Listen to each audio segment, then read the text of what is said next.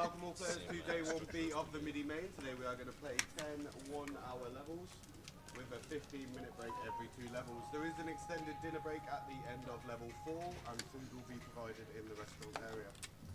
You are each permitted 2 re-entries, so that is 3 entries total into this flight. Your board has been drawn to number 1, your blinds are 100, 100, no ante, 100. Best of luck, dealers, please begin to deal.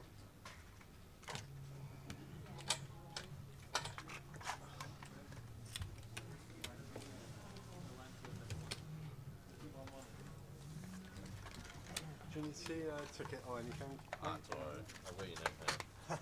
You're straight in the big blind, aren't you?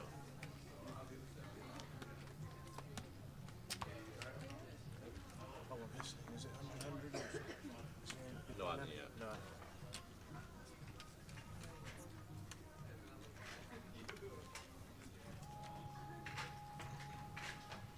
No. We are here, ladies and gentlemen. We are here. We're just laughing at our number 1 controller, PK. So as you know, we're here for like 4 days and 5 days. So you have 2 pair of trousers, 4 t-shirts, a couple of pair of undies and all that, and socks and stuff like that. 2 pair, thank you. 2 pair of trousers, ripped them both. we were just giggling away. Morning and welcome to day 1B, and I know the Midi is taking preference all the way through this weekend, the first 4 days. These are the chip counts from yesterday, and we're all on the hunt to catch up with Zicheng Mao. He's had a great year. He has. Just not even like full 12 months either. He's sort of March, April time, UK Open time is when he started playing. First saw him, and lots of final tables. Nearly got over the line in Blackpool last event. But now having a run at it at Luton. Did you get a game in last night? I did not. Or did they all go to bed scared? They're still playing. A few of them still playing DC in the casino. It's one of the only times you usually get a DC game, isn't it? When the GUKPT's on. So that's a full cup, that by the way. Full cup. Don't drop that. Look at that! Look at that! How full's that? Oh, there's a bit of skill. You can tell I didn't make that one. Morning, everybody. Welcome to GUKPT Grand Final fortnight, and this is the Midi.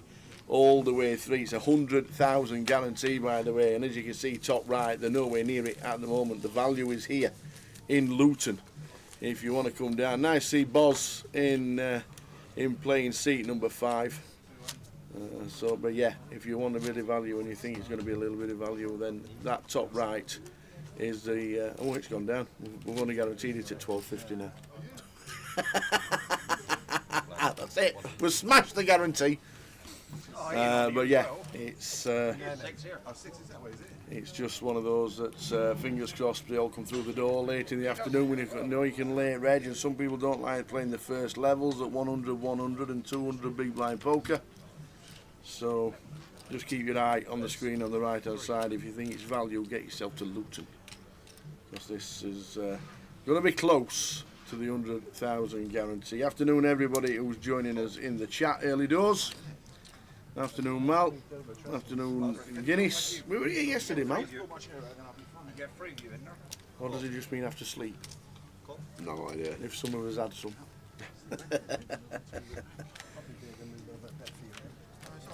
No, we're not doing the opener Guinness. We're doing the Midi, the £560 100,000 guarantee. That's what we're doing. But you can still come down and play the opener. They have got good numbers yesterday. In the smaller event, the 200 pounder, that got some good numbers, and people will come through the door all day today. So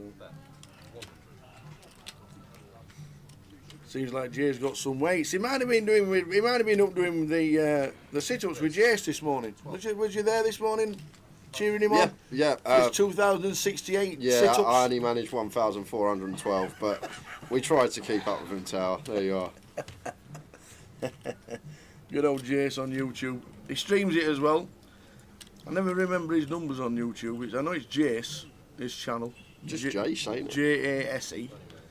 But if you do Google him, he is there, old Jace, and he's doing his sit-ups.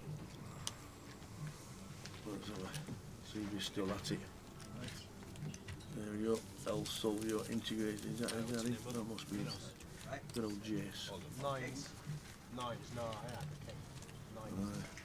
2068. I read it right off on the king, I get rid of it.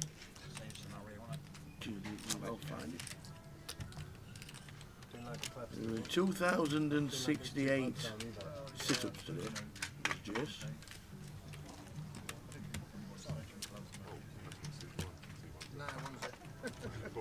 And it's 51 on Tuesday.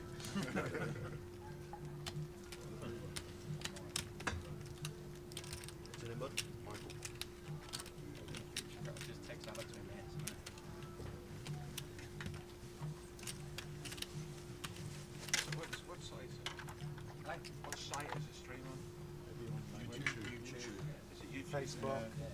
YouTube. There's a few in there. Facebook and YouTube. So early doors, always pretty quiet on day one. This is one of the events that we're going all the way through. Good morning and good morning or good afternoon. Good morning to Terry Johnson. That is early morning. What time's that? 4:30? Is it 4:30 in the morning? Yeah, I think it is. Oh, there you go, 4:24. Where's 3? From Las Vegas is there for the Grand Prix this weekend. Enjoy. VIP TJ, Lovely. Terry Johnson. VIP at the Formula One. I bet it looks great. I know everybody complains about it once they start building all the tracks around Vegas and start shutting off the roads, but it must be great to see. It really must. 900. Hope you enjoyed it, Terry. Got a bit of jet lag at 4:24 in the morning. Get yourself out, have a quick wander, get yourself some breakfast, and enjoy the weekend. Formula One weekend in Vegas.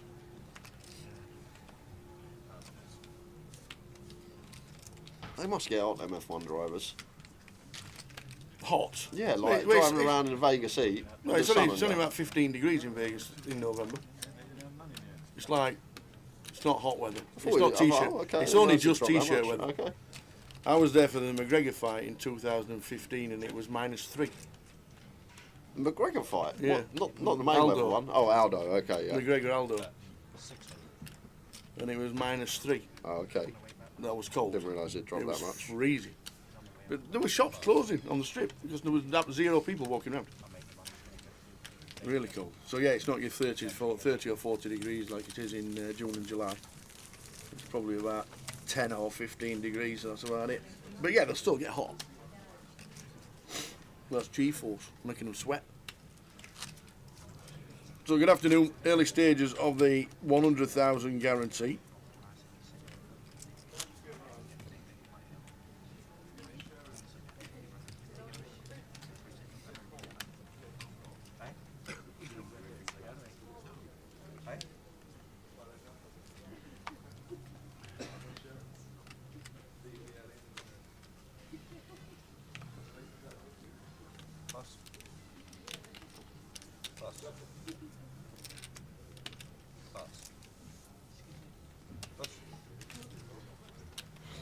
Where's 3?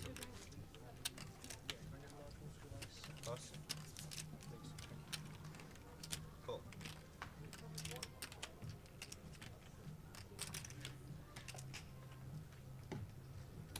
Cool.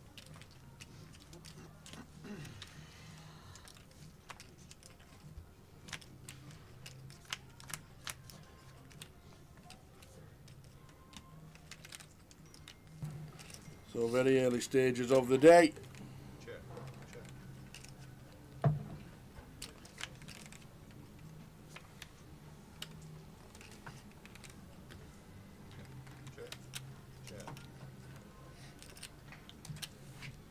Back 600.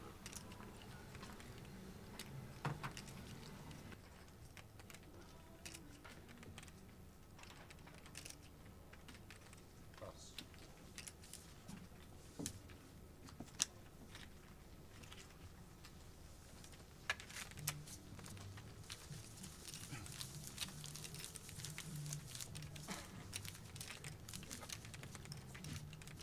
Oh no. Do we want the good news or bad news from Gary McGaffney? He's never got good news. I think the bad news is that he's turning up in Luton to play. I reckon that could That's be got to the be the bad bad news. news. The good news could be that he's bringing something in then. I think Yes. we might have cracked it. Yeah, well, I think we've nailed that one. Bad news is that Gary McGavin is coming to Luton to see us, but the good news is that he's bringing goodies. There's 2 of them. I think we've nailed it. Plus. Well, enjoy Vegas, Teddy. Don't know if you're going to get any poker in while the Formula 1 weekend is on, but there's always something on. Where's Dan Charlton playing these days? Is he in Vegas He's now? in Vegas at the moment, isn't he? He's cashing every day. The Rainbow Casino is closing in 2 weeks. Is that the good news or the bad news? I'm guessing that's the bad news, which is in Bristol in Harbourside. The good news is Gary McGaffney is buying it.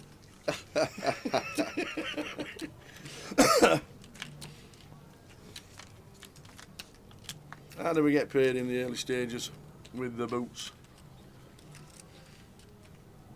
Check. Should get a street hit. Pair of 10s for Chuck, middle pair. Should be check calling.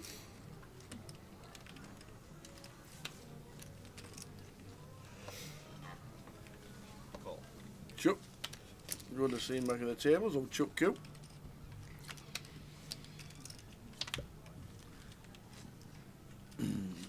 So Boz still with the best of it. Yeah, nice clean turn as well. Just going to get to go bet now on most runouts. Probably where we do start folding out some of the 10XO 800. on the turn. Plus.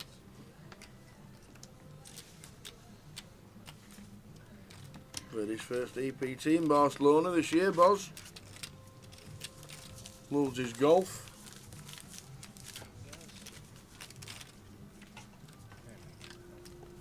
You can move back if you want to. Yeah, And then spending a bit more time at the tables after doing a bit of training as well. And the good news is that Bristol Grosvenor Casino have had 3 trial poker tournaments this week and they all went well. Nice one. I bet Gary won them all, that's why. That's why they went well. Yeah. How many tables can it fit, Gary? I always thought Bristol was really small, the Grosvenor Casino. I'll have the overs on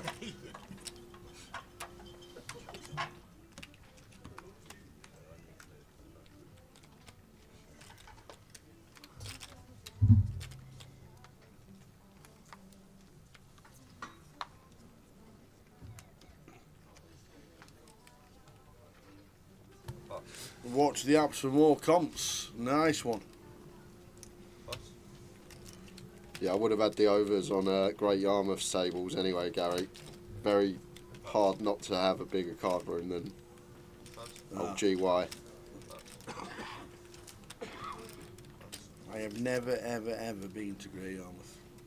Can't believe it. Need you on the old Wooler roller coaster. Forget the big one in Blackpool. Riz. 500. Call.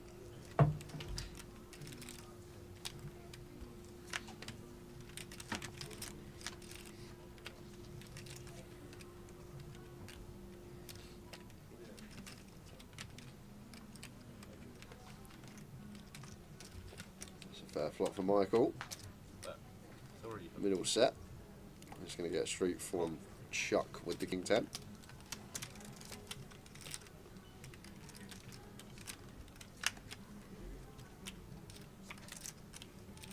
Just the boat on the turn for Michael. Feels kind of nice when we're blind on blind, when Chuck can have so much 3x to just go bet here. He's checking it over to the man in position. 500.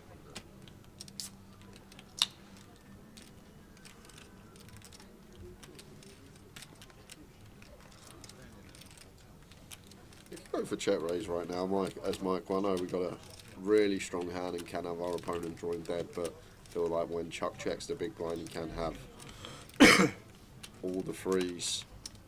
Riz. 2000. Unfortunately for Michael, not going to be going to continue from this hand. I think it's kind of nice to check raise right off the bat though. to get the betting lead ourselves on the river. Our opponent's value is going to be Jack X and 3X, which shouldn't be folding. King 10 out of there for Chuck.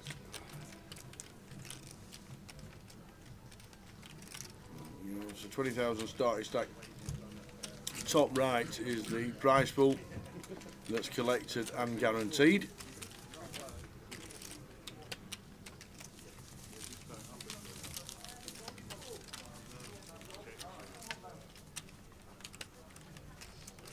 Oh, and apparently it's going to snow again this weekend. It was snowing last night. Where? In Luton at about half 4 in the morning. 5 in the morning. I had my curtains closed Yeah. at that time, and my eyes. It was Just let yeah. you know. a little bit of snow. There was about Was half there? 4 or 5 in the morning yesterday. Yeah. Were you walking the streets looking for a game? Uh, Is that what it was? something like that.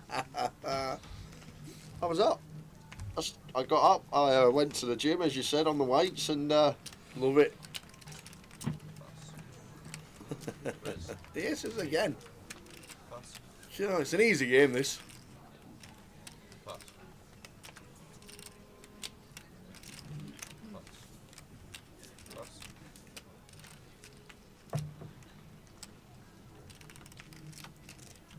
Pass. Call. Oh, sorry. Not two callers this time. Aces twice in the first orbit.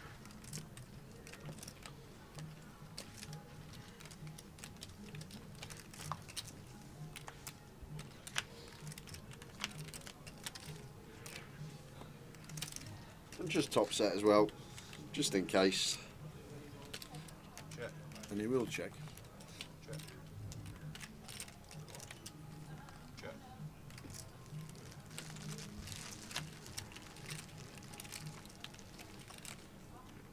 No one really picking up much to Check. get some value from us, Ian.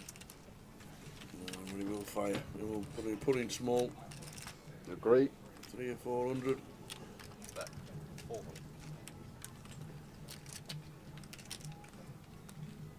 Unfortunately for him, end of hand. Aces twice.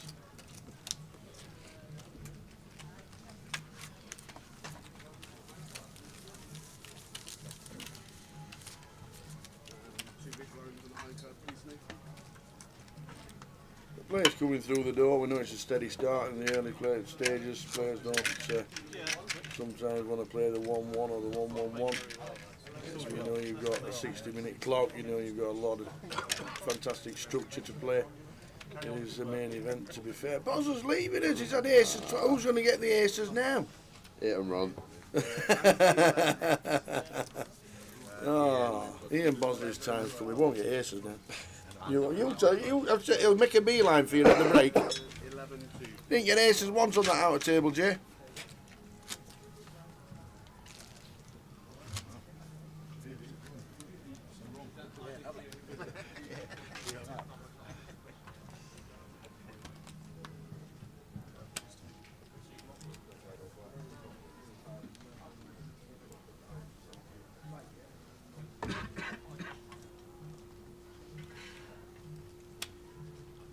Pass. Sorry, mate. Do you know what? I looked up. That looks like the back. I swear to God, I looked up. I thought the back was where the back was. Pass. Pass. Just like it. So the blinds.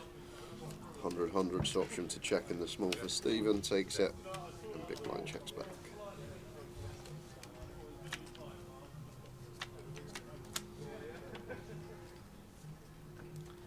King eye flop. Bet. Bet. 200. For 200 and a fold. Afternoon, Mick the Mod. Afternoon, Johnny Brown. Sam Clive Webster, good luck, and good luck, Boz, as he moves tables. Welcome, one and all, early stages of the Midi. Thursday, Friday, Saturday, Sunday streaming of this event. Then back next week for the final of the Mini, the final of the High Roller, and the main event of the Grand Final. No, that's not. Hoping that we get some tickets for today as well. I've messaged Tom. Oh, right, okay. Hoping to get some before dinner break today. Yeah, while it's quiet, we'll have some giveaways. It's just there to feel a levels tower. That's what I always say. The first 4 hours, you don't really see pots. You don't really see many big bluffs being run. You're sort of figuring out your table. Yeah. Callers happen once in a while. Sometimes you got a TJ and Albert, someone that can make something happen. But sort of first 4 hours a day, it'd be good to do some giveaways for you guys.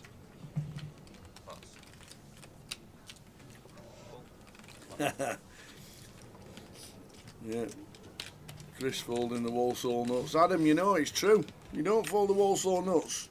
When you're from Walsall, shocking. Played with Wilco in Nottingham last week for about 10 minutes. Who bust who? Go on, who bust who? I didn't bust Wilco. Right. I think Rosser might have got him actually. I can't remember who got Wilco. It might have been Rosser, but 800.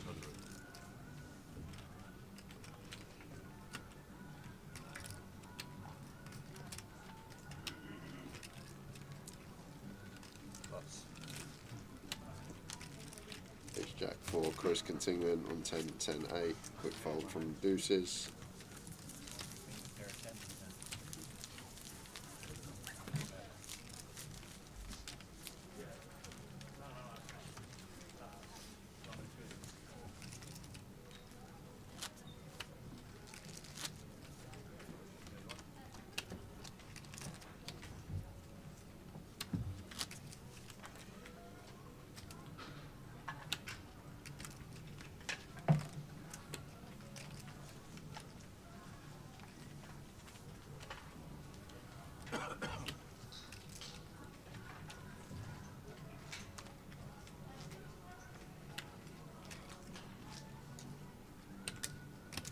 Riz.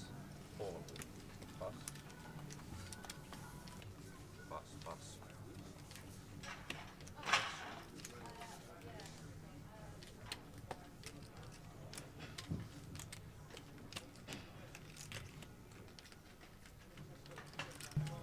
Annette Crintas, good afternoon.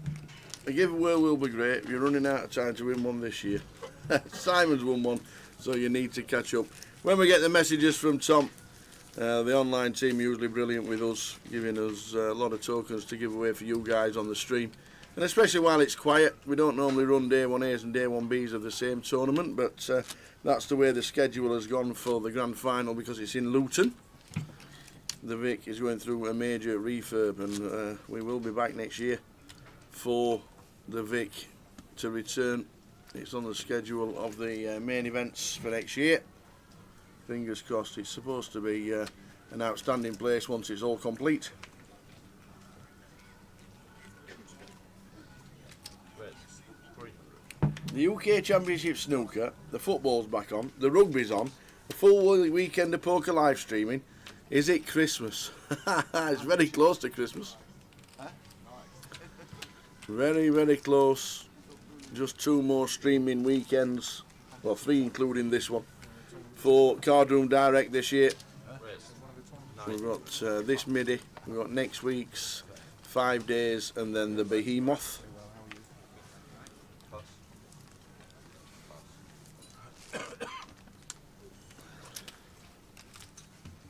So plenty going on before we call it time on another successful year for Cardroom Direct and GUKPT and all the 888 events as well. Try and show you the dates of the 888s as well before we finish GUKPT season next weekend. Got some headline festivals to show you. We've got the 2550s also to show you as well. So plenty to show you what's happening early part of next year. And don't forget, Goliath has been confirmed. Good to see no negativity on the social media once it got announced that it's back in Coventry, back in the same place, back at the same price pool at £200, and the team will be there as well. So it's been great, a great reaction knowing that Goliath is back.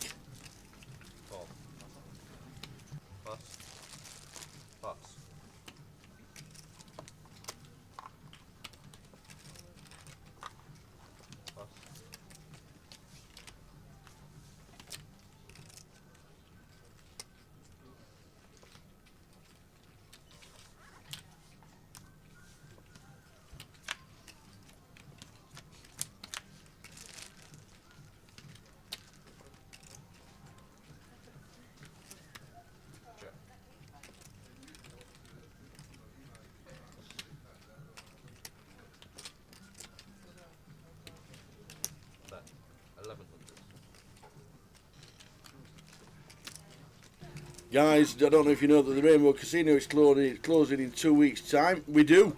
And Zuma, just for your information, Grosvenor Casino in Bristol have been trialling poker tournaments. They had 3 last week. Our intrepid reporter down in Bristol, Mr. Gary McGaffney, has told us that they've been trialling the poker comps. We don't know how much space there is in Grosvenor Casino at Bristol to warrant a big tournament, but if you've got a local tournament and it gets 30 runners,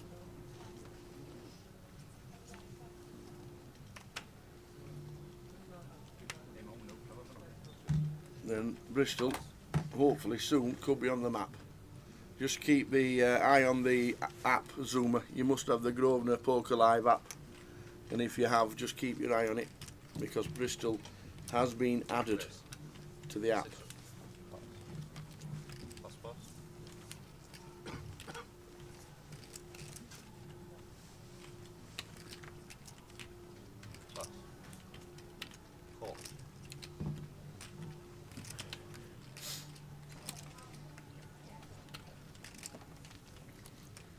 But it is a bit of a shame, the Harbourside closing down. It was one of my favourite stops in the early years. It's where we met Jennifer Tilley and Phil Lark and Jamie Gold. Nice to find them videos again. wherever they be. Interviewed Jamie Gold down in Bristol. And Robert Williamson the third.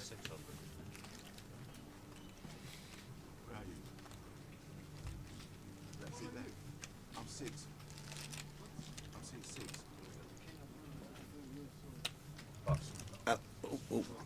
Yowler never has money.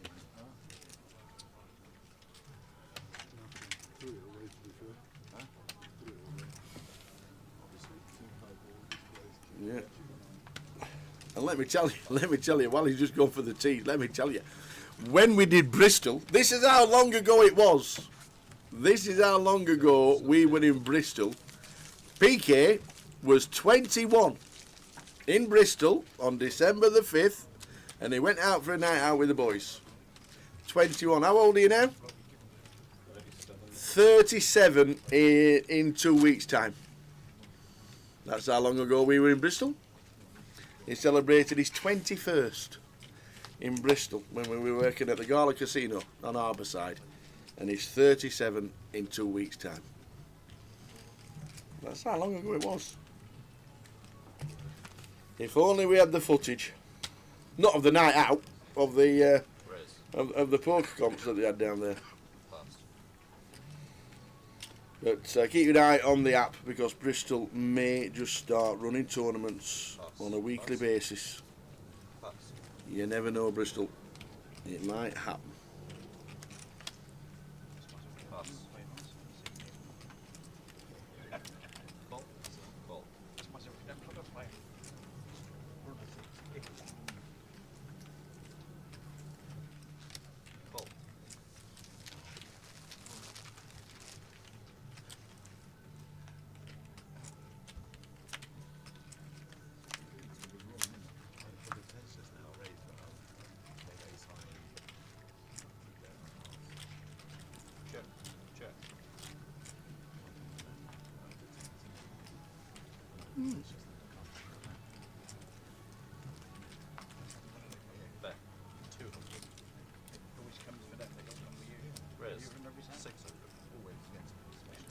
Well, Zuma, we have got news for you. Just looking at the table, and Stephen getting with the second pair, or bottom pair, sorry, Zach with the ace. Chuck with top pair as well.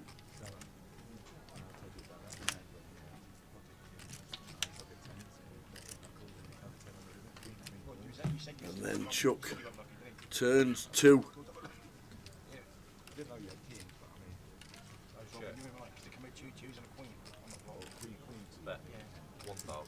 So it goes off. Zach's going to call.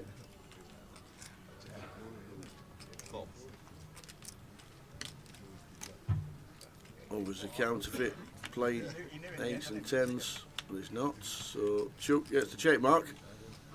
You went all in, no? I went all in. This will be a check call again. I did have most of them anyway. Now, and then from nowhere, I ended up winning that one. And he'll go half again for 2k. I'd have been chipped in on. Bet 2005. Oh, he's gone 3. So we've gone 3/4, still gets paid. And Chuck getting there on the turn, getting paid on the river. Zach down to 16k.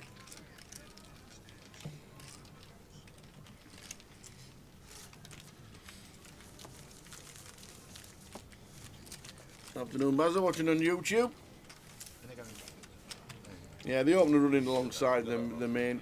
One reason why the Midi, but different price points, different guarantees. But, we'll keep his eye on the prize pool, up to nearly 40,000 now, as you can see. Plenty of plenty of time to go, all the way through to level number 10 tonight. And buy-ins for day 2 tomorrow. We'll get busier. I thought Chuck was off then. No one that he took them. But no, he's back down again. Off in the car off, imagine. What's it like outside? Fresh, really Yeah. cold. It is. That wind's up, isn't it? Yeah, it is. That wind's up, and if it is snowing where you are this weekend, please stay safe.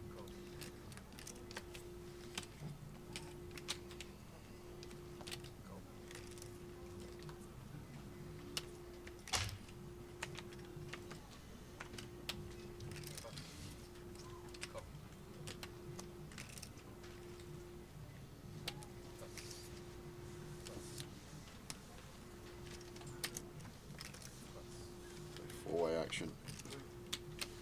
Richard opening the Jack 9.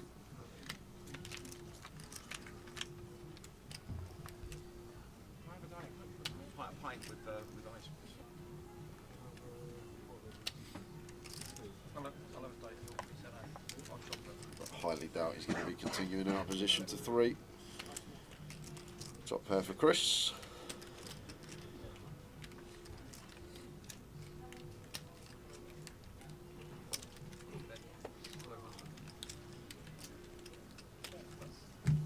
Big old bet, 1200 into 1k, 120% four-way. Genuinely, we like to go smaller multi-way, but Chris with the bomb, it does work.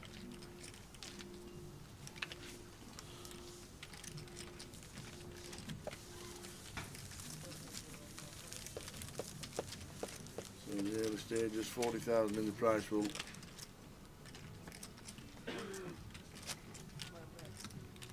We had live on Sky tonight. Who is?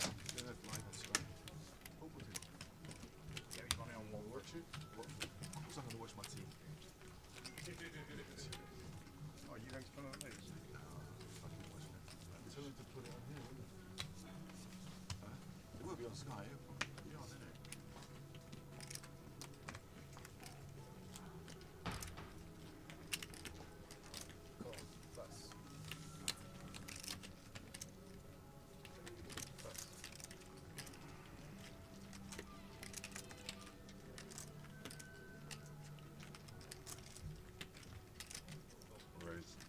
Raise, play man.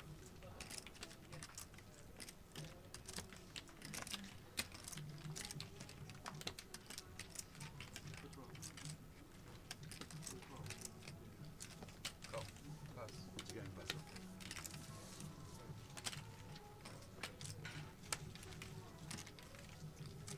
Pass.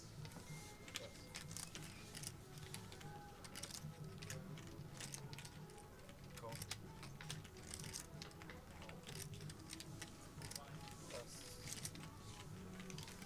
Free players.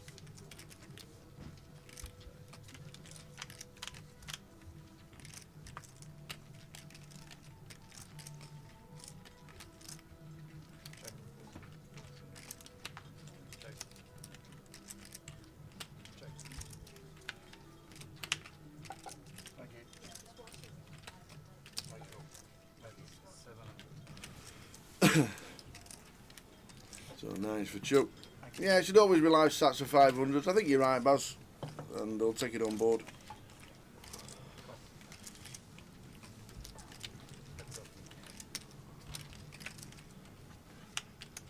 get him from a fraction of the price, it's always good. We know that. In any competition you play, whether it's an £100, 500, 1,000.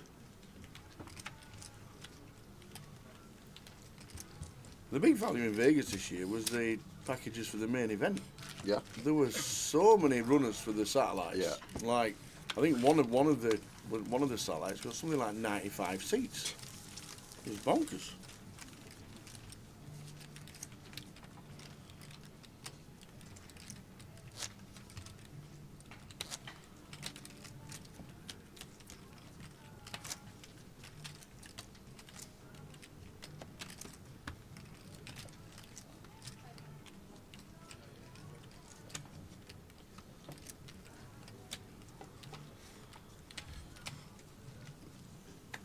Afternoon, Morris. Hope you're in a warm comms booth and not some of the fake brass monkeys. If you go down to Walsall ever, Morris, we'll let you into our commentary booth. Why Walsall?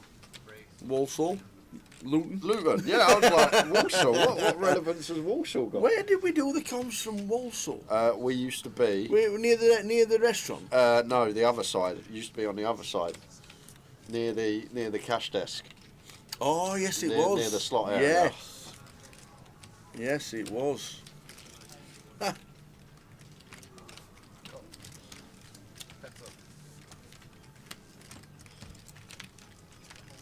If you just think of Gordon the Gopher and the broom cupboard, Morris, That's where we are. in that's Luton. us this week. To be fair, they've had a little tidy up in here. Last time there was chairs, tables. Whoa, just. Oh, but frozen again. Oh, wait. Just hanging fire. Yeah, Just what was your first bit of the sentence? they've had a bit of a tidy up. Would you like to rephrase that? I didn't realise it was you lot. Before you got here. Okay, so you boys gave the cupboard a bit of a tidy up so you could put all the stuff in here. Okay. Correct. It's the tidiest you've seen it. Yeah, must love us lot coming down. I know. Yeah. Oh, Cardroom Direct's coming round this weekend. We'll just leave it as it is. Afternoon, Ashman. We're here for the next 3 days.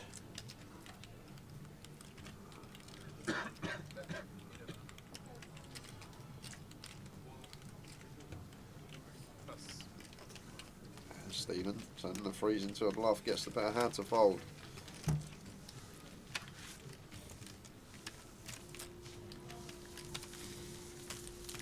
So full day's poker. We know it's a nice steady start with 100, 100 and level number 1 of the day.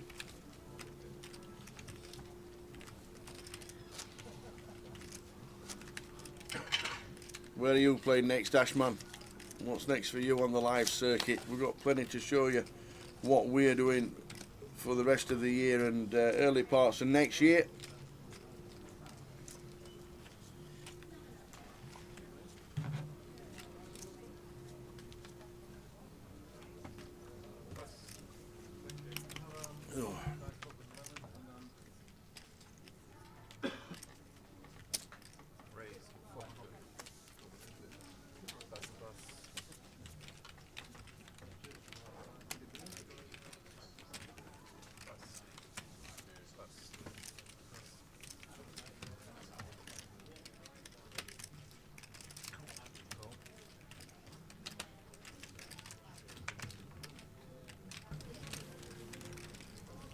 Yeah, there's some good events. We've got plenty to show on the templates. We'll just get the camera fixed. Don't know what's happened to the camera. Worked perfectly yesterday. A couple of times already today. We'll get it sorted. Yeah,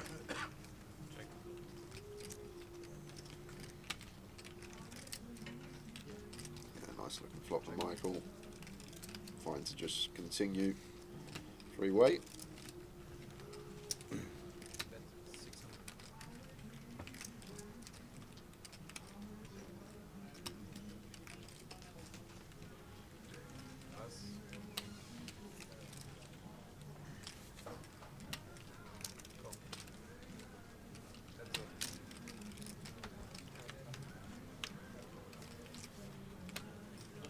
So that's turning a pair with a gut shot. Michael with the overs and the draw. decision here now for Michael at this stack depth. Not loving if we get check raised, but we'll love that river. Oh, that river card there, the 4 for Savas for the straight, but obviously bringing Michael to flush. And just big size here, Tower. Like, going to have a lot of straights from the big blind. Is Savas, so just wanting to go big, getting the maximum. The times that he has a 6 or an ace. Just raise it. That makes it 4.2. Very nice indeed. No, Savas going to struggle to fold this here, Tower. One thing I will say, ace-x shouldn't really raise for Michael. That should just call. So once Michael raises here, not repping an ace, repping a 6 or better.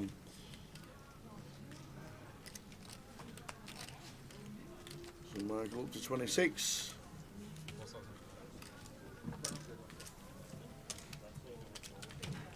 Good afternoon, Gasman. Good afternoon, guys, on a cold, sunny day here in Bristol. Good afternoon, boss. How are you?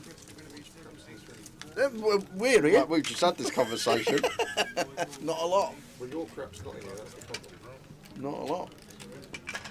You need to put 2 of your fight decks there. A lot of that red shit should be out there.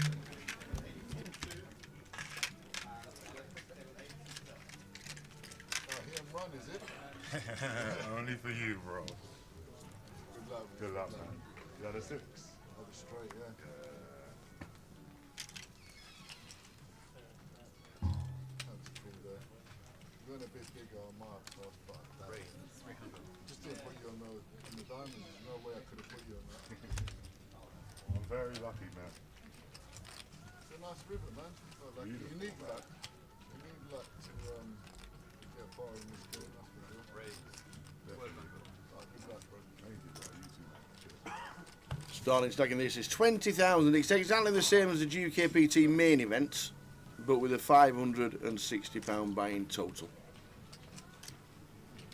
So class it as a GUKPT main, but a small buy-in. So 60-minute clock throughout, exactly the same structure. Turbo tonight at 9 o'clock. Buy-in today 2 as normal, and exactly the same structure of the GUKPT.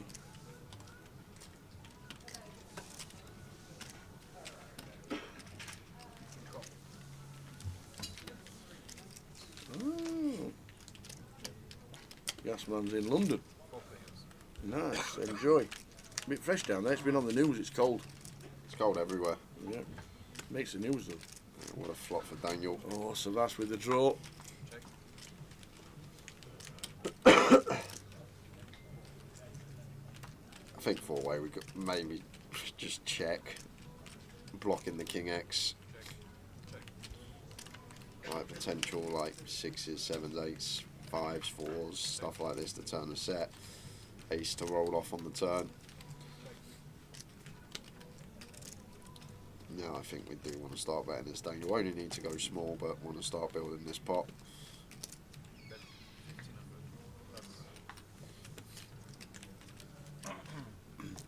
So that's going to take one off of his flush draw, won't? You wanting to see a club? Imagine he gave me ace of clubs.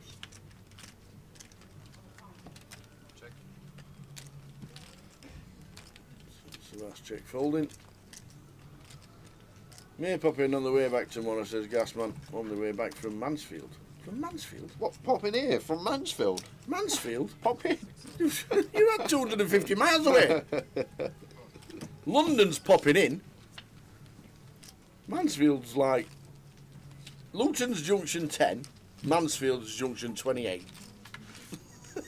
I'll just nip in, lads.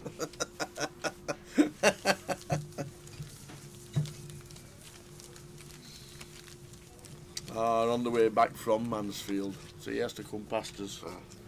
That makes more sense. If you do, Gasman, it'd be good to see you. Always on the stream, always watching. See you at a couple of events during the year. Mansfield, it's a cold place, by the way. Field Mill is cold. Is that where they play, Mansfield? Yeah. Field Mill. I don't know if it's still the new. I don't know if it's still Field Mill, but it used to be Field Mill. I don't know if they've got a new ground somewhere, but Field Mill used to be fresh. Oh, used to blow. Played Mansfield a few times.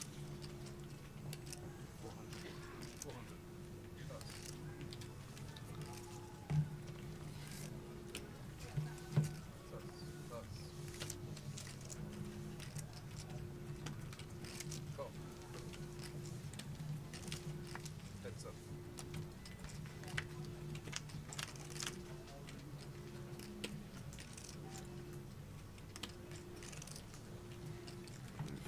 468. Not much at either.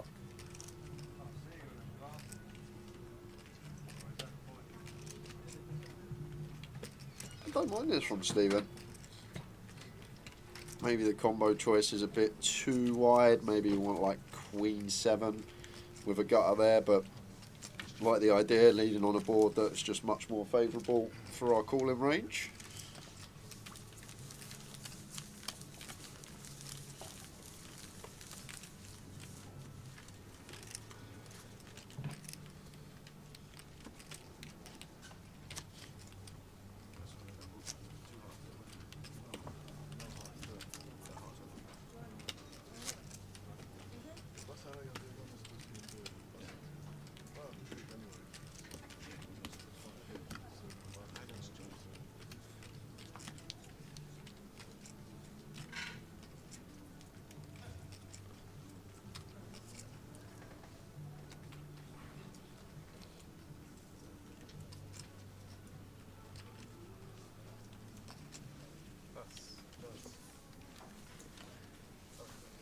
It's now a poker name. One Call Stadium. One Call.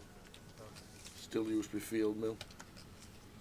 I don't know if you're located to a different stadium, Mansfield, or it's just built on Field Mill. The One Call Stadium. Okay. Enjoy the match tomorrow. If it's not always one of the first games to get postponed, Mansfield, Is for it? frost. Because it's the coldest. Yeah, it always seems to be one of the earliest games to get called off. You knew by 10 o'clock whether you were going or not in the morning, Saturday morning.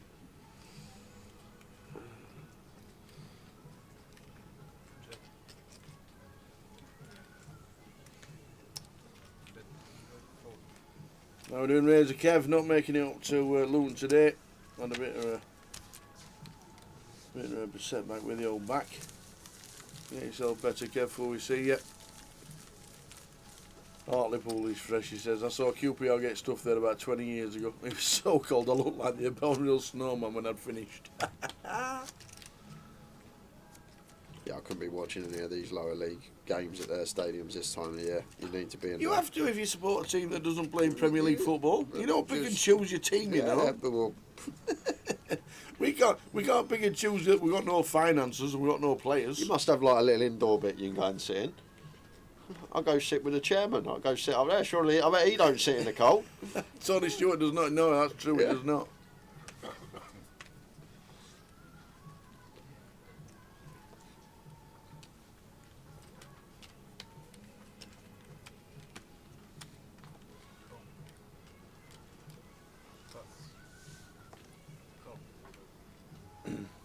Ten minutes to go until the end of the first level. Numbers will increase all day. Very steady day. Very steady starts. As soon as we get the info from the online stuff, we'll start giving away tickets. Probably do a few today with you being a quiet day. Is that gonna squeeze this up once limped to him from the big?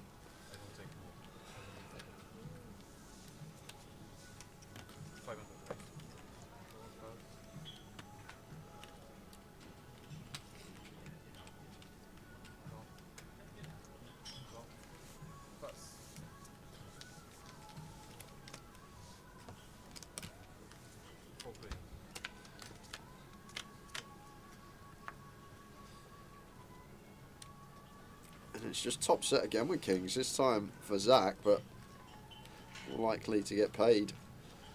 And does the case king come out? Chuck coup, top pair, average kicker.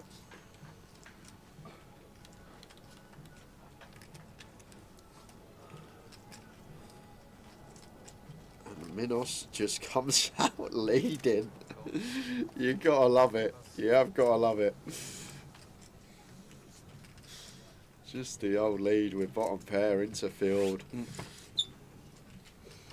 now Zach with the kings. Does he want to spring it straight away, or is he gonna play it trappy, blocking some top pair stuff? He's gonna go for the raise right off the bat. And Minos gonna have to fold now, but should have just checked folded in the first place. Should have just probably folded 9-7 off under the gun, but now that we get to the king 8-7, optimistic lead has caused this for Chuck, put Chuck in a tougher spot than he should have been.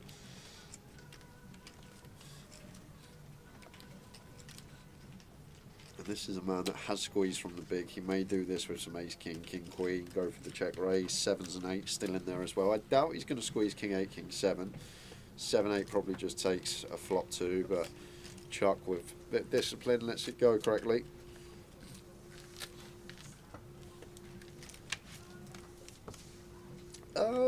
Not too many Darkens has just tuned in. Any players to note to keep an eye on, any pros in the field? I think you'll see a lot of the bigger names turn up next week for the grand final. I spoke to a few people in Knots at the weekend, said they're coming down for the main. The Statos, Leos, some of the bigger names will be here next week for the main event. Yeah, and probably the high roller as well. And the high roller, of course. Yeah.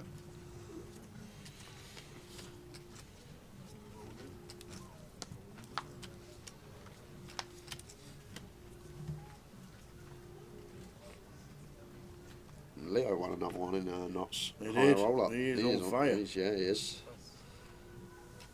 He is on fire, the man. Pocket fours for us, so that's raised to 300. Daniel with the ace 10 on the button.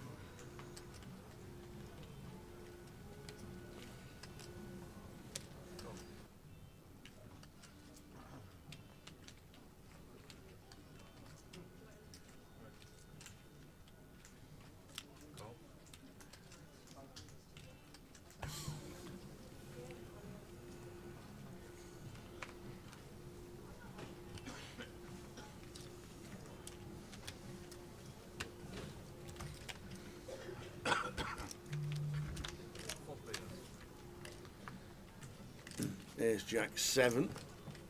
Top pair for Minos, but Dan has him round kicked. Yeah, so No shot for Zach. should check to Dan. Minos going to come out leading.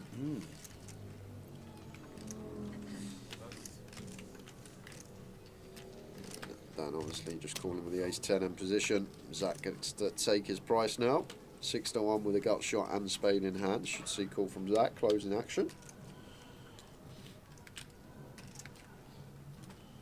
There it is.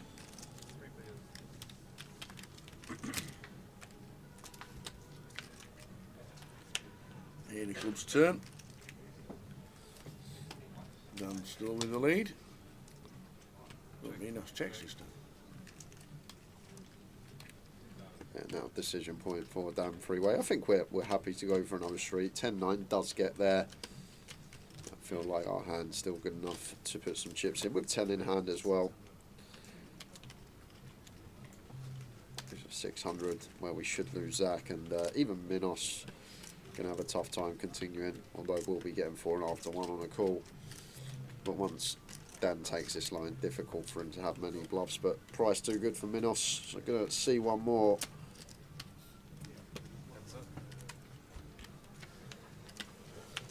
Three Horse River.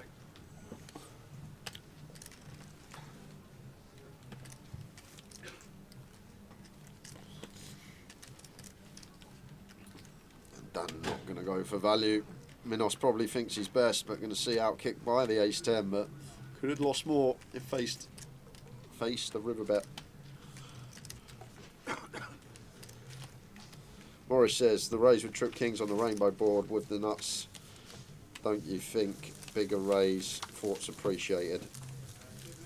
I don't understand, Morris. Yep, just make the sentence so we can understand it. He's from Scotland, Morris, isn't he? No, he's from Warwick. He's from Warrington. Workington, right up top. He's I in thought it Cumbria. might be some of that Scottish slang that No. he's thrown in there. When I went round the roundabout, Yeah. I had a pair of aces, round the round. I actually think it's kind of nice out of position to 2 to raise there. Once it goes bet into field and call, like both Chuck and the Bears should have fairly strong ranges themselves. Like you don't expect 9-7 off to be on there like Minos had, but I think it's perfectly fine out of position to 2 because a lot of the time when we overcall there, turn just checks through. But with the small raise, we get the bet and lead ourselves, and as I say, the ranges of our opponent should be fairly strong once it goes bet into field out of position to 3, and a call from Chuck still with 2 behind, so maybe just trying to extract maximum right off the bat.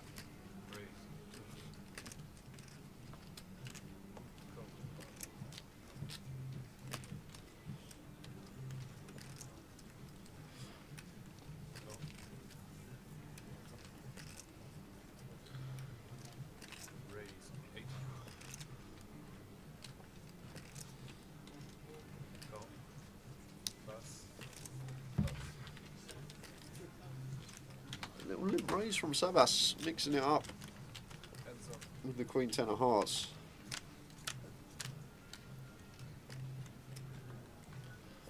Jack high flop, Jack 2-7, 2 diamonds.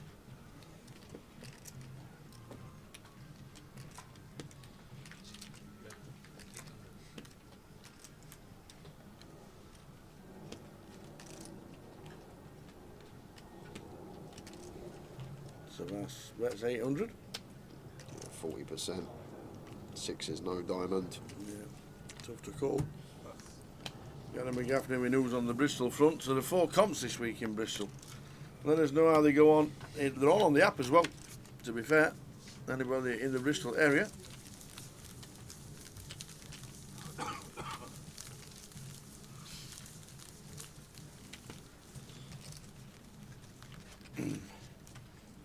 Good luck if you are in the Bristol area and they're starting to play a bit of poker. Let us know how they go on. We'll keep an eye on it on the app as well. Great city. Very pretty. I don't think I've ever been Bristol. I've been for a few years to be fair, but usually nice. I doubt if Chandra will be playing. Wasn't he playing cash yesterday? He was playing DC yesterday, yes he was. Got help walking in. Was he about 92 now, is he? Old Chandra.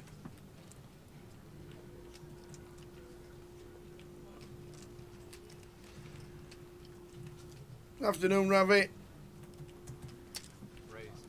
Congratulations in Blackpool. Yeah, Ravi. He's probably sat on a beach with a pina colada in his hand at the minute, celebrating his victory. In Goa, 7 PM here, 33 degrees, just come back from a day at the pool drinking beer. Miss you guys. Goa. He's in Goa. It's a very popular destination in the winter, is Goa, for people that live in the UK. Missed that one. Nice one, Rabbit. Have a great time. 33 degrees.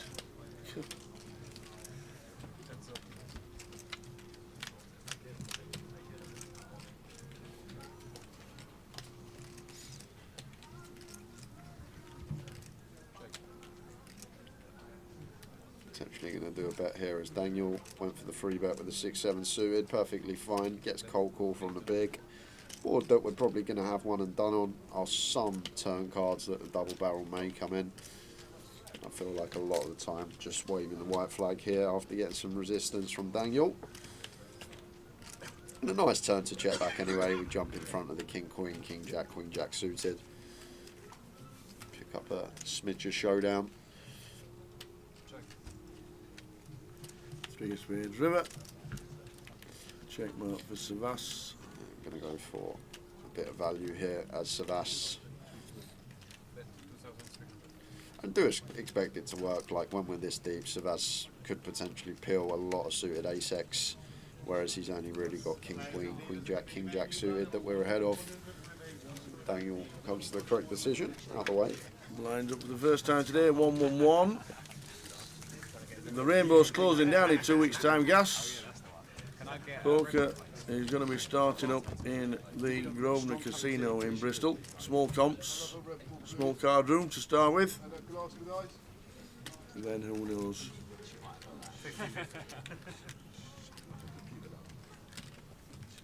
Where was it all? I know a minute ago everyone was chucking them out, wasn't it? Change the dealer. Must be a drinks time. Went to have a drink for an hour. What would you like? I'll have a cup of tea, please. Tea, or would you like honey and lemon? I'll have honey and lemon. Go on then. Get you sorted. It's alright, I'll go. You stay there. I will. Oh, oh.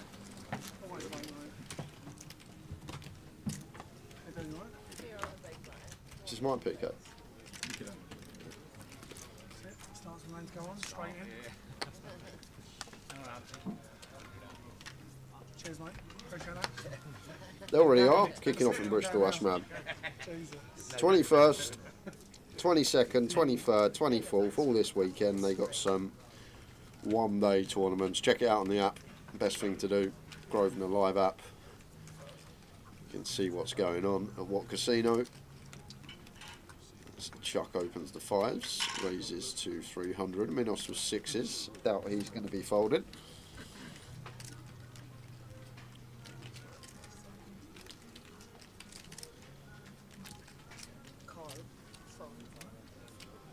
What's the damage to the mile?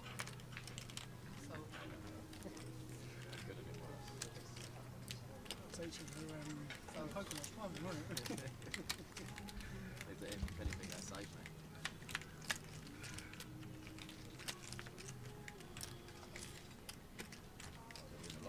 King Queen 8, 2 diamonds.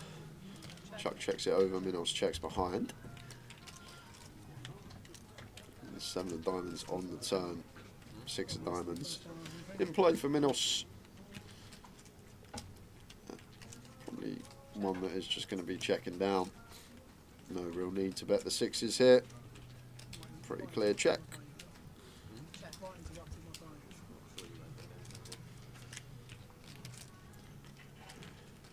This 10 of hearts on river, Chuck may feel obliged to bluff the pocket 5s now. Start dislodging perhaps some 7x, 8x that's out there. It does just go check, check, and the 6 is going to be good for Minos. Takes a small one. Just check the app. Bristol not shown on the poker app. Cardiff is the nearest shown. Okay, Gasman. I will let everyone know. Maybe we need to get Bristol on the Poker Live app.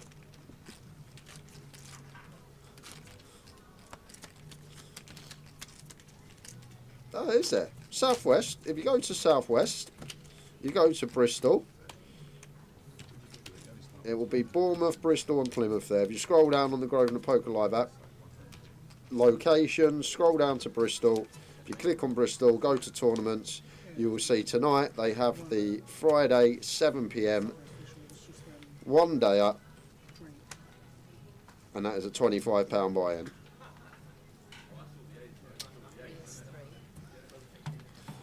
Horse Trays, aloha, how are we doing? Welcome to the stream. Early stages, first couple of hours, not really been any notable pots. Everyone's still between 15 and 25k, so small movement in the stacks, but always say when you are entering these early levels, it's just sort of weighing up your table. Very rare you're going to play a pot for 400 big blinds. Sort of get to gist with who you're going to be playing with most of the day, try and understand their tendencies.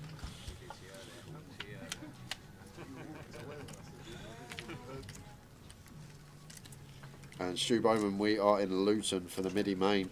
100k guarantee on this one, and it's looking like it's going to go close, so if you can get yourself down to Luton, still all day to register, plus the turbo starting at 9 PM this evening.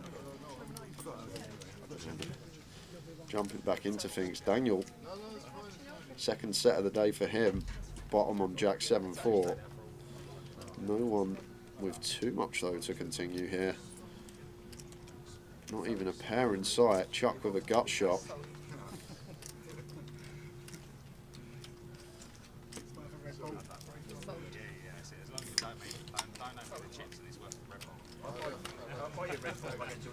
Yeah, that's what I'm thinking. That's worth it. Anyone else want a Red Bull? Apocalypse says, Joey, what's your opinion on skipping the first couple of levels with such irrelevant blinds? Would you prefer playing from the start? There's a couple of reasons why I would get in from the start, especially in these fields. I feel like it's very recreational heavy, like the first sort of 4 hours you get a lot of the pros coming in after dinner break. You get to play short-handed for like the first 30 minutes, 45 minutes. So if you studied and you're used to playing 5, 6, 7 max, you can potentially chip up there as well because people may be playing incorrectly. And then you've also got the wild card factor. These early stages, some of the times you get a certain player, a few out there in the poker community that will come, sit down and just happily fire off their stack in the first few orbits and try and run up a stack and then jump back in. So you've also got that additive there. So I think there's a lot more pros than cons to jumping in from the start. Obviously the cons, you're going to have a longer day rather than playing after dinner break, playing for 6 hours and back in. You're going to be playing the full 10 hours. Can be quite monotonous playing 200 big blind deep poker when you're sat at a table with people that are playing solid. But I do feel like when you've got the time and you can jump in from the start, it will be beneficial in the long run just for a few of those factors that I just mentioned.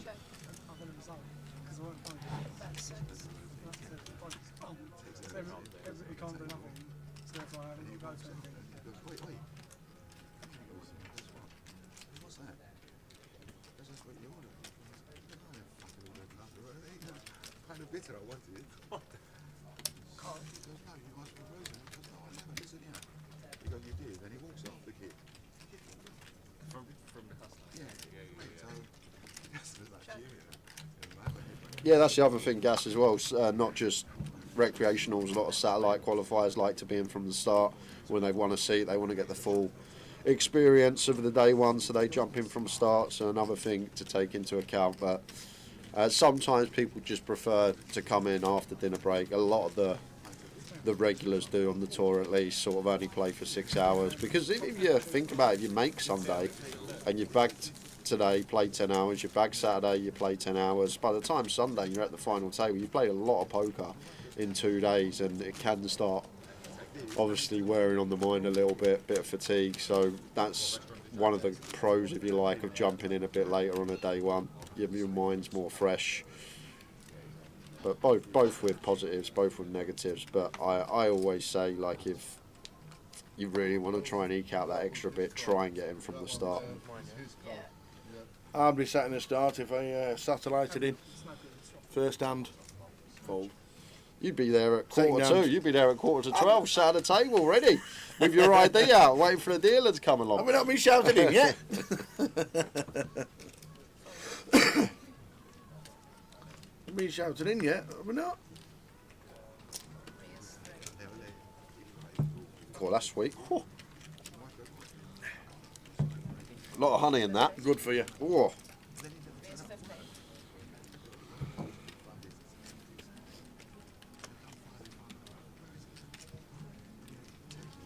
Cold four from Steve, nice spot.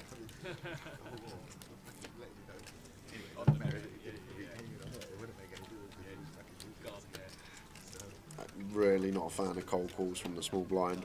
Like, if we are going to want to be continuing in the form of a 4-bet or in the form of a fold, and obviously 10s, LP open, LP 3-bet, way too strong to be folding, so just leaves us with 4-bet as the option as Steve. Don't need to go large, can just go like 4k out of position here.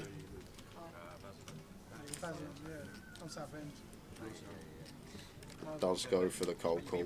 The problem with the cold call, like the player then behind us getting a really nice price, they're closing the action, they're going to be continuing a lot of range that they open, and now we've got a split equity 3-way out of position to 2. It's why it becomes viable to just cold 4, try and get it heads up with Chuck, and we probably would have got the ace jack to fold once we 4-bet anyway. But now we get here as Steve, and we're behind. A lot of guesswork. Both players with ace-x in their range. You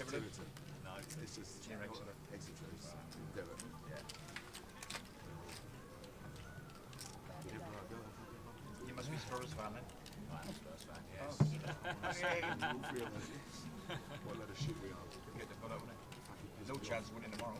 He won't be Man City tomorrow. We won't be Man City. That 1.1. Steve not even calling once. I think the fold now is fine on the flop, still with Salas behind, but I think it's one that just always wants the cold four. In this scenario pre, and maybe at this stage people don't like putting in 40 big blinds pre-flop and think, don't really want to play a big pot level one. Do I really want to bust this level? Do I want to get 5 bet and have to fold? Would have been a lot of things going through his head. As both players turn the flush draw. One hit it. Both hitting flushes.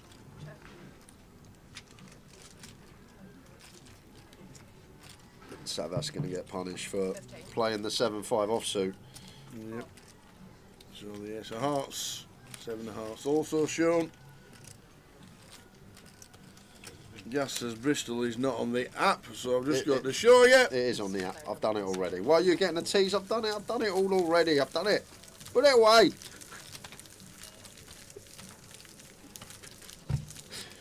I've told them. They all know it's on the app. They know where it is. I've walked them through it already. I'm thinking of getting a taxi to Bristol. Go and play it. I want for the £25 Friday night. Yeah. Yeah, you know. One for the Andy as well. Thank you.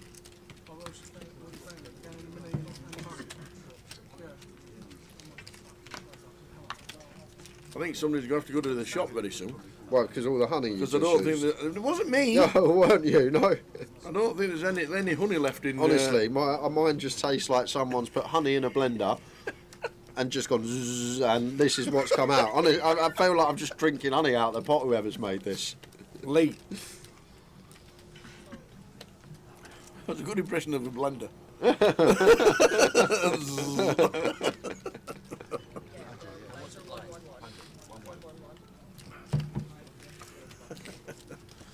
Here's my impression of a blender. 3 is 6.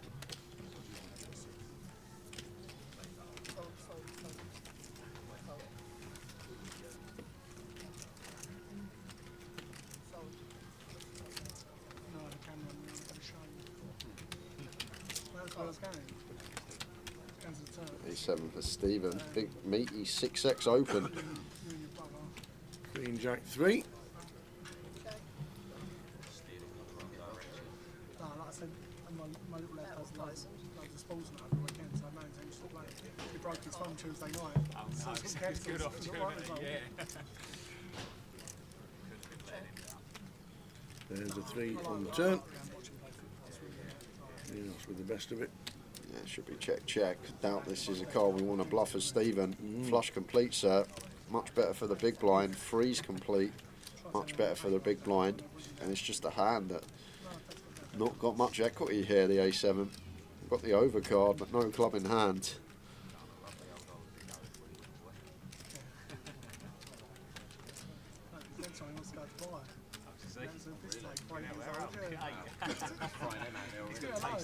He's watched that, you know that pool, the deepest pool in the world. What I've seen from Minos already, I can't see him folding just yet, Tal. That 9-7 off hand about half hour ago. The 5-way coup. What I saw there makes me think he will be continuing a queen, but after he's chatting with his opponent, that usually means that the cards are going to be hitting the mark.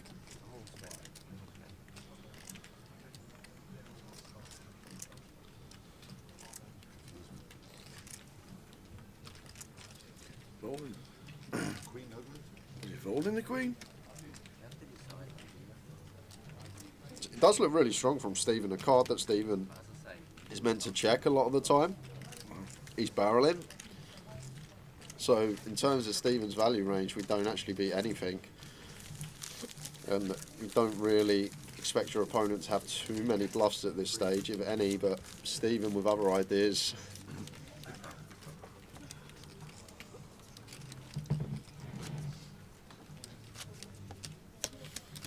So 15 minutes into level number 2. Price pool, we're getting close to 50k. But 100,000 guaranteed is the figure you guys want to see. because that's what you'll be playing for. Come Sunday, if they don't hit it, we'll be very close. I think it could be right on the nose, Tower. I really do. We'll keep an eye on numbers as the day goes on.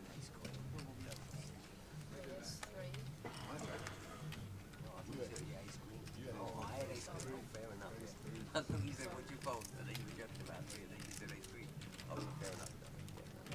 think like after dinner, when people finish work, when people have woke up, that's when we'll see an increase in numbers around the field. As Richard goes for the free bet here with the ace-8 off. Really small though, Tower, once again. Like, it is actually quite nice sometimes to get to watch these early stages, because you do kind of see like the difference in players some of the time, like just little things like that, size and choices. Like usually if we're at a day 2, back end of day 3, it's very rare. People are going to be choosing incorrect sizes out of position and going this really small size. But like early stages, some players just want a free bet, not sure what size to go, and just sort of throw some chips over the line. Where did Zicheng finish? Zicheng? Right at the top. He finished right at the top. 165,500 with the blinds at 1k yesterday, so 164 big blinds when he finished. Nice to see Terry Mitford with 100 bigs as well. 12 making it through from the 52. Top of the pile. There's Zicheng. Second in Blackpool.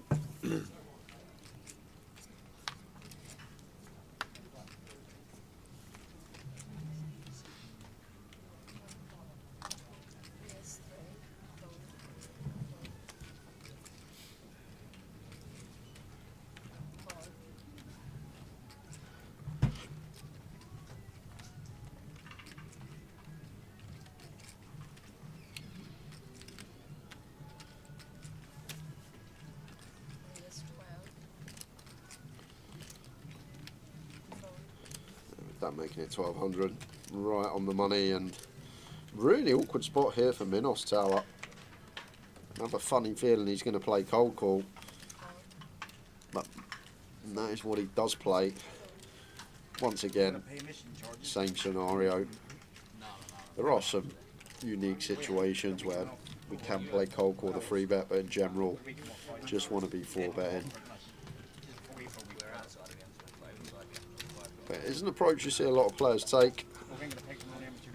Does bring Stephen in with the King 7 off. I like Stephen, Tower, needed him from the start. He's getting after it. Quite vocal as well, loving it.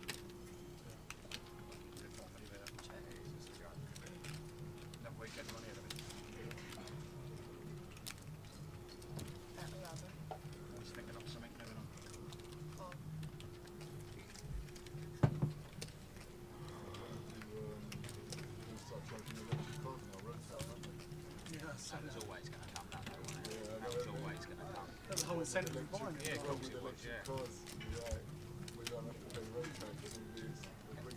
yeah. Aidan Club's turn after a bet and a call. Check, check likely. Say check, check likely, but Minos is a unpredictable customer.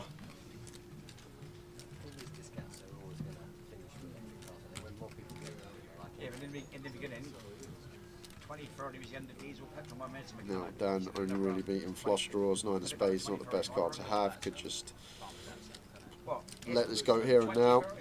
But saying that, just look at the price, maybe not. Getting nearly 7 to 1. He's just going to keep going back. I think with Minos sized up there, Dan would have been out of the way. Now River surely going to go check, check. Oh, I don't know with Minos. How can they put a date on 2035 when they're still making it? How can they put a date on getting them all off the road? 2030 in the beginning.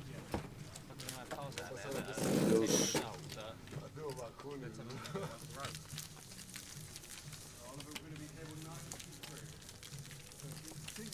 He's winning. make London fully. Yeah, it might be London, yeah. That's on the motor. Good enough. The last one. You're up, son. Stephen, we're going to be table 9, seat 2, You please. didn't have that shape. Here's not good enough. Not good enough. Yeah. 9, seat 1. 9-1. Thank you. Good luck, guys. And you made it.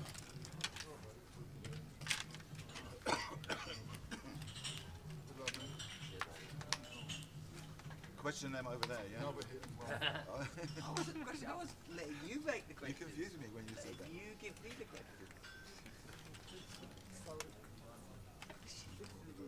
Så de måste ha det. Fold. And the 9 for nuts.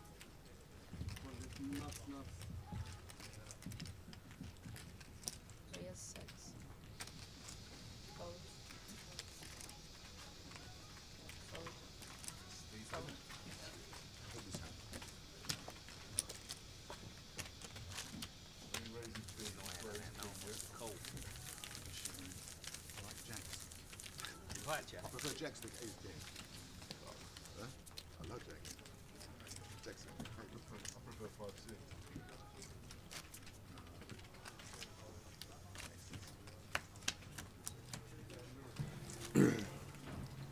Yep.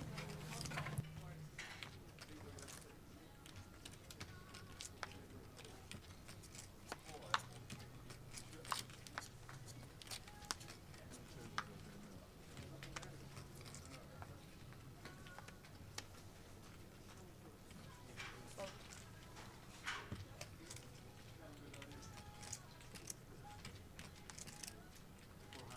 Three is 3.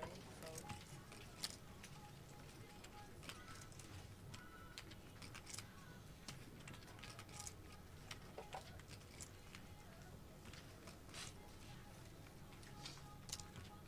Three is 7.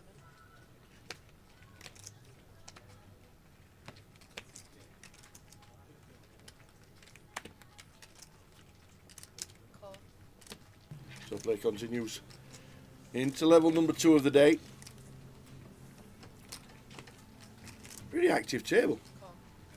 Unpredictable, which is good. Always good to have the unpredictability about it.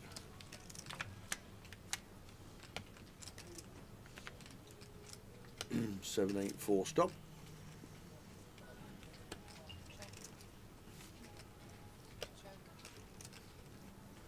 Check. Apocalypse says, you remember I mentioned now in the summer it doesn't get dark here for 2 months. Well, it's dark already now at 1:42 p.m. Wow. Imagine that. Oh dear. Hiya Kev. Yep, it's an unpredictable table. It's great for us to watch. Fold.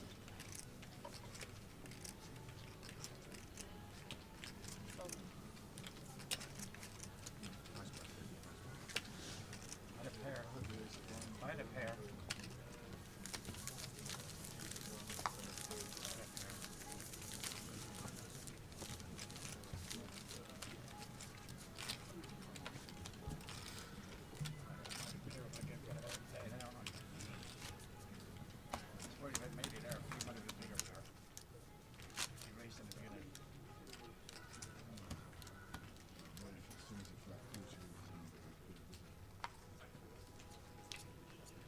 What's the nearest football team around your place?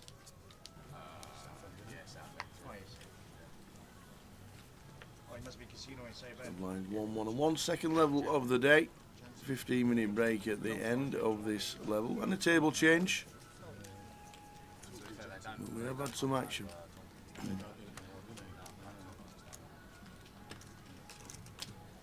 is 3. Spoke to Richard before the game. He was in a huddle with a few of his mates, having a team talk. He says, "Is this it, the team talk for the championship?" He says, "Don't worry, Tower." He says, "You'll be saying that on Sunday when I'm on the final table." Is that right, Rich? Good luck. He's involved on the feature to start with straight away. Flopping second. Savas. Flopping top pair. And both Dan and Chuck flopping bottom.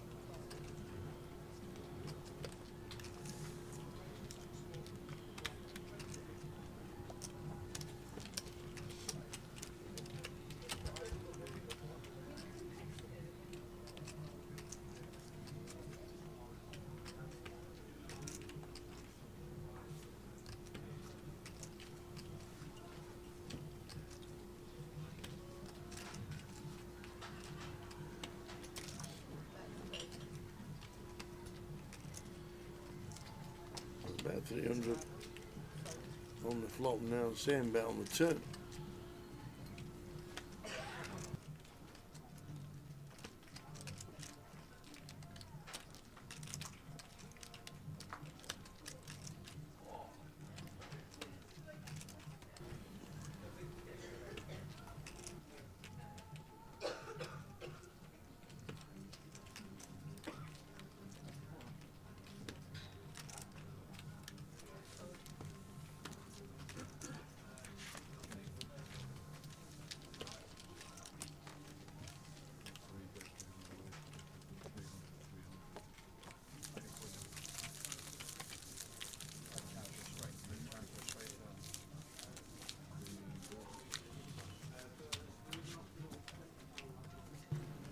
Price pool getting close to 50,000. As you know, it's 100,000 guarantee. This Midi, 560 buying. Players will come through the door late in the afternoon as well.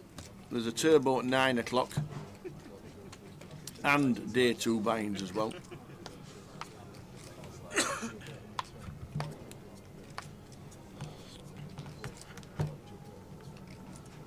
How doing, Kev? Afternoon.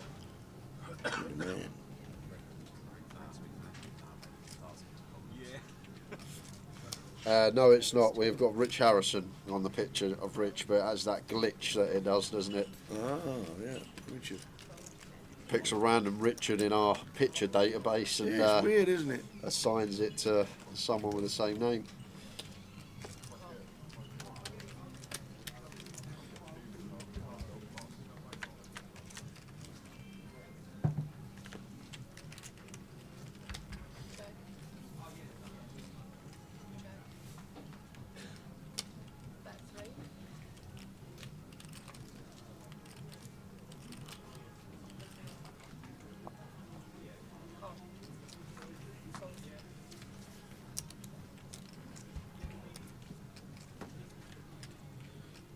Diamonds on the turn, nice looking turn for Savas, turning the second nut flush. Very nice.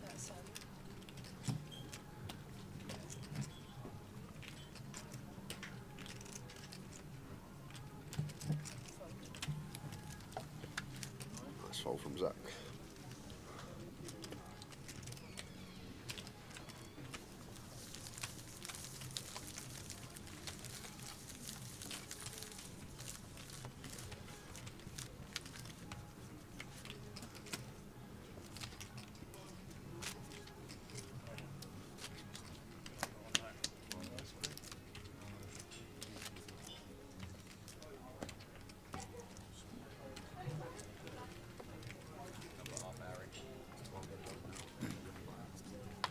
Only one eliminated player as well today.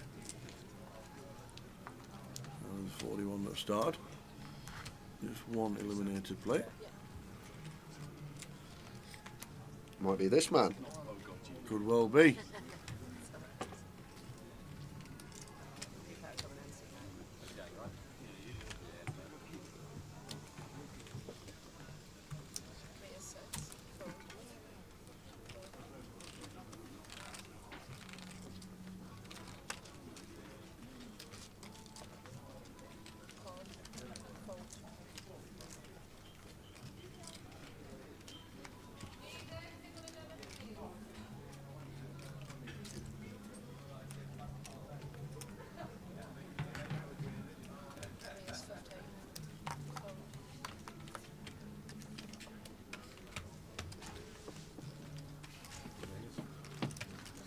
Here's 10 for Rich. Richard Howard that, by the way. We'll get a change when PK walks through the door. Yeah, once again, Tower, same sort of mistake I see a lot of players make at this stage. Just so small, this free bet size, it doesn't achieve anything. Like when it's an open to 600, the in-position players always call in the 1500 when they're getting that price, regardless what they've opened. It's just not doing anything. The free bet, all we're doing is bloating a pot with 8 high out of position. We're never printing any folds from the in-position player. Yeah, never getting any of them to fold. Like should go 3k here as Rich. That's like the size we should be going around that remit. They've gone half of that, keeping Richard in, keeping Steve in. Steve probably would have called his hand anyway, but just so important when you are looking to play a lot of live poker, even online tournaments. Just get the sizes right, get them down to a T. It only takes about 10-15 minutes to sort of understand why we choose the size that we do out of position, why we choose the size that we do in.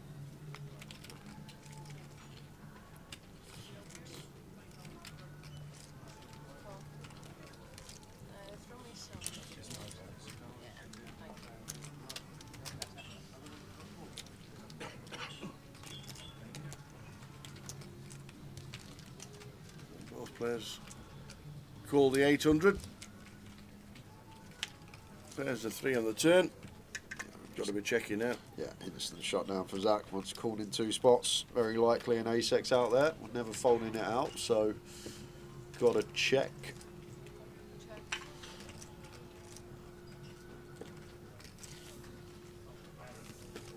Richard may fancy going for a stab with his ace. However, it could be a viable check simply because we're not really getting called by a queen. Queen should fold turn after flop action. And does. As we see there from Steve. But the ace-10, Richard takes it. That's alright. And up to 26,000. Starting stack of 20.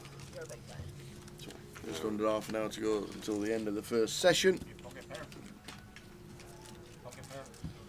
100k guarantee, guys. So if you're in the area, even an hour or 2 away, turbo at 9 o'clock, you can get yourself down. Great advert as well, this first sort of featured table we've had, where you should get yourself here and play if you fancy yourself at the tables.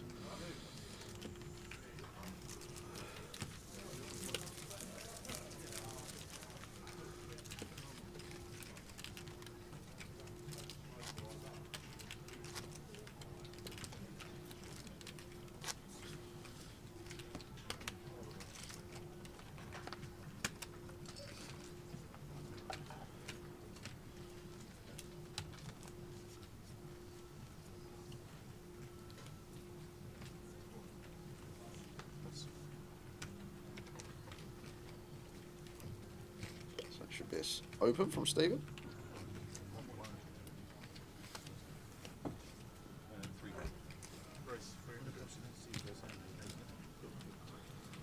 Just a 3. Anthony comes to the table. Anthony Poole. First time I've seen him, I think he's just a bait. Comes to the table with 20k. That's a statement. Comes to the table, calls the Jack 9 off from +2. This is it. Here to play. Coming bad news, Steve. 1800. Credit where it's due. This is right on the money. Probably the exact size I'd go here. However, should be getting 3 faults. Oh, you raised? Was it him raised? Felt you called my raise. Who called your raise? You did. So he's raised.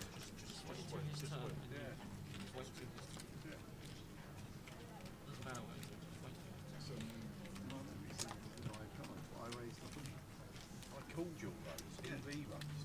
I know. But I couldn't see past this chap, so I thought it was me to go, so that's why I went for the cards. Oh, sorry. He was there, and I couldn't see. I thought you said I was in the hand. No, I never said nothing like that. 20,000 starting stack. All steady. First session. Line's very small. Getting close to 50,000 in the prize pool. Buying all day. Turbo at 9. And then day 2 buy-ins as well. Should be close to the £100,000 mark by the time we finish.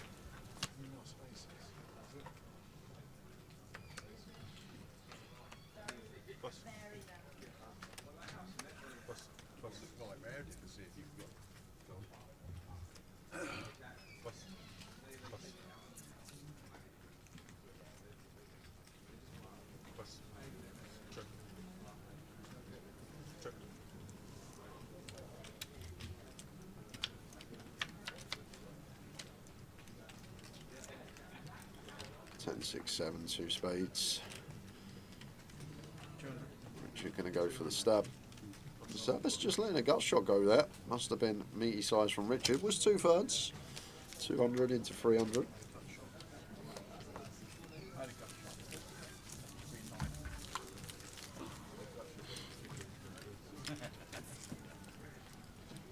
Is there a dinner buffet in the Midi? There was yesterday. That was yesterday. Yeah. They had spicy chicken noodles. Spicy chicken noodles. Yeah, not overly spicy, but spicy chicken noodles. And everybody said it was nice. Don't know what it is today, but at the end of level 4 there was a buffet break. Who won it? You won it. Everyone folded. Yeah, only a king.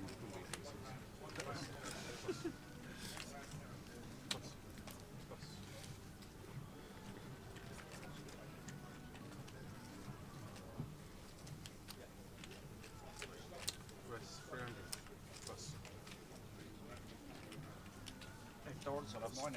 Speak again. Yes, now from Zach from the hijack, raising I'm out. to 3. So that's out of the way with the 7s. Oh no, sorry. I'm looking at Minos. Last weekend, at the Manor Club. So that's with the hood. It's competition every week. Stephen with the boots. Beautiful side of sea. 3 bets to 1.2. No hesitation from Zach. Yeah, I'm out of the way with the ace-9 to be fair, but it's a definite fall for Zach. I've initially opened, I'm definitely called. Open perfectly fine, but should never be peeling the free bet with this candidate as Zach, but has flopped. Pair nut flush draw. Savas with spade in hand as well. Not the nicest of boards to see for Stephen. And love this from him, actually really like this check. Our position when we're this deep, we bet, we get raised. Ace is just going to shrivel up, keeping our range uncapped as well. Still can have some strong hands in this situation. And Zach's actually got a really nice one to check tower when we got this middle pair, ace of spades. It's a really nice candidate to check, but he's just going to come out and bet. Maybe just sees his hand, thinks it's always going to have a lot of equity, but like theoretically, when we got the pair to go with the flush draw, a lot of the time we like to check. Maybe thinks he can get some value from some like queen jack with a spade, although they should really be in there in a free bet pot. Stephen springs the trap straight away after the call from Savas, making it 6k. And now Zach, this could be the lot of it. In a tough spot. He may just run it here, tower, but it's a scenario we shouldn't be in. A hand that wants to fold pre. All of it. Ace is going to call. Yes, they are. And he's going to love what he sees, to be fair, Stephen. The fact that we lock the ace up of Zach, so 9s and spades is what we're fading.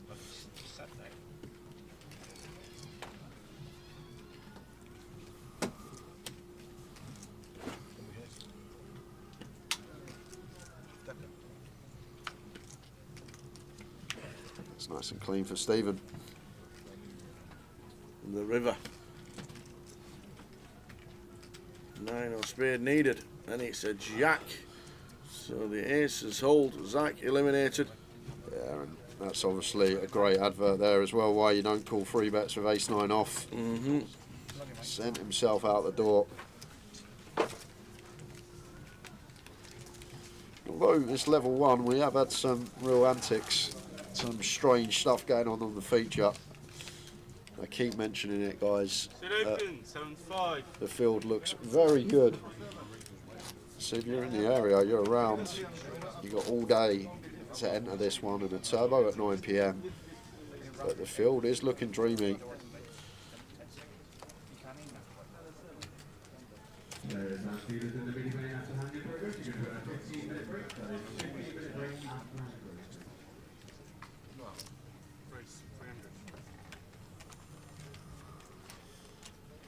Threes for Chuck.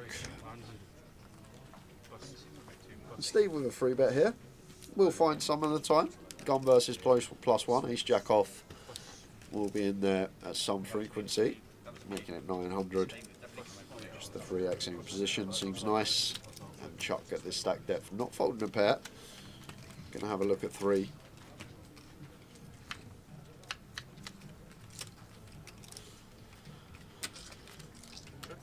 It's a nice old 3 to look at, flopping and up and down with the pocket 3s. We'll draw 4, Stephen.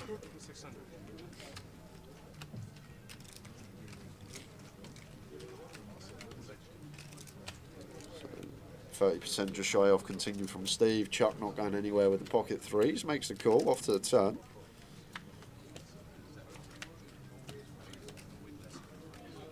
Eight of hearts, not changing a thing. 3s of Chuck's still best. Maybe where we do see check here. Maybe Steve just realises 2 overcards and the will draw to go alongside. Opportunity to bluff spade rivers too. Is it a spade river? It is. It is that spade river. Look for Chuck, brings in the straight, and also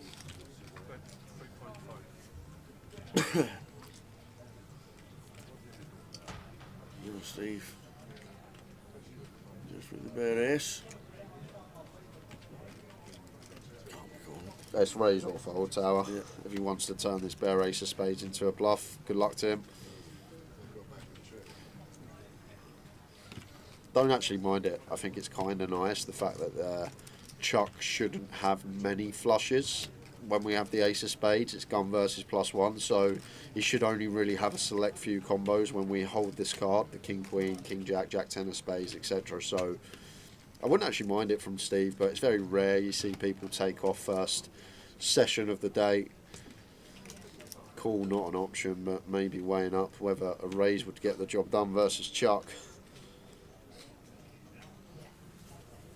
Or maybe thinking that we do beat some jack 10 of spades, king, queen of spades, king, jack of spades of our opponent.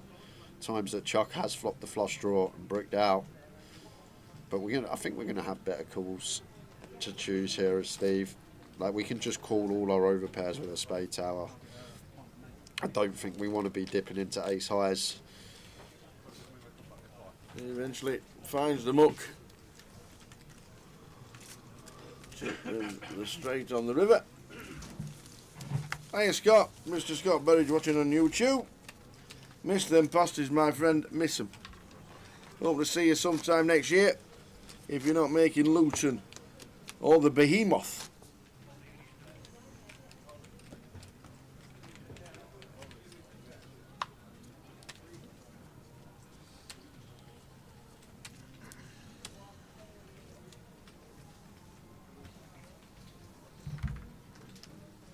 Kings look down for Steve.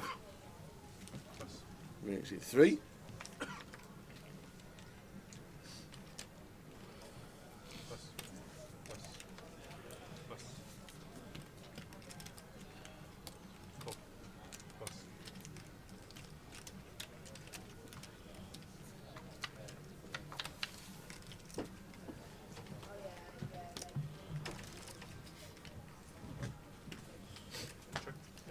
Another flop set of kings. How many times have you seen that so far this last 2 days? That's the 3rd time today, just in this session. About 4 times yesterday. Anthony goes for the little raise with the 4-3, no draw, and ace king 7 versus gun. Is he feeling okay? He's got the pie next to him, to be fair. First level of the day, and that is the check mark for the kings on the turn. But Anthony not slowing down with just 4 high, no draw, and slamming it into a range that is all over this board. It's not just the fact that his hand is pretty trash with no equity to get there, it's the fact that we're barreling off on a board that is just much more favourable for Steve's gun opening range. He's got all the strong holdings. And surely we got to wave the white flag on this river as Anthony. As another beer comes over, maybe that will make his decision up for him. Yep, he's going to triple. 3.5. And just a nice all-in for Steve, and Anthony will be getting out of there.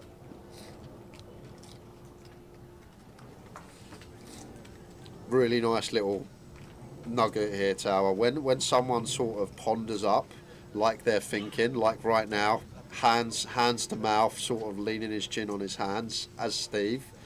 When they do this and take an aggressive action, it's never a bluff, because they're trying to make you think that they're thinking about doing something, but in their head, they already know what they're doing, and just naturally, they're trying to make it look like, okay, I got a decision. I'm actually thinking about what I'm going to do. When they're sort of being over emotive with their actions, trying to sort of give something off or make it look like they're giving something off, it's just always value when they meet with aggressive action after that.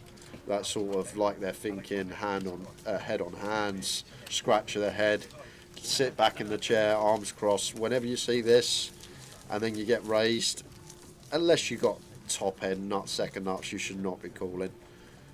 It's just one that's out there, and one that you see a lot as well.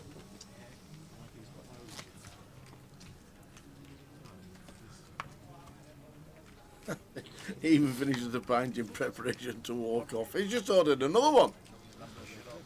13 minutes to level number 2 on a GUKPT £500 100k guarantee. Hey, love it.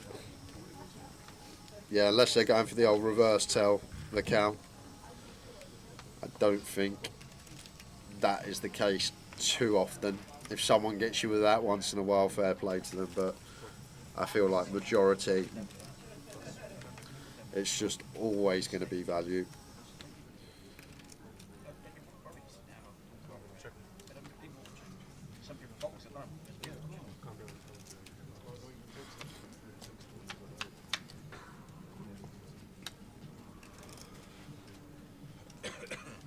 We got action. Flush draw for Richard. Chuck with trips. Top pair for Steve. All going on. Richard, who was the opener with the 9-4, has flopped the flush draw. Chuck just calling with his trips, and Steve now with the Jack-6. He's going to take one off. Not sure if there's any folding going on there after it goes back call 4-way. But he's going to see a turn.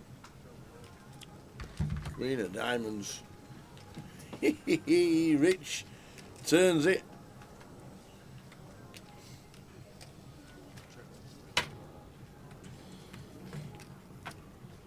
Richard Howard.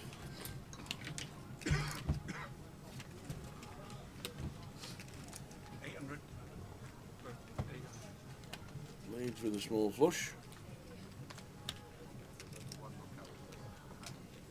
Oh, Chuck. Gonna have to stick around. Gonna have to. Getting this price nearly 3-1 with the trip 8s. And will be an easy fold for Stephen behind him.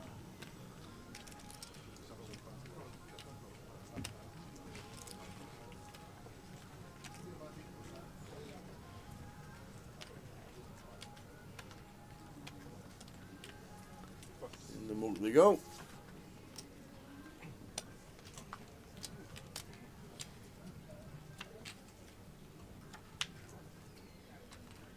Which is the 4 of clubs. Check mark for the flush. Yeah, now it's going to be a real... Did Richard check that back? Richard has checked it back. Oh my word. Richard has checked it back. We're having words at the break. Have words with him, Tower. Are we having words at the break? Where's the value? Where's the value on the end? We got a flush. Afternoon, lads. With the run up to Christmas, when does the new season kick off into the new year, and how long break is it normally? About 3 months. The break. Is it? Me and Jay have been told we've got at least 3 months off. Lovely. That's what we're being told. Oh, 9th of Jan. That's not 3 months. That's 3 weeks. I'm assuming we're just back end for the... Nope. No? What we do know, as we'll get his pictures back on very shortly because I've just done my hair. What we do know is that the first leg always, from now, has the playoff on. Yep. And I don't know what date the 9th is. Is 9th a Thursday or a Friday or a Saturday? 9th's a Thursday, so that's when it starts. Yeah. We 99% think that the playoff's on the Saturday. Yep. but we don't know what's around it. So Okay. the playoff will be streamed, and then it's what's after that. But obviously the second weekend, yes. Yeah. But the first event of 2025, and they're the GUKPT events for next year that have all been confirmed. We've not got a GUKPT for nearly 3 months between Manchester and Luton, I see. January the 30th, and the next one's in 24th of April in Luton. We've got 3 months off, basically. I told you. GUK. Oh, yeah. Then I'll look, there'll be 18 888s in between that time. Yeah. We will have the, let me just quickly, just Quickly, yeah.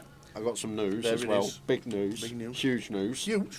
So the playoff in January, Yep. on the Saturday, Yeah.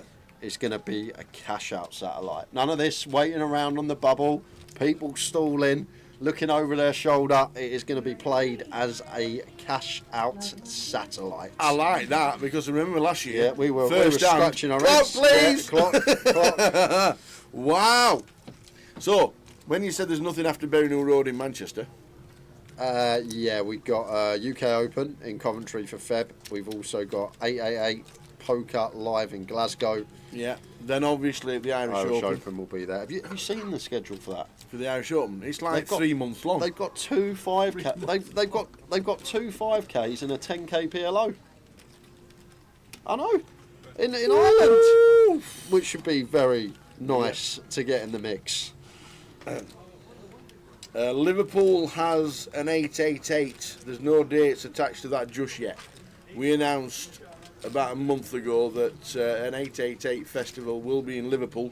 We've no dates for it just yet, but they're the headline festivals up to Goliath and the GUKPT for the whole of the duration. But there's 888s to fit in that.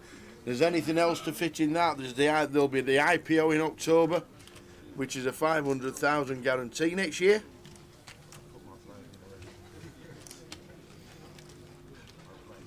So yeah, so plenty going on for 2025. Richard is going to pay. Sees the bad news. 7 on the end. I'll be in an apocalypse. What are the dates for the Irish Open? It is. I can tell you actually because it's.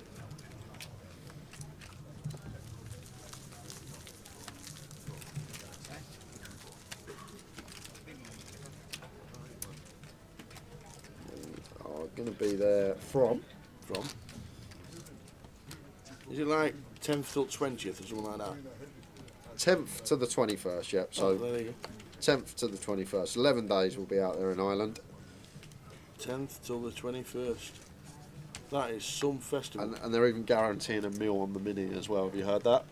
The Mini main. Oh, the one I cashed in last year. Oh yeah. Oh, You yeah. cashed in, yeah. Hey! But looks unbelievable.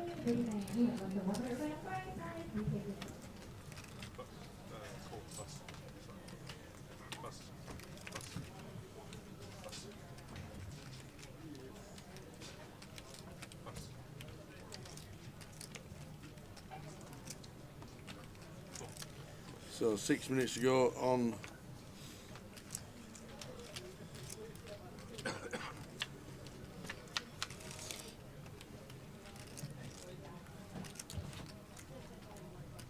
Check. 300. Kev says incoming news. New tables all set up for his own game tomorrow. Woohoo! Who's that? The Bloots. Yes, he's got the cardroom direct table that he won at CAF Cup. Not only did he win the table at the CAF He Cup, won he won the seniors. He seniors. won the seniors as well. Twice in 3 years.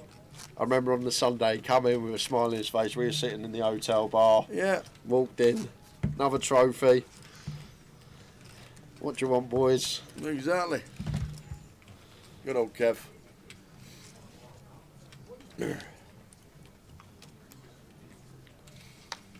Well done on the seniors, and also the cardroom direct table that was donated for CAF Cup by Andy. From Cardroom Direct. How you doing, Jace? We were talking about you earlier. Yes, we were talking to you. I couldn't find it on YouTube because I forgot your numbers. And I did look, didn't I? 1 hour and 50 minutes of sit-ups today. An hour and 50 minutes of doing sit-ups. And he's got a second live coming in a few hours. Just to let you know, Jace, it took me an hour and 50 minutes to sit up this morning. Yeah. I agree as well. I still might have gone overs. Well done, Jace. Superb, great effort. Well done, sir.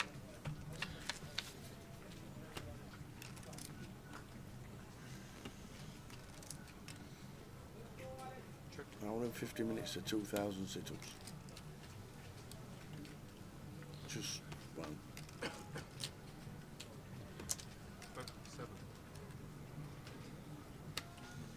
21. Race 2,100 plus.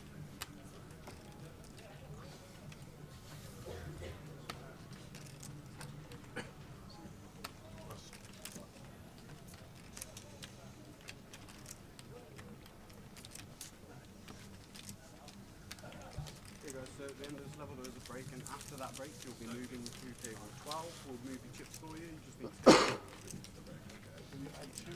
add chips. Unfortunately not, no. Add ons. Okay guys, at the end of that break you guys will be each the table safely. Then move your chips for you.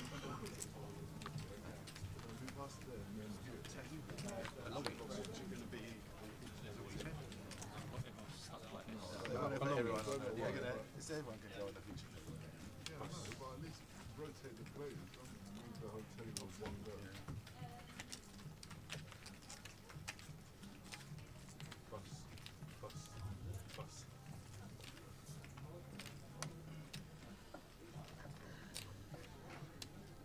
Well done, Jace. Over 2,000 sit-ups in an hour and 50 minutes. Well done, sir.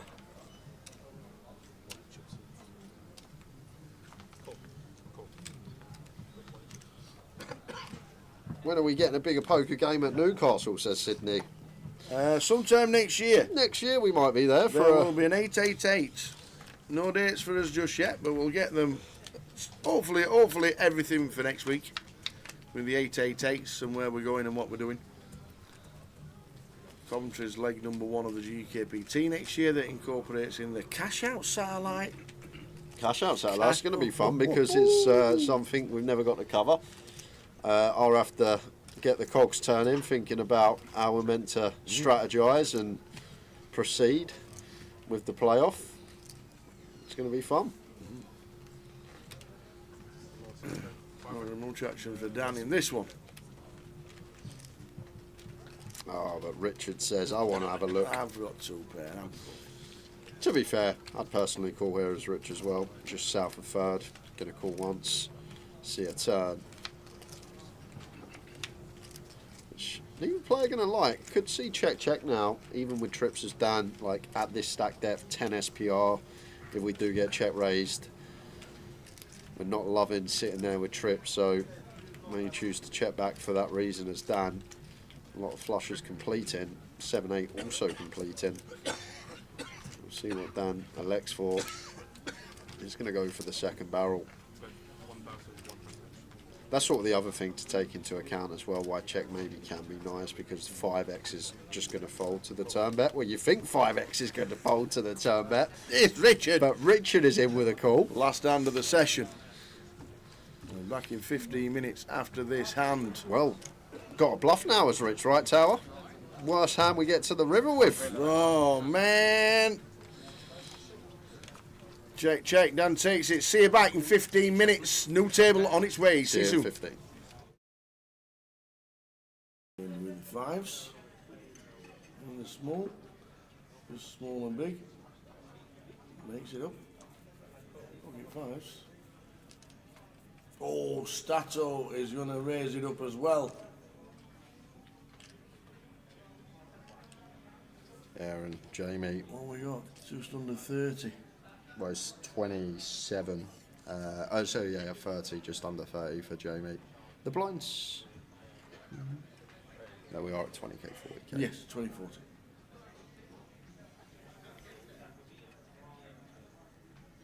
Stato makes it 140.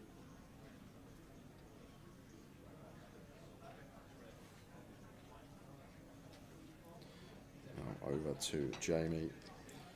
Trev has doubled. He's got about 15 now. He's sitting with 25 and looks like he is going to go with it all. Goes for the jam. Gets snapped off by Stato, and Jamie with the fives has ran right into it here.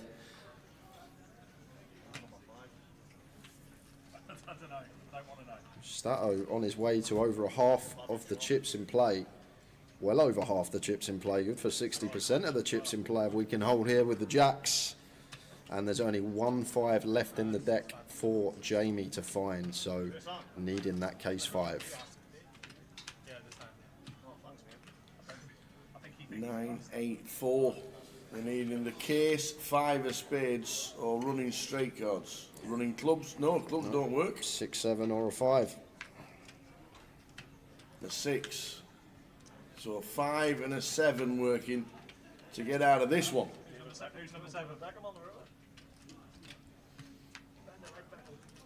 Whoa! And does with the 7. That is a grim river. Wow!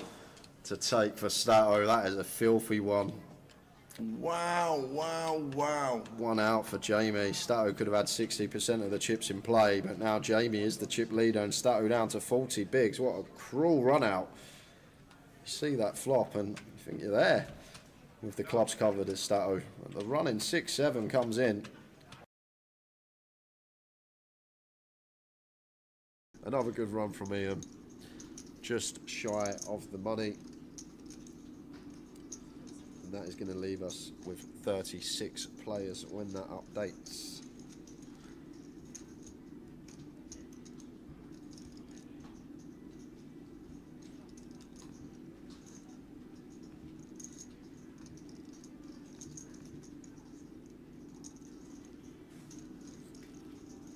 So King 10 off of Warbs opens to 12.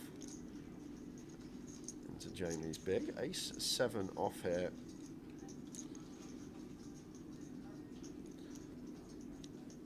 Certainly can do some things. Mostly cool. Folding not completely out of the question either, but there is an ace.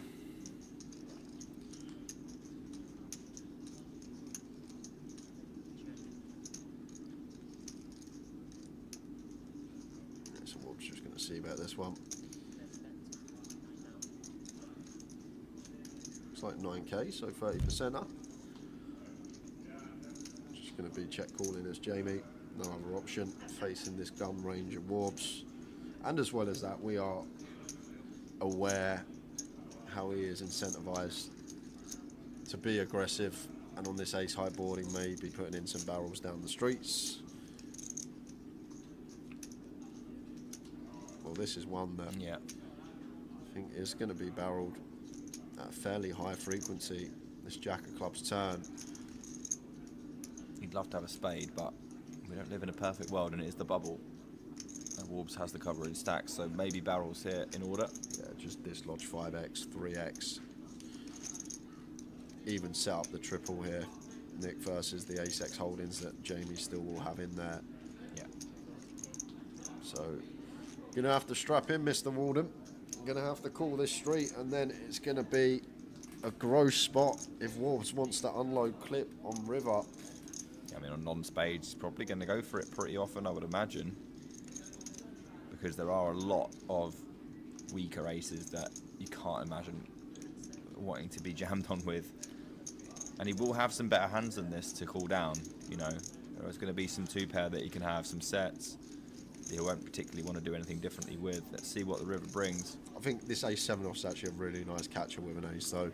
The fact we have no spade, no king, no queen, no 10 in our hand. I feel like it would actually be a real clean catch, like much better call than ace 10.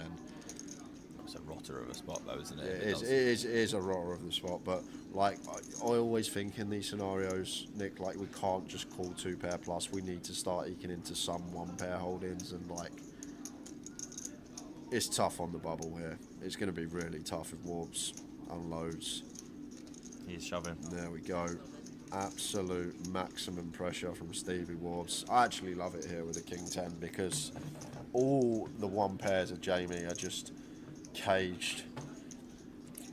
And now, Mr. Walden, A lot of things have got to be going through our head here.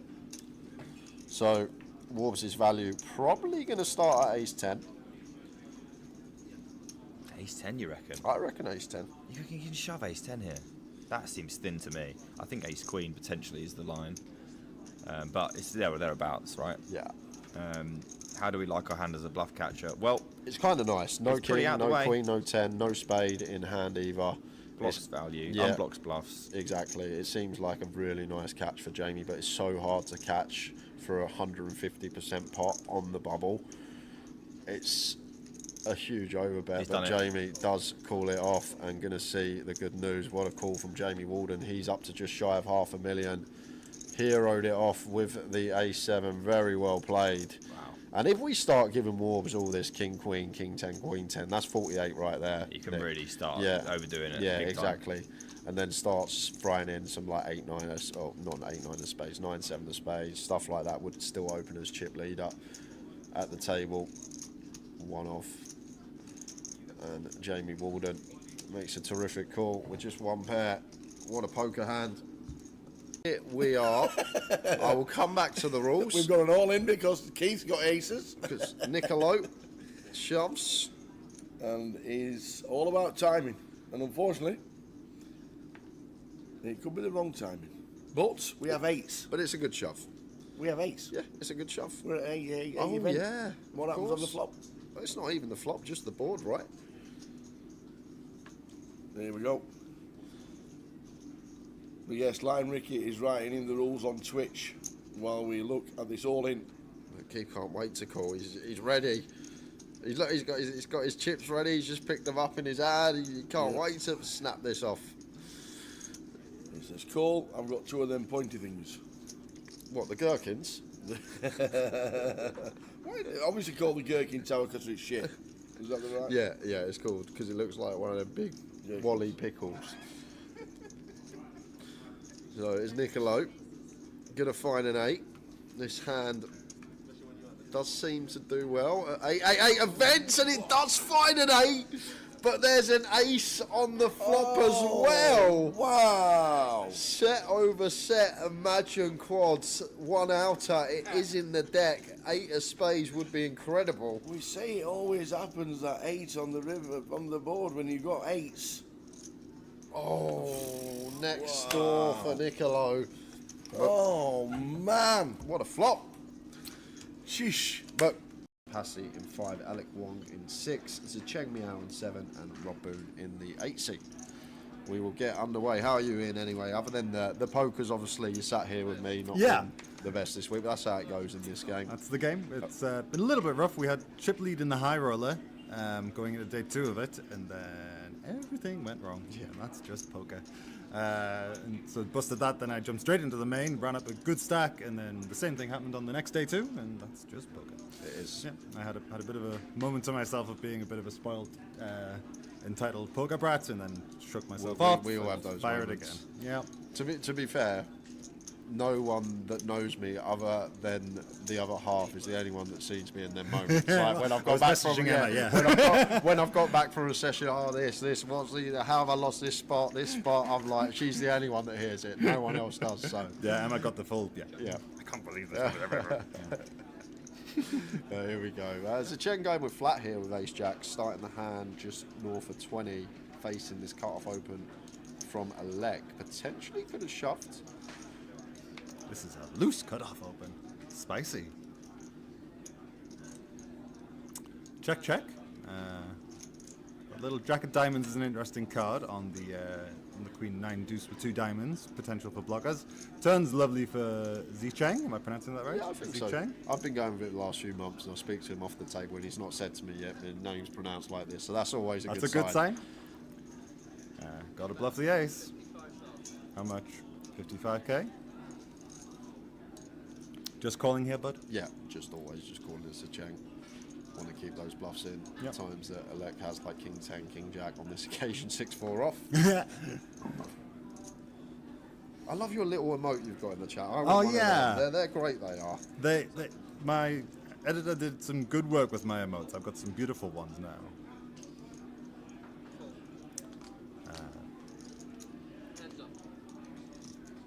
bet and call off to the river. Another ace. It's another diamond.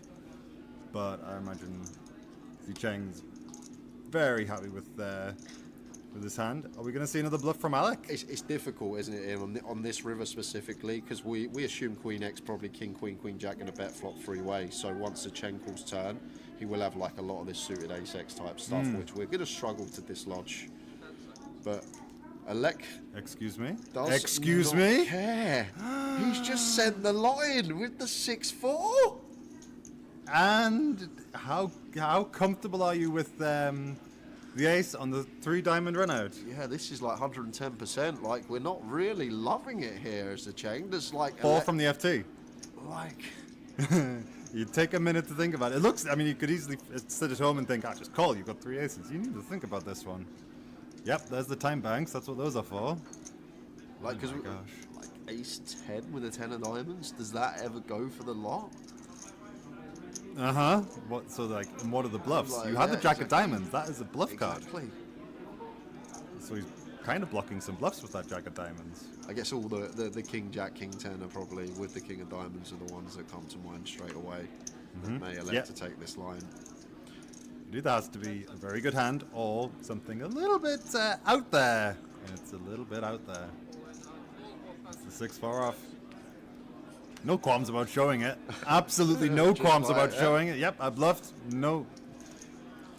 Okay, that is huge. That is huge. That's very close in stacks. It was only separated by a couple of thousand. So we're just going to clarify it, not just going on the graphic. Make sure that the chips are correct. Okay, so Zicheng all the way up to 46 bigs. Second in chips at this feature table. I don't know what the chip stacks on the other tables look like. But that is potentially going to be a top 3 or 4 stack if they make the final table. Yeah. What a first hand here. And 6-4 off, just running it straight back after the break. I did. With 5s. And the small. Just small and big. Makes it up. Pocket 5s. Oh, Stato is going to raise it up as well. Aaron, Jamie. What we got? Just under 30. Well, it's 27. Oh, so yeah, 30, just under 30 for Jamie. The blinds. No, we are at 20k, 40k. Yes, 2040.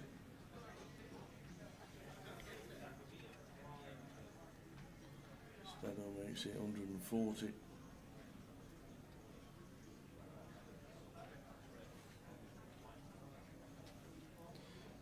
Over to Jamie. Trev has doubled. He's got about 15 now. He's sitting with 25 and looks like he is going to go with it all. Goes for the jam. Gets snapped off by Stato, and Jamie with the 5s has ran right into it here.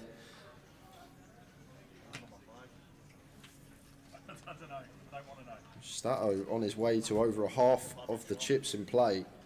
Well over half the chips in play. Good for 60% of the chips in play if we can hold here with the jacks. And there's only 1 5 left in the deck for Jamie to find. So needing that case 5. 9, 8, 4. They're needing the case, 5 of spades, or running straight cards. Running clubs? No, clubs don't work. 6, 7 or a 5. A 6. So a 5 and a 7 working to get out of this one.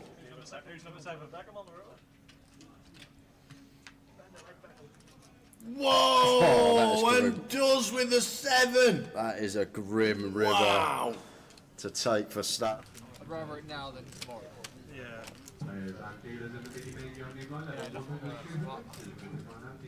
of ace 10, or maybe put 10.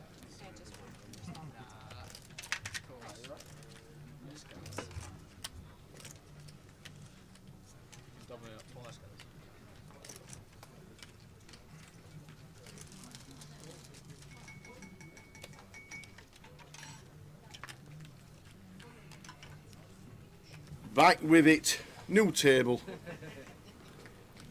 54 entries. So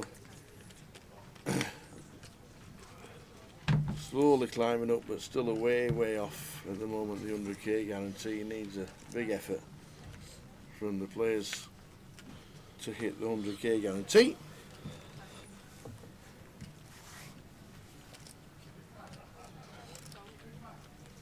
How you doing, GBSK? How come I don't bring Jay to the Irish Open? You're like a duo. You're like Batman and Robin. Don't ask me which one is Robin. I'm not his pet. He don't just like bring me with him whenever he fancies it. Bring him on the lead. He's like, yeah, Jay, we're going out. We're off to Ireland. Let's go. We were both there this year. We were both there last year. But as I think he means the IPO that you just done. I'm assuming he means that Irish Open. But the Irish Open, he plays everything. Yep. I just cheer him on. Exactly. But Jay's always there, and he's already looked at the schedule for next year, so we'll both be there again. I'm guessing. I'm always last minute. I think I'm going to book it today. I had an email. I was on my emails on the break. Had a 25% off from where I stayed last year. Black Friday deal. So I'm going to. Really? I might have a, considering it's a long stint, 12 days. Yep. If you're going to play everything.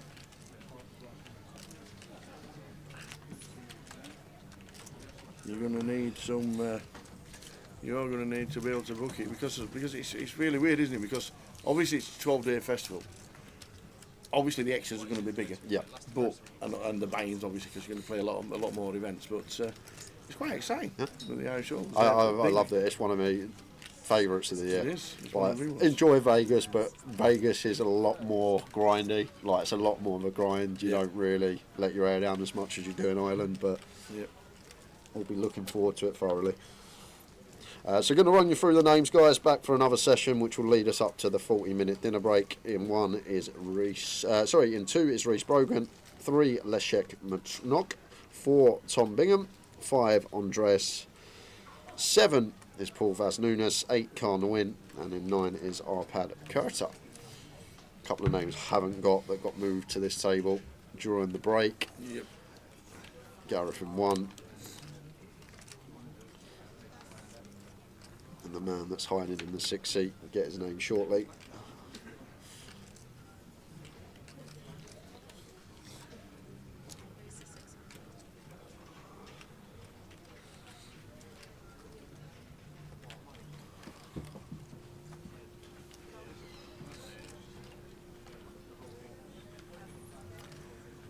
William. That's not Willie, is it? There's no Willie Watkins. It could be Willie Watkins.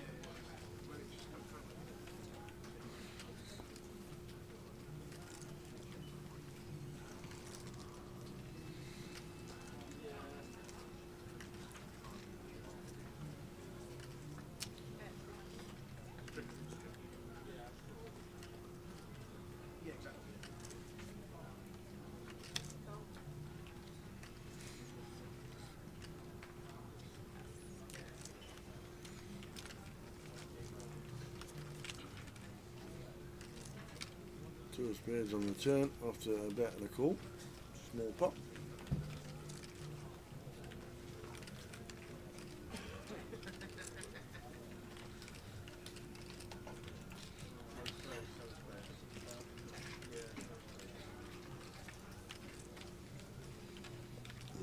Eight on the river.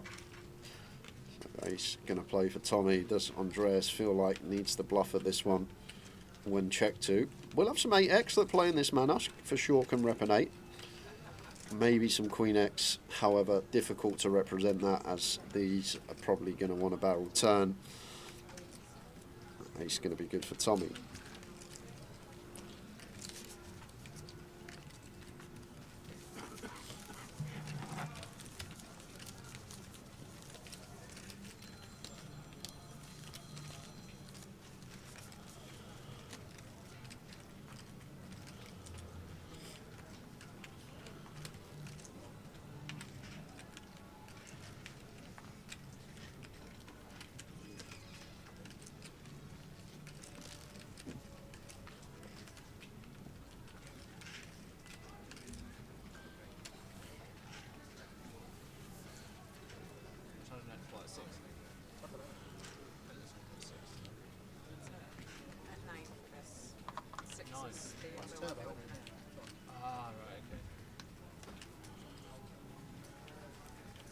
This is unlimited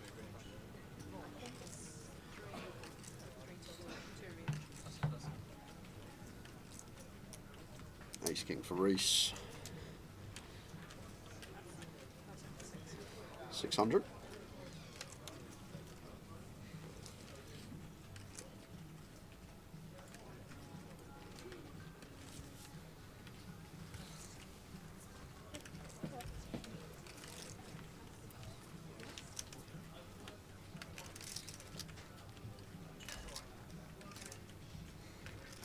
Which one of us sounds like Ian Simpson? I think that might have been the break clip. Ah. Yep. Thankfully, I don't sound like a Geordie. I don't sound like a Geordie. You sound more like a Geordie than I do. Why, am I? It is Willie Watkins. Coming in with his hood up and his glasses on. Nobody knows that he won the Goliath this year. Yeah. In disguise. For lumps.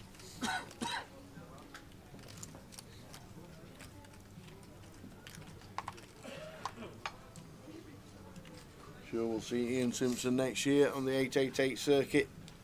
Plenty going on with that. With all the festivals as well, going to new places.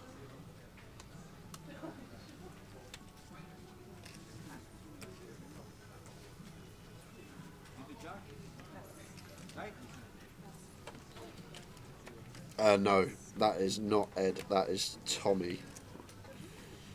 Kev. I know he looks similar to Ed that called the quads on the river. Never let it go, it was a call, wasn't it? Just flattered the quads. Does have some similarities with Ed.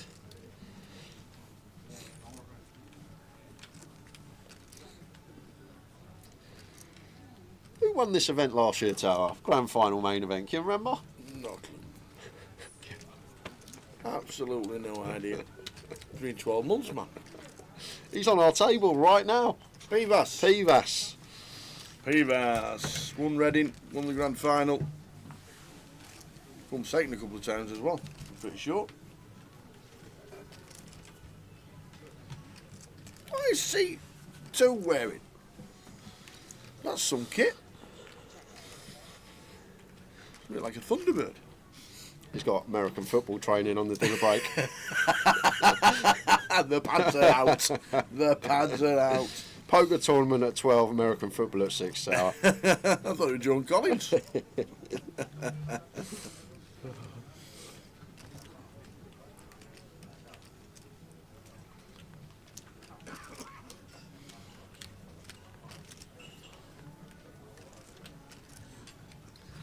Thanks to the online team sending us information regarding what we have up for grabs this week and next week. Yeah, we'll get a giveaway at some point this session. Already? I've got the list now. Wow, that was quick. So we can start firing some off.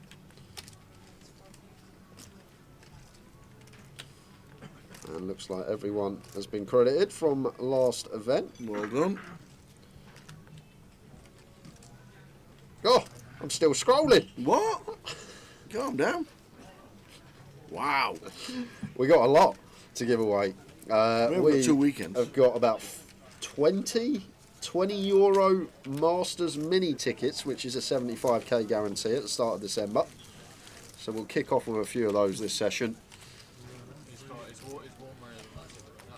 And just a quick rundown of what's happening online, guys. Currently, we have our €1 million guaranteed online series called the Masters. And that is running now, and then our biggest ever online series starts on December the 1st. €10 million in guarantees over the course of December. Christmas tree roll is going to be starting and free to play. Tree rolls, Tower's I love it. favourite. The tree rolls are back in December, and grand final satellite still running for the main event next week, Sunday. There'll be the big one for that if you want to get yourself involved. And as always, the live credit satellite's running if you want to get yourself into main events for cheap. 5 into 30, 30 into 110, 110 into 250 live credit, or 110 into 1k GUKPT main event seat. So plenty going on online, guys. Check it all out, grosvenorpoker.com. And interestingly, there is a sports book this Sunday and next Sunday. There you go. And online's obviously had a good year because the £250 free rolls we've had all year is now £300 live stream free roll. Like it. On the Sunday. Hope all the online team enjoyed Malta this year. I'd love to get back out to Malta. It's been a long time. I might have to put it on the calendar next year. Depends when they are. That's the thing. I don't know whether they've been announced already. No idea. There's that much going on.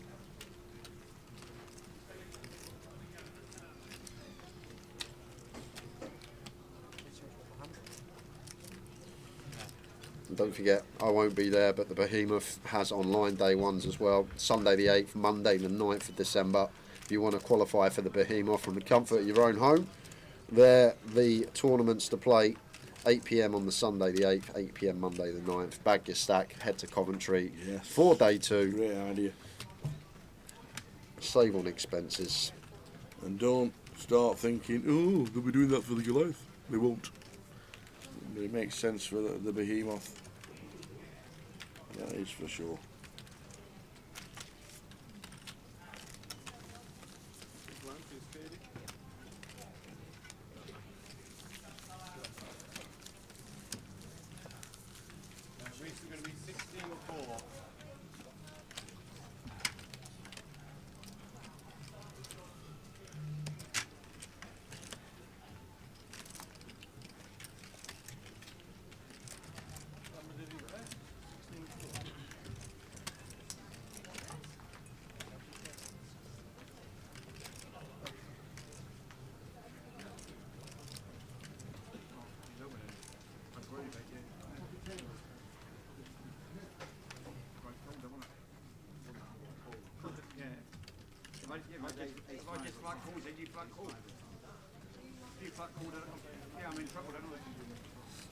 Ace Jack for Tommy, under the gun, should see an open.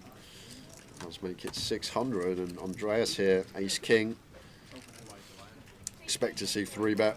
One we can happily get in for 40 effective of Tommy. Even gun versus +1. Does come with 3-bet.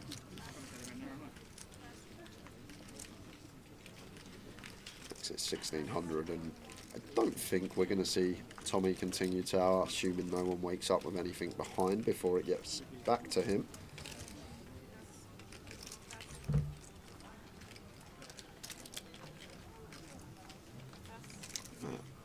Always say general rule of thumb when we open this hand from gun and get 3-bet. Not too much we can really do if we're up against an opponent that has been a bit lively. Maybe 4-bet could be an option, but that is the general approach to take, as Tommy does into the muck. How you doing, Guy? Guy Taylor in the chat. Welcome, sir. Good evening, Guy. Where are you this year? Well, we see you in Luton. Whereabouts are you? Are we in Manila? Are we in Vietnam? Philippines? Vegas? I saw him last week actually in Nottingham, so he's probably in the UK. That was a world famous cat. The world famous cat.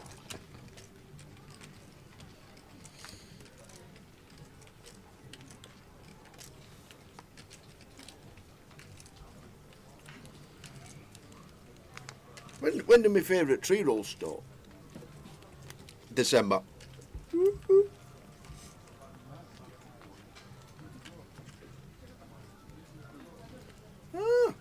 Monday the 9th of December until New Year's Day. Awesome. Every prize pool between £50 and 1k every day. Awesome. And Guy, believe it or not, won a main event seat last night, so he's here. He's here. I like it. What other reason would you be in Luton other than the GUKPT main? Love it. Well, Midi main. Good luck in the Midi.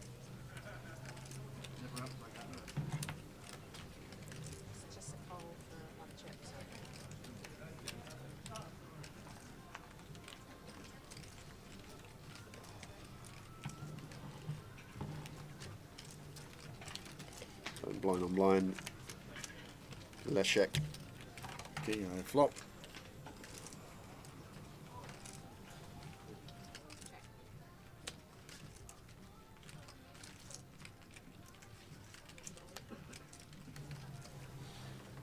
Not much going on here for Tommy. Maybe 4-5 with a spade, one we could stab, but I'm just going to choose to check back. Ace of clubs on the turn. And now maybe one where Tommy could take this away from Leszek Tower when he's got 5 high at bottom of his range, but not going to get the opportunity. Leszek going for the bet on the 4-2 flush board with no spade.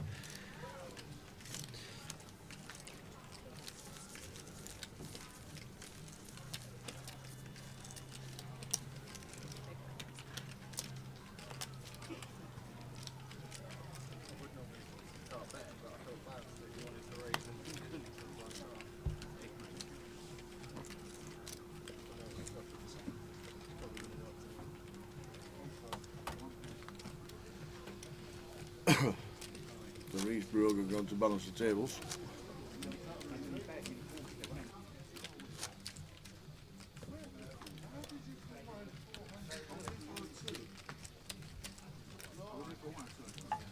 How did we lose C2 and then we get Nathan? I have no idea. Nathan Slater, ladies and gentlemen. Final table in Nottingham last week.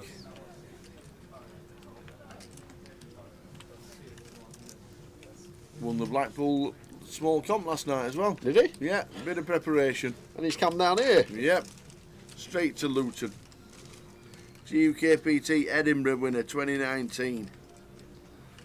Nathan Slater.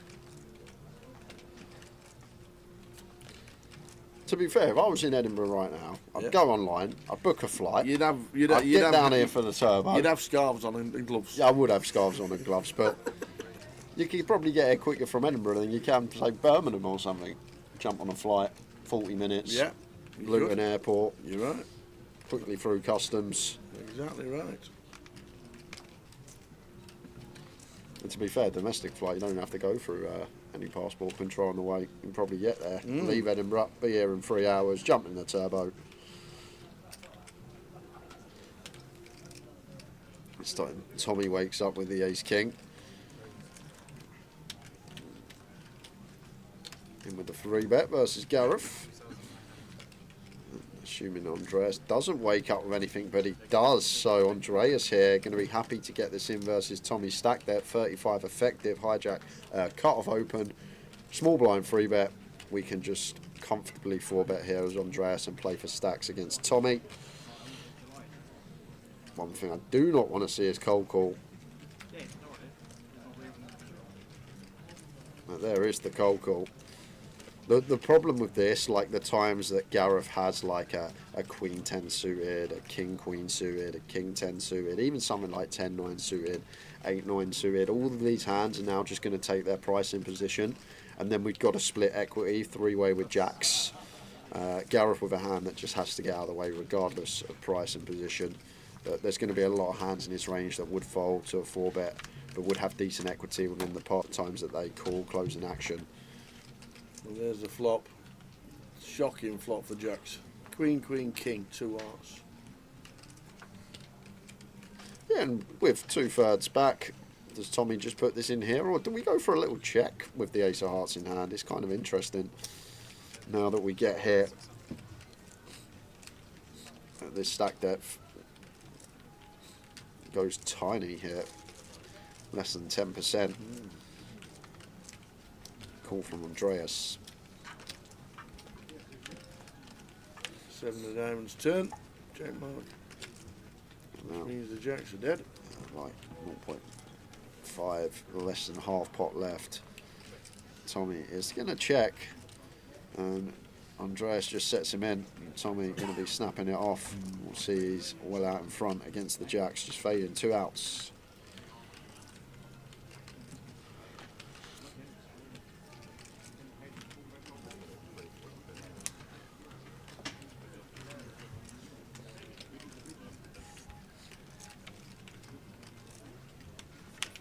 River. You know both jacks have been folded. So Tommy gets a foldable to 14.8.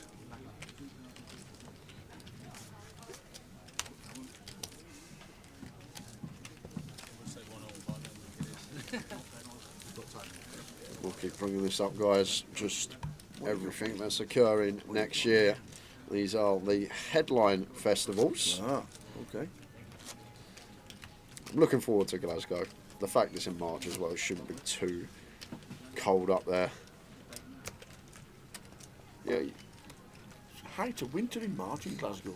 Is it? The height What is it right now in Glasgow then, if that's the height of winter? Starting to get fresh. Starting to get fresh, okay.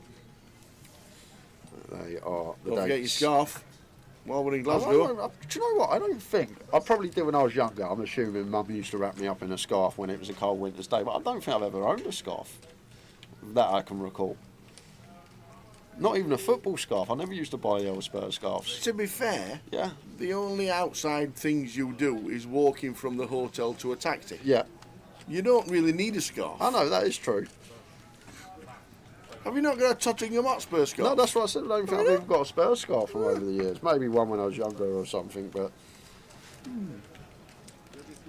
I don't think I just can't imagine me in a scarf. Can you imagine me in a scarf?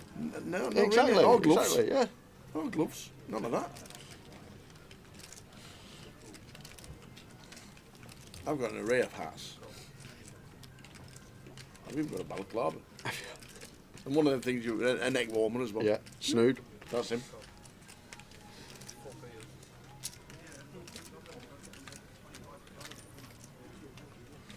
Oh, fabulous warm yellow.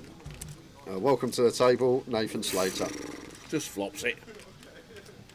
As if a really good player needs help like that. Yeah, and Can does have top pair here. It may go small on the mono board, 4-weight. General board that we are going to have very small sizes on. It does go with small, just south of 30%. Nathan with the flop flush in position, not doing any raising, keeping his customer in the pot. I doubt we're going to see Andreas call with a gutter on the mono board, but he does want to try and find the offsuit 7 out of position now to 2. 7 would be the funnest card in the deck, but it's still just as good. An 8 of diamonds for Khan. He's thinking, oh, that's nice. Obviously thinking, yeah, we turn trips, but we also need to be thinking about our opponent's ranges once they call. Obviously, are some flushes in there from the small blind, a few in there for Nathan, still 6s and 3s for both.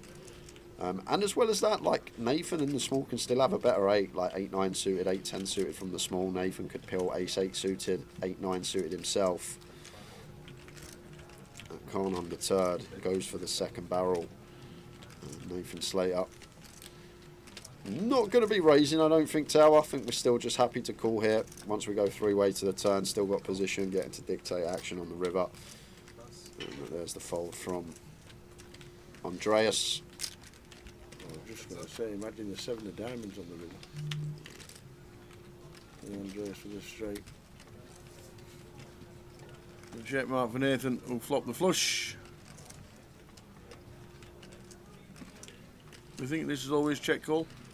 He may go for bet fold as Khan, but if he does check, it's going to be difficult to fold because Nathan would potentially still have some like ace jack, ace 10, ace queen that didn't free bet with the ace of hearts.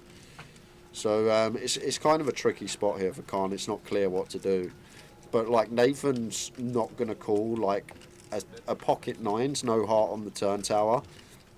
This is the thing. So like his range is fairly snug, and like the hands we're ahead of are going to be condensed around the ace highs with a heart. So Khan goes for 5k on the end, and Nathan with the queen jack of hearts, I'm assuming just calls. There you go. And we'll see his best against the 7-8 of clubs, and a great start for Nathan Slater at the feature table. Yes, they gone from a buy-in of 20,000 to 30,000.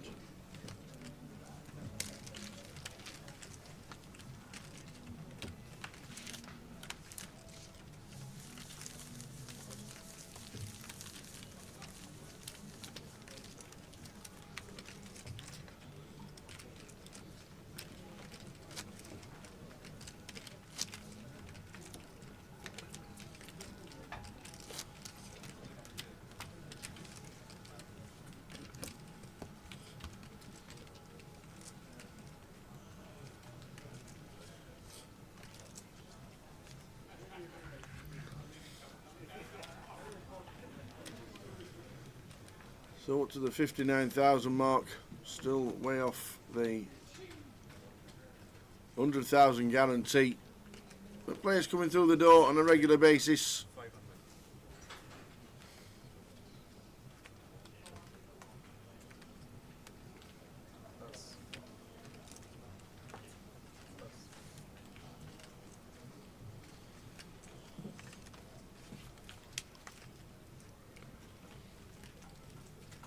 Welcome to the table, Nathan Slater. Aces now, first hand Queen Jack of Hearts, flops a flush, increases stack by 50%. Very next hand looks down at the boots. Very nice indeed. Unfortunately, Khan should have an easy fold once it's back on him, but we will see what occurs.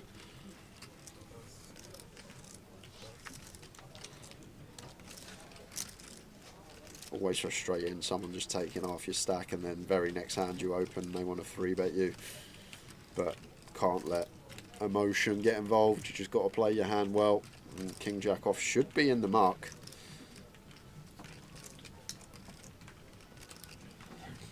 Does get out of there. Can be frustrating sometimes when you lose a couple of pots or keep losing a couple of pots to the same opponent, but just keep playing your game, don't sort of veer away from it just because you feel like someone's getting after you. It is possible that they can just be getting dealt good hands. Good afternoon, Karen. Karen Lowry watching on Facebook. Come on, Nathan, she shouts. How are we doing, Come Karen? on, Nave. Nathan. Come on, Nave.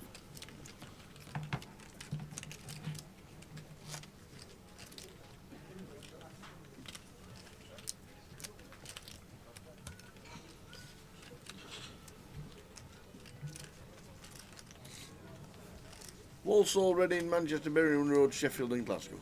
Just checking on the last 25 50s of the year. And they are the final events of the NPL this year as well. Walsall, Reading, Manchester, Sheffield and Glasgow. Nice.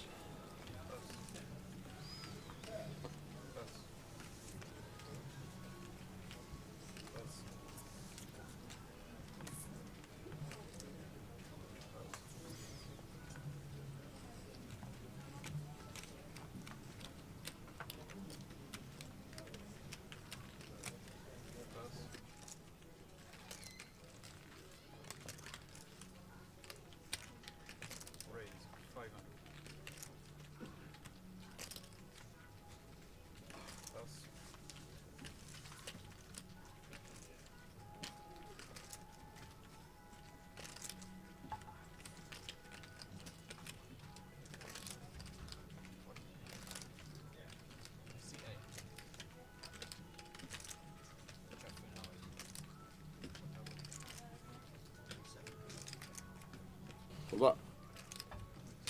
Raise 1,500. Hey then, Sean Lewis, afternoon. Yo, Pesky. How's things? How's Stoke? Has the snow gone yet? It's forecast again this weekend. Once again, Tower. Just see it so much these early stages in these tournaments. Just 3-bet sizing out of position. Everyone seems to go on the small size side. Like if Khan just goes the full 4x here, 4.5x, we probably win the pot. But William feels like priced in with King 10 against just 6 big blinds, 7.5 big blinds. But as Khan here, probably want to be between 2.5k in terms of size choice. Now the King 10 continuing. We're going to get in a bit of bother. Expect Will just to play flat with the top 2 pair.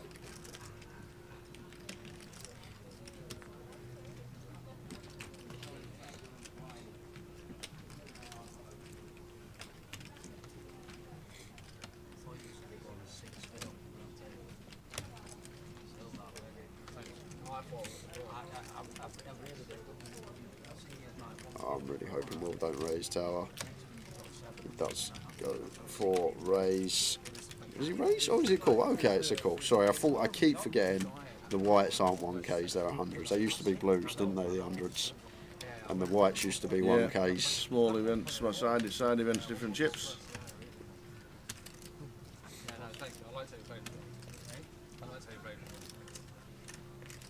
Now turning this sort of dummy end gut shot as Khan, but not much else we're working with here. With the A6 may just be a shutdown and give up. I don't think one that gets the free bet anyway, at 30, 40 effective, yes, we can use some offsuit, middling, low ace-x, but once we get 50 deep to start the hand, these hands don't really free bet at all. We free bet some suited ace-x for sure. We free bet some jack 10 suited, 8-9 suited, potentially as our bluffs, but I don't think the ace-6 off actually gets in there at 50, but now we're here as Khan. He is going to be sending the barrels in, and Will is loving this. Makes it 3.5.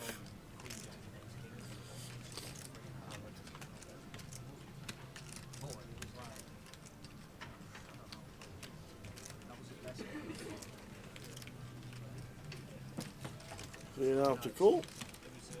Is it ever a raise now? It gets a little bit wet, this board. Willie Watkins, Goliath winner. He may just go with it now. Once Khan leaves himself 5,600 back tower, like, he may just make the assumption Khan's going to have a lot of ace king, king queen, king jack even, and just run it now against him, and that's exactly what Will does. And that should be end of it. Savey 5.6 for the better spot with the blind still at 200. 30 minutes into level number 3.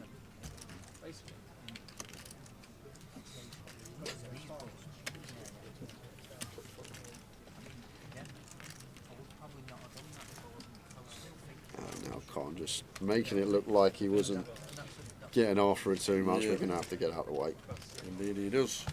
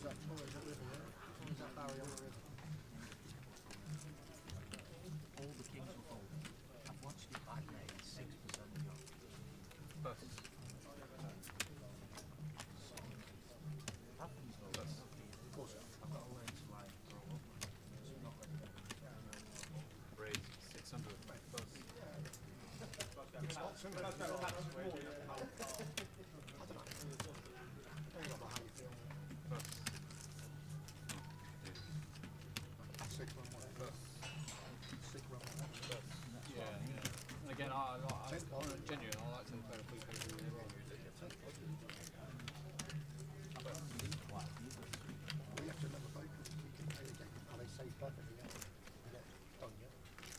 That's why I don't win it. Exactly, yeah. But you don't know. On another day, I have 8s, he has 6s, and I play the same hand. You've got one of the person playing.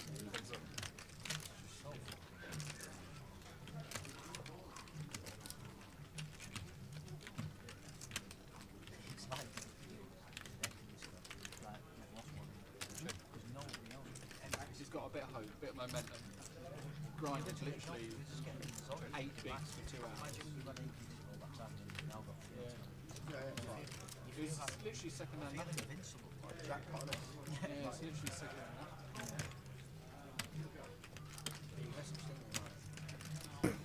Sorry about that, guys. Just a quick intruder.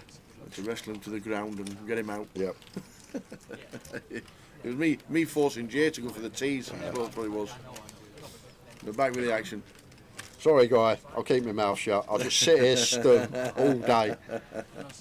But this is the thing, like, people that watch the streamer, it's a learning tool for a lot of people as well. And I know some people see it as free coaching and shouldn't be teaching everyone what they're doing wrong. But a lot of people do say exactly that. I don't play in these fields no more, mate. So I'm not fussed. I'm not fussed if everyone's getting better. It's you that's got to worry. I had my yearly outing last week in Nottingham. Good stuff. Cashed.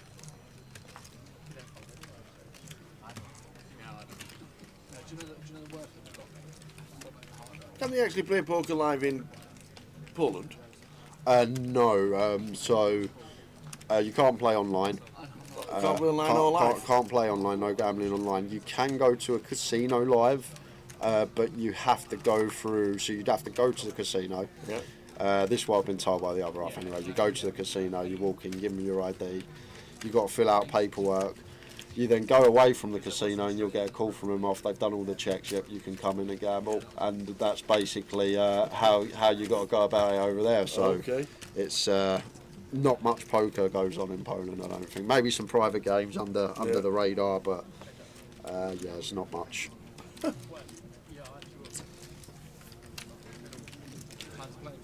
Where's Jim this event? Jim Marlowe? I don't know. Always turns up in Luton. He usually does. Towers taught me everything I know about MTTs, which is why I've had a dry spell for 12 months. Be good to see you at the tables again, Jim.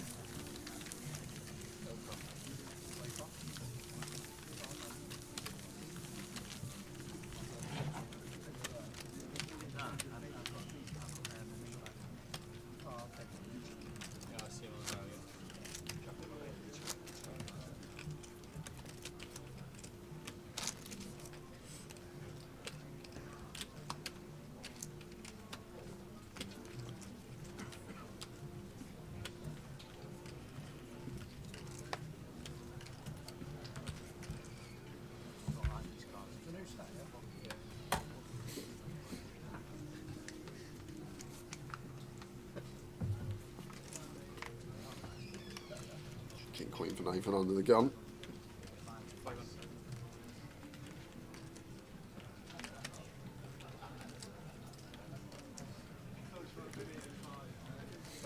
Hope it all goes well, Jim, mate, and hopefully we'll see you next week. Nice one, Jim. We will see you next week. Blessed to the fam.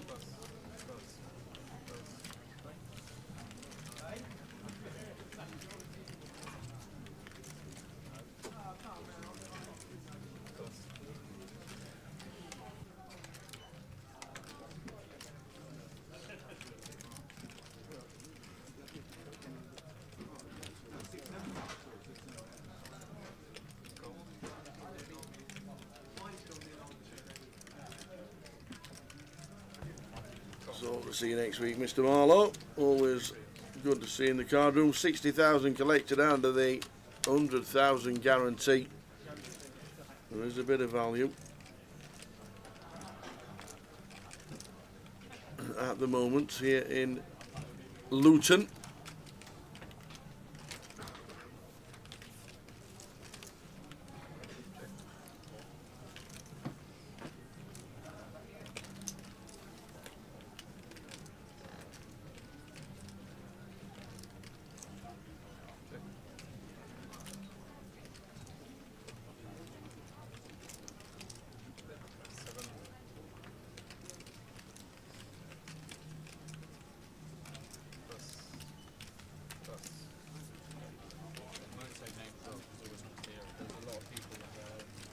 Started with 20,000.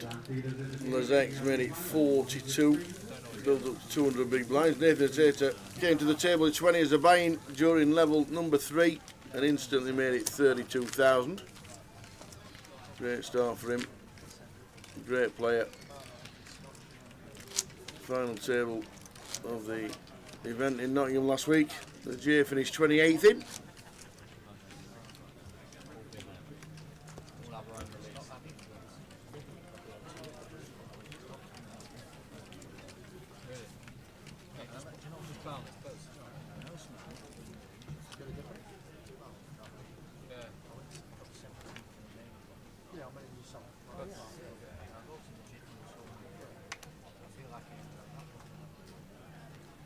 King for Tommy. Tommy Bingham. Few cashes this year, Tommy. Biggest cash of the year was the London Poker Festival in September. Finishes 6th on the in the main event. cashed in the 888 Poker Live as well in Coventry.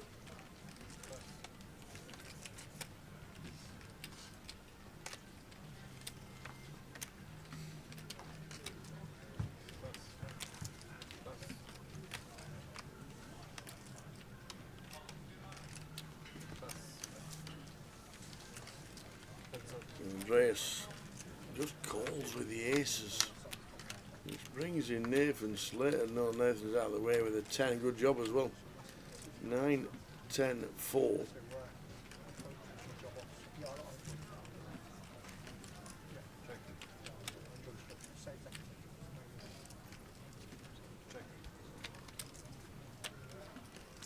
Green and diamonds on the turn after it's checked. Playing these aces very slowly. Andreas.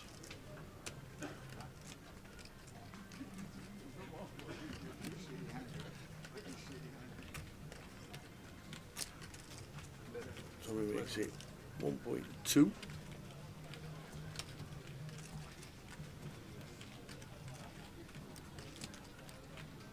Just a call.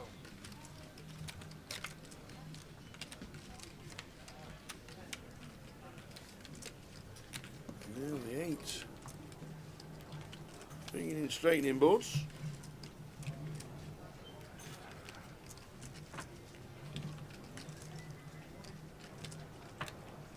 If we do have any Jack X.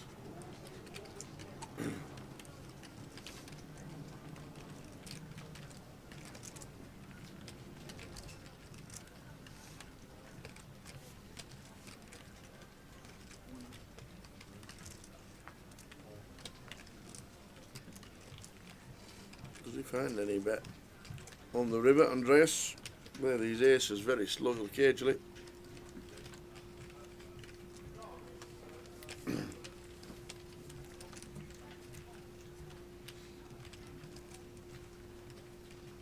The longer he thinks about it, it's just a check, isn't it?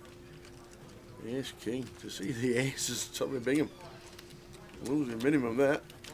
I got the aces.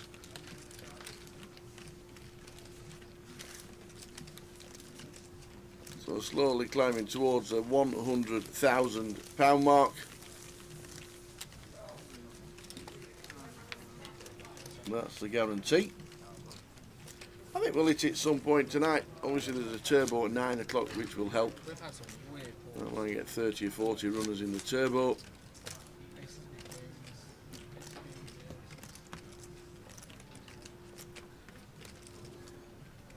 $69 runners in the Midi, the 100,000 guarantee Midi event.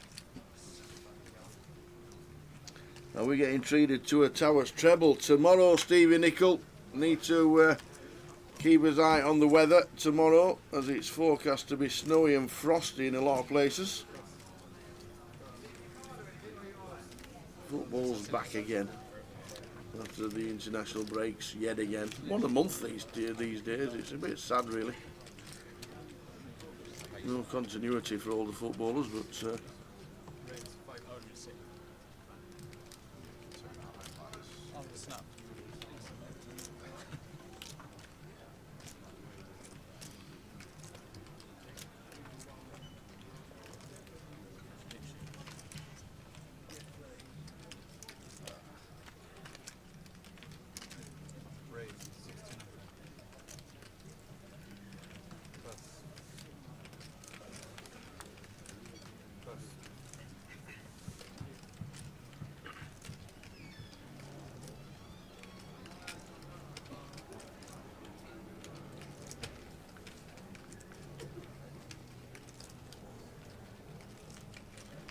sevens for Arpad, 1100 to call. Ace is out again. Gareth's 3 betting with him. And getting the call with the sevens. The boat's out again, this time with 3 bet with them.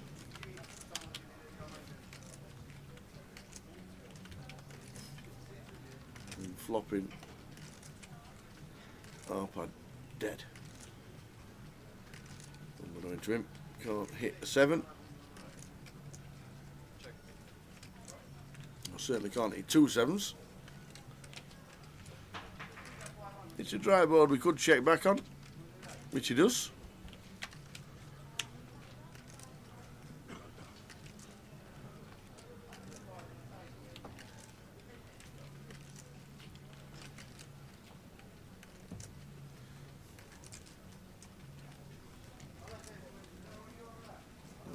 Coming in for a bet. That's 1.7. Might see a flat just in case, which he does. Like it. Off to the river. No, it's not the case 7. 4 of clubs. Gotta be thinking. Once we check, we're going to be facing a bet on the river from Gareth, flopping Harper dead.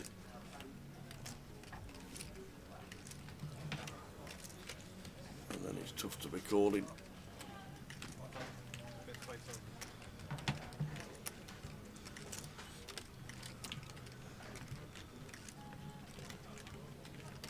And out of the way with the 7, so the aces get a bit of a nice little pot there. Good afternoon, one and all. Afternoon, Nick. We are having a good day, thank you very much. Hope you're well.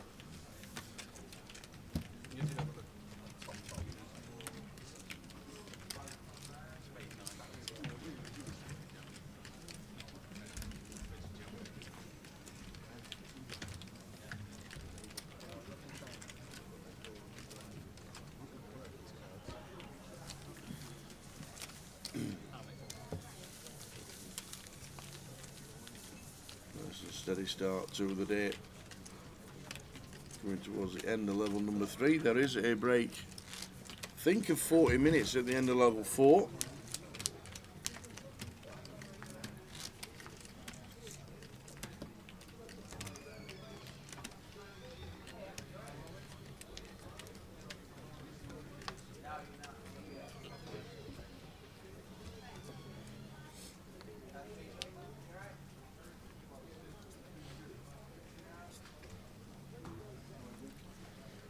Deuces for Andreas. At this stack depth, could still go for open under the gun. Some players may choose to fold, like later on in the tournament, becomes a lot clearer to just let it go. These early stages, people still happy to open the ducks from gun. 600. Good for 3 bigs. And our pad here with 19. Ace Jack here, kind of an awkward one, facing gun specifically, but may still be happy to jam this in over the top. He does exactly that. Just losing with the 7s. Run into aces the last hand, and now he's running into queens. Gareth aces last hand, now got the queens. MBN, as they say in the hood. You from the hood? No. How do you know they say it in the hood then? That's what I've been told. You've been told, okay. Been told it. Yeah. I'm in the know. You're in the know, down with the kids, all that. Absolutely. I'm home with the Downies.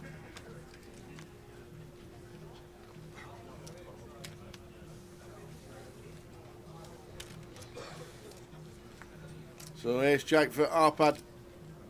Gareth with the queens.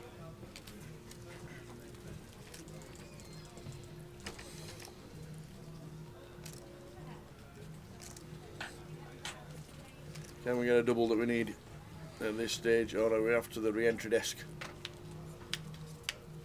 Gareth last time with the queen, aces now with the queens. Is that a new deck we got on? Oh, That looks very strange.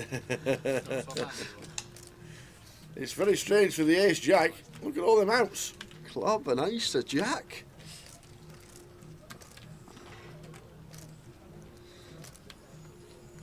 And it's Barry on the end for the ace jack of Arpad. Doubles up for Gareth. I agree, Ollie. I was like, I saw the flop come out. I was like, my brain went whoop.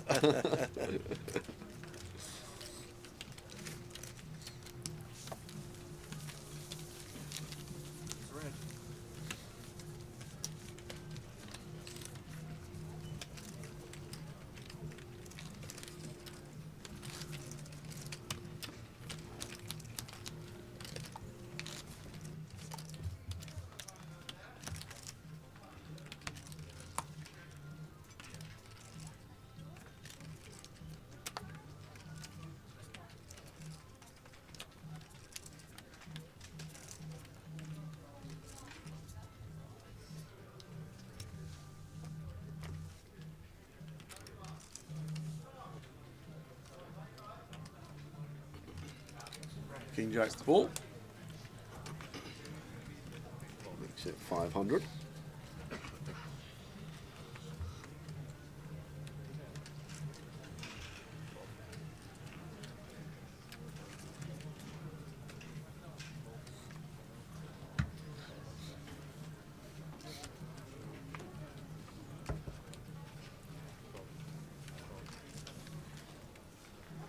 Tommy not doing anything in the small.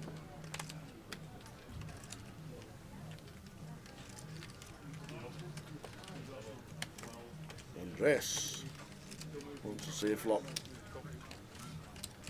Out of the big with 10 Jack. Yeah, clear the fence, should be involved.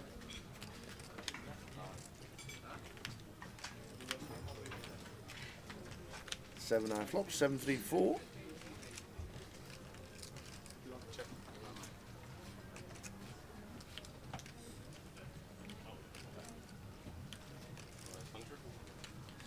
Continue from Paul, and that will be that.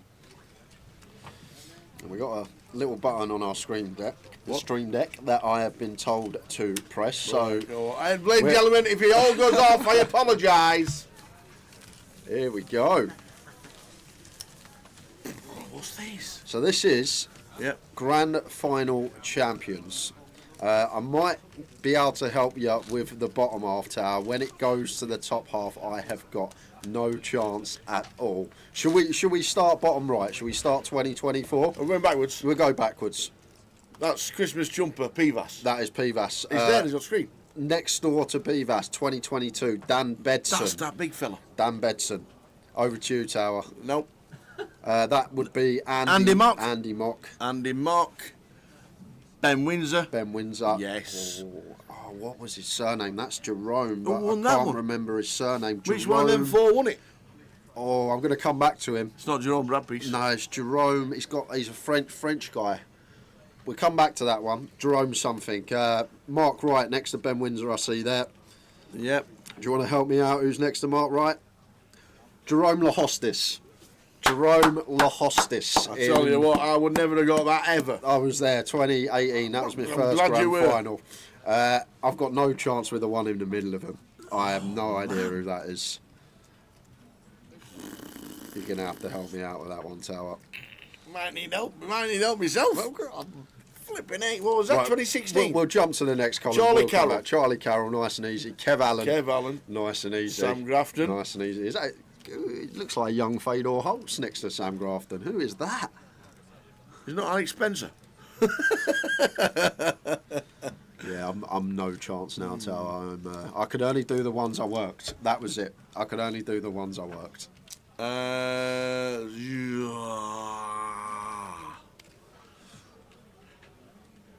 can't remember that one. And number 4 on line 1. I know the first 3. We'll do the first 3. We'll knock them off one by one. Mike Ellis in 1. Yep. Who won the first one. Yep. I always remember, and weirdly, it's the only hand I ever remember of any one of the final tables ever, Mike Ellis. Because on the final table he came in with 9 bigs. And he had pocket 9s. And he was up against Ace King, the first hand of the final table. Yeah. Ace on the flop, 9 on the river, and went on to win it. There And you I go. don't know why. I don't know why, but I've always remembered Mike Ellis, or ever. And I couldn't tell you the winning hand of any other player. Tony Cascarino. Yep. Footballer. And Paul Fulton. Paul Fulton, that's a Oh, new bad name for pub. me. Remember the bad pub? So we're stuck with 3. Anyone in the chat got any ideas? That's not Leo Cam, but I thought he might have been, but it's not. I've got no chance. No. I literally have no I idea. am struggling with 3. Fabian Quass, Mission Impossible. I remember. Mission Impossible. Fabian Quash, you're right, it is. Great shout. That was the time he was doing the WPTs as well. He was. Fabian Quash. And then 20. That would have been 2017. This man down here that we can't get after Mark. I Before don't know why, but Jerome. it's not Hector, is it? 2017 grand final. No. I don't think we're going to be able to get them. I've got the names through here. So top right was Luang Bui. Never would have got that. And Luang Bui. Arman Abdella. was the winner in 2017. So they are all 16 previous winners of the grand final. Who is going to be lifting the trophy next Sunday? I think we done all right. I think we done it well. To be fair, I remember everyone that I covered. You worked on. Yeah, but other and than you that, probably remember the winning hands. I only remember one, and that was 2007, believe it or not. That's it. But there we are, guys. A little quiz just to take something away from the action for a little bit these early stages. See, Long Boy doesn't play anymore. I think he only ever played that. I literally think he only ever played London twice. Never. And that was it. Really do. I don't think he played at all. How you doing, Andy? Bowie Effect in the chat says Nathan Slater's going to be the next one on that list. Well.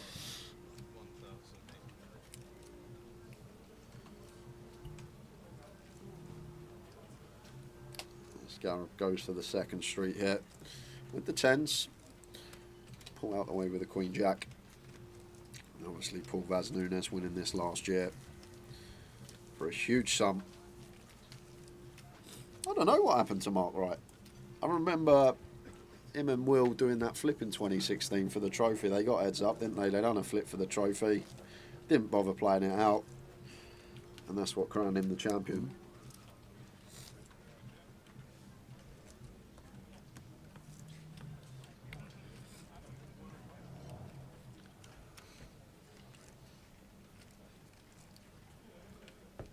Pretty sure that Long Boy was somewhere. I'm sure he was either on holiday or something like that, and he just come down to play. I think he did. I think he was. It was like one cash, and he took down the main event. That was some good knowledge. Well done, you. Yeah, 230k was his best live cash from that grand final. Oh, you found him. But other than that, wow, what a Hendon mob. He's got 4 results on here. Ever. He's got a third for 17.5k. He's got a third for 56k. He's got a first for 145k. And he's got a 24th for 1500. I bet he wish he never cashed for 24th because his first, third, if he left it like that on Hendon. And then disappeared. 2011, the last time he managed to grace the Hendon mob. How did you find his name? Because I typed it in and couldn't find it. You go to if you go to GUKPT Poker Tour, you go to Grand Final of the year that he won, and then you click on the main event, and he's at the top. I like it. Well done, you.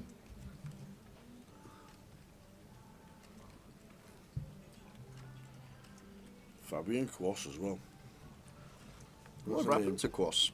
Well, he was playing the WPTs, and because I think at the time when he won the GUKPT, I think he'd been playing the WPTs that we were filming, and also all the big events, the World Series, Poker Europe. He played every one of those. So I don't even know what happened to him. Some people just sort of make enough from this game. Sometimes they just say, "Okay, I've had enough. I'm going to stop. Enjoy the rest of my time."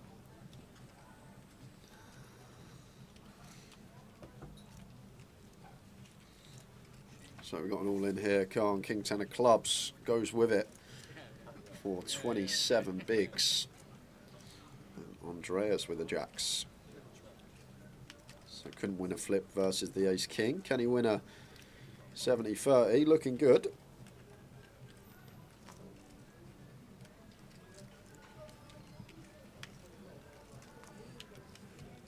Three of spades turn. King or a 10, it's an ace. Andreas has eliminated Khan. Out he goes, just starting level number 4 of the day.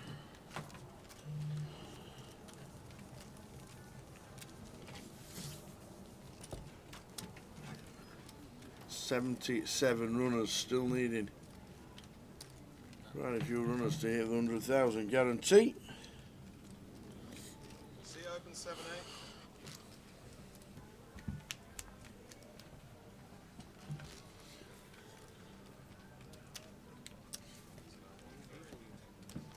Lines 1 to 3 with a 3. Then we'll get confirmation that we think this is the dinner break at the end of level 4.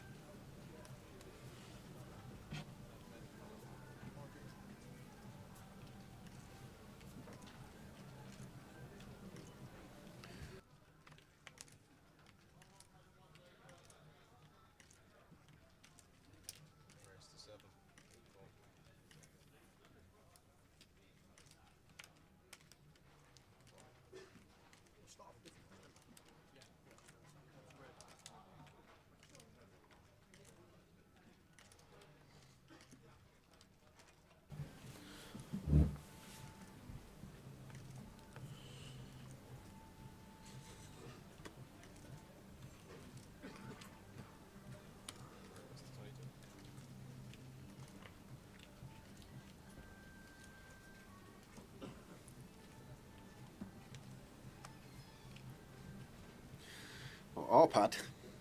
Aces now. And we got a 3-bet from Andreas in front of us. We're loving this. Just going to get to send it into the middle. In they go. The aces have just gone round the table. They have.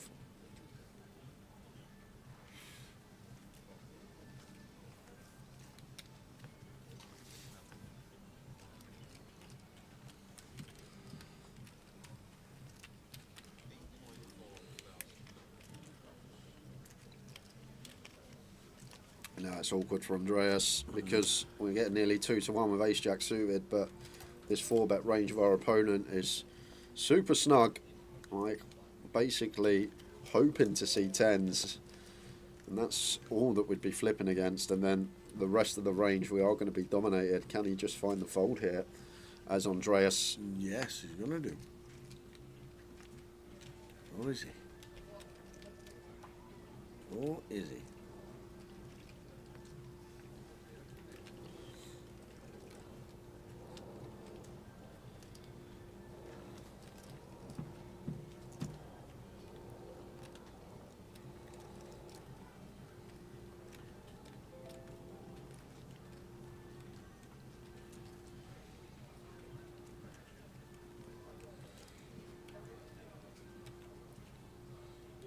Yes, he makes a call with the ace-jack of spades. An R-pad on the spin. Could be back near to starting.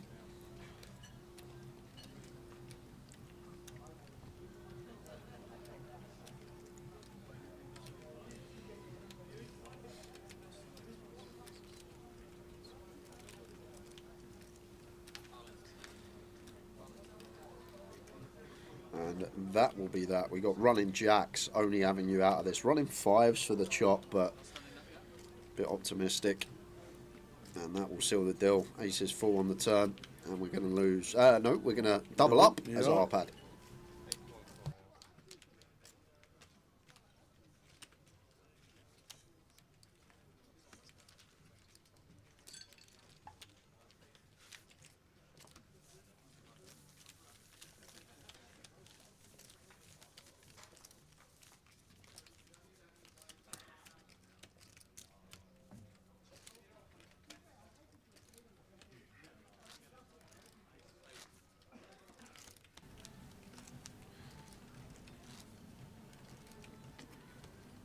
Get some giveaways going soon, guys. Might even do one before the dinner break. 54 minutes till we get to there. I may throw in a little giveaway at some point.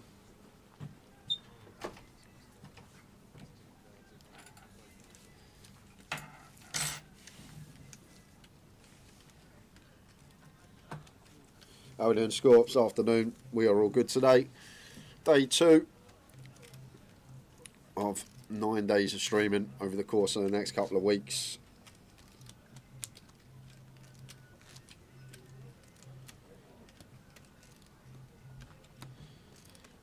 Chip counts from yesterday, I think they're still there. They're out.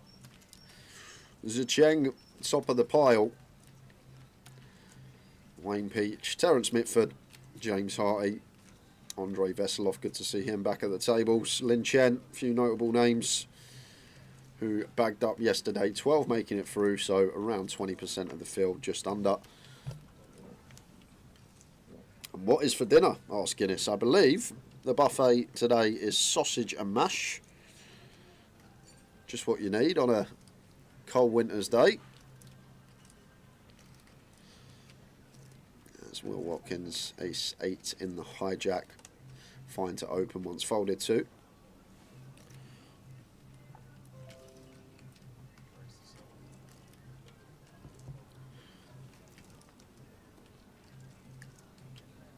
Open he does.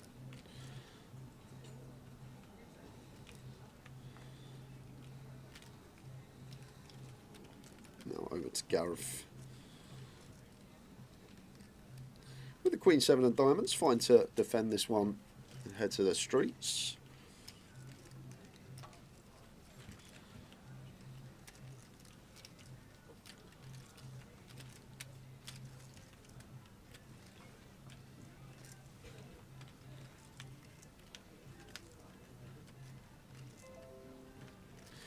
we got some action. We got top 2 for Gareth.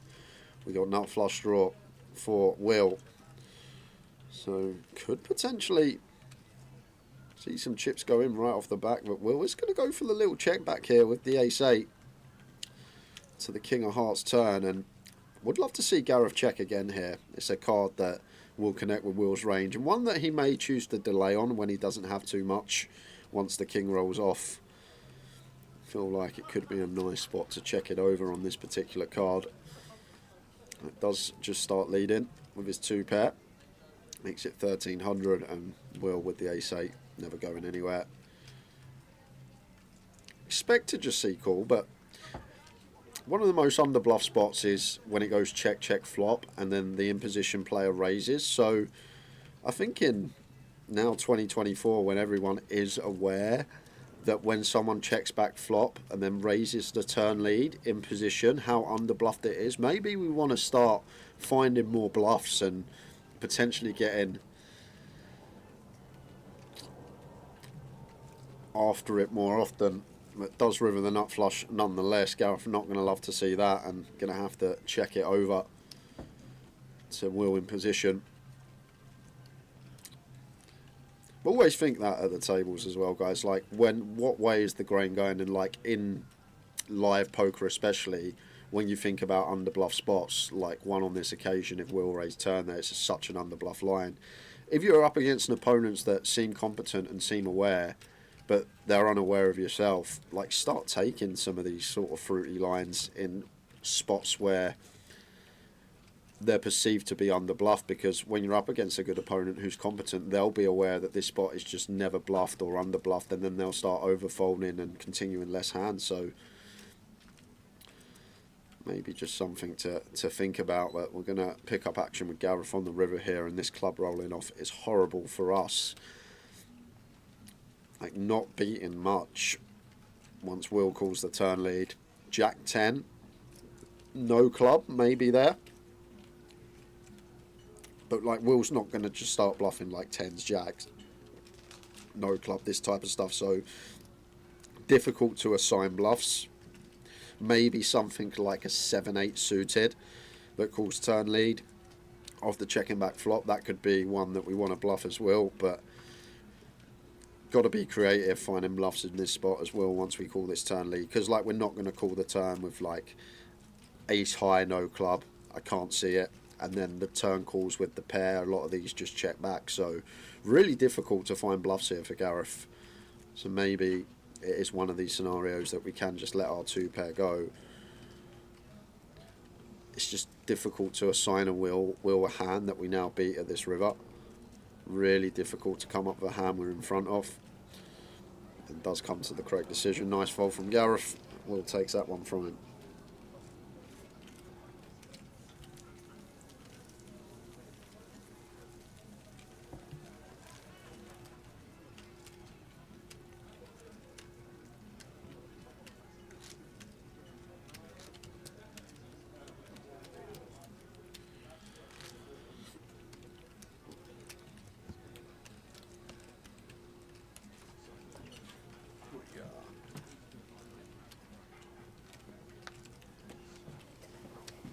Just seen Joe Beavers playing cash. Yeah, he loves a DC whenever it's on down here. Always makes a trip. You know, Beavers. So how you doing, pal? He says, I'm all right, a bit delicate. So what have you been doing? He went, oh, you know. So you're still doing the racing? He went, yes, but only in the summer. Take the winter off.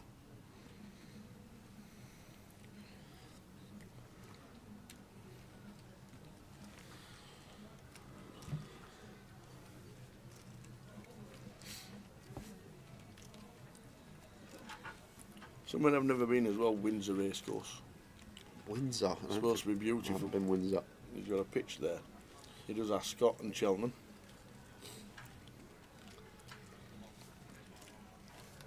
Windsor's one of his. I do love a good day at the races. Summer's day, that is. Yes. None of this night racing in your woolly hat. No. Like, good like March, April time. What's with you and March? Why all of a sudden is March in the summer? I don't know, but it is. It's the start of spring. It's the end of winter. All right, let me take you back to 2020. Lockdowns just happened. Yeah. Back end of February. Yeah. We're all locked down. Yeah. March. Yeah. What happened that month? Beautiful. It was unbelievable, Do you wasn't know it? why? Why is that? Because there was nothing to stop the atmosphere from being pure. There was no flights, there was no road, there was no pollution. For the first time in the history of Italy, there was zero pollution monitored for a month. Zero. We opened back up again, then what happened? What's that have to do with nice weather in March? It doesn't. You know how it works. The atmosphere. It doesn't just happen the next day. You do realise it takes years and years and years and years for it all It does. But it doesn't take long to clog it all back up again. I get that. But I think John Ketley had a word. John Ketley? And we had no chance of getting out, so it was going to be summer. Is that John Ketley, the weatherman? Yeah. The weatherman, yeah, I remember him. I think I remember him because you mentioned him before.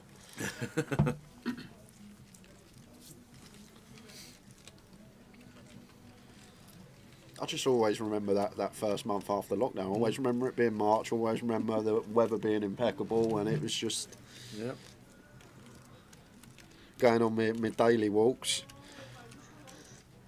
I was doing 10,000 plus steps a day in lockdown. Was you really? I half shifted some chunder them 6 months, but.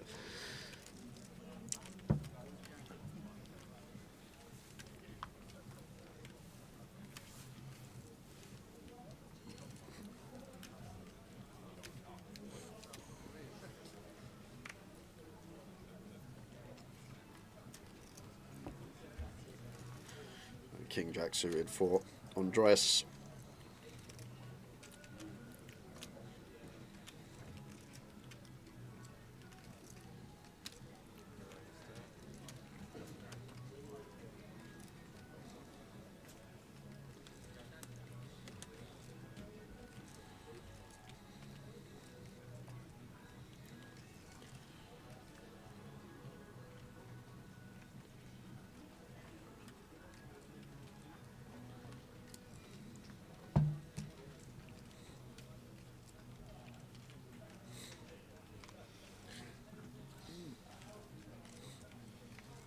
Leszek probably going to defend the A7 in the big.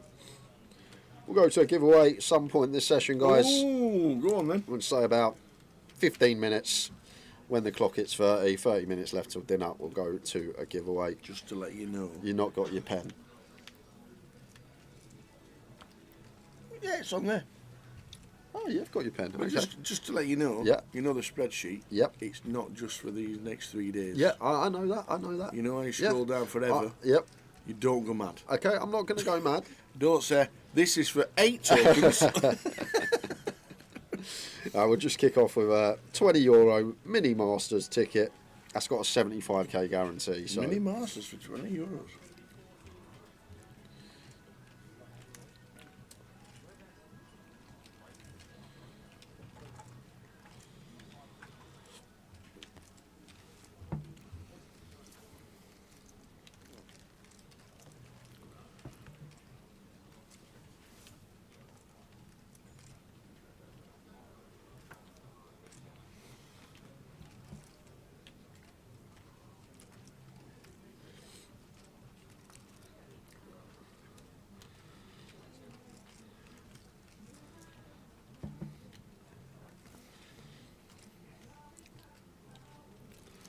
You're all right, the Bittersweet podcast. I actually got it from the team as well. It says, bumped into Jay last week. I committed the cardinal sin of asking him how he's going in the comp when he just busts. Please accept my most humble and heartfelt apology. I hope you guys are well. Well, to be honest, PK done it as well because they had no idea I was playing the event. And then I've just busted. I go on my WhatsApp and I see a message and goes, oh, PK goes, oh, I see you're still in the GUKPT. How are you getting on? And I'm just like, GG. Very next post. Literally. Very next message, GG. It happens. Enjoyed it. It's nice to get to play a 1K in the UK. Very rare I get the opportunity.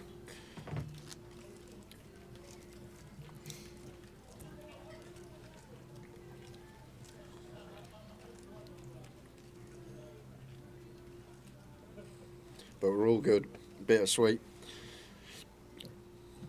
here for the next 10 days. Streaming plenty. Going to be concentrating on the Midi all weekend. What are you streaming Monday? Monday. I'm just nipping home. What are you doing? I think I'm going to nip home as well. Oh. I've actually packed some extra clothes, so if I want to go mum's for a night, I can pop down there. Just in case. Just in case, yeah, literally. Because I like seeing there's a small... Did she clear the bedroom last week when you said, oh, by the way, do you know in what? 6 hours' time, Do you I'm know coming what? home? Do you know what? I've got to show you. I've actually got to show you what I've walked into. This is actually quite funny. So You didn't give any notice. You know, I said about Mum with the Christmas. This is what I've walked into. This is the spare bedroom. As you can see, I might as well show everyone. This is what I've walked into. Off to bed. Oh, obviously not off to bed. November. So organised person. Hopefully she'll have the bed cleared for me Monday if I go and pop down. But I just enjoy it because I obviously grew up down south my whole life. All my friends are down there. They play a little £60 poker comp. Like it. On a Monday night, and like to go and see everyone, have a chat, bit of a social, just enjoy it. And also it's nice to just play and like just play and not like worry, have a laugh, play bad, have a punt if you like, and just not look at it like a job and more as like a hobby. Just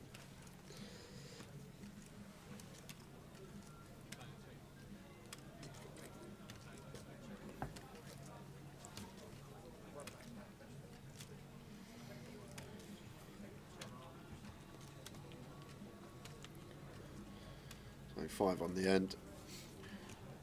Our pad is good with the ace-4.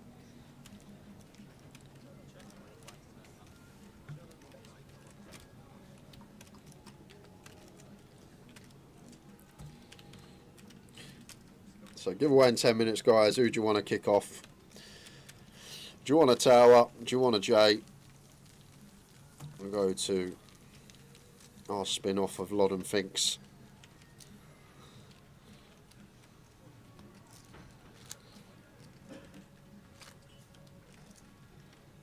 There we are. Tower Finks, straight in. Mackham's Mackham. I'll think of a question. Okay.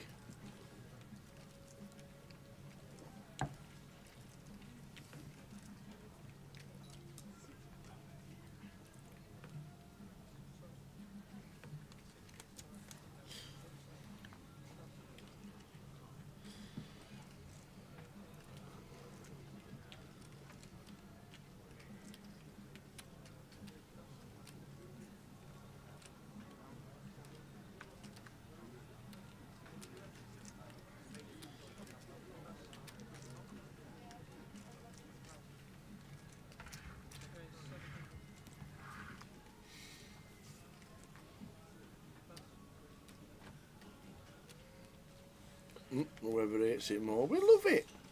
We love it. I love being millions out. Being laughed at. Who said I was the other day? Walked into Blackpool. With my mate Nick, we just had 9 holes at golf. Walked into Blackpool, just thought an hour on, just chilling out at the bar. And somebody came up and went, you know that tower thing? It's where you go. And I'm like, hang on a minute. Like, no, I don't remember. Like, you know that question? No.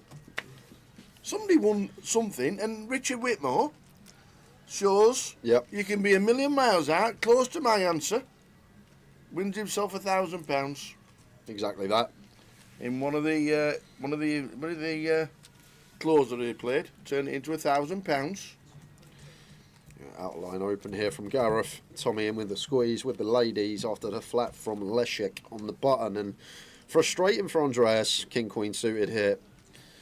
If Tommy was deeper, we could actually cold 4 this one, but at this stack depth with Tommy, we only have fold as the option. But if Tommy was at our stack depth here, this is actually a candidate that could play cold 4 bet in this scenario.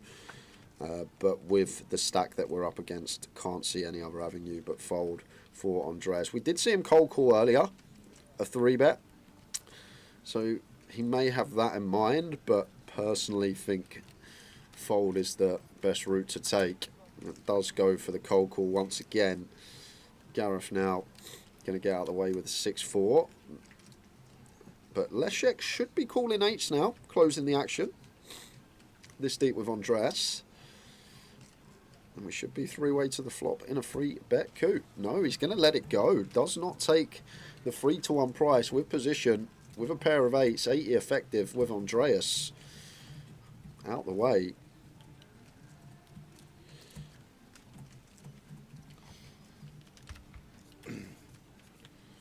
Jack 6-5 flop.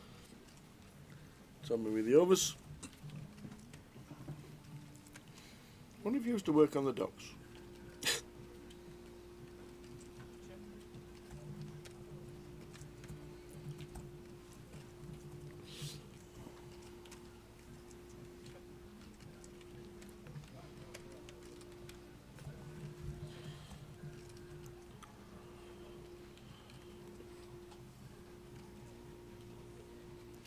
Three of spades turn after the flop was checked.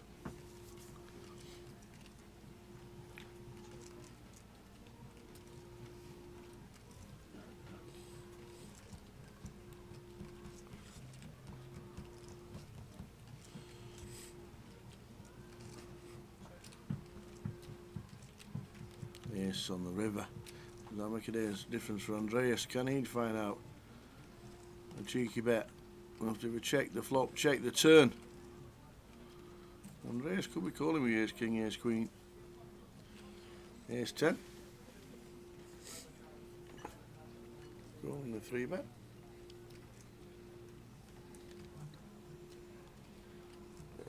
Tommy hates to see this river. I don't mind the check off the cold call on the flop. I'm surprised that Tommy checks turn and just snap folds to the river lead. King queen getting the better hand to fold.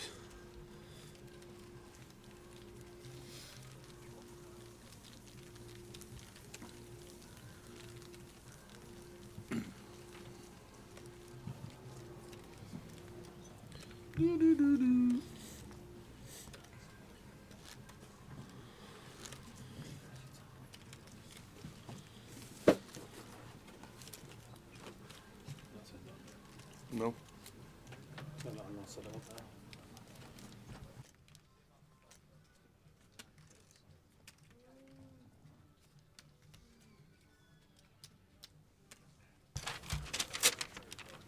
Oh, paper's getting ready. Yeah, we got 4 minutes, so get the paper ready. Give you your pen.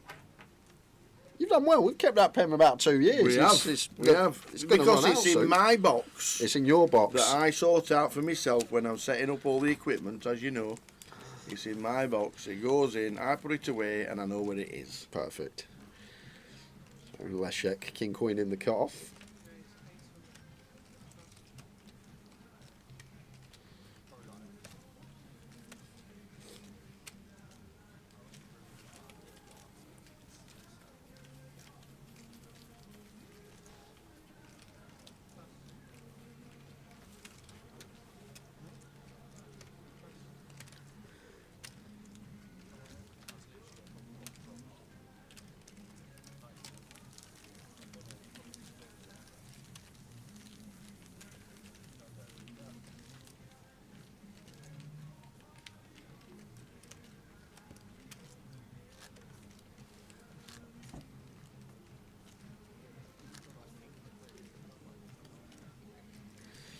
But that's an early ask to classified. Day 1 when Reg is still available. Level 4, who's your favourite for the event? Somebody that's not played yet. Francis. Is Francis here? Oh, brilliant. Francis Oberdon's in the building.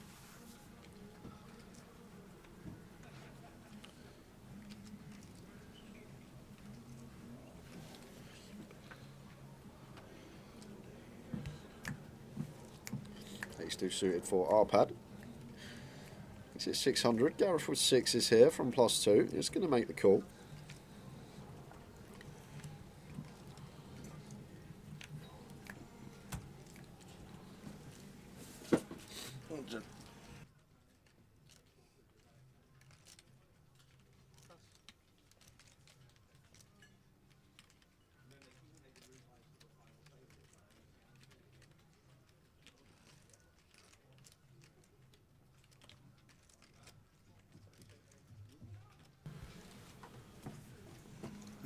Francis for PM.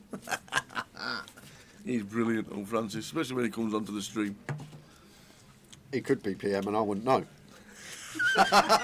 He could. He might be running the country and I would have no idea.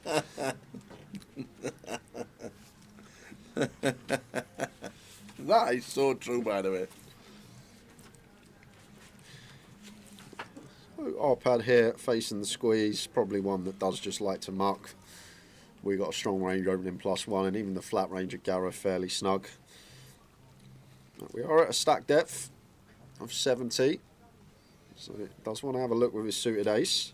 And now Gareth's just going to get to call closing the action with sixes. Going to get to go set mining.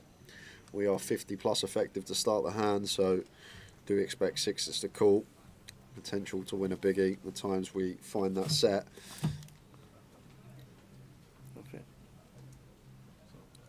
And after this hand we will be going to a giveaway. Yes. Like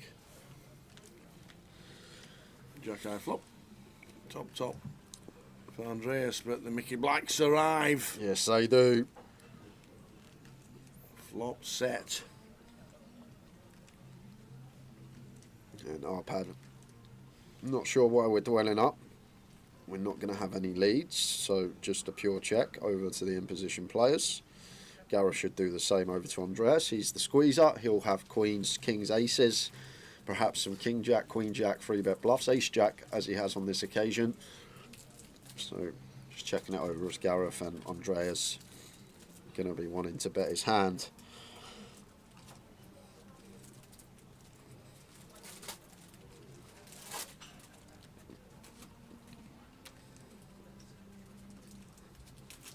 Our pad will fold, and then decision for Gareth here.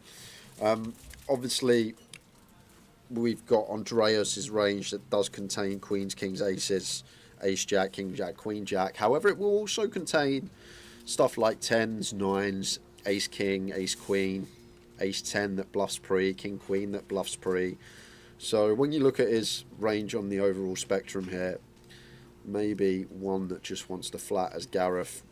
Obviously we can see raising right now would get it all in, prevent action killers from coming off, but when he's still got 16 combos of ace king, 16 combos of ace queen, wouldn't have the full 16 of king queen because that's not always going to squeeze, but he's going to have a lot of hands in there that are drawing nigh on dead. But Gareth does just go with the send. Feels like Andreas is never folding an overpair or a jack perhaps.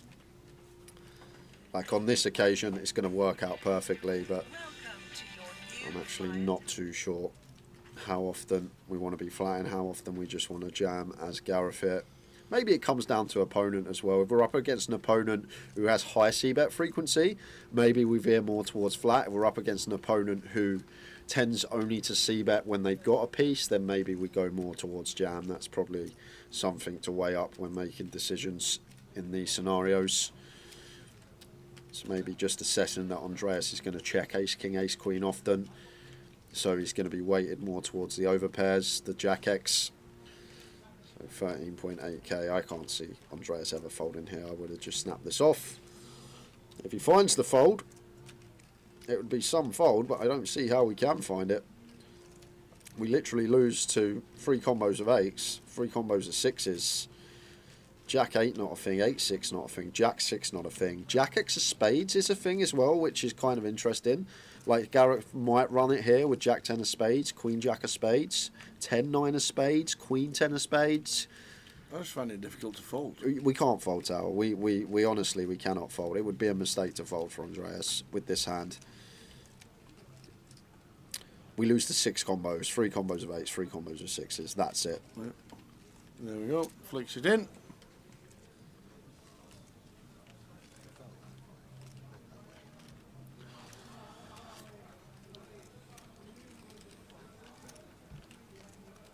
After this hand, giveaway time. Indeedy, indeedy.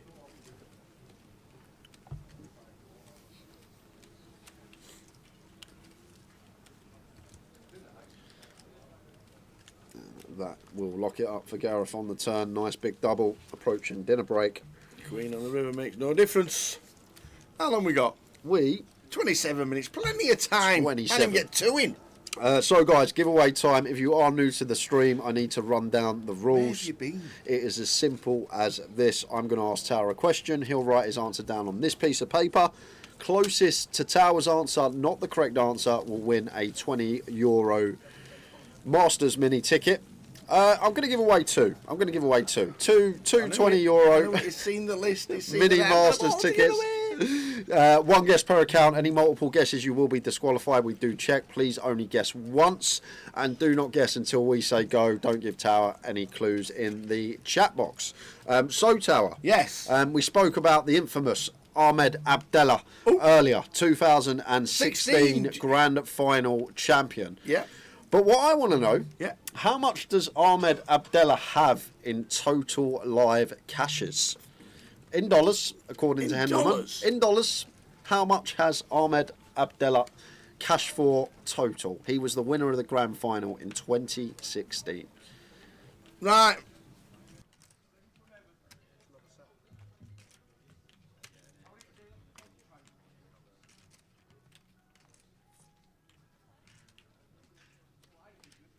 Tower's guess is in. Good luck, everyone. Nailed it. We'll give you about 10 minutes total. I'll reveal the correct answer in 5 minutes' time. Ahmed Abdallah, winner of the Grand Final in 2016. What is his total live earnings in dollars? Nailed it. Nailed it.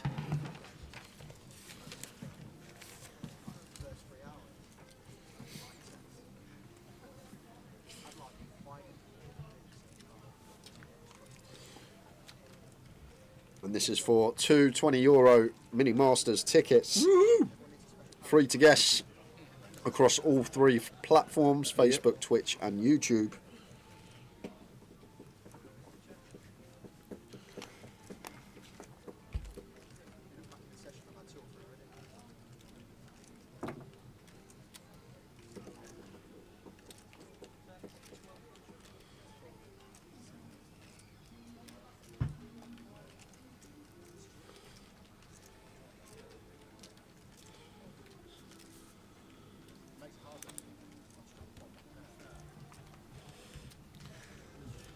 So 9.5 o'clock. Check call from Brem.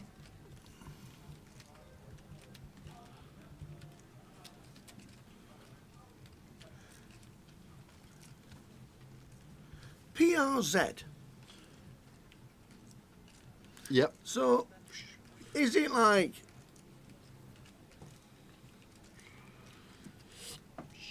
Is it like... Zedish, so I'm not sure how I'd pronounce that. I better get Mrs. on the phone, but... Would it not be a silent PR? I don't know. So like... You cover Shemish Law in Seat 8. But I think maybe it is Shemish Law. You could be right.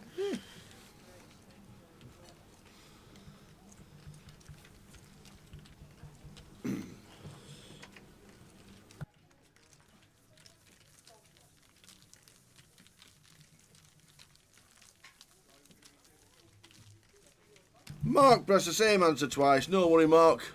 If it's the same question, if it's the same guess, then we know that was a mistake. If it's two different guesses, then we know it's not, because it means you change your answer. So no worry, Mr. Mark Fox, watching on Facebook. Thanks for the message about pressed it twice. No worries. If it's the same answer, it doesn't matter. We know you pressed it twice. The question: Ahmed Abdallah, Grand Final champion 2016. Yeah. What is his total live earnings in dollars?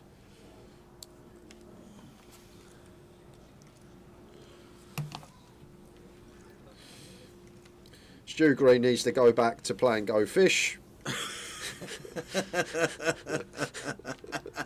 That was a fold all day with the ace jack. No, it was not, sir. The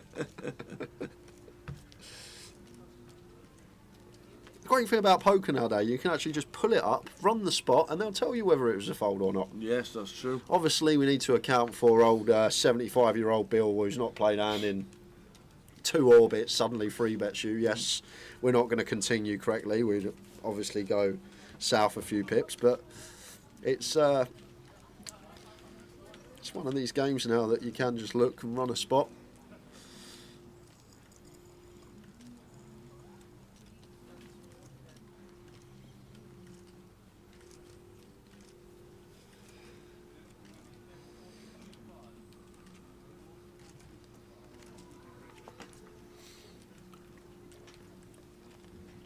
So how much do I think?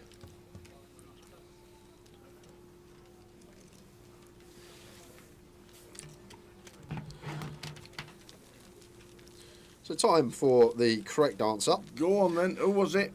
The correct answer. Who was it? Abdul Abdallah. Come on, Abdullah. In 2016, won the grand final. I've absolutely nailed this. He has totally his total cashes in dollars is $328,000. $328,000. That is the correct answer, but we're looking for Tower's answer. So if you got that right, well done, but you don't win anything, just a pat on the back. We're looking for Tower's answer. We'll give you about 5 minutes, guys, approaching dinner break.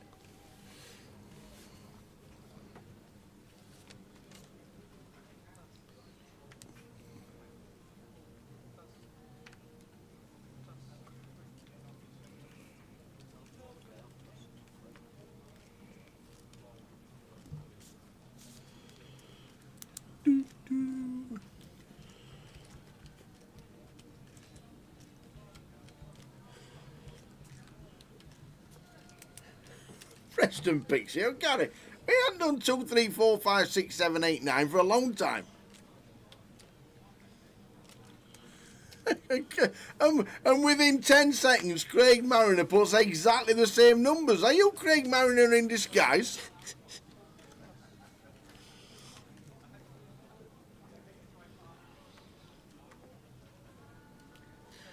Paul with a free bet here, race 5 suited, nice one to use. Perfectly fine, facing this low jack open. And Andreas here has been someone that likes to see flops. I think personally we can just get out of the way here, out of position with Queen Jack off, facing this free bet from very good player in Paul. But as I say, he has been having a look at the three that roll off and does again.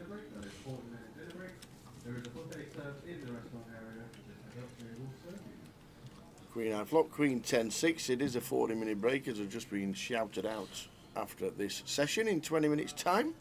An interesting flop here, top pair. With the Queen of Hearts for Andreas and Paul, flopping nut flush draw on Queen 10-6. One of these boards may have some bigger sizes on. The Queen 10-6 as Paul, maybe not as big in a free bet coup. That still goes with just south of third. And Andreas not going to be going anywhere. Should just be a check call with the Queen Jack and take some turns.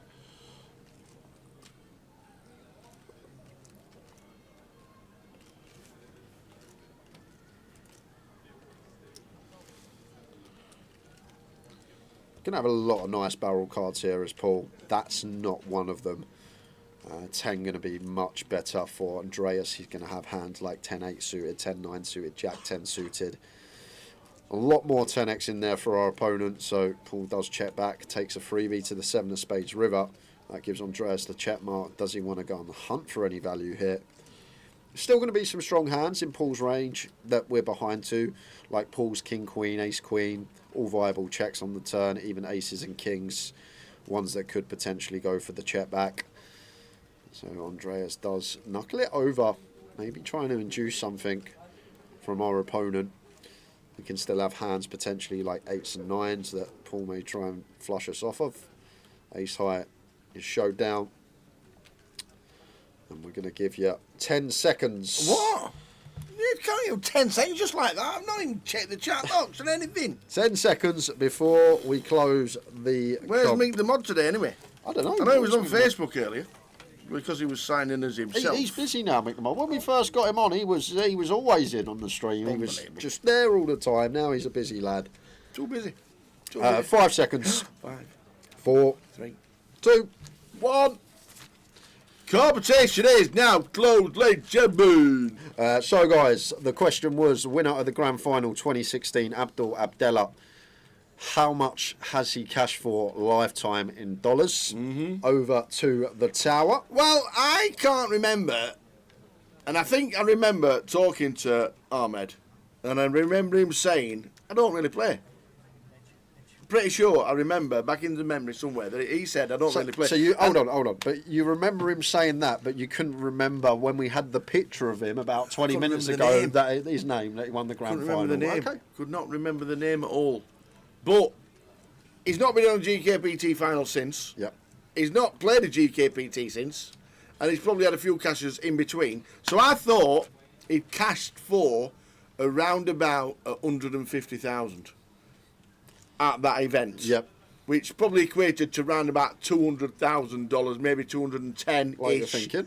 Something like that because of the economy, because it dropped down to nearly 1.3, 1.2, because of like that, because it all crashed.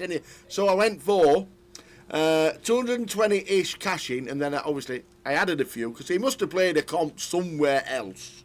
And I've not even checked his database. Have you checked his database? 40 results on his 40? Really? He actually cashed 3 times in EPT Cyprus. Well, there you go. There you go. Well, this year? Yep, this year. Did you say hello to him? I was not there, but there you go. Well, I have to say hello to him. I didn't realise he played, but I'm pretty sure that he'd not played many comps that we were involved in the United Kingdom. So I went for, and I thought it was a pretty decent guess, I went for $255,000 because I thought with the grand final win and a few extras, that wouldn't have been a bad guess, and it weren't that far away. Not a bad guess at all. And I said we were giving away 2 €20 tokens. Yeah. I've got something to say. There was a guess that come in straight after we hit comp close. We have rules. We stick by the rules. And if your guess comes in after comp close, it does not count. Cardsmith 87 might have won himself a ticket if he was half a second earlier. But the other two that were fairly close. We had a guess of 260k and 267k. 267k, 260k. There was a 242k, but that was 13k out. Yeah. 267, 12k out. So those two were Jeff Crow on YouTube and Mackham's. Mackham's? Well done. Look, Cardsmith put come on in the chat. What can I do, sir? It was after the comp closed. We have the rules. We stick by them. If we start bending the rules, next guess we'll get 100 guesses after comp close. And Jay's like Lime Ricky. Yep. Go on then, Lime. Who's won? So what do we need now? Oh, no. You know them 2 tickets? Ugh. Is it going to be 3? It's nearly Christmas. Right, my restream chat here. Right, okay. Comp is closed. Yeah. If we drop down, yeah. Pokémel also guessed after comp is closed. Yeah. Cardsmith also on my restream. Only half a second. Okay. It's only half a second, I know. Oh, we'll give him a token. Oh, it's Christmas! Come on then, it's Christmas. We'll give him a token as well. As he's a regular in the chat and we know. Go on then. Go on then. Hey, if you cash out of this €20, we want to be here. That's all we're saying. Come on then, 3 names. Oh, Sally saw. Not happy, setting a bad precedent here. How are we doing, Sally? So. I don't know what to do, Tao. I don't know what to do. But either way, Mackham's Mackham, drop me your alias. Jeff Crow, drop me your alias. And Cardsmith. Zacabello's just guessed 249 now. Everyone's guessing. Everyone's guessing after. Somebody's got it spot on. Jed Smith, look at that. What can I do? Oh. I'll tell you what. I'll give you a £5, Cardsmith. I think that's fair. We'll get you a £5 token sent to your account. Drop me your alias. We won't give you the 20. But as we know, you watch the streams all the time and wouldn't be any cheating going on, just a mistake. We will get you a $5 token sent to your account. All right, Sally's all right with it now. Sally's all right. We can give him a 20. We'll give him a 20 as it's Xmas. I'll tell you what, just give me your alias and see what's in your account Monday. That's the best way. It. Is that because you're not here? Oh dear, it was half a second.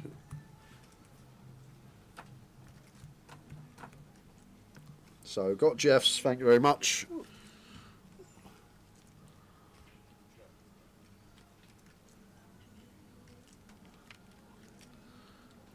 And I got Mackham's.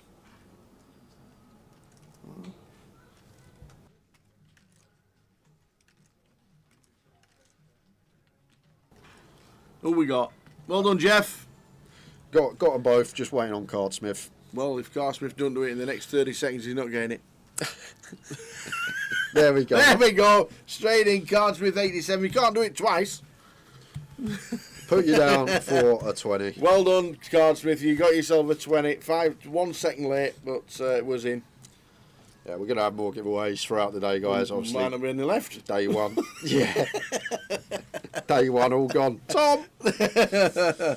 Sally, we're in Luton. We are, grand final. Grand final in Luton. As Nathan goes for some value on the end with a straight here for just 600, and is going to pay it off. Good instincts from the Slater. Bet calls with a straight on a 4 to a flush board. Nicely done, sir. And Arpad went for it.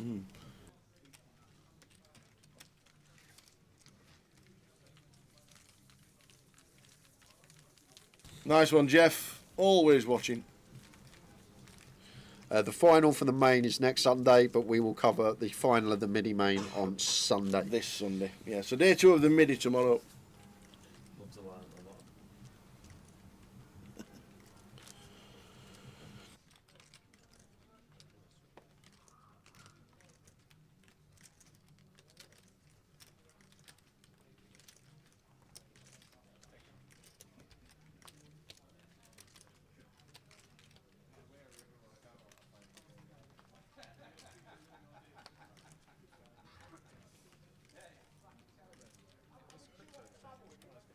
Hi, Phil. Hi, guys. Phil Pratt watching on Face It. Hope we are both well. And Carsmith says, how was your exit at the UKPT? So you gave me a £20 token, now he's needling you. Yeah, exactly that. This I might have to take him off the spreadsheet. Bossed out hand was kind of a weird one. 6s, 8-9 suited less than 6s on 6, 7, 8, but at a fairly shallow stack depth. I basically got min free bet after opening cut off from the small blind, had to call. Flop top pair up and down, ran it, but was fairly short at that point. But I was short basically all of day 1, grinding on the bubble. I had 37k, 8k big blind on the bubble. Managed to get a double up on the bubble, jacks versus 5s, had 100k, which was 10 bigs when we finished at 10k, but the blinds got rolled back to 4k, so I started with 25k. Had a nice start to the day, but then just went a bit dead in terms of distribution, was fairly short, and then went on like a little 30-minute heat. I won a couple of flips, won a couple of nice pots, had like 1.2 million, and then as the 9-7 deuce flop comes off, I've run a pretty big bluff with 9-7. For all of it, tripled it off and ran into a backdoored flush, unfortunately. But I'm kind of happy with my bluff, and that's sort of what counts at the end of the day. I just ran into the part of my opponent's range that he's not folding, and like when you're playing for that amount of money and you got 3 tables left in your last 3 tables, it's sort of a good time sometimes to amp up the aggression, especially against opponents that you can see really want to bag for day 3 or really just want a ladder and last as long as possible. But I'm happy with how I played across the 2 days, and I think that's the main thing to take away from it. I like how you can sit there and grind. Like you say, you don't have to punt it off, Yeah. and you don't have to, like, a lot of people will just be like, oh, I'm just going to get them in. Yeah. But I think one of the big issues, one of the big things as well, is having the blinds roll back, so you have more that was blinds. massive for me, of course, yeah. Obviously when you short stacked and then the blinds roll back. I've gone from 10 bigs when we've bagged for day 2 in the money to coming back with 25 bigs. Yeah, it's huge. Absolutely huge. And there's not too many events in the UK that do roll the blinds back, but if it's part of the game and you know it's going to happen, then at the end of the day, just think about it. So as Jay says, he's gone from 10 bigs to 25 bigs, just like that.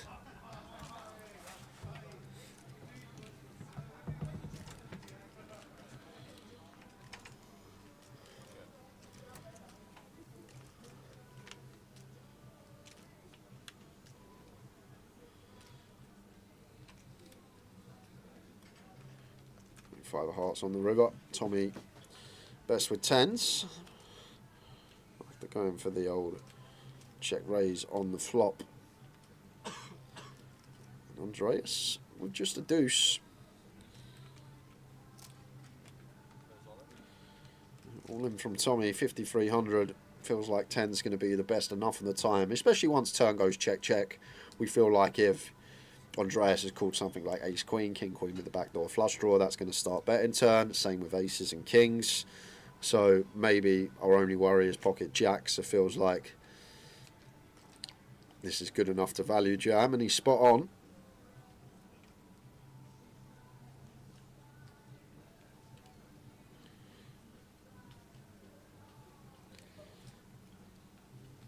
Does Andreas feel like hero in here? We do beat stuff like Jack 10, 10-8, Jack 8, 8-6 gets there. That's about it, though, that gets there of these straight draws. There are 10-6 even from the big, 10-6 suited, Jack 8, Jack 10, 10-8. There's a fair few combos that we are ahead of.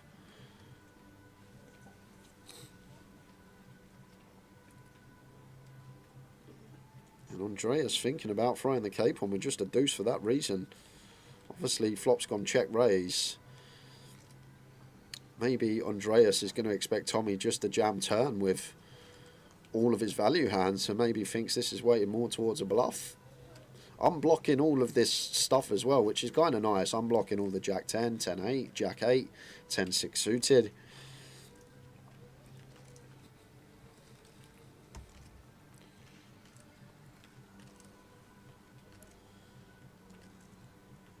Does eventually let it go.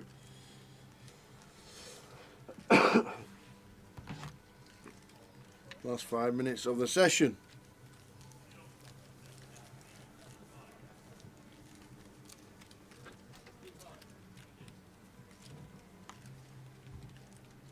Okay guys, after this level there is a extended dinner break. After that dinner break you'll find yourselves on table 14.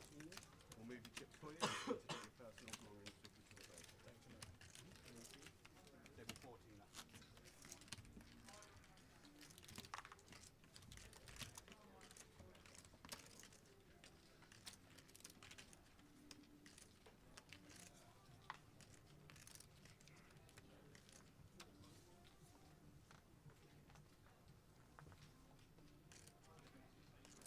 Heading towards the break, last 5 minutes, countdown clock is red, and then there is a 40-minute dinner break. So we'll be on break for 40 minutes. New table when we come back. Yeah, needing just 58 entries now is what we're looking for, with re-entries, few faces coming in after dinner, turbo flight. Thinking that we will surpass this guarantee at some point today.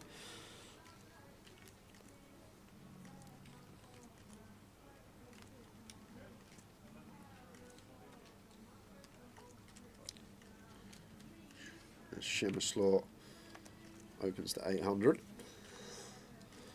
Leszek on the barn with a pair, I think fine to call at the stack depth.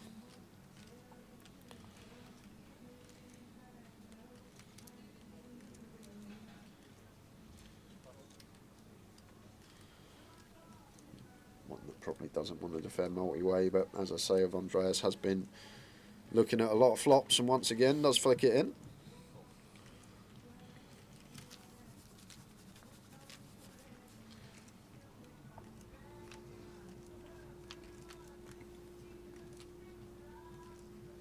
What a flop we got here. 6, 4, 2, 2, 4, 6. Somehow everyone with a little bit of something. Yep, Mosaic with the gutter. Got shot on the overs for Prez. To be fair, one that Andres could actually play a Doncon tower, the 6 deuce 4, where the only player with 5-3, 4 deuce suited, 6-4 suited, 6 deuce suited. Don't expect to have the offsuit combos, but even Andreas with the offsuit combos on this occasion. Is he going to spring it straight away? I most certainly would after it goes back call. Definitely looks like Przemysław could have an overpair here. And even Leszek with a little bit of something on the button. Just down to size we want to choose. Probably want to make it a size that gives us a nice comfortable turn jam. Like 4.5 seems kind of nice. Give us like 3/4 pot jam on the turn.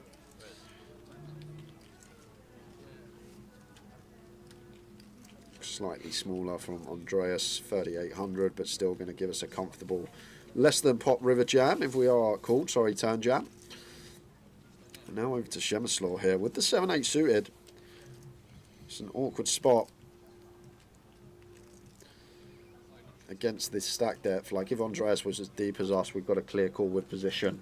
The problem is here, Tao, when Andreas has this stack, he's going to play a lot of shoves on turn. So it's not a situation we get to realise equity to the river. Like it comes to Jack of Hearts, for example, on the turn. Our opponent shoves and we still have to fold. So maybe we just let this go here as Shemeslaw against this stack depth. And then Leszek with a bit more of a tricky decision here with the freeze. Because we do block one of the main value hands of our opponents. We've got some equity to get there with a gutter. Could still have the best of it with freeze, but letting it go gives Andreas credit. And we're going to have one more hand. One more hand, ladies and gentlemen. One more hand. And then it'll be a 40-minute dinner break. 16.5 big blinds, UTG. If I turn up tomorrow, how many big blinds do I get if I turn up before the start of day 2? 1,200 BB, you get 20k, so about 16.5. Like it. Last time before the end of the session, then a 40-minute break.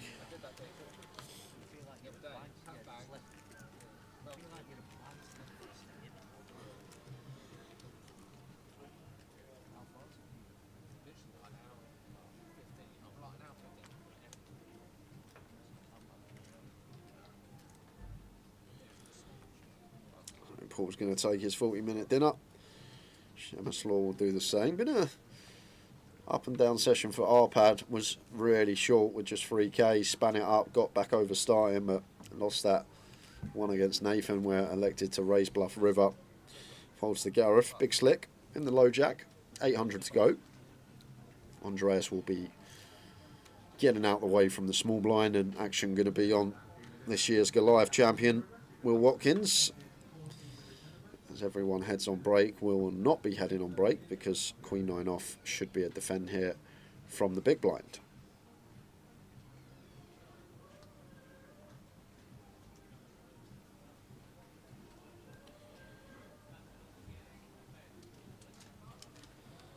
Wow, lets it go. That could have something to do with dinner break. And we're having the full 40 minutes, guys. We will be back at 5 past... No, we'll be back at quarter past. 5. More of the same. See you soon. See you soon. Wow, wow, wow. One out for Jamie. Stato could have had 60% of the chips in play, but now Jamie is the chip leader and Stato down to 40 bigs. What a cruel run out. You see that flop and you think you're there. With the clubs covered as Stato. The run in 6-7 comes in. Another good run from Ian. Just shy of the money. And that is going to leave us with 36 players when that updates.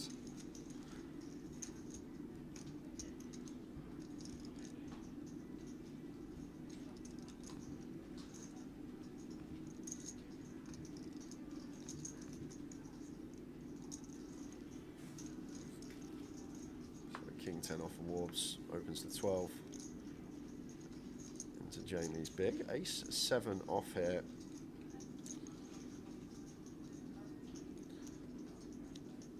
Certainly can do some things. Mostly cool. Folding not completely out of the question either, but there is an ace.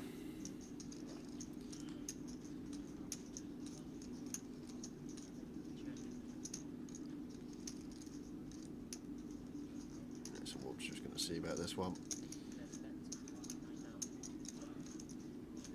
Looks like 9k, so 30% up.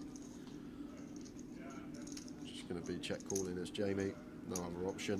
Facing this gun range of Warbs. And as well as that, we are aware how he is incentivized to be aggressive. And on this ace high board, he may be putting in some barrels down the streets. Well, this is one that I think is going to be barreled at a fairly high frequency. This Jack of Clubs turn. You'd love to have a spade, but we don't live in a perfect world, and it is the bubble. And Warbs has the cover in stacks, so maybe barrels here in order. Yeah, just dislodge 5x, 3x. Even set up the triple here.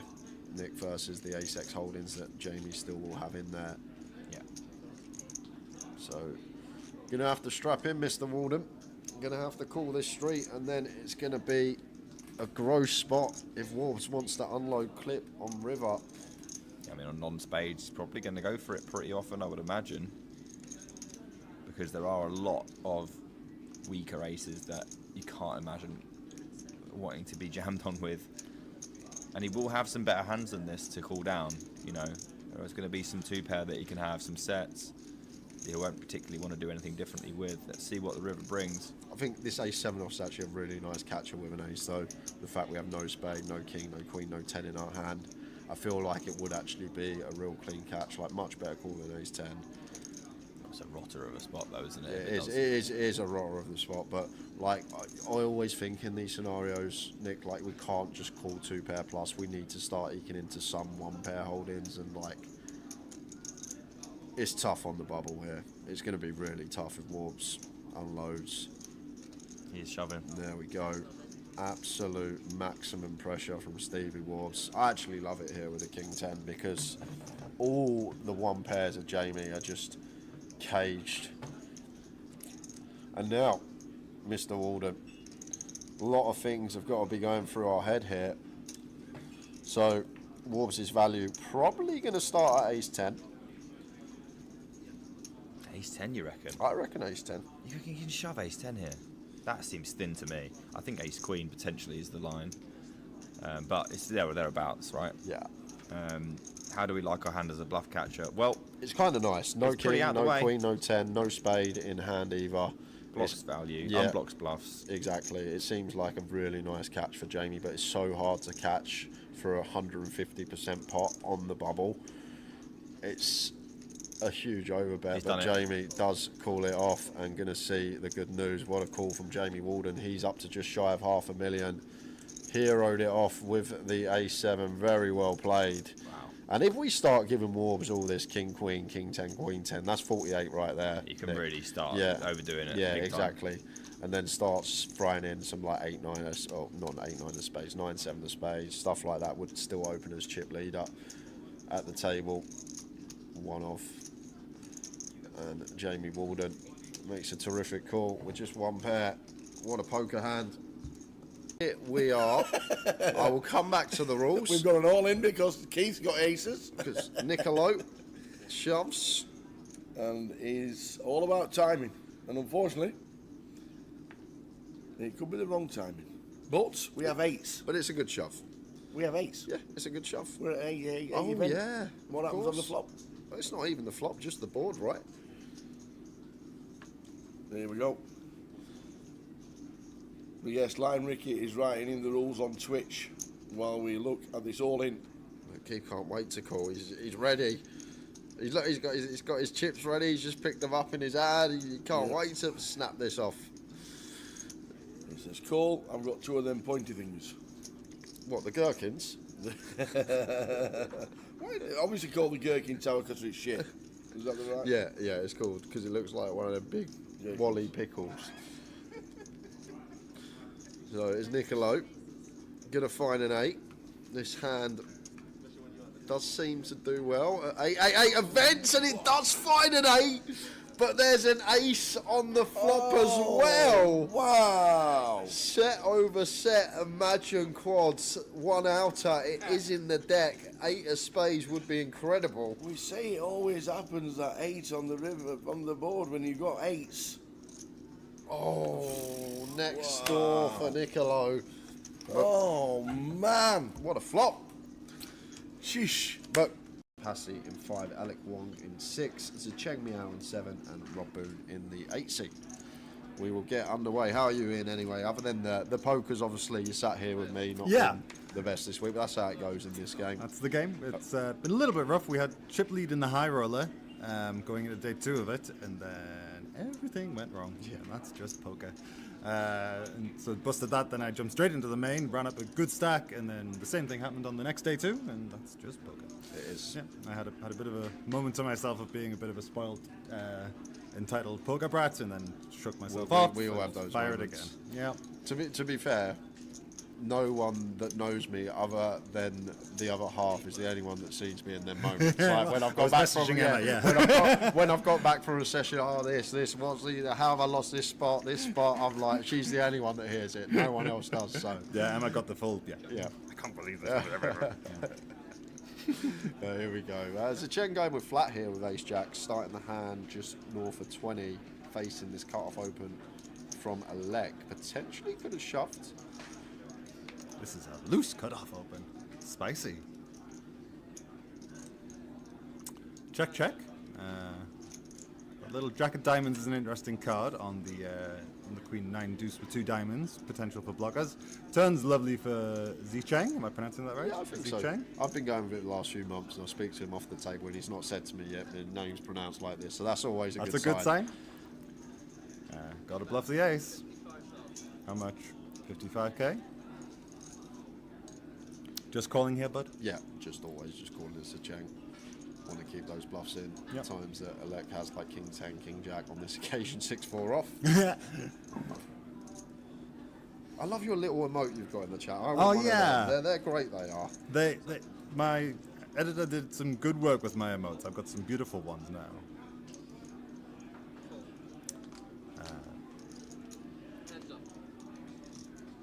Bet and call off to the river. Another ace. It's another diamond. But I imagine Zicheng's very happy with his hand. Are we going to see another bluff from Alec? It's difficult, isn't it, Ian, on this river specifically, because we assume Queen X, probably King, Queen, Queen Jack going to bet flop 3-way. So once the Chen calls turn, he will have like a lot of this suited ace X type stuff, which we're going to struggle to dislodge. But Alec, excuse me, excuse me, care. He's just sent the line with the 6-4. And how comfortable are you with the ace on the 3 diamond run out? Yeah, this is like 110%. Like, we're not really loving it here as a chain. There's like 4 from the FT. Like, you take a minute to think about it. It looks, I mean, you could easily sit at home and think, just call. You've got 3 aces. You need to think about this one. Yep, there's the time banks. That's what those are for. Like, because like ace 10 with a 10 of diamonds, does that ever go for the lot? What? So like, and what are the bluffs? Like, you have the Jack of Diamonds. That is a bluff card. Exactly. So he's kind of blocking some bluffs with that Jack of Diamonds. I guess all the King Jack, King 10 are probably with the King of Diamonds are the ones that come to mind straight away. That may elect to take this line. It either has to be a very good hand or something a little bit out there. And it's a little bit out there. It's the 6-4 off. No qualms about showing it. Absolutely no qualms about showing it. Yep, I bluffed. No. Okay, that is huge. That is huge. That's very close in stacks. So it was only separated by a couple of thousand. So we're just going to clarify it, not just going on the graphic. Make sure that the chips are correct. Okay, so Zicheng all the way up to 46 bigs. Second in chips at this feature table. I don't know what the chip stacks on the other tables look like. But that is potentially going to be a top 3 or 4 stack if they make the final table. Yeah. What a first hand here. And 6-4 off, just running it straight back after the break. I did. With 5s. And the small. Just small and big. Makes it up. Pocket 5s. Oh, Stato is going to raise it up as well. Aaron, Jamie. What we got? Just under 30. Well, it's 27. 30, just under 30 for Jamie. The blinds. No, we are at 20k, 40k. Yes, 2040.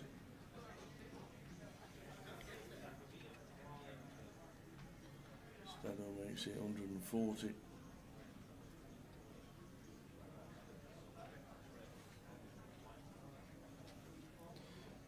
Over to Jamie. Trev has doubled. He's got about 15 now. He's sitting with 25 and looks like he is going to go with it all. Goes for the jam. Gets snapped off by Stato, and Jamie with the 5s has ran right into it here.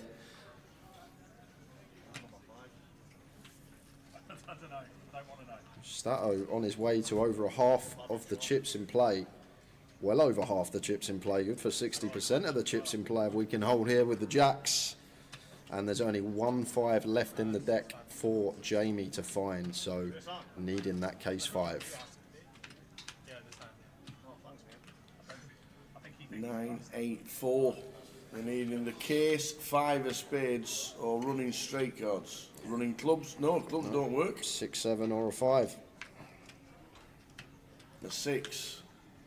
So a 5 and a 7 working to get out of this one.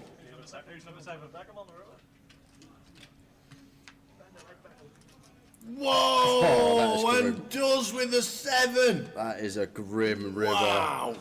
To take for Stato. That is a filthy one. Wow, wow, wow. 1 out for Jamie. Stato could have had 60% of the chips in play, but now Jamie is the chip leader and Stato down to 40 bigs. What a cruel run out. You see that flop and you think you're there with the clubs covered as Stato. The run in 6-7 comes in. Another good run from Ian. Just shy of the money. And that is going to leave us with 36 players when that updates.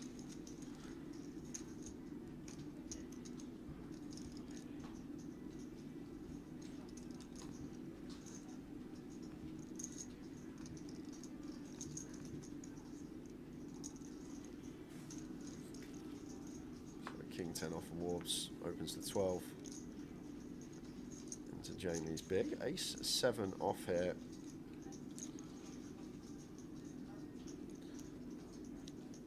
Certainly can do some things. Mostly cool. Folding not completely out of the question either, but there is an ace.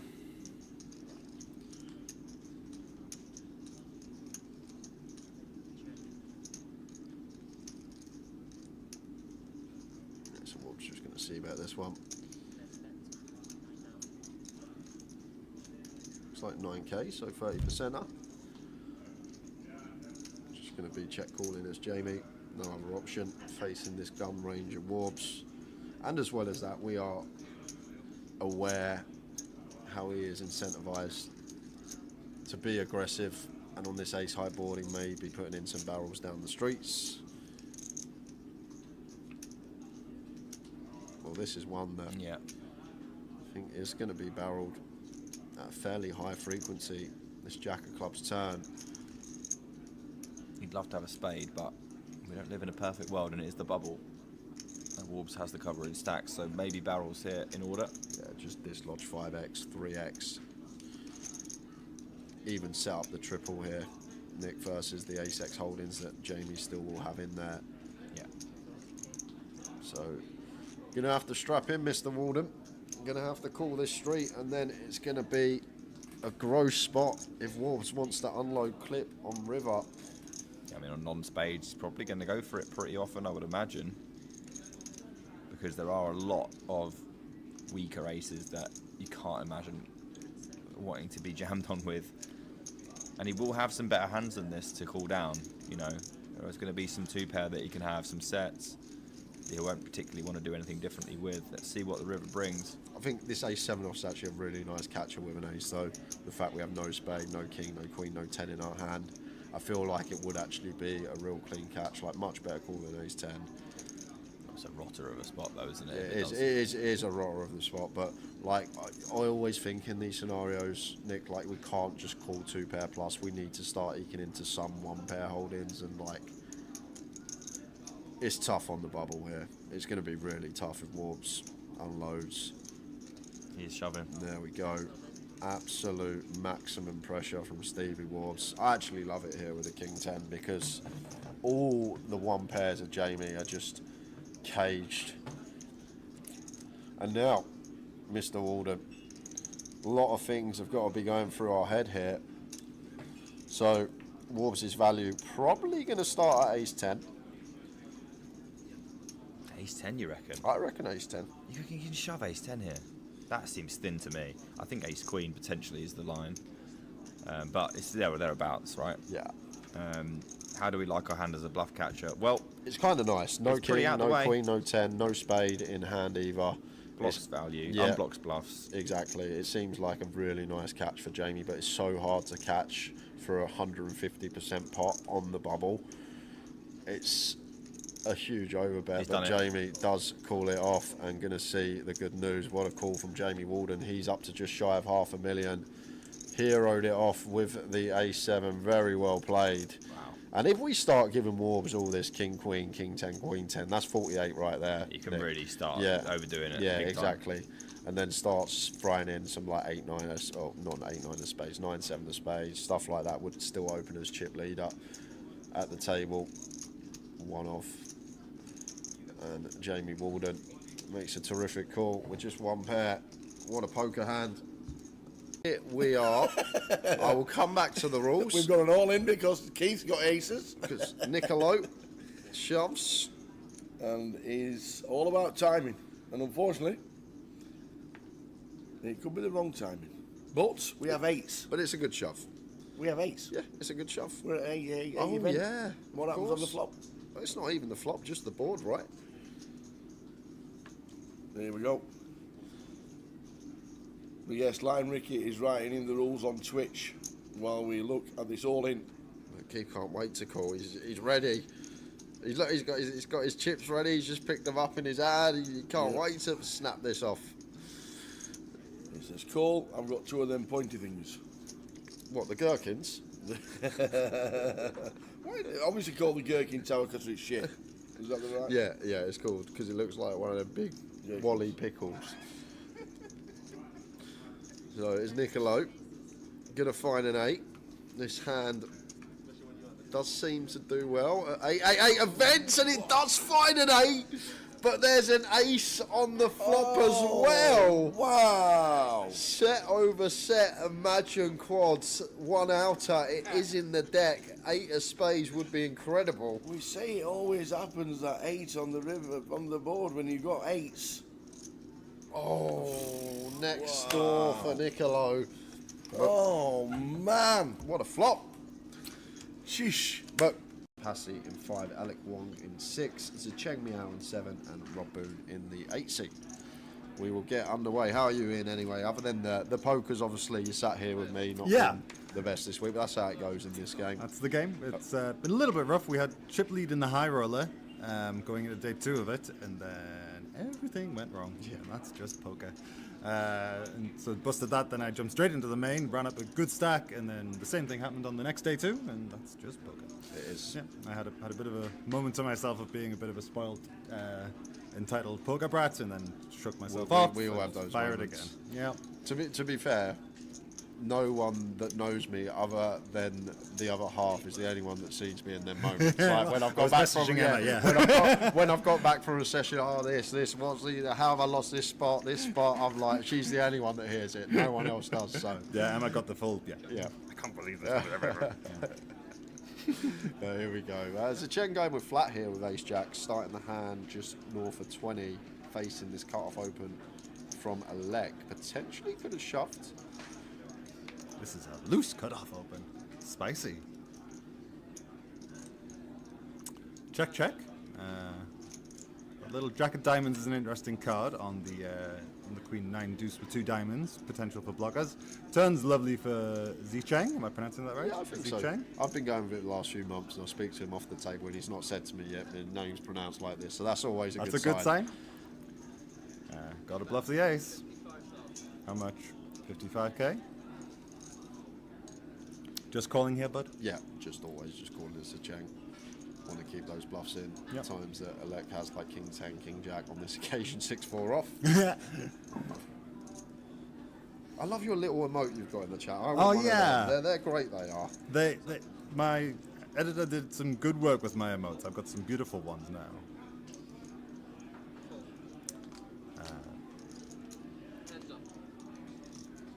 Bet and call off to the river. Another ace. It's another diamond, but I imagine Zicheng's very happy with with his hand. Are we going to see another bluff from Alec? It's difficult, isn't it, Ian, on this river specifically, because we assume Queen X, probably King, Queen, Queen Jack going to bet flop three-way. So once the Chenkel's turn, he will have like a lot of this suited Ace X type stuff, which we're going to struggle to dislodge. But Alec, excuse me, does excuse not me, care. He's just sent the line with the 6-4. And how comfortable are you with the ace on the 3 diamond run out? Yeah, this is like 110%. Like, we're not really loving it here as a chain. There's like 4 from the FT. Like, you take a minute to think about it. It looks, I mean, you could easily sit at home and think, just call, you've got 3 aces. You need to think about this one. Yep, there's the time banks. That's what those are for. like, because gosh. like ace 10 with a 10 of diamonds, does that ever go for the lot? What? So like, and what are the bluffs? Like, You have the yeah, Jack exactly. of diamonds. That is a bluff card. So he's kind of blocking some bluffs with that Jack of diamonds. I guess all the King Jack, King 10 are probably with the King of diamonds are the ones that come to mind straight away. That may elect to take this line. It either has to be a very good hand or something a little bit out there. And it's a little bit out there. It's the 6-4 off. No qualms about showing it. Absolutely no qualms about showing it. Yep, I bluffed. No. Okay, that is huge. That is huge. That's very close in stacks. So it was only separated by a couple of thousand. So we're just going to clarify it, not just going on the graphic. Make sure that the chips are correct. Okay, so Zicheng all the way up to 46 bigs. Second in chips at this feature table. I don't know what the chip stacks on the other tables look like. But that is potentially going to be a top 3 or 4 stack if they make the final table. Yeah. What a first hand here. And 6-4 off, just running it straight back after the break. I did. With 5s. And the small. Just small and big. Makes it up. Pocket 5s. Oh, Stato is going to raise it up as well. Aaron, Jamie. What we got? Just under 30. Well, it's 27.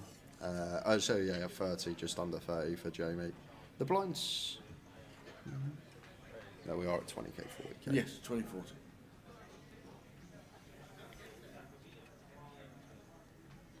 Stato makes it 140.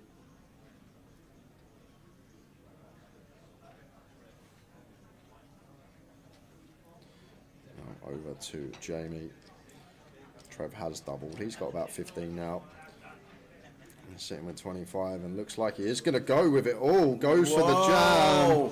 Gets snapped off by Stato, and Jamie with the 5s has ran right into it here.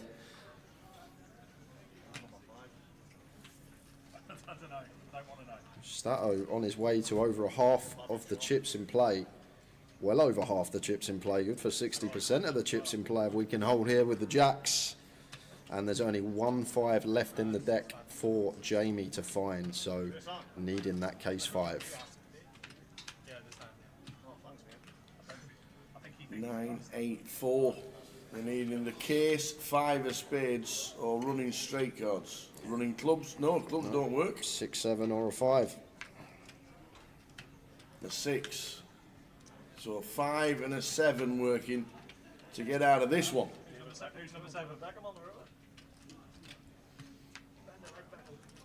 Whoa! And does with the 7. That is a grim river to take for Stato. That is a filthy one.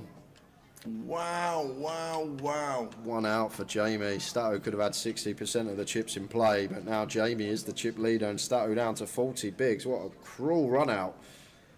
You see that flop and you think you're there with the clubs covered as Stato. The run in 6-7 comes in.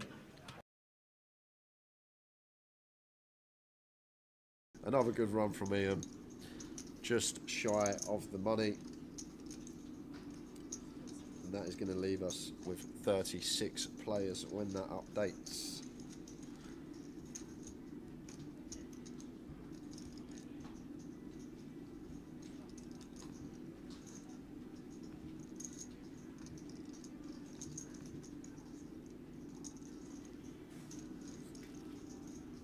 King 10 off of Warbs, opens to 12. Jamie's big. Ace 7 off here.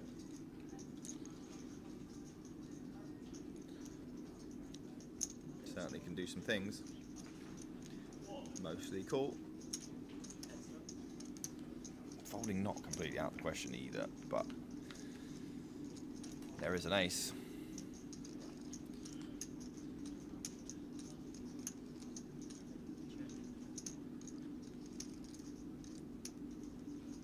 So Wolf's just going to see about this one.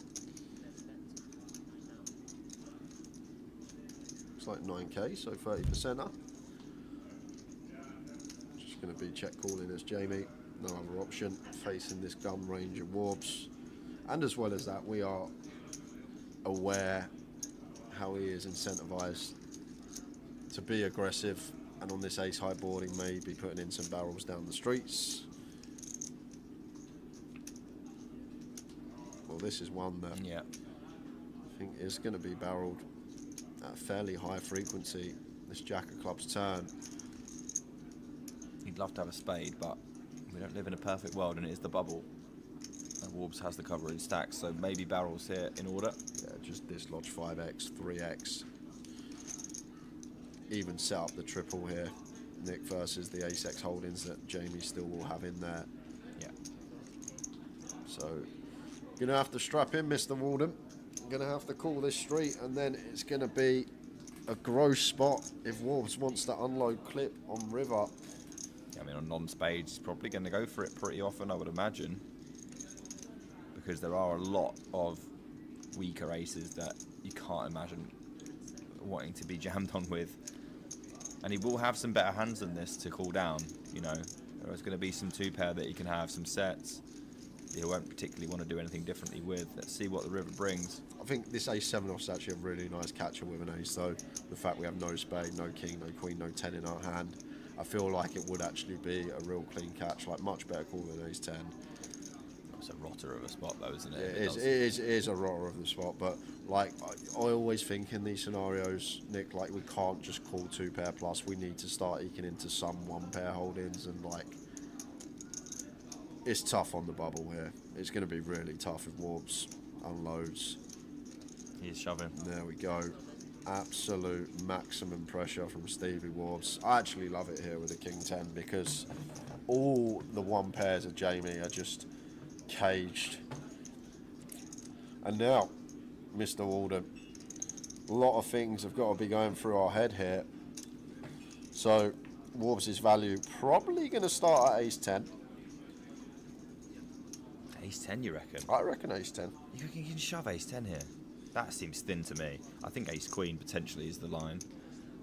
But it's there or thereabouts, right? Yeah. How do we like our hand as a bluff catcher? Well, it's kind of nice. No king, no queen, no 10, no spade in hand either.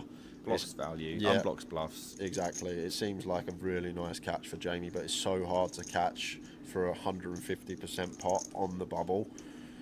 It's a huge overbet, but Jamie does call it off, and gonna see the good news. What a call from Jamie Walden. He's up to just shy of $500,000.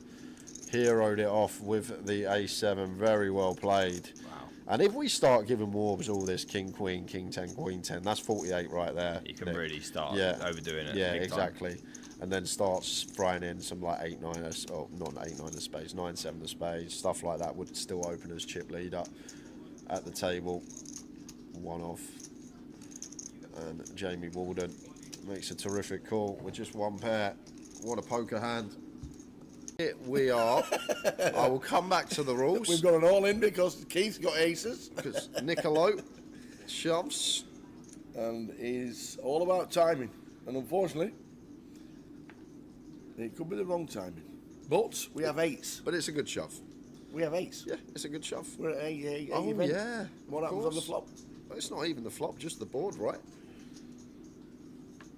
There we go. But yes, Lion Ricky is writing in the rules on Twitch while we look at this all-in.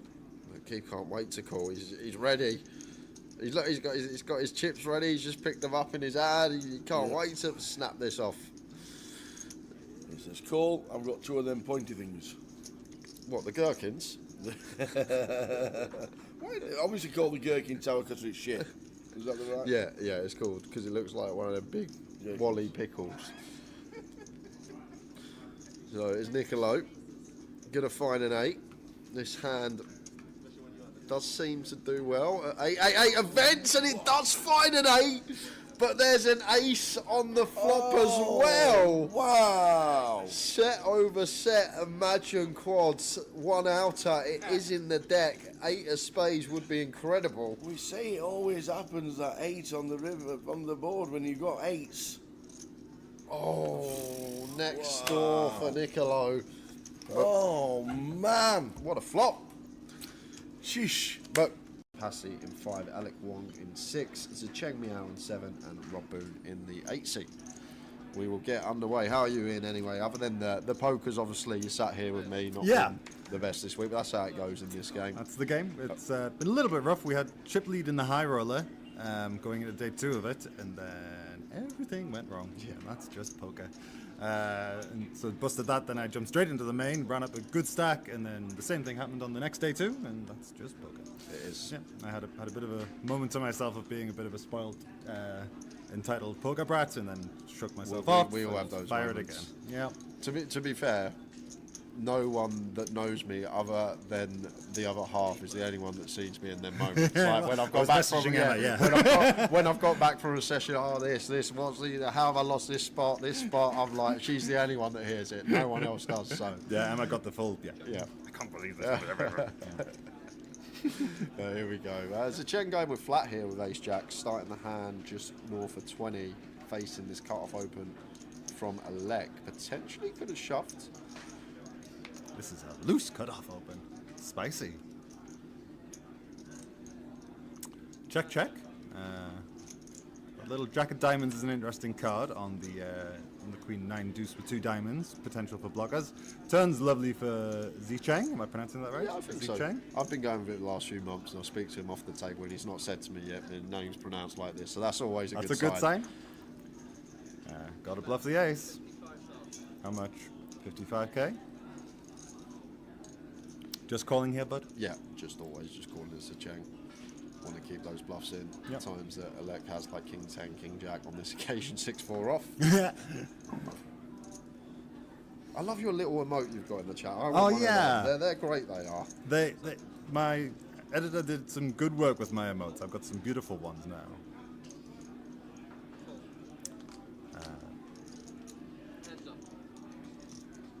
Bet and call off to the river. Another ace. It's another diamond, but I imagine Zicheng's very happy with his hand. Are we going to see another bluff from Alec? It's difficult, isn't it, on this river specifically, because we assume Queen X, probably King, Queen, Queen Jack going to bet flop 3-way. So once the Chen calls turn, he will have like a lot of this suited Ace X type stuff, which we're going to struggle to dislodge. But Alec, excuse me, does not care. He's just sent the line with the 6-4. And how comfortable are you with the ace on the 3 diamond run out? Yeah, this is like 110%. Like, we're not really loving it here as a chain. There's like 4 from the FT. Like, you take a minute to think about it. It looks, I mean, you could easily sit at home and think, just call. You've got 3 aces. You need to think about this one. Yep, there's the time banks. That's what those are for. Like, because like ace 10 with a 10 of diamonds, does that ever go for the lot? What? So like, and what are the bluffs? Like, you have the Jack of Diamonds. That is a bluff card. So he's kind of blocking some bluffs with that Jack of Diamonds. I guess all the King Jack, King 10 are probably with the King of Diamonds are the ones that come to mind straight away. That may elect to take this line. It either has to be a very good hand or something a little bit out there. And it's a little bit out there. It's the 6-4 off. No qualms about showing it. Absolutely no qualms about showing it. Yep, I bluffed. No. Okay, that is huge. That is huge. That's very close in stacks. It was only separated by a couple of thousand. So we're just going to clarify it, not just going on the graphic. Make sure that the chips are correct. Okay, so Zicheng all the way up to 46 bigs. Second in chips at this feature table. I don't know what the chip stacks on the other tables look like. But that is potentially going to be a top 3 or 4 stack if they make the final table. Yeah. What a first hand here, and 6-4 off, just running it straight back after the break. I did. With 5s. And the small. Just small and big. Makes it up. Pocket 5s. Oh, Stato is going to raise it up as well. Aaron, Jamie. What we got? Just under 30. Well, it's 27. 30, just under 30 for Jamie. The blinds. No, we are at 20k, 40k. Yes, 2040.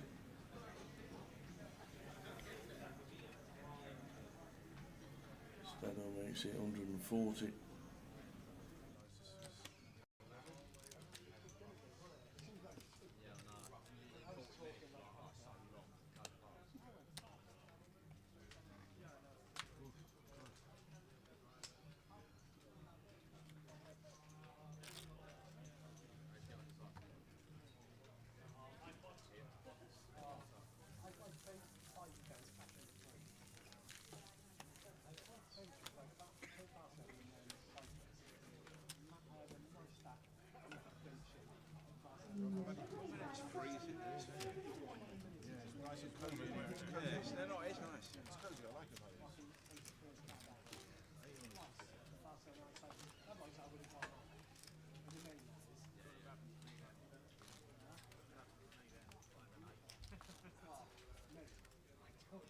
Imagine how I can get exactly what you're doing.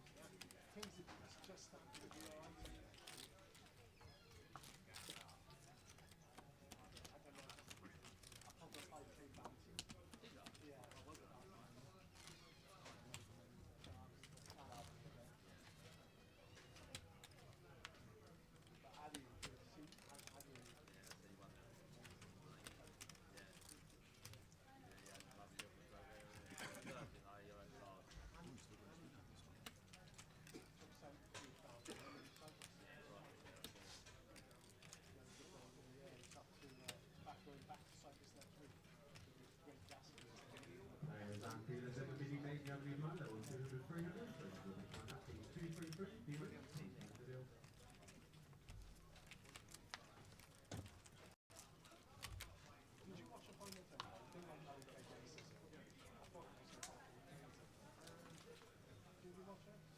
Afternoon. I don't know if you can hear anything. You know, when you enter the building and you don't register, that's what happens. Tower's just entered. That's what's happened. The alarm's gone off. That is the alarm to my wallet. Yep. Yep, exactly that. We don't know what it is. I don't know if you can hear it out there, but we don't know what it is.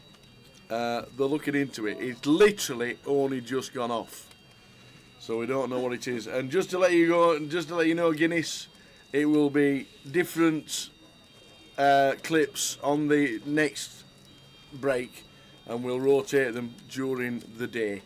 So keep your eyes peeled. We do have a lot of footage, but if you can hear it, we don't actually know what that noise is, and if we get told. Nope, they've been told to pause the deal live. We can carry on. We're on 20-minute delay. We can sit here for 20 minutes. I'm all right. It's not. I don't feel any fire. It's not hot. It's definitely the tea is. The tea is. I tell you what, Lee's doing a great job with these full cups of tea, by the way. So at this moment in time, you can hear the alarm going off, but we don't know what is happening. How tall am I? 6'3" and 2 wide. Lovely little turn here for Guy, turning middle set after check flop.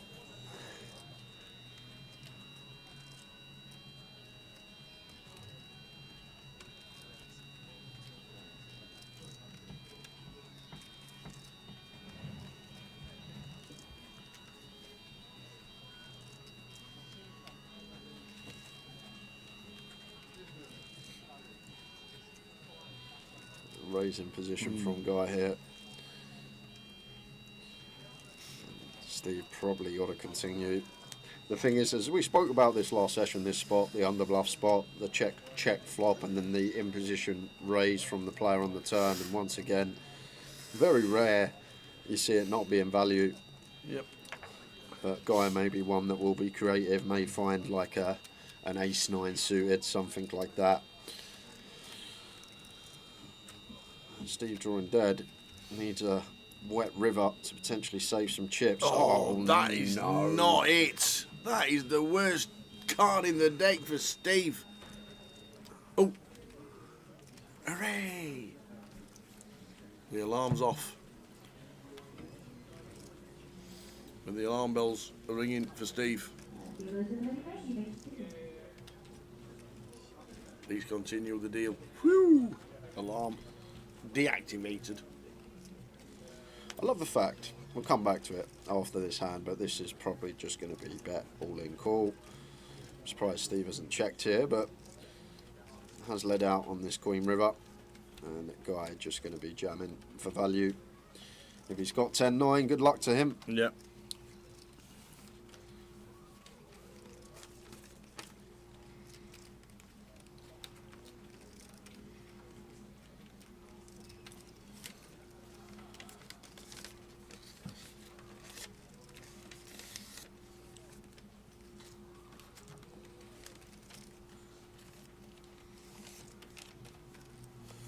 Yes, that does mean you're going to hear the alarm in 20 minutes on the stream. And you'll get pause the deal as well. I'm not set Steve in as of yet as Guy. Giving him a little look from the things from here. It looks like maybe trying to pick up on something. But I can't see how we don't do that. And does just set Steve in for the lot. Steve's like, what can I do? I got top 2 pair. And the set of 7s are good for Guy Taylor. Great start to the session for him. Steve Ricketts. The alarm bells were ringing. And he didn't heed the warning.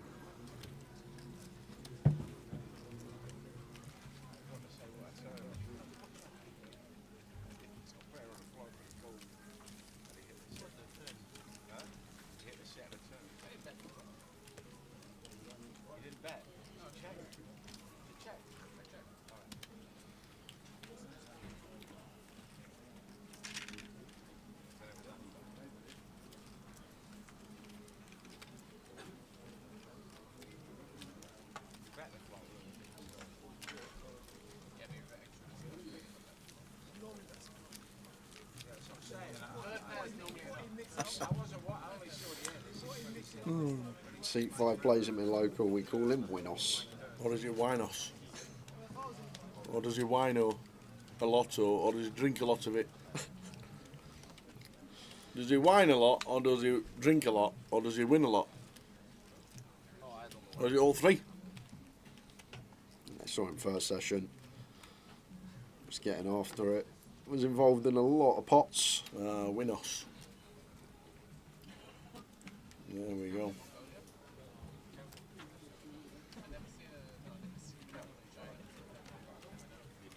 But I think they do have some like ways to area.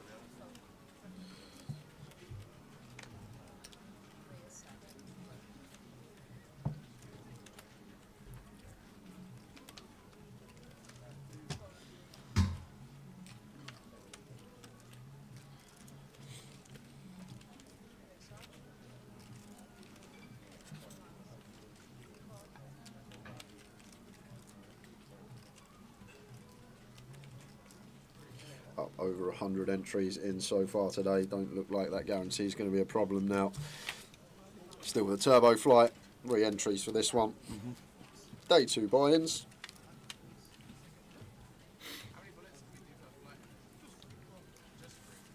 Even the day 2 buy-ins, you know, like Bowie, might just flick it down, come down and... You hold on a second. You think the Bowie effect's going to come down from Bolton on a cold winter's day in Luton in his limousine to flick in 16 and a half? No, do you know what? We Do laid you know in the what? back of the limousine playing online. I'll tell you what I love about Bowie.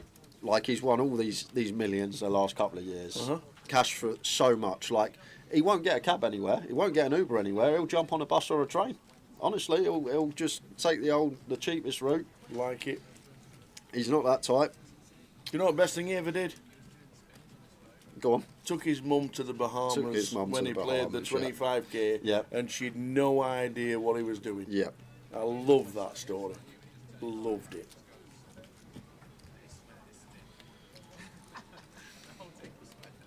Doesn't want to be part of the Bolton Wanderers board or anything like that. So Wan Tao versus Zong Ming. And we get to the river after a double barrel from Wan Tao on the ace high board with diamond in hand. And deuce on the river. Shouldn't be much 5x in our opponent's range. Maybe pocket fives with a diamond or ace 5 suited, the only ones there. But give up from Wan Tao. And the ace 8 going to be good for Zong Ming.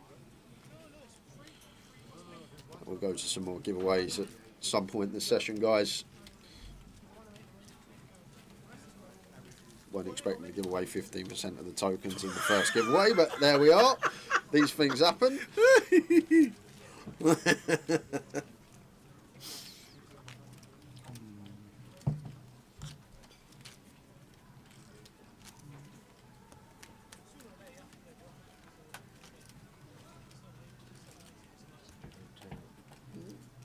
Oi, oi. Oi, oi.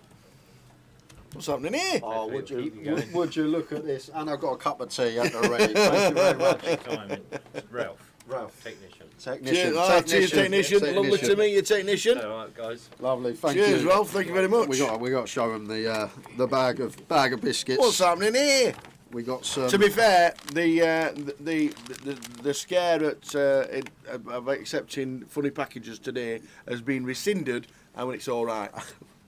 Because they've just had a security alert at Gatwick Airport. Right, So okay. now we can accept foreign packages. Okay, perfect. So now what we got? So we got some cookies, but not just any cookies, Tao. These are M&S cookies.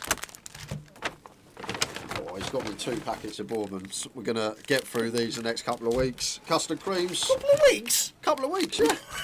If they're not gone by Sunday, there's going to be... They'll still be here. And then, in here, we have got... tell you what, it goes to some M&S. mini Victoria sponge cakes. There we are. And I don't know what he's got you, Tower, but I'm going to enjoy these with He's got me a big hand. He's got me ace king against queens.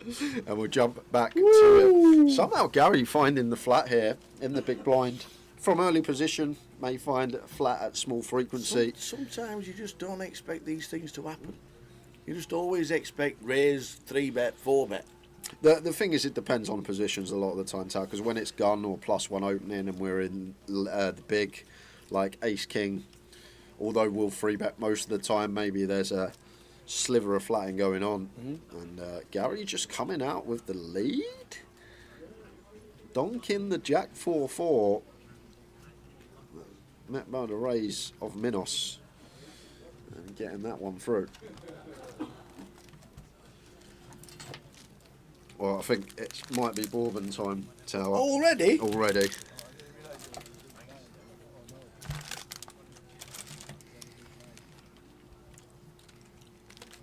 Need some brain food. We've got a giveaway coming up soon.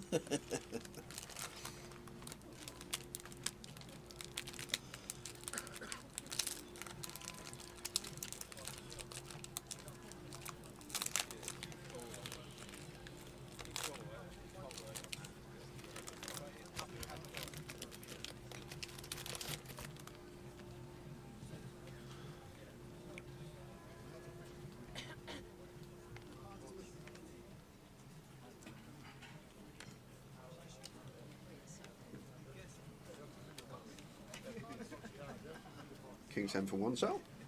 Opening from +1.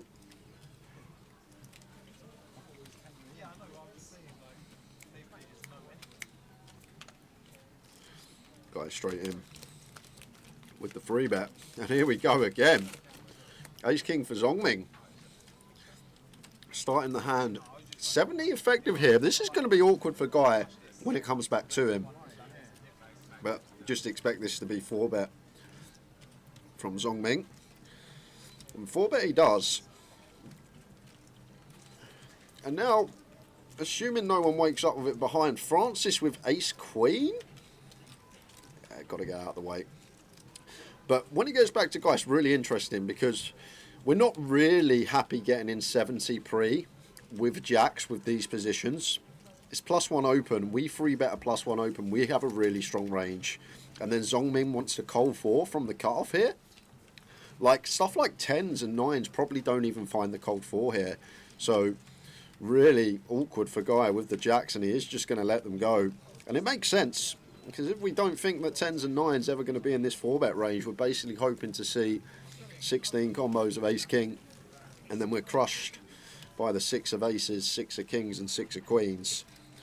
So Guy just letting that one go, wait for a better spot. I think the way to proceed in this tournament, when they should just come up themselves.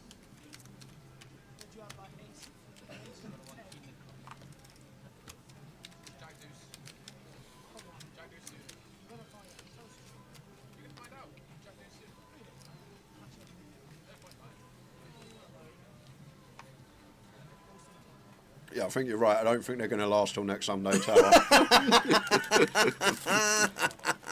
Are they as big as they used to be? These are the M&S ones, aren't they're Square? wider. They're like not quite square, but Hang on a minute. They're wider. Bourbon biscuits used to be like this long. I know. Chocolate in the middle, and it took 4 dunks. This is just one dunk in your mouth. That's a square. Yeah.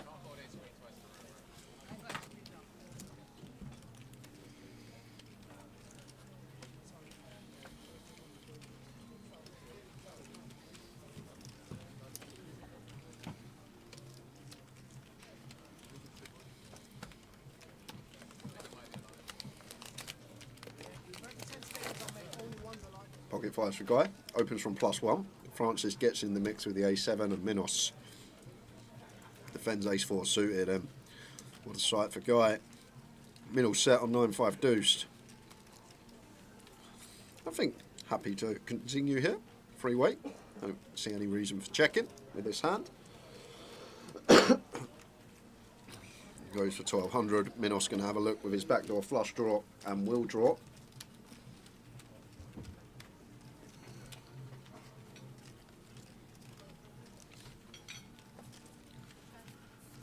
9-5 deuce. What is the turn? It looks like a 3, and it is.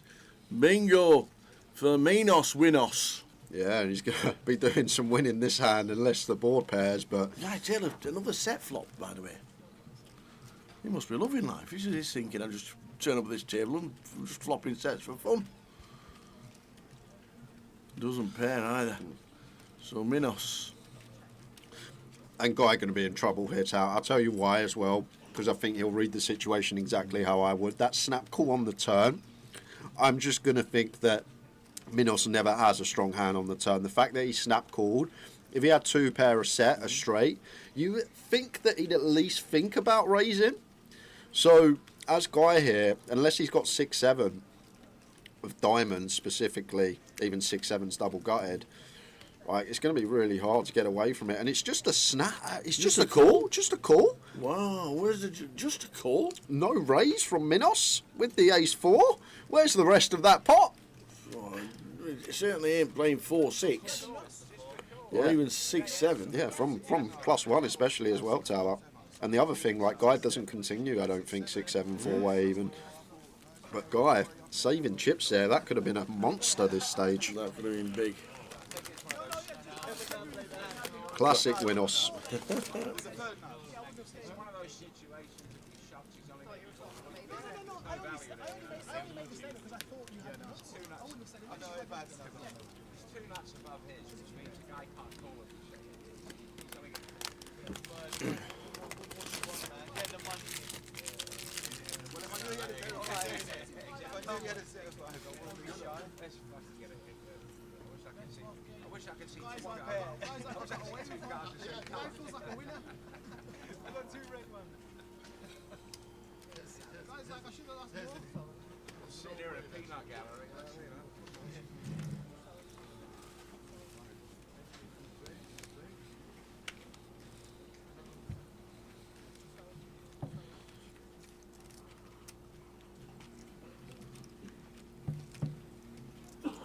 Pocket sevens for Guy. Minos going to play the rush. 6-5 off in the small blind. Wants to take a look. And 1 towel. Nice easy defend. King Jack in the big.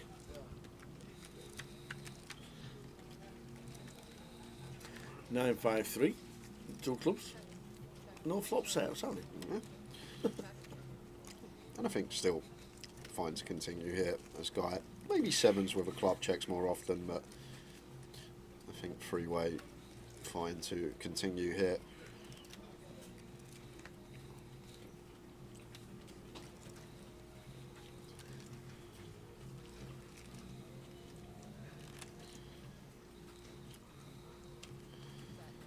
Does continue. Minos with middle pair, going to take one off. 1 town out with an easy fold. Yes, Ryan, good spot. It is a new RFID deck. Oh wow, Minos turns 2 pair. However, now don't think we're going to see Guy firing too often here. Turns a double gut shot of his own to go with his pair of 7s. Be surprised if we didn't see check back, but he is going to go for a bet here. And it looks really small, so blocking the turn to check back river.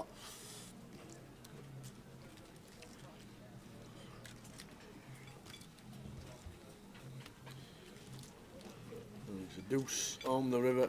Minos, you're going to win us again.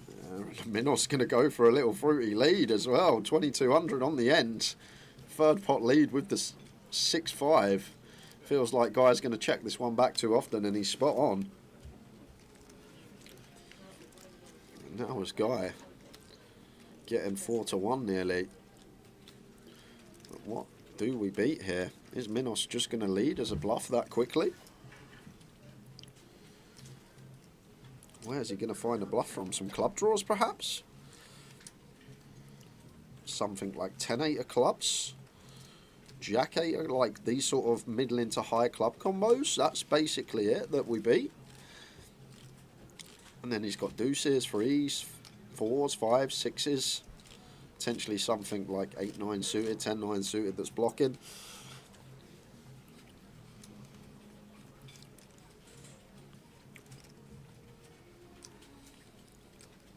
I'm hoping Guy calls just for the entertainment factor to see his face when he sees Minos has peeled 6-5 off in the small blind. Won't be the hand he expects to see. Looks like a man that's going to pay. Sometimes the price is right.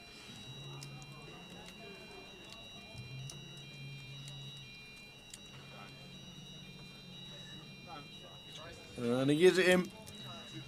He is giving him. Oh, here goes the alarm. Well, if there's ever a sign to Fault Tower, when someone's bet on the river and a fire alarm goes off and you're in the tank, it might be the above telling you something. But it's tough when we're getting 4-1 on a call. It's very difficult to assign bluffs, but only need to be right 20% of the time. Rough spot on the end there, but Minos getting some value with the small river lead. You know the under and overs on the Bowmans till next Sunday. And then you said it might not even be till tomorrow. Can we have 7 o'clock? Yeah, 7 o'clock's looking like a good line, yeah. We'll deal this hand, and then obviously we heard the alarm going off, and we get told to pause the deal just for 30 seconds. So if any anything does happen in this hand, Dina does call halt to proceedings because they weren't too sure what was happening. But we do get a 30-minute break, 30-second or 1-minute break, as the alarm does go off very shortly. What time are we doing the next one? 6 o'clock. 6? Yeah, it gives you 23 minutes to think of a question. I've got it. You got it already? I've done it. Huh? I've done it, I think. You think? Yeah. I bet it might change. So nice. Really good.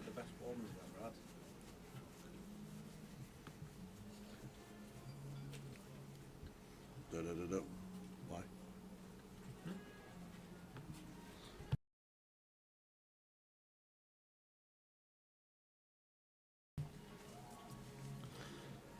Do, do, do, do. 4-way. Really good first 20 minutes out of this session. We've had some good hands, some bluffs run, a couple of cold decks. What we've been waiting for.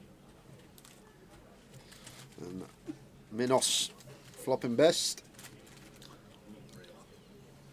But France is going to take one off with his gutter ball. Queen on the turn. Likely to go check here. Let's see what Minos comes with. Unpredictable customer. 2 of Hearts river.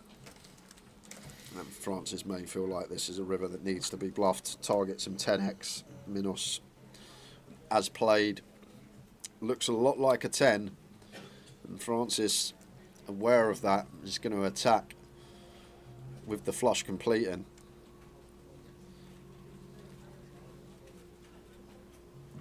Minos shows the 10 and gets out of there.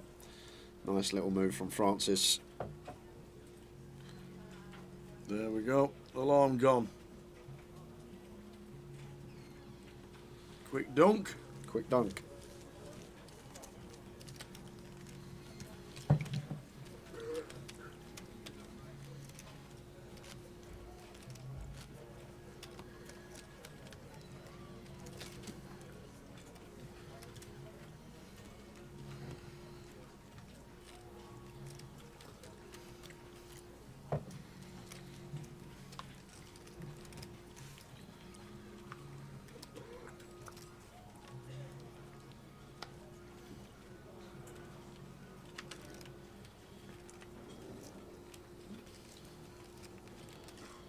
You say are fairly loose from gun, but Zongming wants to get involved, making it 800.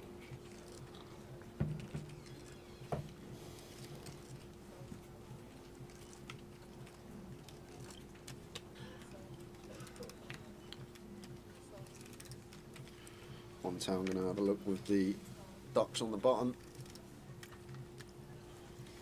and doubt Maz is going to continue with the Queen Deuce. Unfortunate to bust back end of yesterday, Maz, but back for another bullet.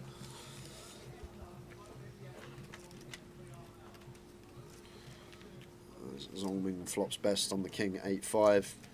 Board that we are going to have heavy bets on, even versus button.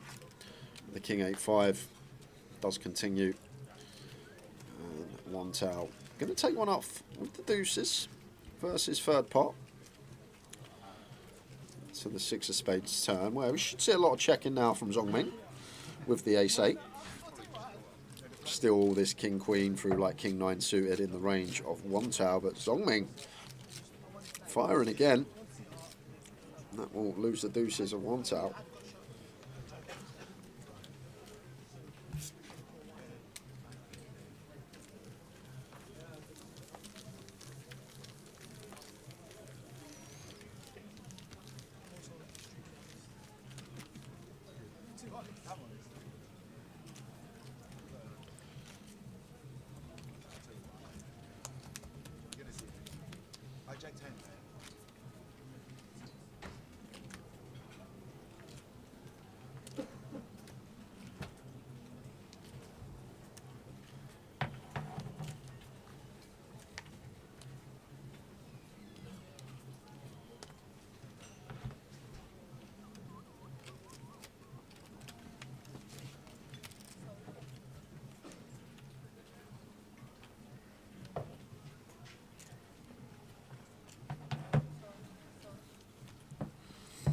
Ace King suited for Minos.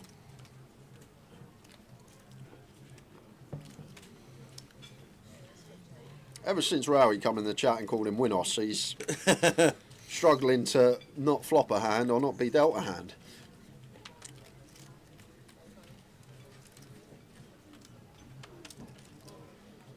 Going to be raise and take. Little shrug of the shoulders, just Ace King suited, lads.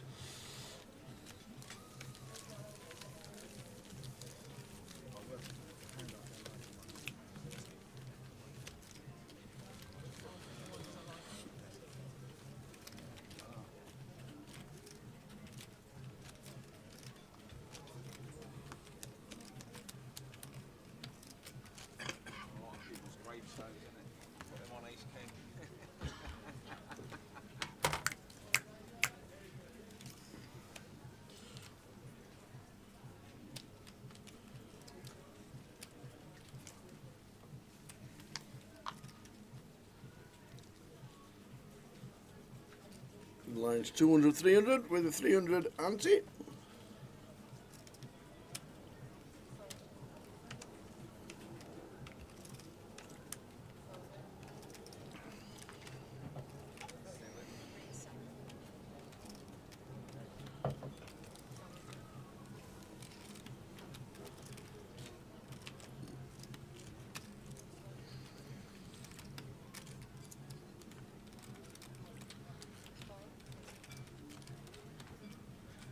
So one down with the sevens this time.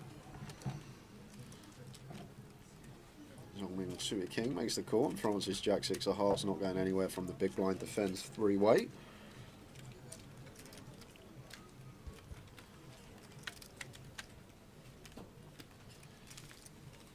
It's ace queen 5. So if one tail does choose to bet range here on the ace queen 5, would have been his pot, but decides to check it back. Will draw turn for Zongming.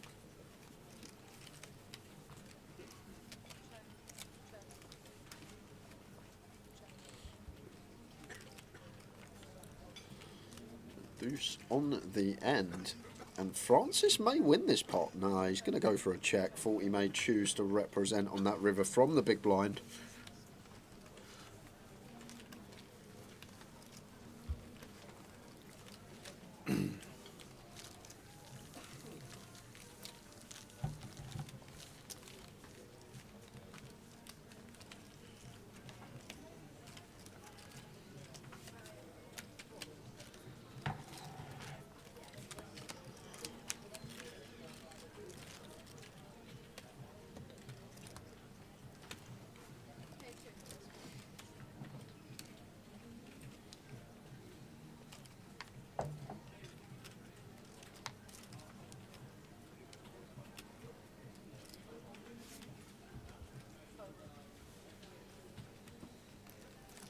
That seems like a Minos type of hand, a 4-5 of clubs into the muck. Marking it out of the way. Zongming on the button. Is that your kind of raising hand? It's fine. It's actually fine, Tao. It's probably bottom, like the offsuit middling King X that we can open on the button, but fine once folded too. Like we wouldn't open it cut off, wouldn't open it middle position, early position, but when folded to on the button, fine to raise it up as Zongming does. And Gary not going to defend 10-8 off. That is fairly tight from the big blind. Expect that one to be getting in there. Is there another prize ticket giveaway this session? There is, in 15 minutes time, as we just show you what's happening. Today it's Friday, 6 o'clock the opener day 1B will be starting, and at 9 o'clock it is the turbo for this event. Saturday the opener's on, the Midi's on, the opener day 1D turbo and a cash out satellite is on, and then Sunday as we crown a champion in this event, the opener day 2 is on, the mini main starts at 3 and another cash out satellite at 8, so plenty going on. But tonight 6 o'clock the opener day 1B is just about to start. Once out with the snowman makes it 7.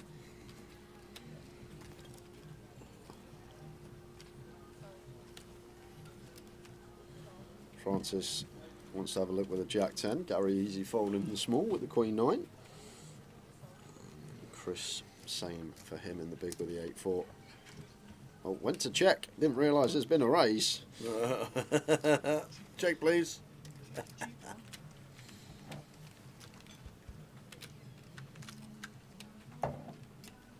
7-9 flop. Good for the snowman.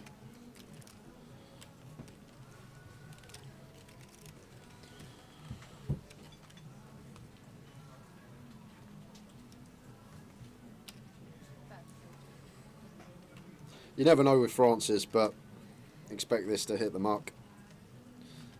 But you just never know with Francis overdone. And there you go. So pulls out the float. Not even a backdoor flush draw, just 2 dry over cards. And deuce on the turn. And one towel, happy to go for another street here. Like, not much deuce X out there other than ace deuce suited. Oh, he goes for check. Maybe knows his customer. And that is a thing sometimes. We don't take account for player dynamic. If he's aware of Francis and knows Francis does like a float and likes the barrel when checked to, then this may be the better avenue to take. Theoretically, I think we're just supposed to bet the eights again, but sometimes accounting for your opponent can be good. And we do pick up this bluff on the turn from Francis, and I'm assuming we're not folding river once the diamond draw bricks out, as Francis got the move in him. We know he has. Is it going to be on this occasion? He is going to barrel. And I don't see a world in which one tower folds against this opponent tower, especially for that size as well, 4.6k. Like ace deuce suited, we lose to. Sets of 5, sets of 7s. 8-6, which we block. 8-6 suited, that might call on the button. But there is the call from one tower. So check on the turn on that particular occasion worked out best. Good call, says Francis.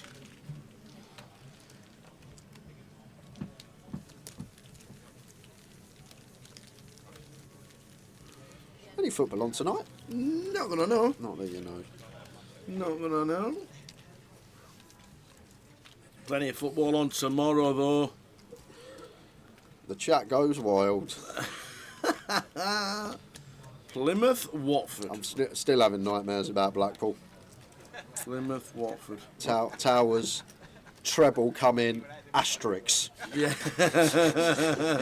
And a little asterisk underneath. Didn't really come in, only if you had early payout. Yep. Which plenty of them did.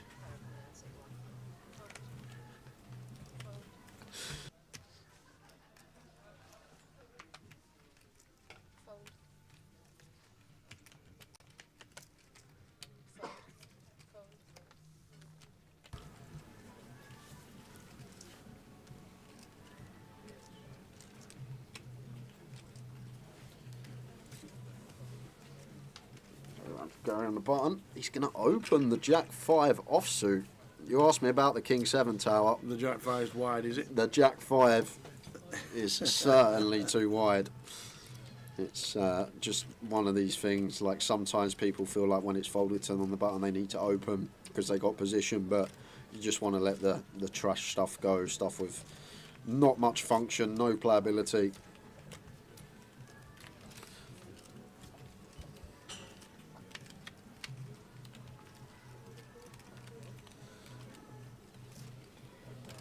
Because this is what's going to happen most of the time. You're just going to whiff a lot of flops. You're not going to have good backdoor equity.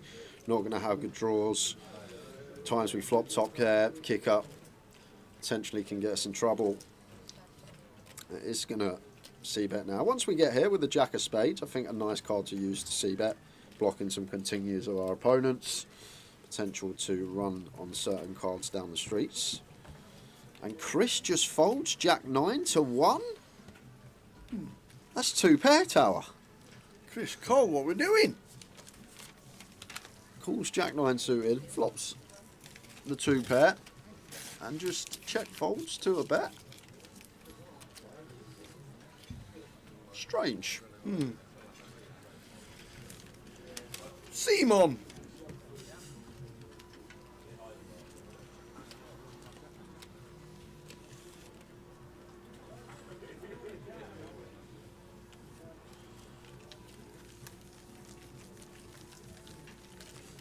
Just under 10 minutes, guys. We'll be going to a giveaway. Oak Towers started off with a nice question for me, like I did for him, your good friend Ahmed Abdallah. Yeah, Ahmed Abdallah, yeah.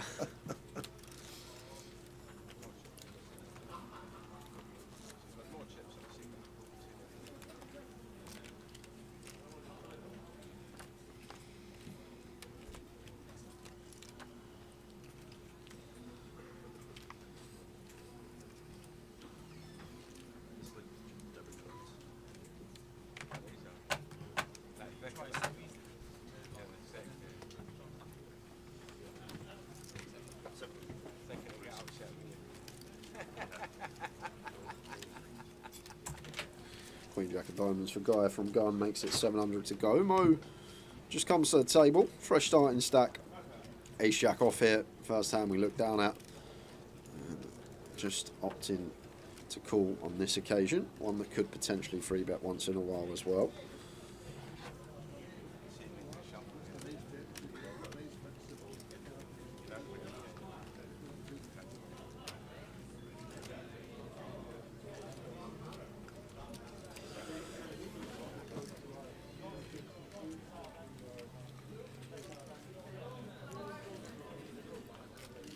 Minos with the queens. We just called. And now Guy gets to come in with a queen jack of diamonds, splitting equity three-way out of position to 2. You've heard it all before, guys. Just there are some situations where potentially we want a cold call, but just as a general rule of thumb, if someone free bets and we're next to act or we've got to act, don't really ever want a cold call. Like, we're the original opener, there's a free bet, yes, we can play a lot of calls, but when there's an open, a free bet, and then action's on us, like, just play cold 4 or fold. It'll improve your game immensely. Now we get here as Minos, little lead for 2k, and Mo has picked up the nut flush draw. And pings it. Ping, ping, ping. And going to be getting value too, because Minos with the queen of clubs in hand checks it over to Mo, who's just come to the table, fresh starting stack, very first hand, going to win a nice one, because Minos will not be folding.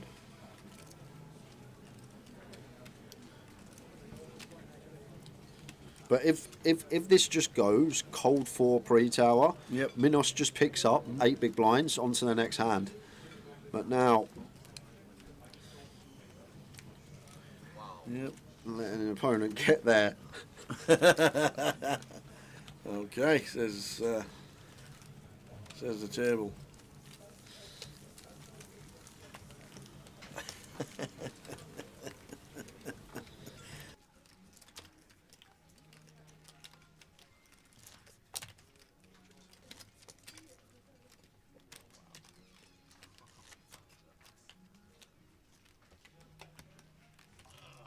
5 minutes to go, and then there is another question for 1, 2, 3, 4, 5. Who knows how many tickets?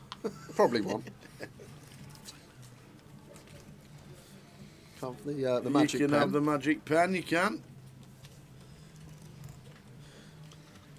The thing is, as well, also I've had that pen for a long time. I know we have, but it's not run out. It hasn't. That's what I said earlier. I said it's going to be running out soon.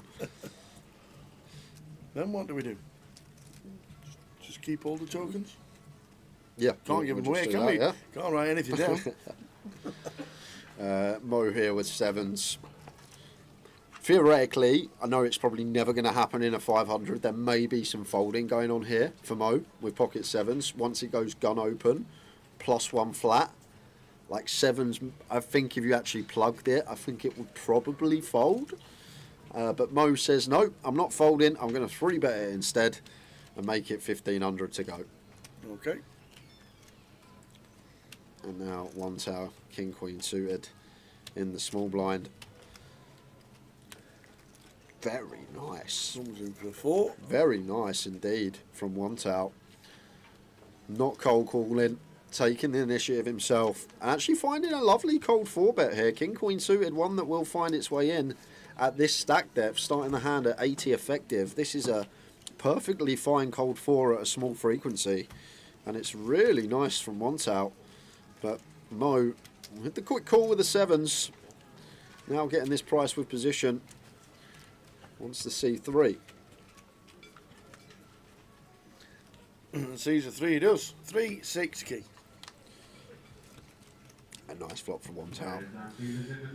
Not effective nuts, because if Mo's 3-betting 7s, he might 3-bet 6s, but ace king not a thing. We expect that to just re-raise pre. Maybe some flatting going on actually at this stack depth when the cold 4 comes in, so maybe ace king is still in there for our opponent, but we don't mind anymore if it is, because top 2 pair now on the turn for 1 out. And the 7s of Mo calling the small c-bet. Not going to be able to continue facing the second barrel on the turn here.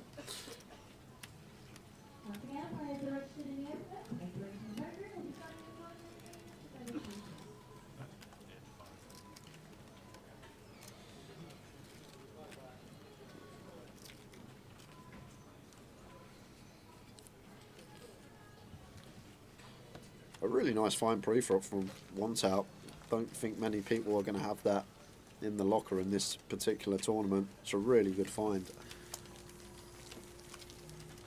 So one more hand, guys. And one more hand. I have got... what, we got 3 sessions still today. I've got one to give away. I've got one €20 token to give away for the Mini Masters on Grosvenor Poker.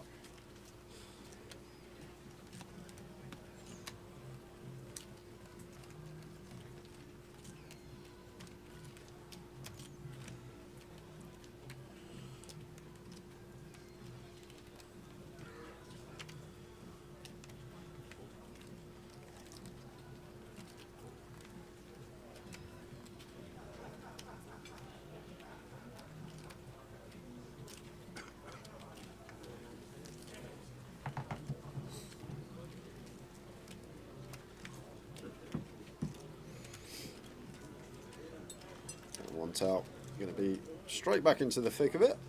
King 10 on the bottom, raises to 700. Maz in the big blind, 10-8 off. Perfectly fine defend.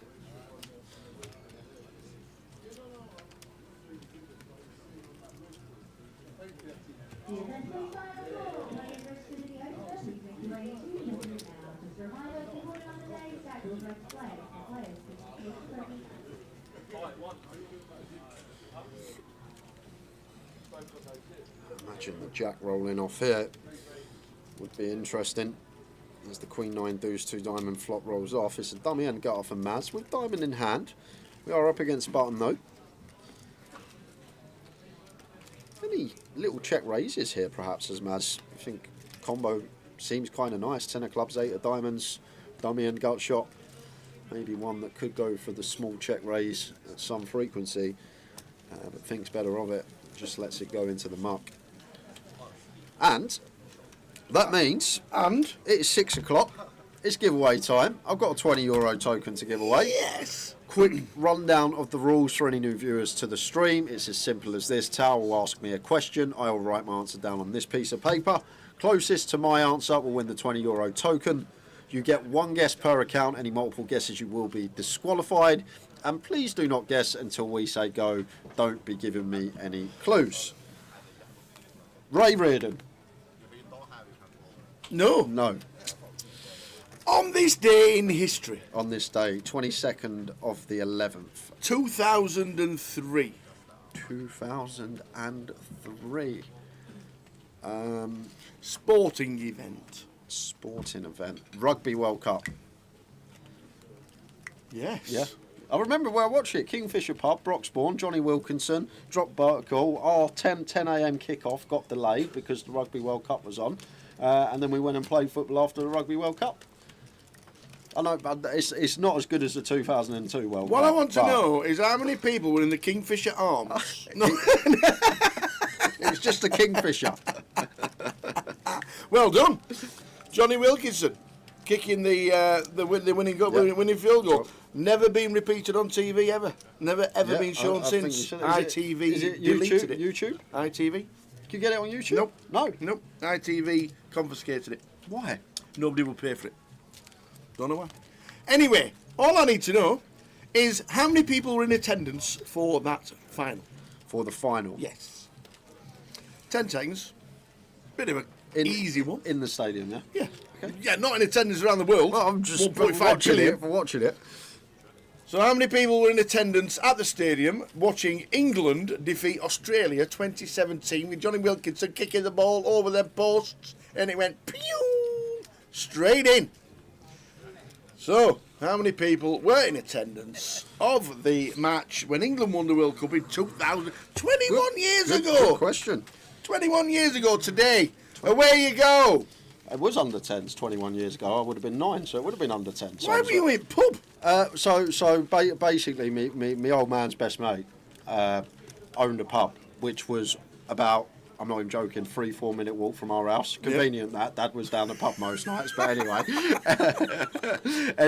Before the game, we had a 10 o'clock kickoff, I remember, and it got postponed because the Rugby World Cup final was on, and they said the kickoff's now at 2. So Dad was like, oh, we might as well pop down to Kingfisher and we'll go straight to the game after. I went and watched it down at Kingfisher. He wasn't drinking, I'm sure he wasn't, I can't remember, but we went down to Kingfisher and then went to football after we won the World Cup, and that's how I remember it. What went on with school? It was Saturday. What was it, a Saturday? I never knew. When do you think a final of any sporting event would be on a weekday, Tower? Champions League final used to be on a Wednesday. It did actually, you are correct. There you go. are correct. Away you go. Good luck, everyone. Good luck, everybody. How many were in attendance for the final on this day in history, 21 years ago, when England managed to win the World Cup of rugby? How many were in attendance at the stadium? Good question. Get your guess in, thank you. Get your guess in. Not too many in the chat tonight. 200 of you plus.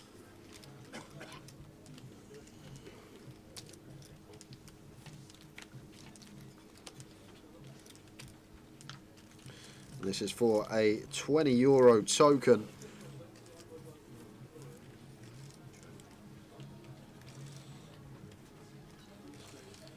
How many were in attendance at the Rugby World Cup final on this day in 2003? You won't expect me to get that when you said that on this day in history. Well impressed. Well impressed with that. I thought it was around your era, but you know, I know. I would have been 9 years old. Yeah, but you're the 2002 World Cup. You know, I know.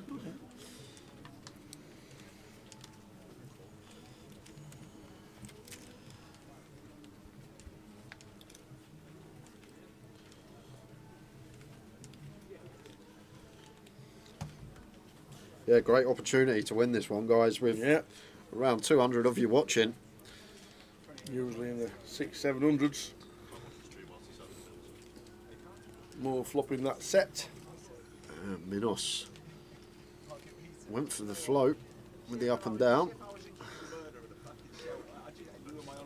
And still wants to see a river, and the way Minos is running, it wouldn't shock me if this just rolled off a king or an 8. Sometimes it's your day. There we go. Ping. There we go. Of course. Of course it does. Just put that many in.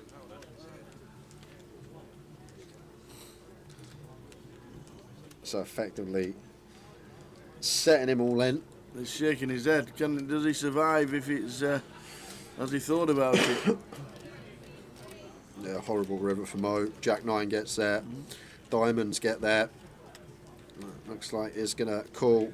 And straight is good for Minos. Mo with the set of threes down to 100 chips. Wow.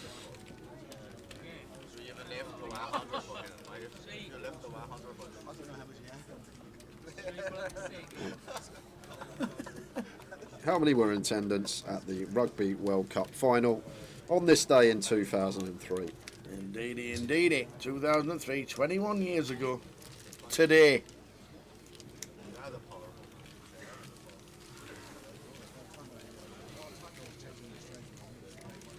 Tell you what, if you drive past Mum and Dad's park now, the Kingfisher, it's now like an estate of flats where the pub used to be on its own. All right, okay, pub not there anymore. Not there anymore. I don't think it's been there for about 10 years maybe. I'm sure someone in the chat around that area will know better than me. Razor Kev will usually pop up, say no. So how many people does Jay think were in attendance for the Rugby World Cup that happened 21 years ago today when England beat Australia 2017?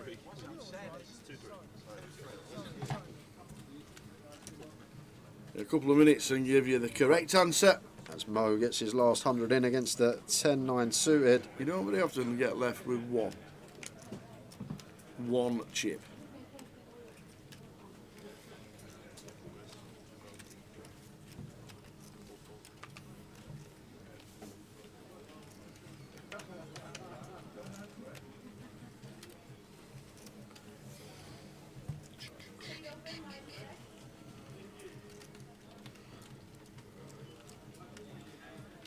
Minos amongst it again. Jacks this time. Is he going to take the rest of those chips, although it is just a chip? Minos with the jacks.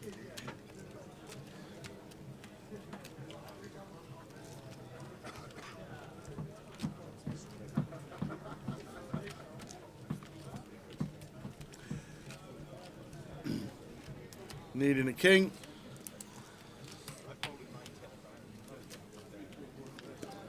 Needing a king. Literally a chip in a chair. Unlucky, more eliminated. Doesn't get the fantasy spin. So England won the World Cup on this day in history 21 years ago, but how many were in attendance? The correct answer, and still a record for the final. That's all you want to hear.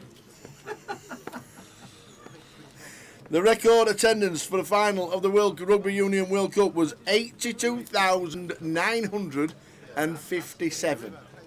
The best thing about all the information that you get on Wiki is the weather.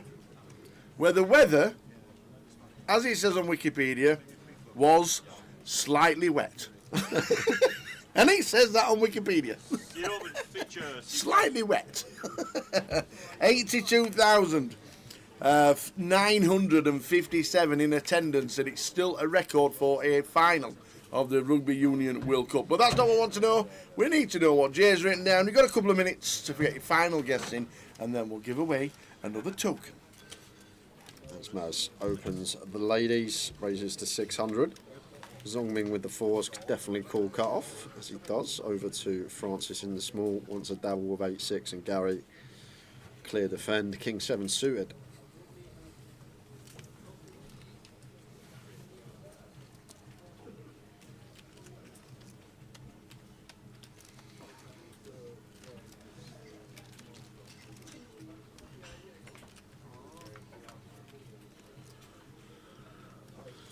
It's all about timing with Francis, isn't it? Just peels the old 8-6 off in the small blind, flops top two pair as you do, and he's got Gary leading out here.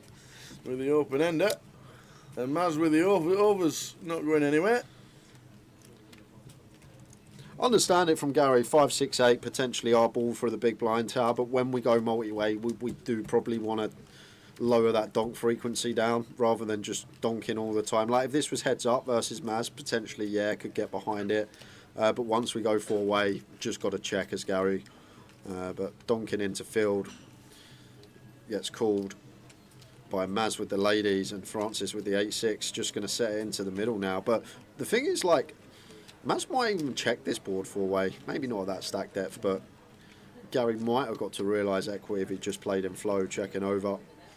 But unorthodox donk leaves room for Francis to pile it in, and Maz never folding ladies versus this certain firecracker. I'll tell you that.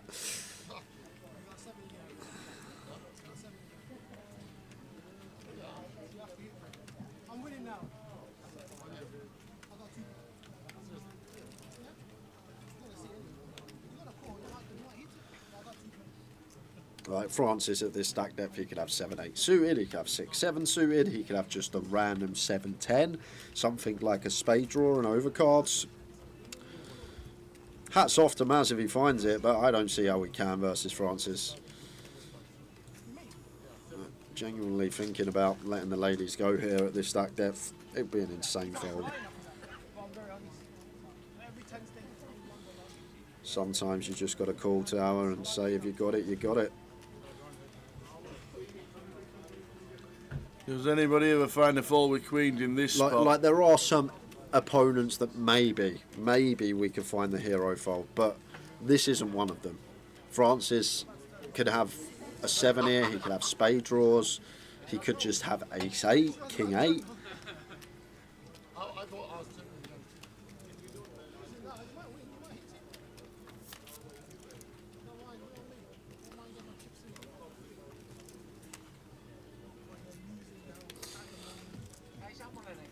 And he flicks them in eventually, and Francis turns over the 8-6 for 2.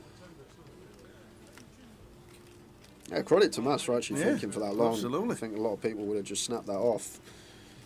But still got some fading to do as Francis, and somehow a 1 and 3 shot here as Maz. So you got the counterfeit and backdoor counterfeit. Would love to see a lady. So kings, queens, and 5s to fade for Francis. And Oh, you are joking! Running counterfeit. And Maz sends Francis to the rail. Wow, that is grim. Ouch. Ouch, ouch, ouch for Francis Oberdon. So, 20 seconds to get final guess in. How many does Jay thinks were at the final of the Rugby World Cup, which happened 21 years ago today, when Johnny Wilkinson went doing and he went in.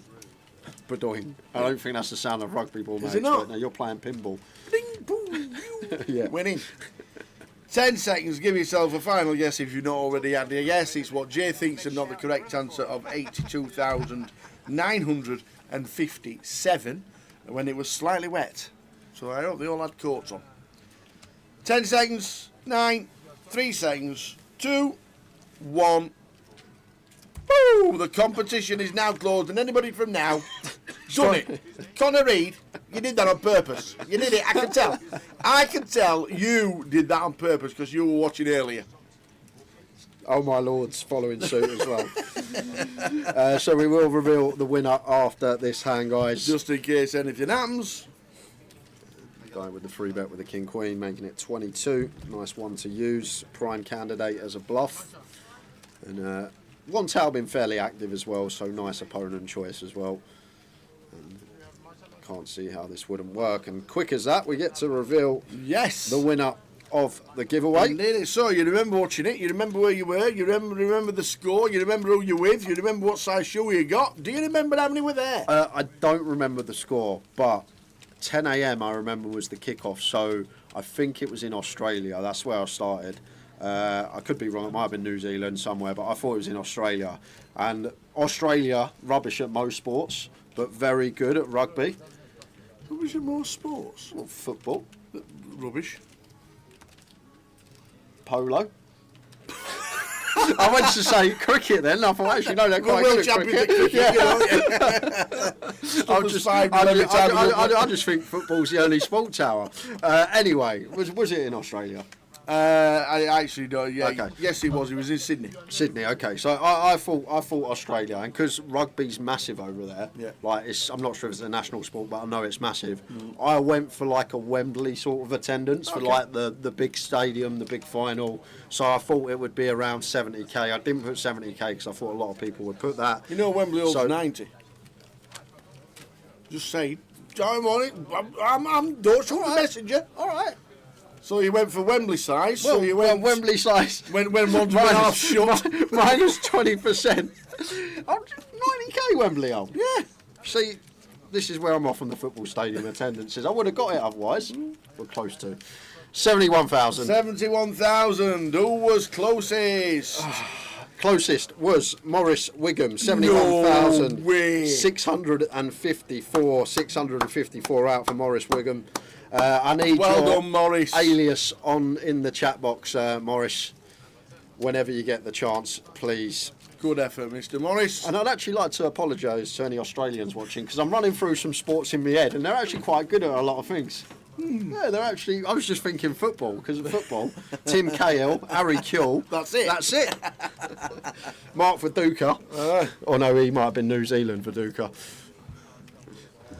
So there we go. Another giveaway done. Well done, Morris.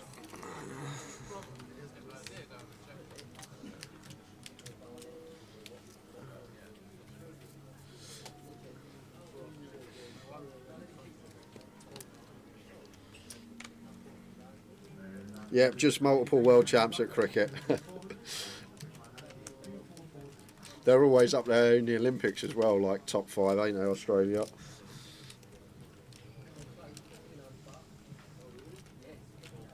Mark Schwarzer, of course. But he'll always be remembered for his howler in the League Cup final. King Queen for Chris. Opens button, makes it 1100. As Dooley comes to the table. Oh no, Viduka was an Aussie. Thank you, Tim. I weren't sure.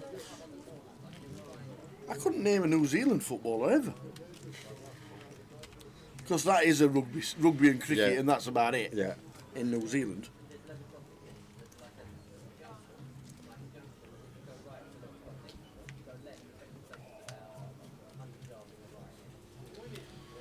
One's out, nice looking flop.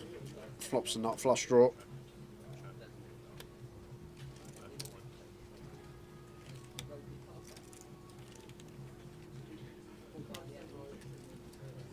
Chris Wood, of course.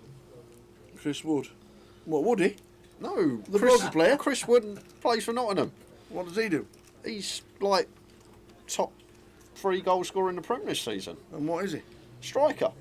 Chris Wood, Nottingham Forest. What, is he Australian? New Zealand. Oh, New Zealand, is he really? I didn't know that. Ah, okay.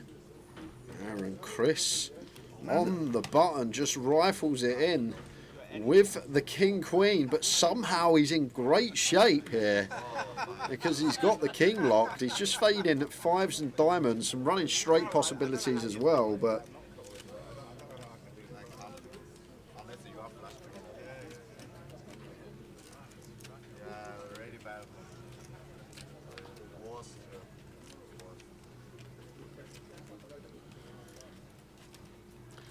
so 5 and diamonds to fade, looking good, and that just backdoors the nuts anyway for good measure for Chris. Well needed double.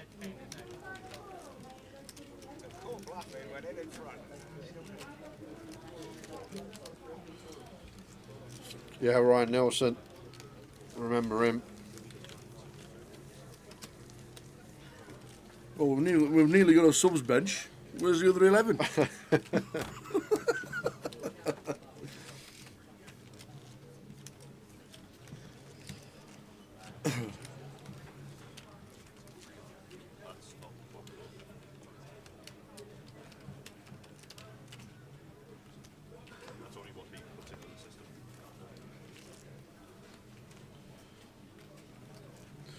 Looking good for numbers, just creeped over the 170 mark.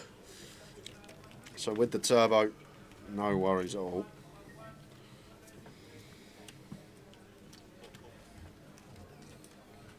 Pocket 9s for Maz. Winston Lewis at Fulham says, Tim Buckley. What about Winston Reid as well? Right, we've got a 5-a-side team. Yeah, We're doing well here. Oh, Winston must be a common New Zealand name.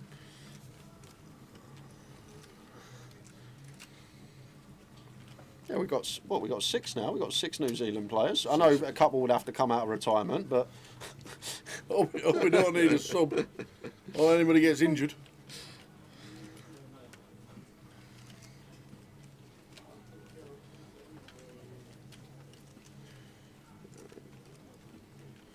Free bet from Dooley makes it 2,800 at this stack depth here. I think 9's just pure core was Maz. Don't think any 4 betting going on, and obviously no folding going on.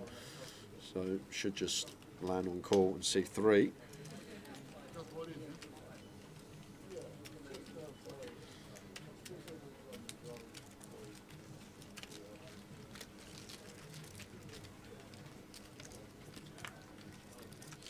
And Morris Wigan, if you're there, I'm still waiting on your alias, sir. Yeah, Morris, come on. You know what to do. Can't just guess and disappear. Exactly, and if you do, you don't get it. Simple as that. Watching on YouTube, Morris. You've not got it on pause either because you guessed within the time. Top pair for Dooley. Going to continue with the King Queen. Not the best looking flop for Maz. Has to contend with a couple of overs now. Does have this 9 of hearts in here, but facing small, still lets it go. Dooley takes a small one.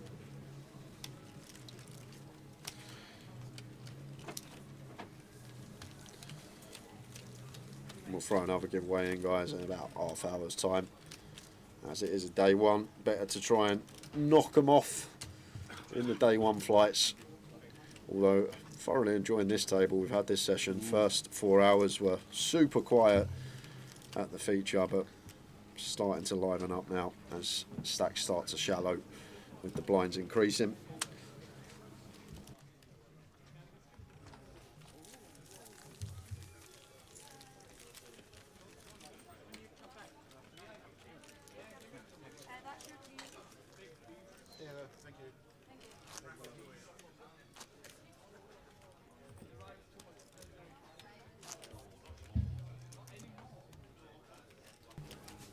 So as Dooley comes to the table with his new scarf,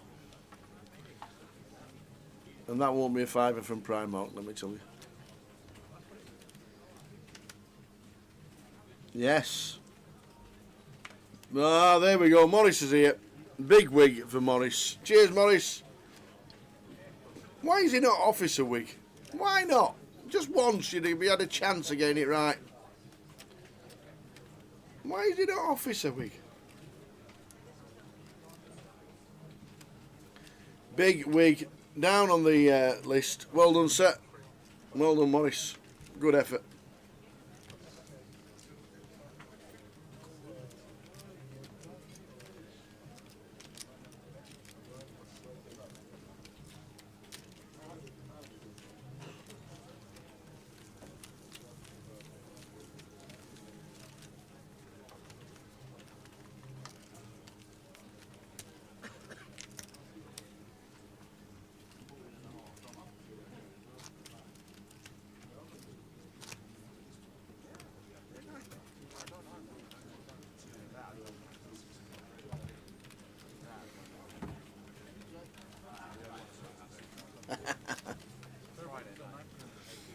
All the best, Cardsmith. Have a good evening, and we will see you over the weekend, I'm sure. Friday night.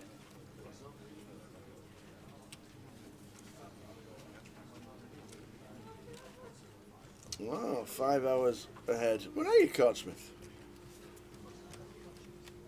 5 hours ahead. That's 11:30.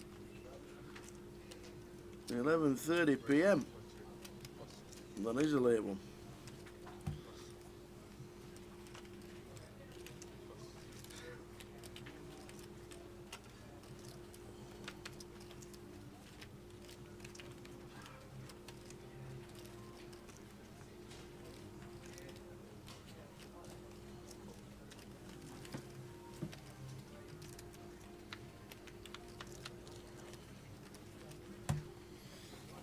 All diamonds, Jack 9-4.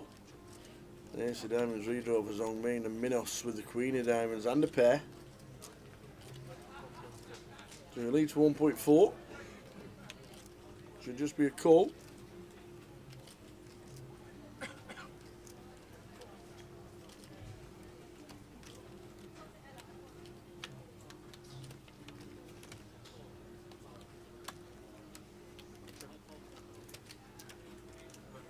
We're in the Maldives at the minute. Wow. Heard it's amazing. Heard the Maldives is amazing.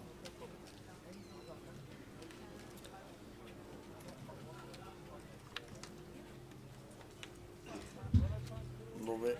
So Minos, trip 9s on the river after flush. Misses.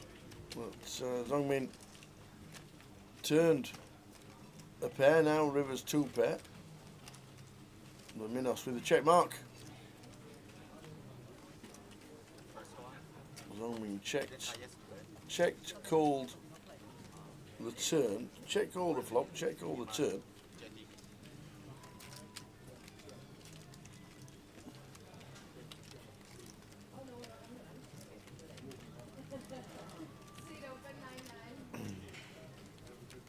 And makes the call, putting him on a busted flush draw probably. Well, it was a busted. King X maybe, Queen X, but Queen 9 it was. So Minos 81,000. Gary at the table with 100 bigs and 41. Lines are up to 2-4. Level number 6 of the day. Break at the end of this level for 15 minutes. Love it in the Maldives and still tuning into the stream. We'll have a fantastic time. Enjoy every minute. We had Goa checking in earlier. We've had the Maldives checking in this evening. We've got Morecambe checking in. Oh, we're everywhere.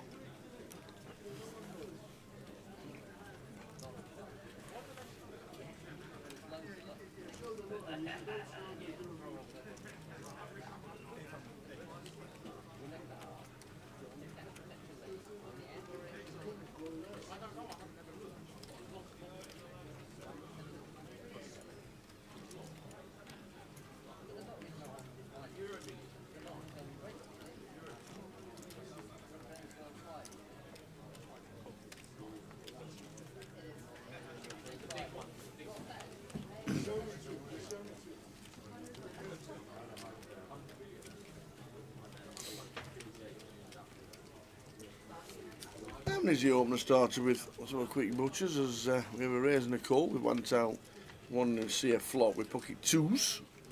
All clubs King 5-8.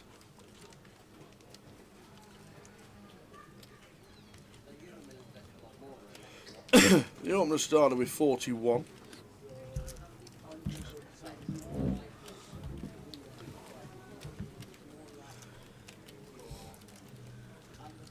Dooley. C-bets. The sevens and turns a 7 for a set, but he gives one tail the flush. So interesting developing here. It's Dooley. We'll probably check call. Probably no reason to bet for one tail though with the deuces. He should check back. Oh, it's set over set, but it doesn't really matter because the deuce of clubs playing, and deuce of clubs will play. The two of clubs. The two of clubs plays.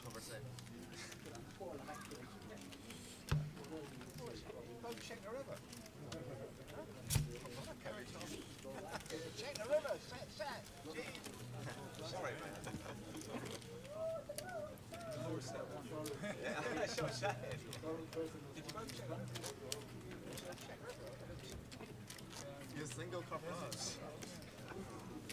Four clubs, sorry. Just saw the two. Alright, it's 4 clubs. Got it. You're 50 score.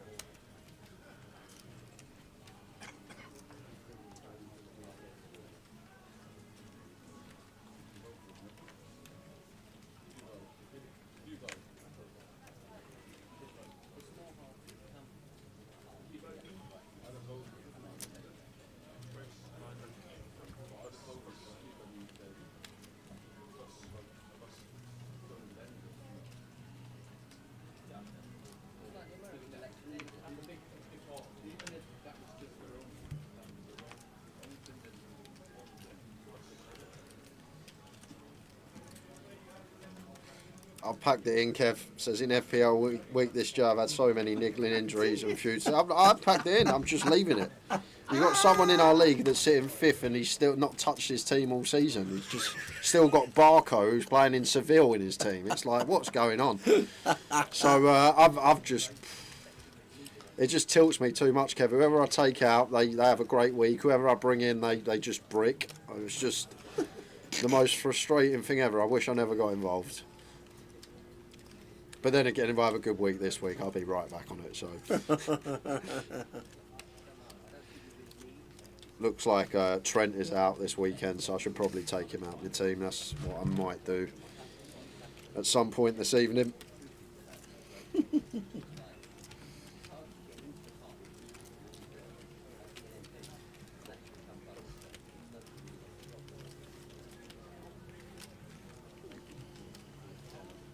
Gary is up to no good. 10-3 opens under the gun. You gotta love it.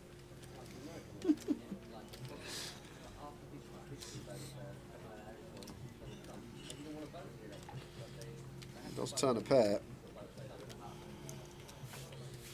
He's gonna barrel again with the 10-3. Hard to really say much about this hand. We're in that old realm of imagination land. as the 10-3 should never be in this spot. But we can talk about Zongming. Still can call here, now getting 3-1 with position. Call he does.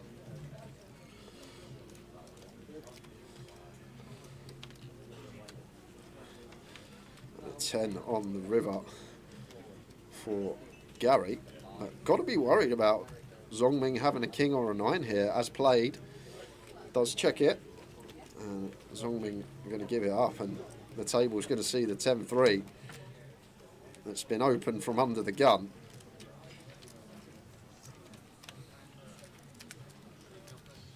We are in G Casino Luton.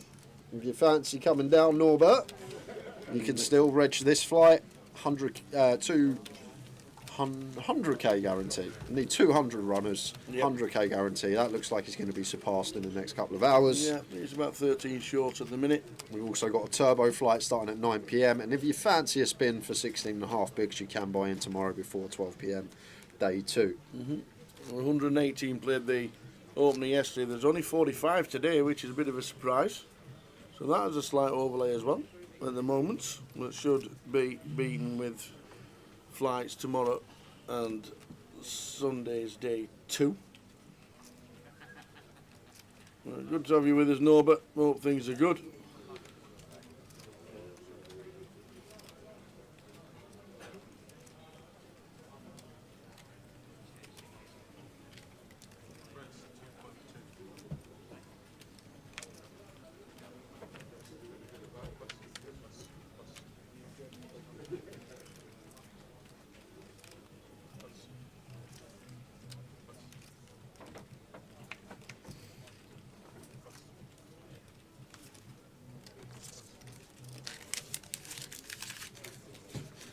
Here's Jack for Chris. There's 2.2 from Gun. What's the old 6x? Table and a half, this one. Not just table tower, that's the first session we had as well. Like, if like you could play this, why wouldn't you? It's a real sweet spot, the 500 pounders, because they create a big prize pool, but you get a lot of players that wouldn't play a 1k but play the 200s, and it's just an unbelievable field here in Luton. And we'll go to another giveaway in about 12 minutes time. 12 minutes time. A great question for the tower. Have you? Oh, okay. You already got it? Okay. All I'm going to say is get your measuring tape out. Oh no. Oh no. Once out, ace queen of diamonds opens from +1. Got ace 3 of clubs here from +2. Let's just land on call. I might have gone for a free bet here against one tail. Sorry, has gone for free bet. I thought they were 100 chips that guy's put in. A few 500s in the mix there. So has gone for free bet to 2,500. My mistake. I think this one is going to play better, taking aggressive route once +1 opens, just deter people from calling behind. But Gary going to go for the cold 4. Gin spot to do it. Around 7k would be the size that I'd choose at this stack depth. However, what I will say, the last hour we've been watching Gary Tower, he does seem maybe a little inexperienced. So maybe he won't take the 4-bet option, but we will see what occurs. What? We weren't expecting that bit. Maybe a bit experienced, but folding ace king's not one of the options we were expecting. What?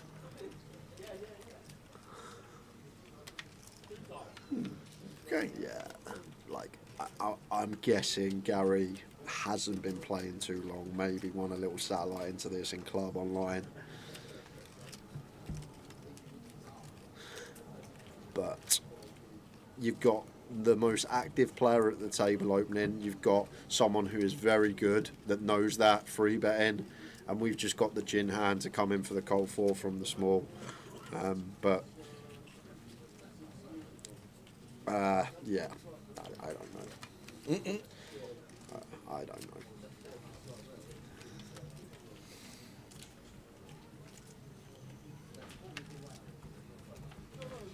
Maybe you.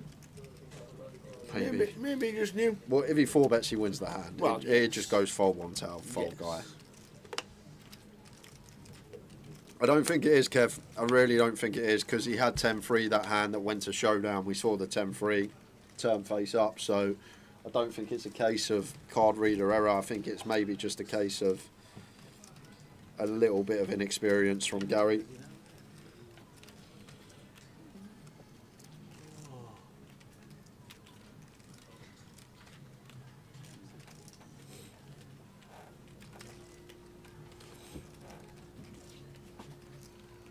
Sorry, James Hill, mate. Says, I won a J Finks last week. I had to pop out before it was announced. Unfortunately, need to be in the chat to claim when we announce a winner. We don't take nicely to people guessing and leaving. Just trying to get a little freebie. We've got plenty coming up over the weekend, James, so hopefully you'll get another chance. As Guy probably got a bluff here, Tower. He's at bottom of range, absolute stone bottom, so needing to bluff in this river spot. And I feel like one tail has to call a straight. Like when it's a 3-bet coup and Guy doesn't really have many like bare ace-x, maybe stuff like ace-jack, ace-10 with the ace of spades, ace-king with the ace of spades. But he's also going to have like stuff like he has that just feels the need to bluff river. Even if he maybe something like 9s probably doesn't 3-bet actually, so it's kind of a tricky one. But one tail with the straight does let it go. Can't fault him. We do lose to any bare spades, but when you think about Guy's 3-bet range, like the bare sort of spades stuff, it's going to be like ace-jack, ace-10 with the ace of spades. Ace-queen with the ace of spades bets turn, so we're not worried about that combo. Ace-king with the ace of spades, yes, that could be a thing as well. Maybe one tail finding it difficult to assign bluffs. But nice little play from Guy.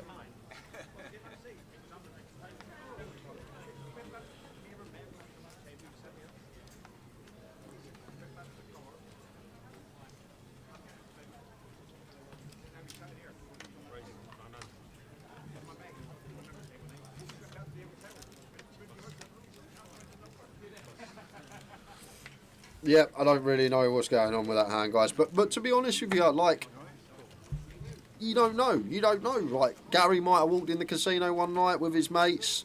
They've gone to play some table games. He's thought, oh, I might try poker. He might have won a seat into it, and now he's playing this main event. Correct. And, like, if you get thrown into the deep end... And I've only got ace side to a 3-bet. Exactly. Like, if you get thrown into the deep end and you've never looked at a chart and you're not studied and you look down at that spot and there's been a raise and a re-raise, it just looks like they're really strong, and maybe not wanting to navigate ace-king out of position could be the idea, but I think it's just the case of it's someone that is inexperienced. But at the start, we're all inexperienced, we all make mistakes. I'm sure you won't remember it, but the first sort of 4 to 6 weeks you're playing poker, you might have made a play like that. I might have made a play like that, just fold ace-king.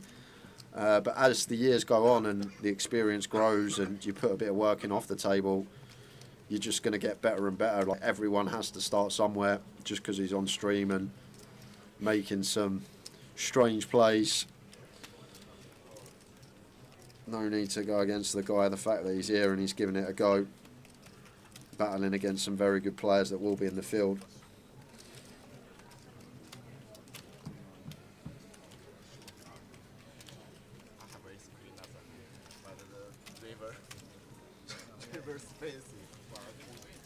John Clark says, I'm coming down from Inverness on Thursday for the main event. Wow. Second ever 1K tourney. Can't wait, lads. See you there. Any quick little tips for an online player? If you've not played much live, John, like you've got, like, you can take your time. It's not like online. You're playing 6 to 12 tables and you're sort of clicking all the time. You can take your time. Don't rush things. Think through the spot. You're on an hour clock as well, which is an unbelievable structure. Yep. So no need to like be running at early levels. Like, sort of suss out your table, get them from start, suss out your table early on, see what you think they're doing wrong, see what you think they're doing right, think how you can potentially exploit it. But I think on the grand final structure next week, just sort of the key, take your time. You're on an hour clock. You don't need to force things. You don't need to get sticky with middle pairs, making big hero calls, running big bluffs. the spots will arise throughout the day.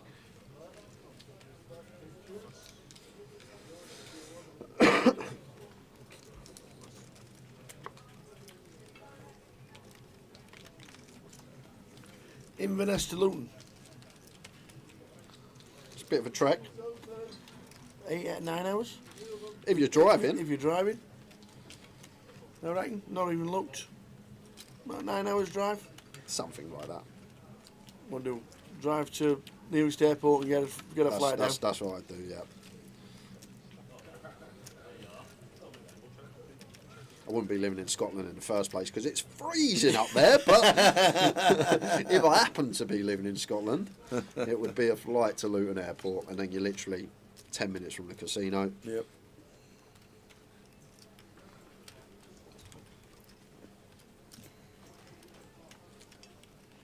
As Minos is like, I'm stacked up, I've got a lot of chips, I might as well go have a little 10 minutes, why not? Like it. There we are, the Viruses.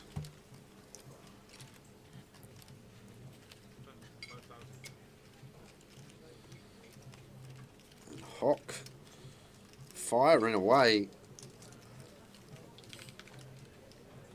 on the queen turn.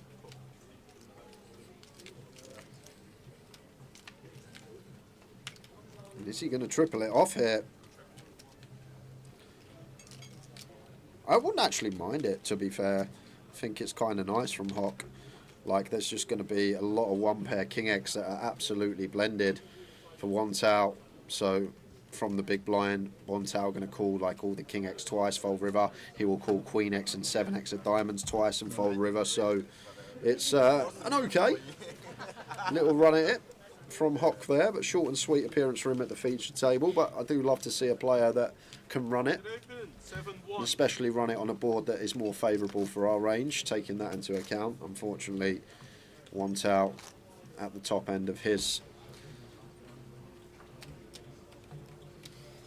And we're going to go to another giveaway in 2 minutes' time.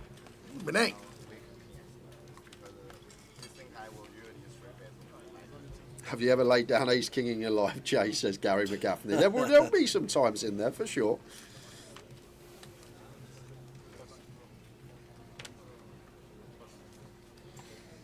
Queen 9 of diamonds for Dooley.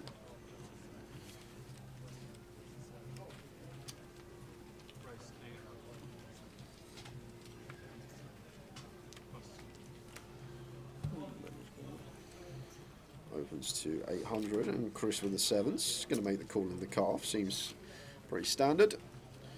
The guy king 4 off in the big snap fold, not defending three-way.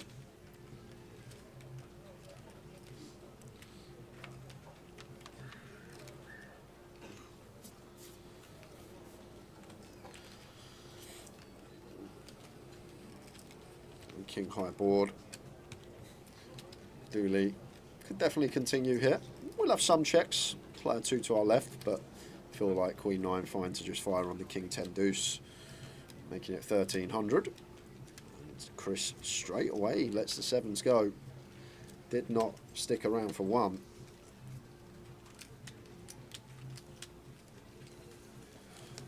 And it's that time, guys. Here we go. I have another €20 Mini Masters token to give away. It's closest to Tower's answer. Quick rundown of the rules. I will ask Tower a question. He will write it down on that piece of paper. Closest to Tower's answer is going to win themselves a €20 token. Yep. One guess per account. Any multiple guesses, you will be disqualified. So do not multiple guess. And please do not guess until Tower puts his answer down. Do not give him any clues. Come on then. So Tower. Yes. All I would like to know. Indeed. Is in Olympic show jumping, in centimetres, how tall is the highest fence? In Olympic show jumping, in centimetres. Centimetres? How tall? Why? Is the highest fence? So we're going to give Tower 15 seconds, no one guessed yet. In Olympic show jumping, in centimetres, how tall is the highest fence?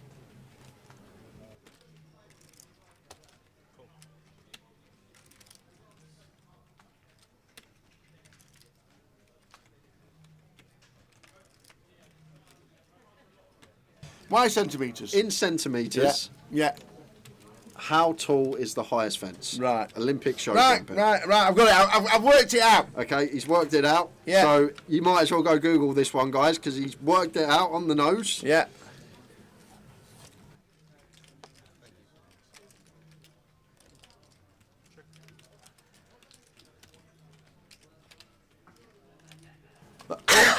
Oh, I put so many. I've done it wrong now. No, I got it try right. earlier. He's in. Good luck, everyone. Go, go, go. It's a big fence.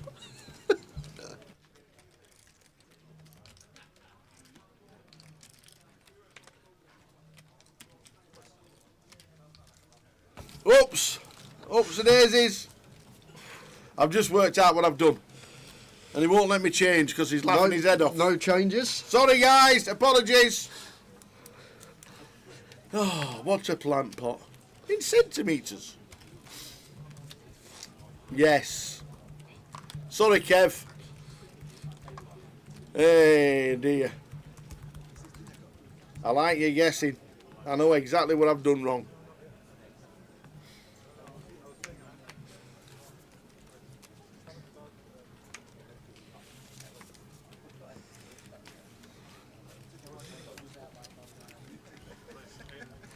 Hey, I told you I weren't very good at mathematics.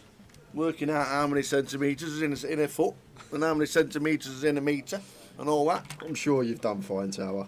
Thanks. There'll be somebody out there that's going to be winning thousands of pounds from my guess. That's all that matters. Exactly. Exactly.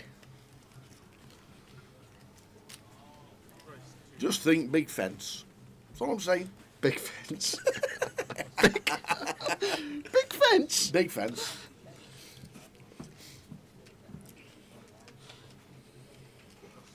Hey.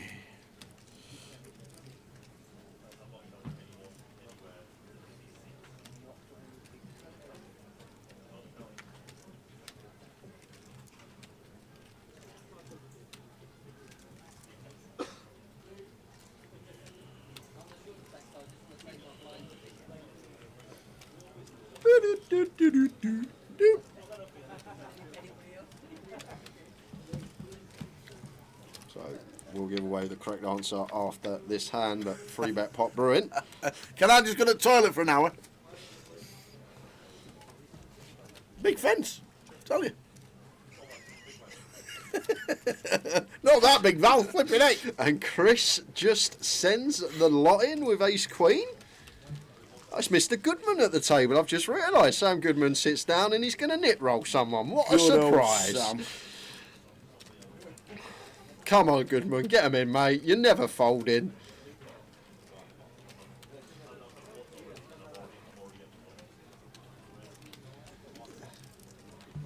To be fair, I've just looked. It's gone gun open, 3-bet. Sam's called, check, all in. But we're not folding jacks. We just head to the not re-entry desk. We then got to spin a short stack if not. But is he ever really folding Tower? Of course he's not. No. In with a nit roll. Still got a fade. 6 outs. Everybody's like, jacks. To be fair, it is a meaty old jam over the pot. I'm giving him a bit of rub because he's my mate, but I don't think we're ever folding jacks here.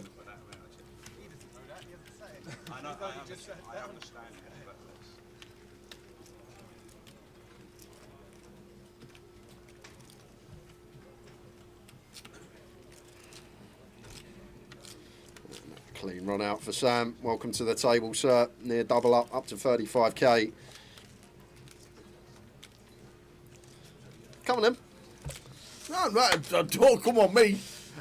So, the correct answer for the highest fence in Olympic show jumping is 243 centimetres. That's some jump from the horse. 2.43 metres. They're literally jumping that horse over the height of the ceiling. That is some jump from the All-Star when you think about it. 243 centimetres. I know a horse that can go a lot bigger than that. Do you? I'm sure you do. Tower's answer coming up in 2-3 minutes time. You can still get your guess in if you have not guessed yet. I know what I've done wrong. I think we all know what you've done wrong. Tried to work it out. That's what I did wrong. I tried to work it out. I worked it out in my head, and then I know what I've done. Exactly know what I've done.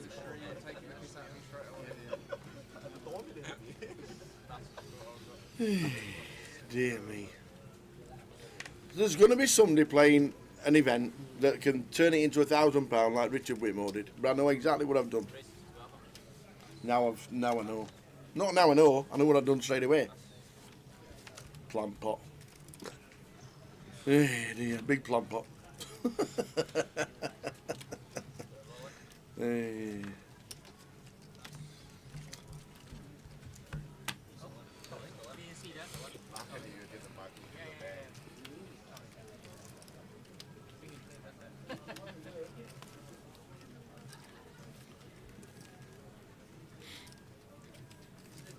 Razor Kev, I know that.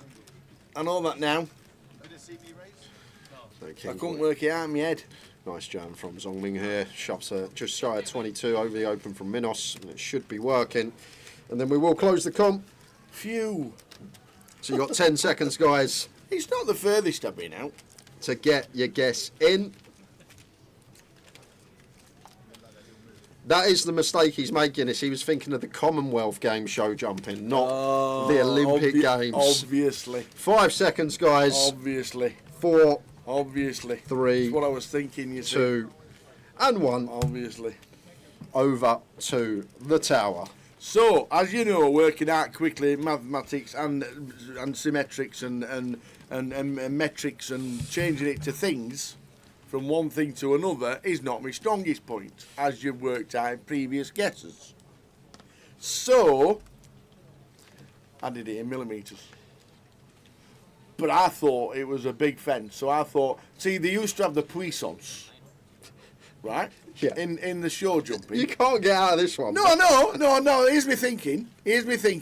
So the puissance was the biggest fence in the British horse jump. Words out there now for everyone. Anybody out there knows horse jumping? The puissance is the biggest fence in horse jumping at the Horse of the Year show, and it bends over like that, and it gets to about 10 foot, which is about 3.5 meters. Okay. Right.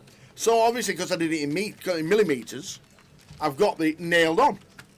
Absolutely nailed the answer correct in millimetres. So, apologies, because I'm a bit far away, but I think somebody's going to get close to me because they think like me, not very bright. So, I went for, what? They got 8 foot, so I went for a bit higher because I thought the puissance fence was about 10 foot. How can you not it goes round like that. Calculate centimetres or millimetres? You just take a 0 off. If it's 2 metres, I never do. Why is it? But I don't know how many millimetres. There's 1,000 millimetres in a foot in a metre. Okay. And it was 3 metres. Go and on a bit more. What have you put? So the puissance fence was just over 10 foot. It went like that, and he jumped 3,450 millimetres, which is 34.5 metres high.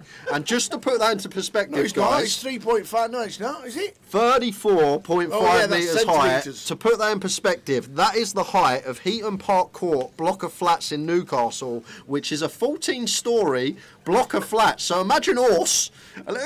Is it a flying horse that you was guessing jumping over a 14-storey? It's a good horse. It's a good horse. It's a good horse. Never fell in its life. So your guess is equivalent to Heaton Park Court block of flats in Newcastle, which is a 13-storey block of flats. But I did it in millimetres. Yeah, because I didn't. Anyway. Doesn't matter. Because someone is going to win themselves a token, and that someone is Lee Richards on Facebook, who guessed 3, 4, 5, 6. Oh! I never even thought about that. 3, 4, 5, 6 for Lee Richards. And you're going to win the €20 token. Well done, Lee. We just need one thing from you, Lee. That's the alias you play on Grosvenor Poker. Yeah, exactly. Tower of Pegasus jumping over it. A 13-storey block of flats. That's what you put down as your answer. But yeah, I did it in millimetres. How good is this horse? It never lost. It never lost.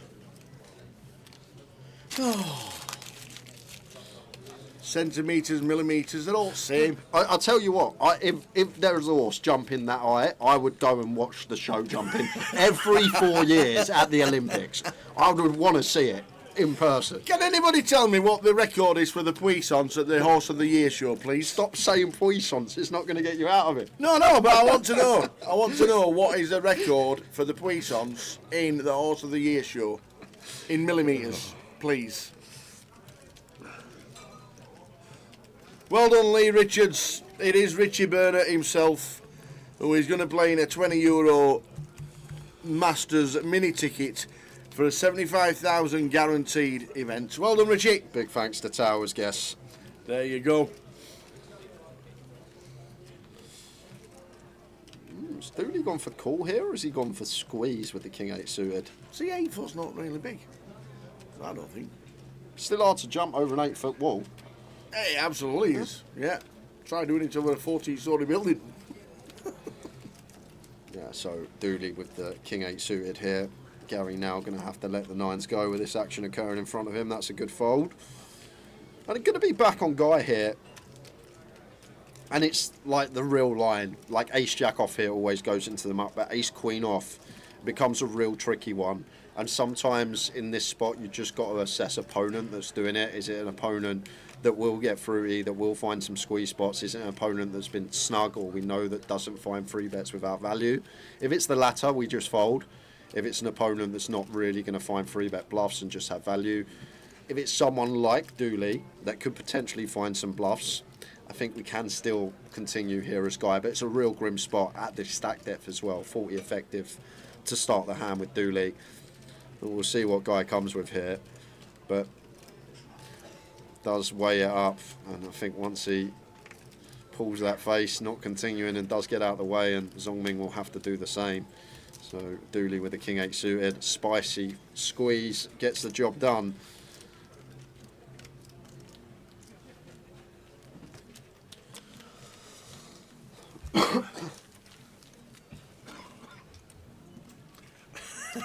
Live at the Shed. Evening live at the Shed. It's Friday night. You must be playing a game. Looking forward to Towers Poker Maths book. Is that all? Last year's puissance was won by a 7-foot jump. I'm not having it. I'm not having it. I need a drink. I need a cup of tea. It was a 70-foot jump tower, folks. Exactly. God dear me. 7 foot, is that all? We're on break in 15 minutes. Oh. Right, I'm just going to crank corner for a minute.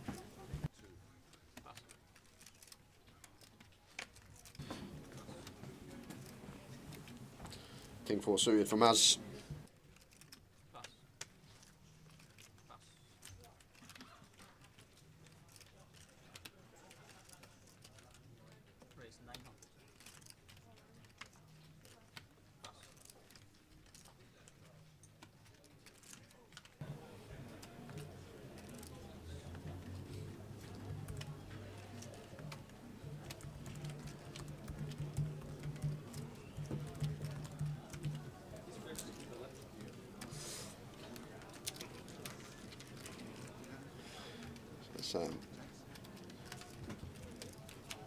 The King Queen getting some resistance from Minos in the big blind.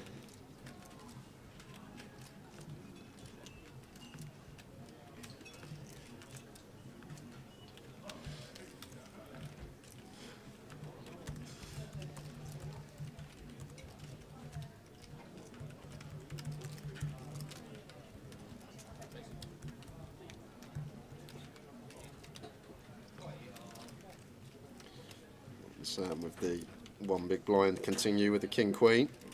Minos with the click. With the A6. Maybe Sam feels like be some deuce X in here. Well, even against the deuce X now, we're drawing dead. And now Minos firing another barrel. Obviously King High playing here now as Sam. Does he expect Minos to raise an ace on the flop that often? Like, he has just come to the table. We got to see Minos all of the first session and all of this session, and he is a super unpredictable player. So maybe if Sam was aware of the dynamic of this player before he got to the table, he may have just let it go on the flop, but believes that King High going to be good enough for the time. Maybe he just thinks the click on the flop means Minos is up to no good. But we do go ahead of some hands now. 3s, 4s, 5s, 6s. If Minos ever elects to play them in this manner. And Sam in a real grim spot, because the other thing as well, like Minos should be thinking about what Sam has, and once Sam bets flop, calls the raise, calls the turn bet, he's got a catalogue of ace-x himself, so people don't generally barrel here without an ace for that reason, simply because we have so much ace-x that play this way that people just shut down all their bluffs on river. So even after river in this queen of Sam, yes, we've improved. Is he going to pay? Oh, he is. He is going to pay, and sees the a6 was getting 4-1. Price enticing.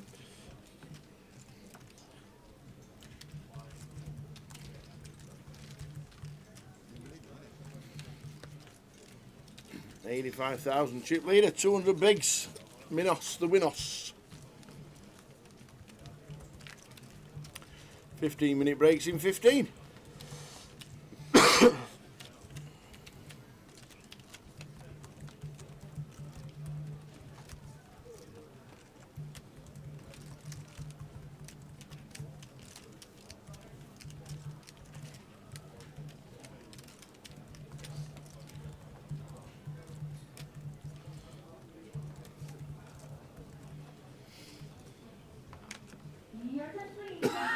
New table on its way after the break, which is in 13 minutes time. Break of 15 minutes. Getting close to the guarantee. Not hit it just yet, but getting close.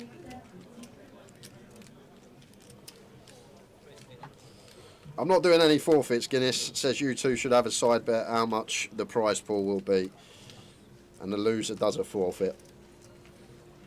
I'm already putting in my fantasy poker study for the WSOP for next year. Already? Yeah, I won't be losing again. I made that mistake first time round. Dear. To be fair, you didn't do a forfeit then. You just came in your normal clobber. Minos is just yeah, I know, yeah. Minos is just smashing the deck today. Once again, huge flop for him. 2-pair here. Probably just continue from Dooley. Will be some turns that we get to barrel on as Dooley, but not going to get that opportunity. Minos with the snap raise shows the ace-3.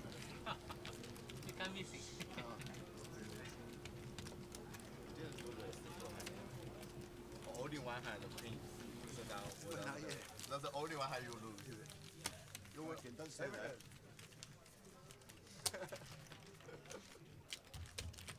And there's so many times river. Yeah. Well, that's what we call running. And a turn. Yeah. Dash or anything. If we have you got shoes on the floor.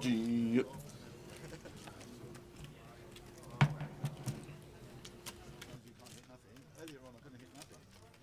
Then they moved me to the other table, and then everything changed. Only on one table, maybe. So just under 11 minutes of this level, 3 or 4 more hands of the sesh. Got any more tickets to give away? I feel like I'm going to get close on the next one.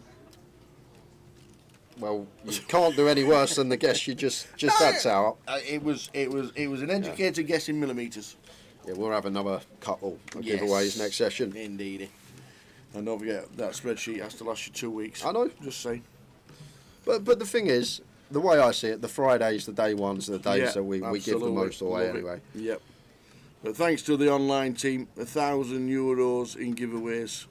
30, fantastic. 30 tokens. Fantastic. €1,000 over the 2 weekends for us to give away for you guys out there. Just brilliant stuff. The delay is 20 minutes, Lee.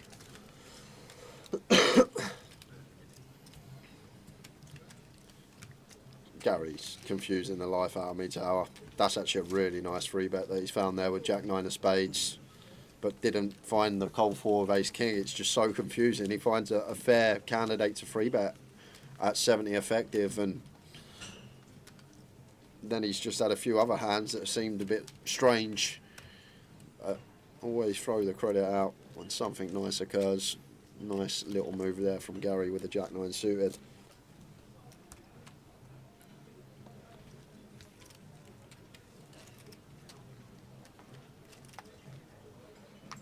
Okay guys, at the end of this level there is a break, and after that break you will be on table 16. We'll move the chips for you, just need to take your belongings with you to the break.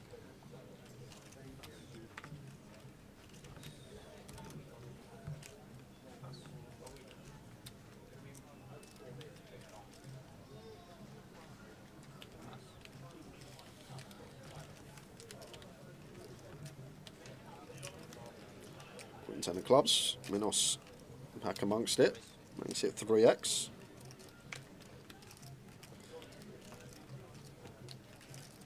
Yeah, really nice one to use. We like the suited wheel stuff. Cutoff versus button. Just folding out like all the better ace highs, ace 6 off up to like ace 9 off. Flush out like equi of like a king 10, just 2 in between us. However, Minos shouldn't be folding. Queen 10 of clubs, and one that can actually play 4-bet here, Tower, as well. When we are at this stack depth, 100 plus deep, like these suited broadways can be candidates that go for the 4-bet, but it doesn't look like Minos is going to take that approach. Does just land on call. You will see that most of the time.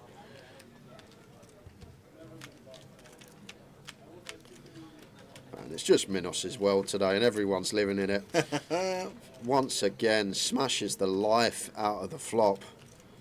What's it been? 2 pair, then trip aces, then 2 pair ace 3, and now pair and flush draw. You've got to enjoy these days when they happen.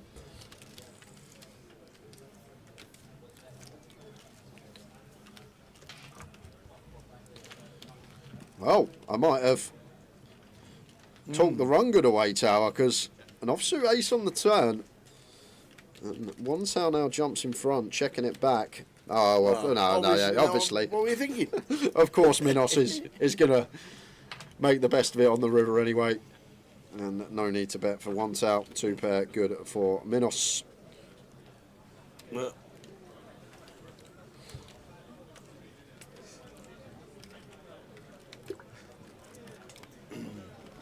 So, head into the break, 15-minute break. On its way in 7.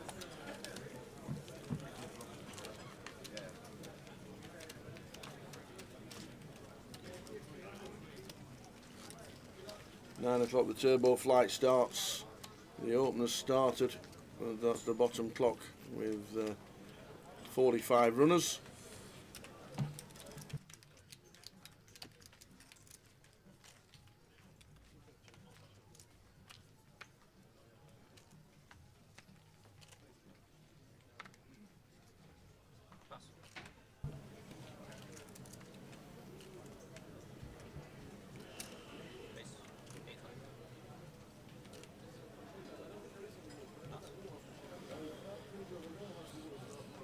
Dooley, 10-8 of hearts.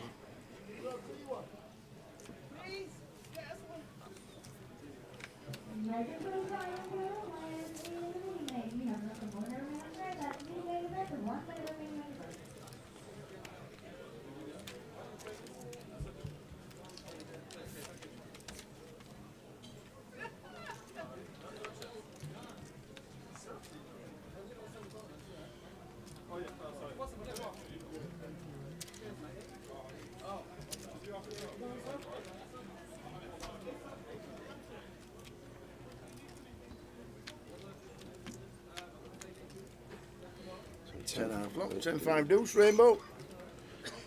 Piece for both. Yeah, both flipping the pair.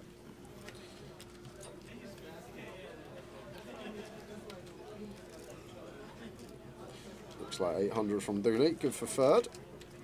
Even me slightly more. Just the 800 and Zongming not going anywhere with the Queen 5. Do expect just to see the check call. Like if we're at like 10 effective, obviously could check jam, but when we're at 20 effective, just want to call, play some turns.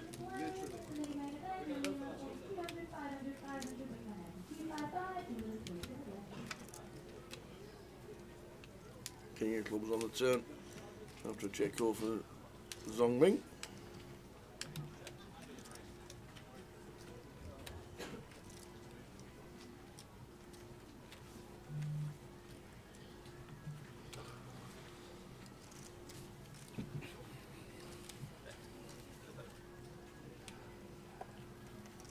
Another street here for Dooley. Not much King X in Zongming's range.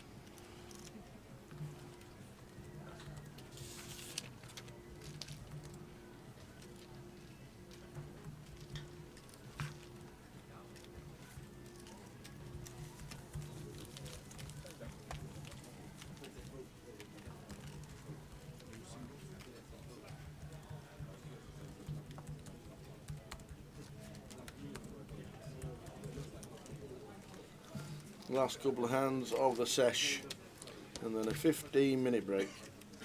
And back with a new table for the next session.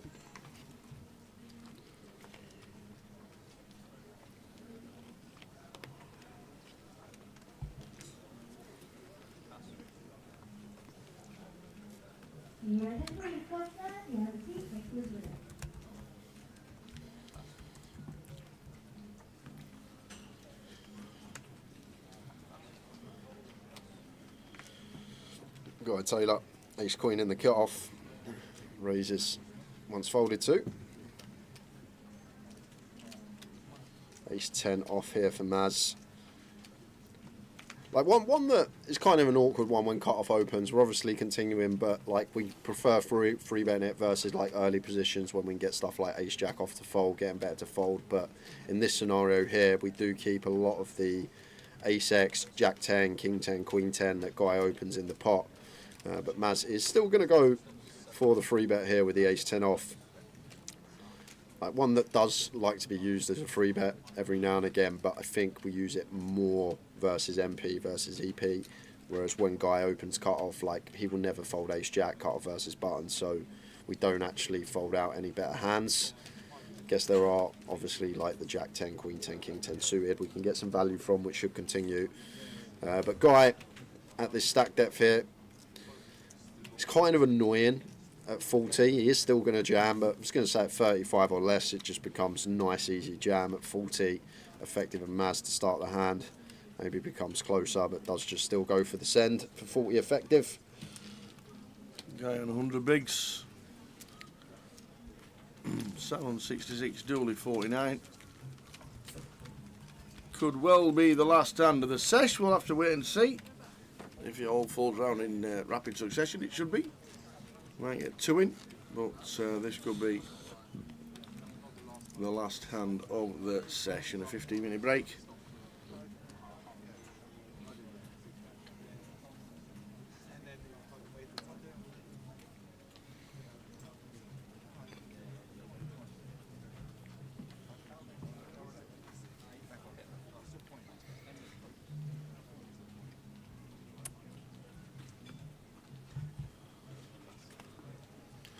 It's falling now really rapidly, so this could be not the last hand.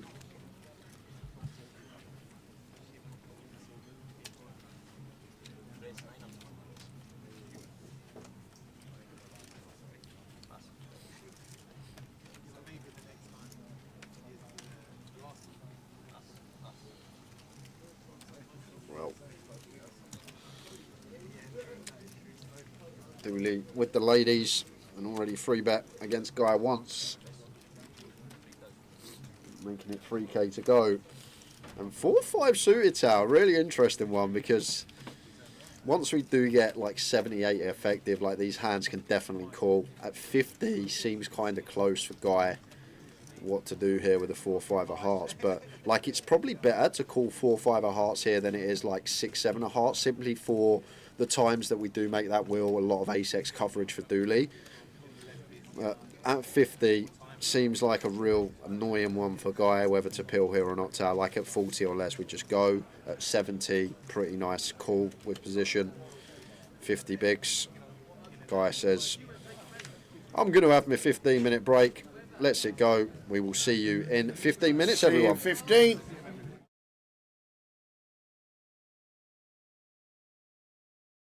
I'm going to show you a little trick. It's called Finding the Kings, but it's a trick that only works with the 4 kings, okay? I'm going to ask you, sir, to touch the back of any one of these cards, okay? Anyone you like. This one. Now, I'm going to try and find the 3 cards that match that one. For example, if he picked a queen, I'll find the 3 other queens. But remember, the trick only works with the kings, okay? I think that should be king number 1 just there. I'm not looking, but is it? Did I get it right? King number 1, king number 2 just round about here. King number 3 should happen just like this, if I'm looking. It's like an acrobat look, the king of clubs. That's spades, diamonds, clubs, and hearts. Now, I'm going to do the trick 2 more times, but each time we do it, it's going to get more and more impossible. This time, once you've picked the card, you can change your mind as many times as you like. Can you touch the back of one card for me, please? Anyone you like? This one? Now, do you want to stay with it, or do you want to change it? Your choice. Stay with it. Remember, the trick only works with the kings. You remember I was telling you that? It only works with the 4 kings. Now, stay with it or change it? You don't. You're sure you want to stay with it? Because I hate to think I was cheating, but you can change it if you want. No? You can change it. Do you want to stay with that one? Perfect. That's king number 2. King number 3, I hope, should be round about here. And that's diamonds, clubs, hearts, and spades. I've watched that card all the time. I did not take my eyes off that card. I said we're going to do it 3 times. This time, you can change your mind as many times as you like, and we're not going to look at any of the cards until the very end of the trick. Remember, it only works with the 4 kings. So just touch the back of anyone for me. Which one? This one? Do you want to stay with it, or do you want to change it? You sure? You can look at it. Don't show anybody else, but you can see whether it's right or not. In fact, I didn't even know there's a king or not. He doesn't. In fact, you can lie or tell the truth. It's up to you. So lie if you want. What is the name of that card? Change it. Jack of diamonds. The Jack of diamonds. I mean, I'm definitely I'm calling on that one. I'm definitely calling on that. All right. Remember, the trick only works with the kings. Try to stay with it or change it. Stay. Perfect. Okay. Stay with it or change it. Stay. Stay with it or change it. Stay. Stay with it or change it. Stay. You sure? Yeah. Remember, the trick only works with the kings. Unless you get an ace, it always works with the 4 aces. I don't know how it works, but it does. No. What I'm going to ask you to do, sir, take 1 card for me. Take it. Yeah, take it out of the pack, look at it, remember it, show the camera, show everybody else. Everybody knows what it is. And then pop it in the pack. Remember it, right? If at the end of the trick you forget what it is, just agree with me, okay? Perfect. Now, before we find your card, I'm going to show you something with the aces, specifically the red aces. Because we've got the ace of hearts. I'm going to try and make the ace of hearts and the ace of diamonds change places. Not with each other, though, with the black ones. I don't know how it happens, but it does. Now, I'll show you again, because it happens pretty quick. Slow motion review. Now, we've got the red ones. That's the ace of hearts and the ace of diamonds. And the black ones, which is clubs and spades. Name for me, red or black? Red. Which close? The red aces, watch.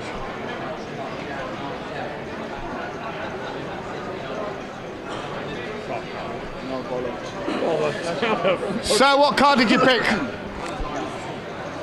The 10 of diamonds. What a legend. I don't even know how it happens now. So you can check out, it really is the only 10 of diamonds here in the pack. Say stop for me anywhere. The 10 of diamonds goes in here, but watch, it really does go right in there. But if I snap, the 10 of diamonds changes to the ace of hearts. I don't know what you're thinking. Where is the 10 of diamonds?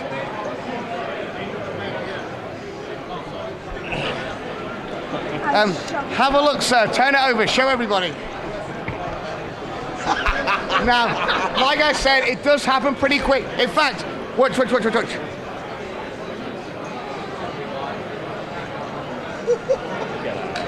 But I know you're thinking, where did the 10 of diamonds go?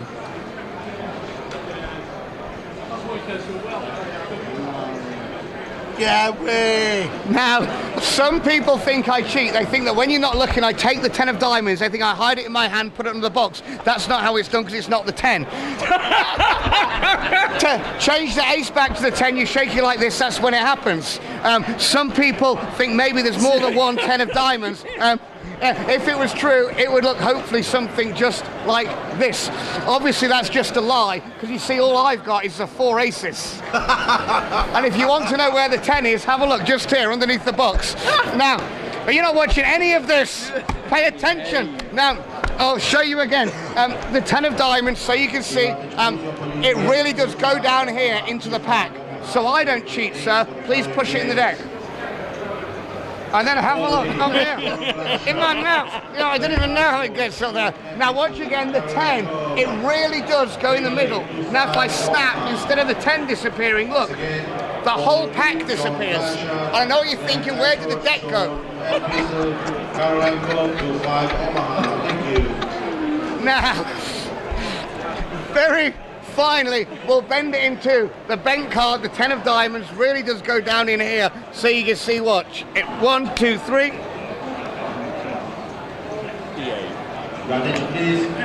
And I've got absolutely no idea how it's done. Sean Hayden, ladies and gentlemen. I need to lie down now.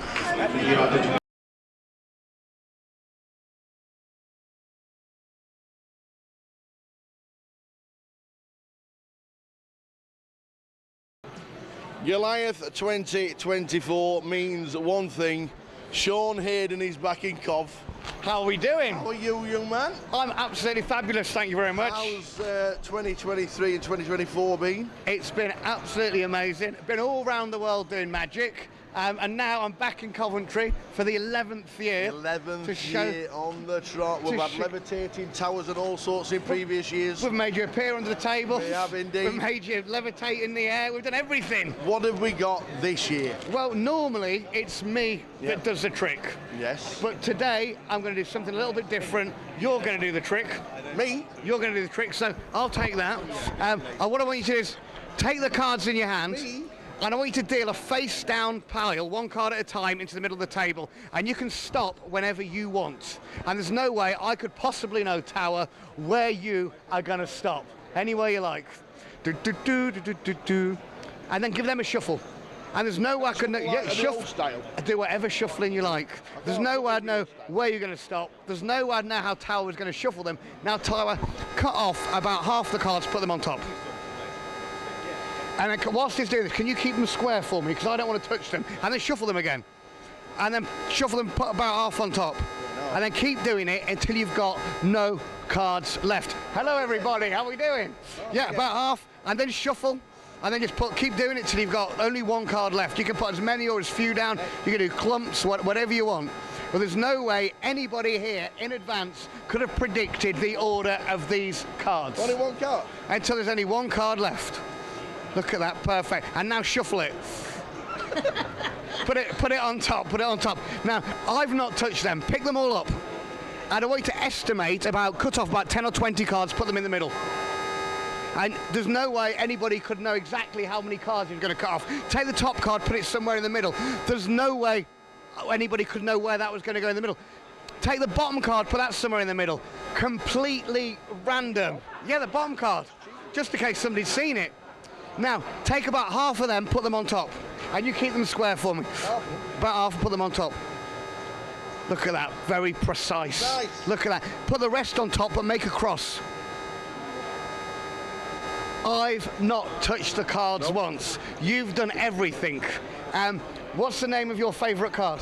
6 of Hearts. The 6 of Hearts. Even though I've not touched them, I know exactly where the 6 of Hearts is in that pack. I'll show you. It's here, it's that one. But wait, we flick it up, up, up. Now, it's the top one going that way.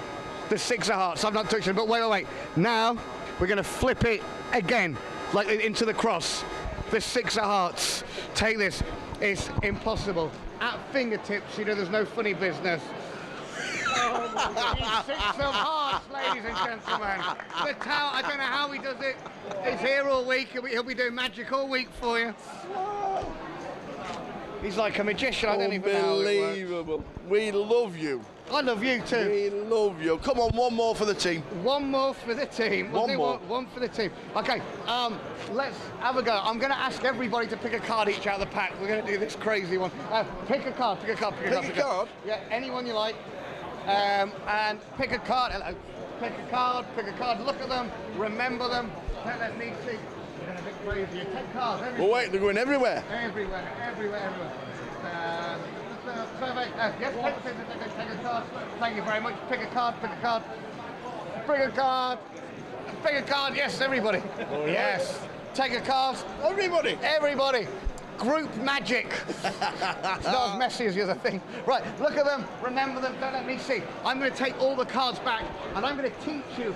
Pick a card, Sam. Oh no, it's still going. Yeah, and I'm going to teach how lots of magicians cheat because they don't really shuffle your cards into the pack. They just pretend to, okay? They take them back like this. So I'll go this way. Remember what you've got. If at the end of the trick you forget what you've picked, just agree with me. Remember your cards. Nobody looks stupid. Thank you. How many's involved? Here we go. Thank you. Cheers.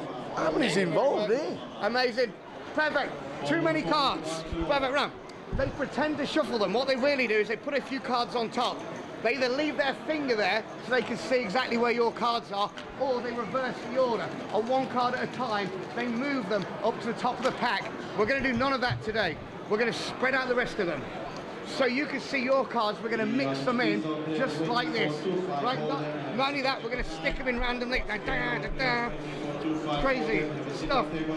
This is the easy bit. The difficult bit is, of course, to try and find them. Yeah, right. And here we go. Card number 1, if we're lucky. A little mix like this brings 1 card, if I am lucky, right up to the top of the pack, just here, the 4 of diamonds. Yes, and card number 2, I hope, just round about here, if I can get it. That's when we get the next card, the 2 of clubs today. Yes, perfect. I don't even know how it works. Keep your eye on the 2 and the 4. Somebody call out stop. Nope. They go in here, pull out 1 card, the next card, the 2 of hearts. That'd be your card. Keep your eye on the 2 of hearts. If I shake it like this, it changes to the 2 of diamonds. That'd be the next card, right? If I take half the pack and 1/3 just round about here, so we get the 7 of clubs just for you. If I cut the deck 3 times, once, twice, thrice, that's when you get the Jack of diamonds. If I cut the deck round about halfway just here, that's when you get the Queen of hearts. The next card's even easier because I already put it up here, hopefully in my pocket there, the Queen of clubs, and I don't even have a pocket. The next card jumps up round about here, that's when you get the 10 of clubs. Sir, tell me a small number. The number 4. The next card, we just go 1, 2, 3, 4 cards down. That's when you get the 6 of hearts, the card that you picked. If I snap once, that's when we get the 10 of diamonds. That'll be your card. How many cards left? 1? You pick 1, 2, you pick 1, 3, and 4. So 1, 2, 3, 4, 5. The next card, hello, how are you? The next card, a little mix like this. That's when we get the 10 of spades. That'd be your card, right? Yes, it was, you little rat. All right. If I cut round about here, we get the King of Spades. 3 more. 1. Just 3 to go. 1, 2, 3. 3 more cards to go. The next card's going to fly at the pack, spin in the air. I'm going to attempt to catch it if I am lucky. Round about here, we get 1 card. The 6 of diamonds. No? Wait. And it changes to the 6 of spades. He's a magician, a wizard. The next card's even easier because I already put it down here, look, in my pocket, these 7 of hearts and tower. If you keep your eye, zoom in close on the top card of the pack, and you'll actually see the deck slowly start to melt away, diminish towards the table, until I'm left with just 1 card. What the fudge? Yes. The card that you picked. The King of Hearts. Oh, thank you all very much.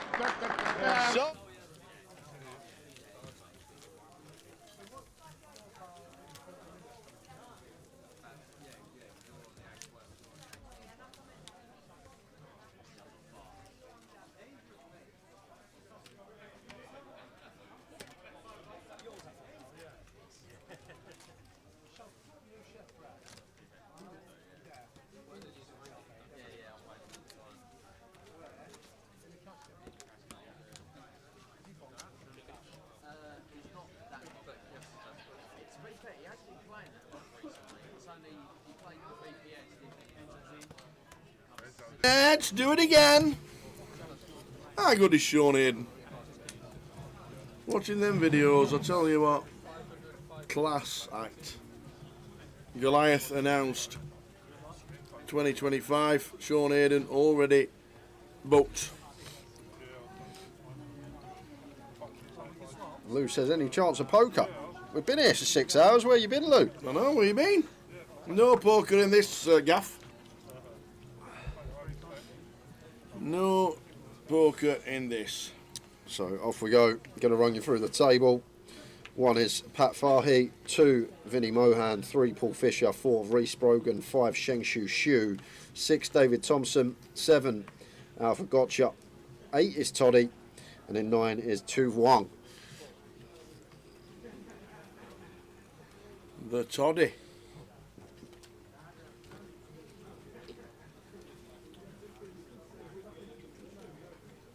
Is this 2 from Luton? A couple of it is 2. Opening 6-5 off. I think I remember this man. A couple of months ago when we were here for the other GUKPT.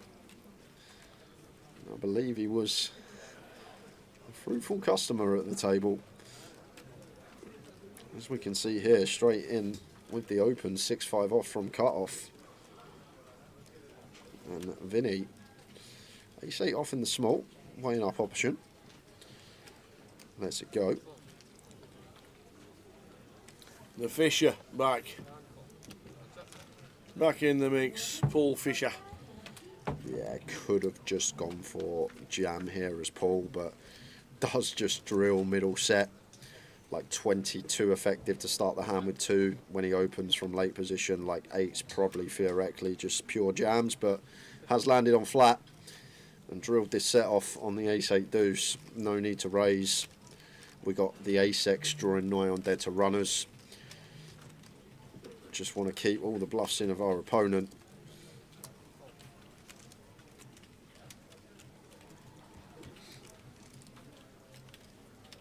Queen of spades turn. Paul with a check mark. Obviously with the flop set. Mr. Fisher.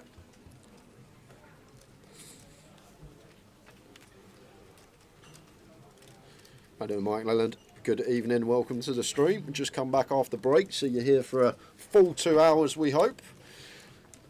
As Paul going to be going for his value, but won't be getting any from the 6 high of 2 into the muck. Another couple of giveaways this session. We'll do the first one at 8 o'clock. 8 o'clock. Beautiful.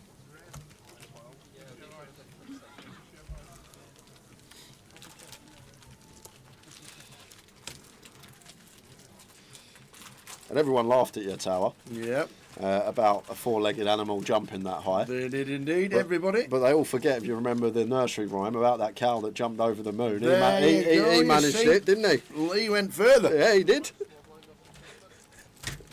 34 metres. Oh, right, chill out. It was millimetres.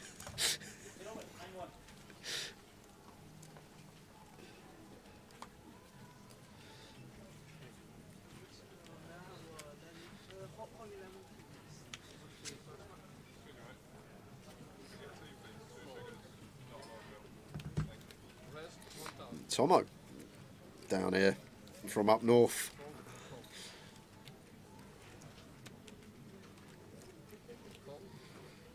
Opens the 1K and 2 here with the 10s. Just goes for call. Feel like when we have 18 here, we're happy to free bet, get 10s in. And that's just cool. Over to Reece in the big blind. Is he working with much? Not too much. King 8 off here, not really one that likes to defend multi-way. Likely to be in a dominated spot. Does let it go.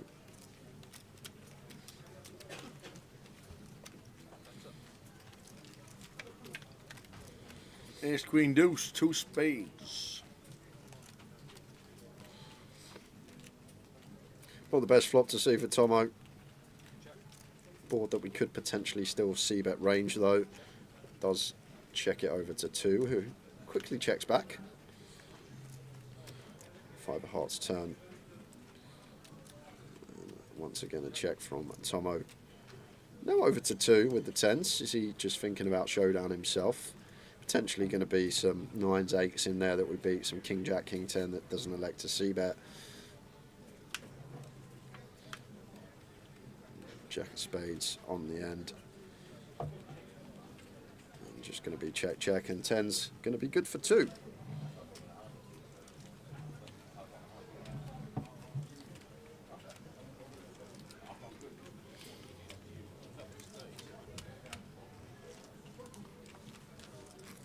So actually going for the bet there with the 10's. Brings chip leader on the table into session number 3 of the day. Right then, Damien. Welcome to the stream. Glad you're enjoying the coverage. Oi, oi. It was a good last session. A little pick-me-up we needed in the middle of the day. It was fairly slow to start first 4 hours, but now that we're shallowing in terms of stacks, going to see more action as the day goes on, more all-ins. More giveaways as well. Yep.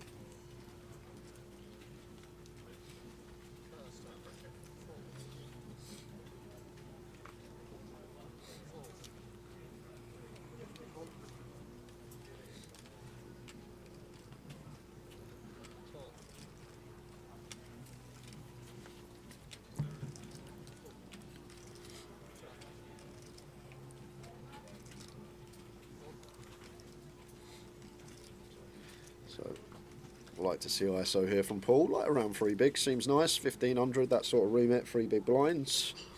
Just try and get heads up with 2.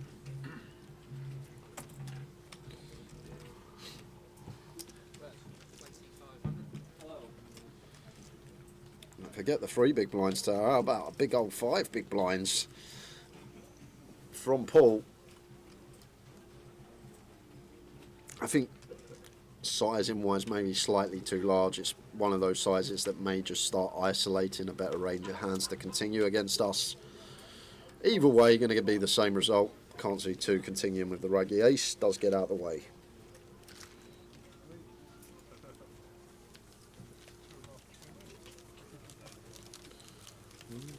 The stars.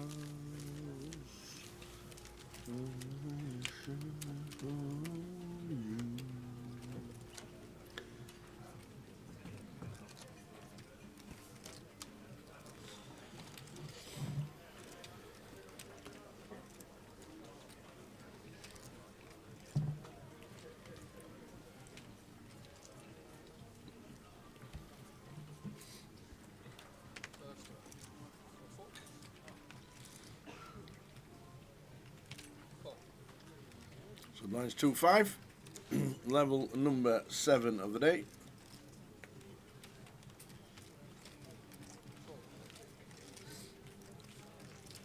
Prize pool still not at the 100k, which is what it needs to make sure there's no overlay. It's like I'll cover it if it doesn't get there. That's how confident I am that it'll get there.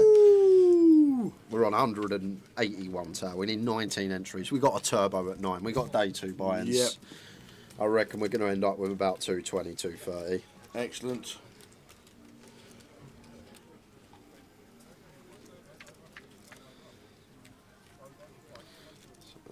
Tomo checking, does flop dummy and gut short, backdoor flush draw. Top pair for 2, so probably happy to just start putting some chips in the middle.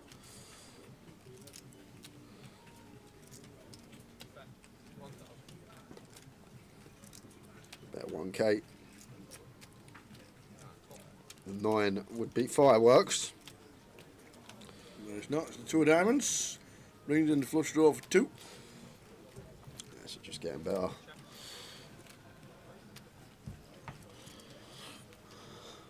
Now, well, we will lose Tomo out of the way with the 10-8.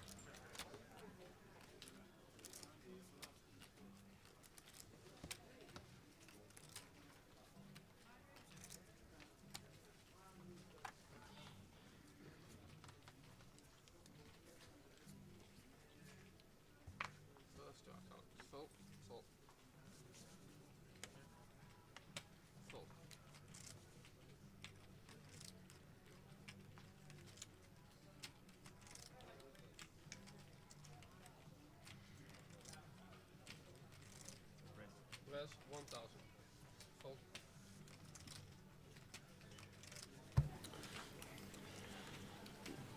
Good luck, Tomo says. Bob, how are we doing, Bob? Are you playing the Friday night game in Blackpool tonight? Usually a good one. Alpha. Should we connect that, although they're not low. Fine to flick and defend for one more big. And C3. It does actually flop best in the form of a deuce, but nice flop for Vinny. Up and down, and board that we are going to have lots of bets on. Queen 10 deuce as the opener, just our board. I'd like to see continue.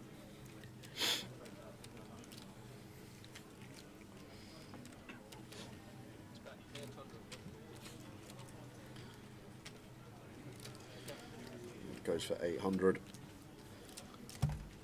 So just shy of 40%.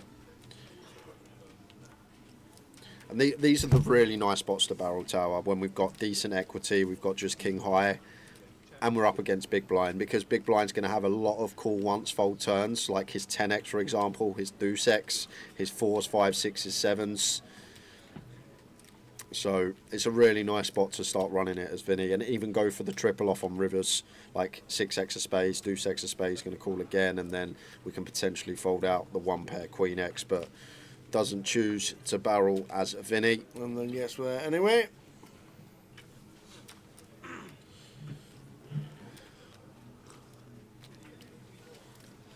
And Vinny going to have a nice clear value bet now once check 2 from the big blind. Don't think we're going to go big here, tower. The king rolls off. I think we want to try and extract from a queen, extract from a 10. So maybe like a little B40, 1700, something like that from Vinny. Seems nice. It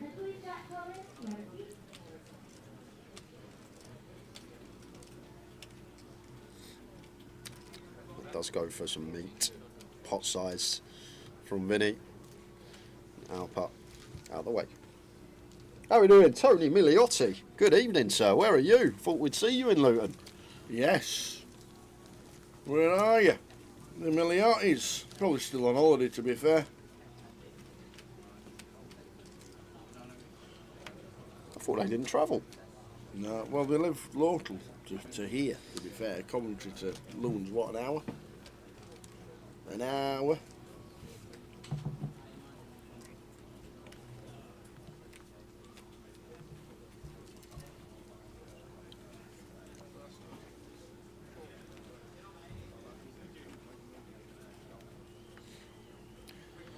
Queens for Pat.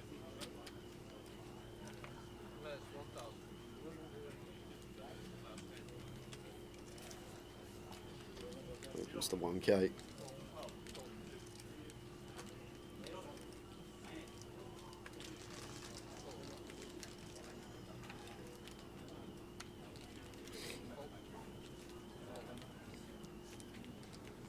Toddy defending from the big, king 9 off.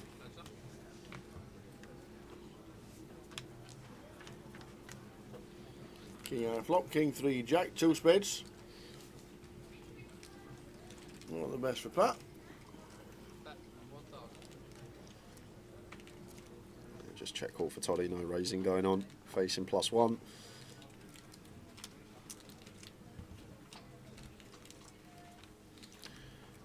Terrible card to see for Pat, because a lot of jack X in the range at Toddy, already behind to king X. So just should be a check here. No reason to bet the queens here. Any hand that's behind us is not going to call other than something with high equity, like an ace X of spades. So just a little check back. And a 5 on the river. So now, as Pat, we do not beat anything, tower. Maybe queen 10 and like queen 9, but we block that so heavily. So I think he will get the opportunity to let this go, facing this bet from Toddy. Toddy just goes for the 1 big with the king 9, a little block on the river. Against block, we've just got to throw it in, I guess, but we expect to lose almost always. And sees the bad news up against the king 9. There we go. Tony Miliotti says, working Christmas is Midi for the Miliotti brothers. See you soon. Great work as always. The brothers should be there very soon. Well, the Behemoth is on the way in Coventry. If you are thinking of staying local, there it is, all the festival for the Behemoth. And if you want to play online, there is an online day one for the Behemoth. If you want to play online, get yourself in there and just come down to Coventry for the weekend. That is what it is. And you'll get the question, will they do the same for Goliath? No, they won't do the same for Goliath, but they will do it for the Behemoth, which is in December. It's a great shout from the online team and the live team getting together for the day ones, and then £300 buy-ins starting on the Wednesday, live in the club. We'll be there Wednesday, Thursday, Friday. I'll be there Wednesday, Thursday, Friday, Saturday, Sunday. This guy's on his jollies. Yep. He's got his... I might rock up Wednesday night for the cash game stream. I don't know, maybe, we'll see. Interesting. But that is the Behemoth. Yeah, if you're going down for that, the Behemoth is on.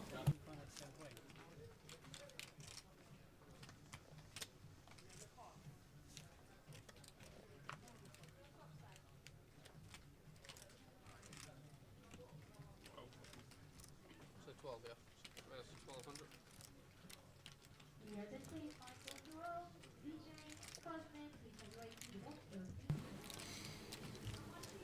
So the Behemoth is going to be the last event. The first event, oh, get this as well.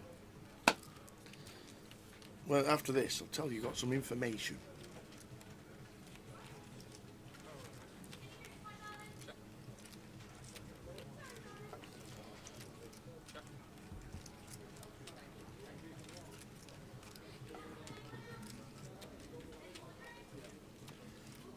Jace has just finished. Only an hour and 10 for the second session. 30 exercises of 30 reps. Fantastic. Well done, Jace. Great effort. Enjoy your birthday next Tuesday. Take a day off, pal. I'll do them for you.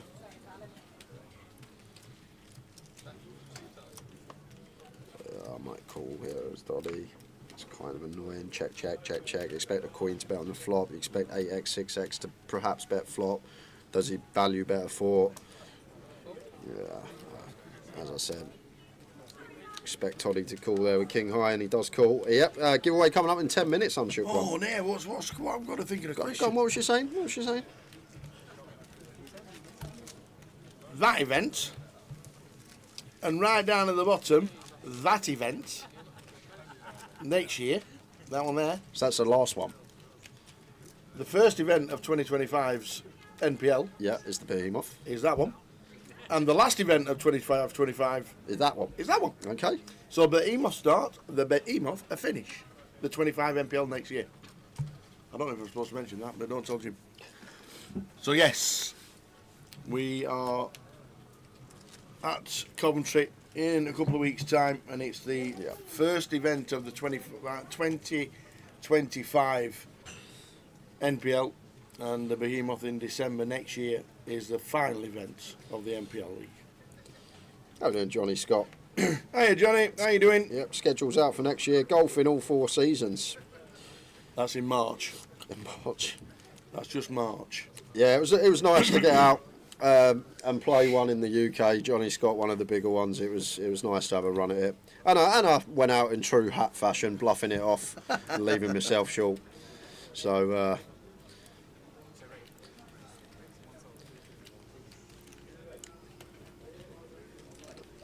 enjoyed myself.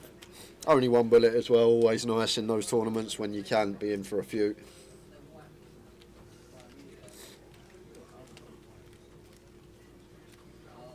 And I personally jam here as Tomo.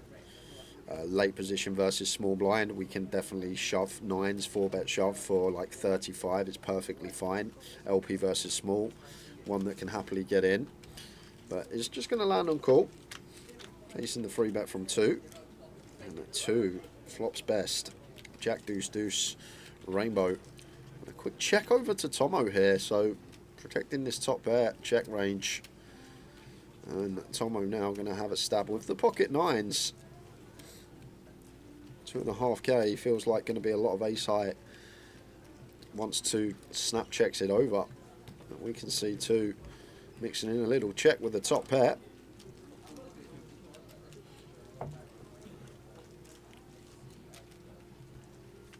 River's a 3 of spades. Yeah, so now as Tomo is kind of interesting what to do with the 9s when check 2. Obviously 2 check call in. Like, we're going to make the assumption that a lot of the overpairs, the Jack X may just elect to c-bet, so maybe Tomo does think 2's going to have some ace-king, some ace-queen stuff that calls once. Oh, but he just drills the 9 off on the river anyway. Good old Tomo. And 2 probably going to send the ace-jack. Decides to go for a non-all-in sizing. Going to be difficult to get away once Tomo puts it in here.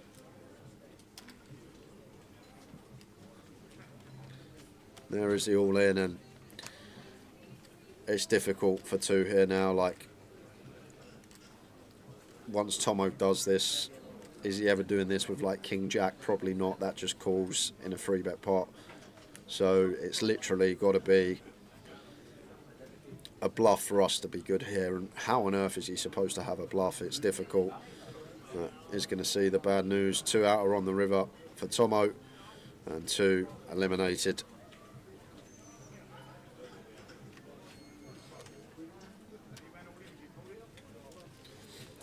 You see how much attention Unshook One pays. He goes, "You've not got Fournier cards anymore," whatever that means. I'm assuming because we changed the deck. Fournier, the maker cards, right? So maybe we got a new brand?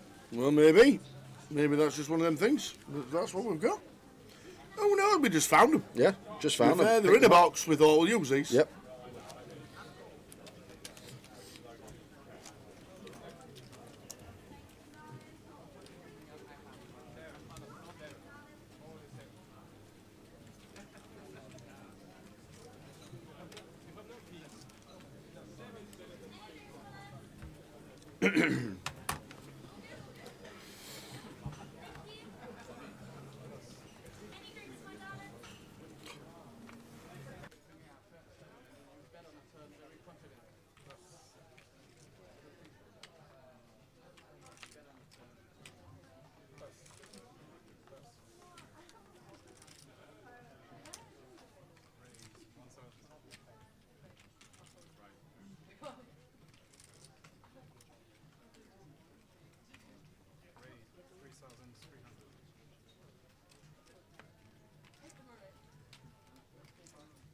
Ace King for Alex as he 3-bets to 3.3. Should be in the hand. I'm going to go to a giveaway in just under 5 minutes time, guys.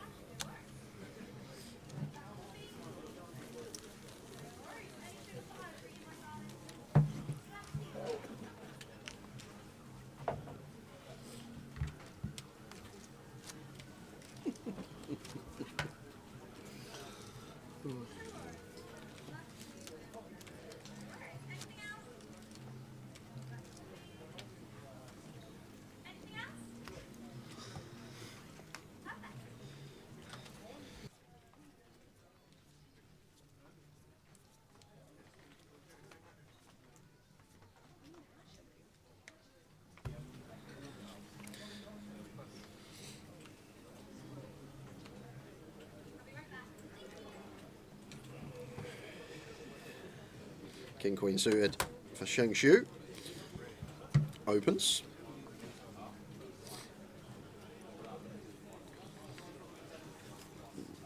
Quick call from Toddy with the 5s in the cut-off. Vinny, Queen Jack could definitely pill in the small here. Not going to have any squeezes simply because of Sheng Shu's stack size.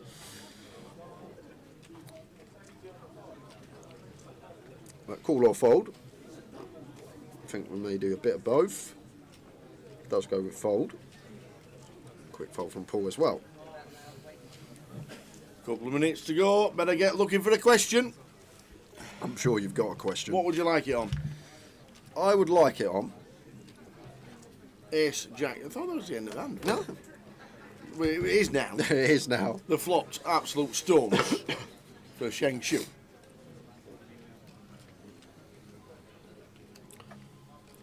could be bother for Toddy actually, because like maybe 5's no spade, maybe one we don't use. Well, he's still going to use it, but like in general, Tower, like when you're on boards like this, it's difficult to like find bluffs. So we like to go for the small pocket pairs. Like we can fold out 6s here, 7s, 8s, 9s, all of this stuff. But Sheng Shu just goes for the check jam. Like, but if Toddy had 8s or 9s there, it's one that probably wants to check. But when he's got like the small 5s, when we can fold out 6s, 7s, 8s, 9s, it's going to be a much better bet. Just always ask yourself that question: what we're folding out, etc. It does look like Keno. It does. I said it looks a bit like Keno with. If you're on the 888 circuit, you'll know Keno is. He's always in around the room. He's the man that only appears when the trophy's ready to be handed over. He always wants to hand the trophy over. He does indeed.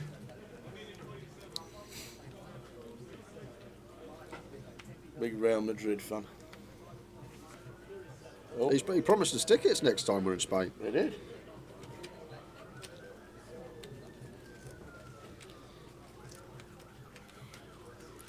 Ace Jack suited for Vinny on the button. Nice clean open.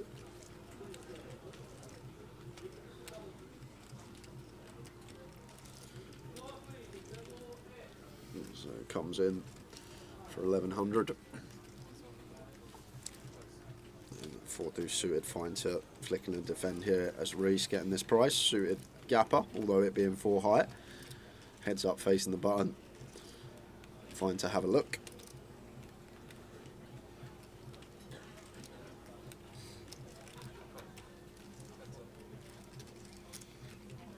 To the flop.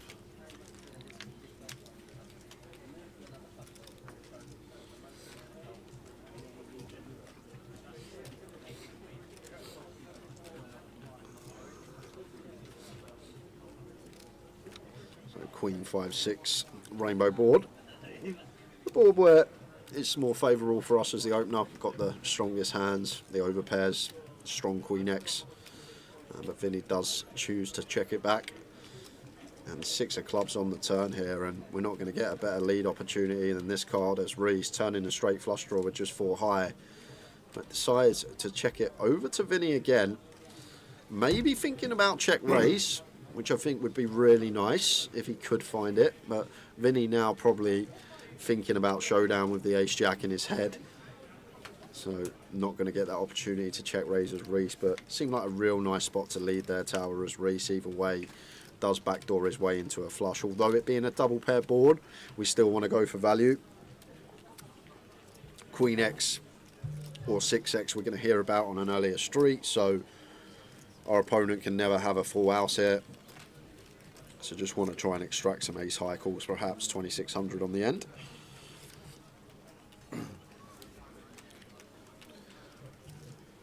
Like the virtual nuts with the ace. The way it's played, Tal, yeah, check, check, check, check. Wouldn't fault Vinny for calling. Even facing 90%.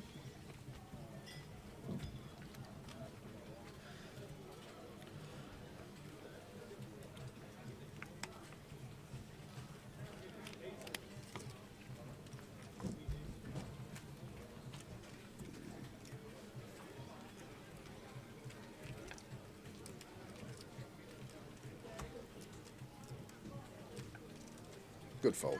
Good fold. It's tougher lay down than it looks at. Shall we do another one? I guess we got to do another one, as we've got 30 tokens to give away over the next 9 days. €20 Mini Masters token up for grabs again, guys. Quick rundown of the rules if you're new to the stream. Tao will ask me a question. I'll write it down on this piece of paper. Closest to my answer will win the €20 token. 1 guess per account, please. Any multiple guesses, you will be disqualified. And please do not guess until we say go. Don't be giving me any clues in the chat box. Yeah, I asked you what you wanted it on, you didn't give me an answer, so you've got it on. Monopoly. Motor cars. That's like one of my worst subjects ever. No, it's not really on motor cars. Okay. But I don't know anything about cars. So the Autobahn in Germany. Sorry, the what? Oh, this should be fun. The Autobahn. It's a public motorway. It's like the M1 or the M6. Why didn't you just say a motorway in Germany? Because the Autobahn's like... Is it long? Yeah. Okay. It's like the M1, it's long. But it's a public motorway. Okay. And obviously because in Europe, they use kilometres per hour. So all I want to know is what's the fastest recorded speed on the Autobahn in kilometres per hour. Yeah, okay. and don't forget, it's a public motorway. Yeah, I get that. Like the M1. No guesses? Don't guess yet. 10 seconds, 5 seconds. What is the fastest recorded speed on the Autobahn?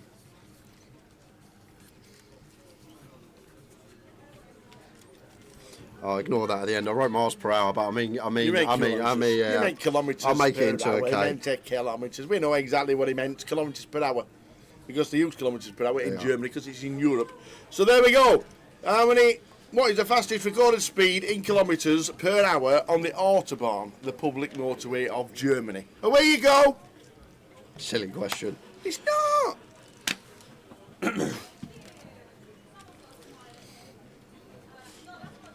Do you know what the national? Do you know? Don't. No need to check. No need. Do you know what the speed limit is in the United Kingdom?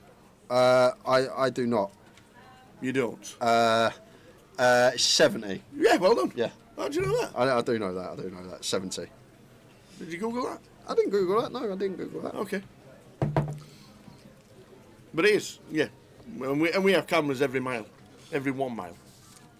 So what is the fastest recorded speed in kilometres on the Autobahn, which, as Jay didn't know, was a public motorway in Germany?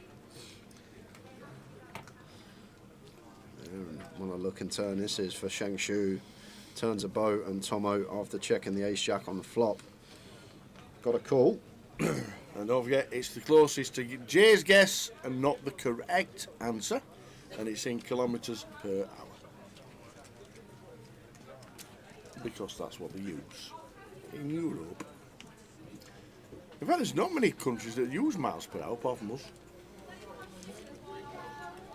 I don't know why. We just all have kilometres.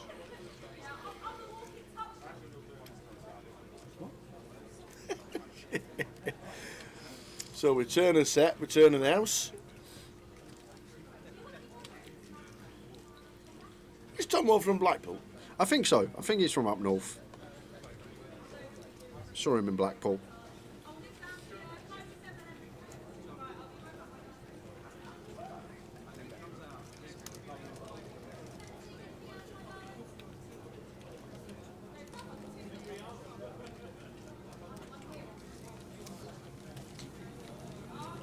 Good evening, Fruity.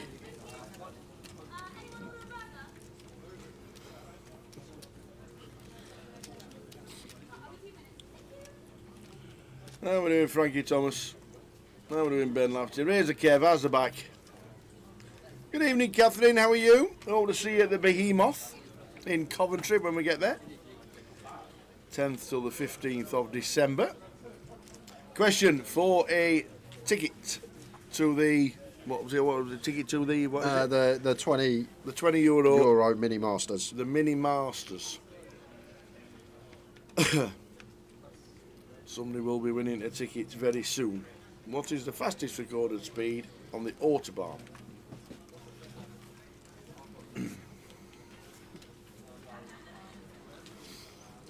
Pocket nines for Toddy, makes it 1100.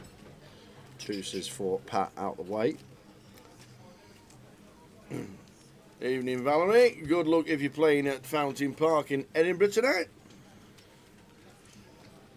And Daz says, yeah, Tomo is from Blackpool. There we go.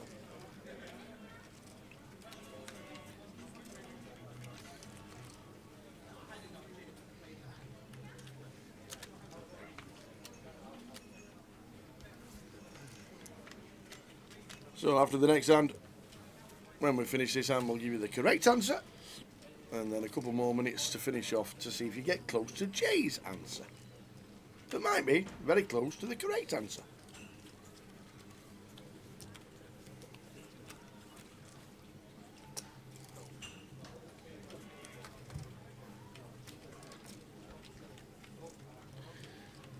Really bad turn to see here for Toddy.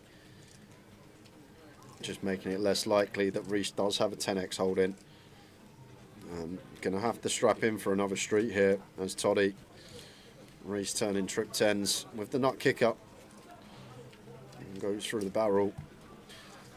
Going to need to call once as Toddy here. Can't just give our opponent a 10 instantly. He will perhaps have some A7 suited, some 7-8 suited, some pocket 8, 6s, 5s, stuff that wants to probe turn and check back river. The river is the 5 of diamonds. Yeah, going to be a real tough river decision here for Toddy. One thing that is going for us here, like, it's good that we have 9s and not like queens or kings, because the 9s just block a hell of a lot of the bluffs. 2 combos of 8-9 suited, gone. 2 combos of Jack-9 suited, gone. Combos of King-9 and Ace-9 of spades, gone.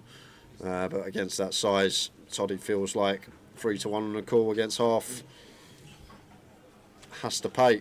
Indeedy, indeedy, indeedy. So Toddy down to 20 bigs. So we asked Jay a question. What was the fastest recorded speed on the Autobahn? He said, what is the Autobahn? I did. And it's the German public motorway. Yep. There is no speed limit. Speed limit. You're hilarious on the Autobahn. You're funny. It's common knowledge.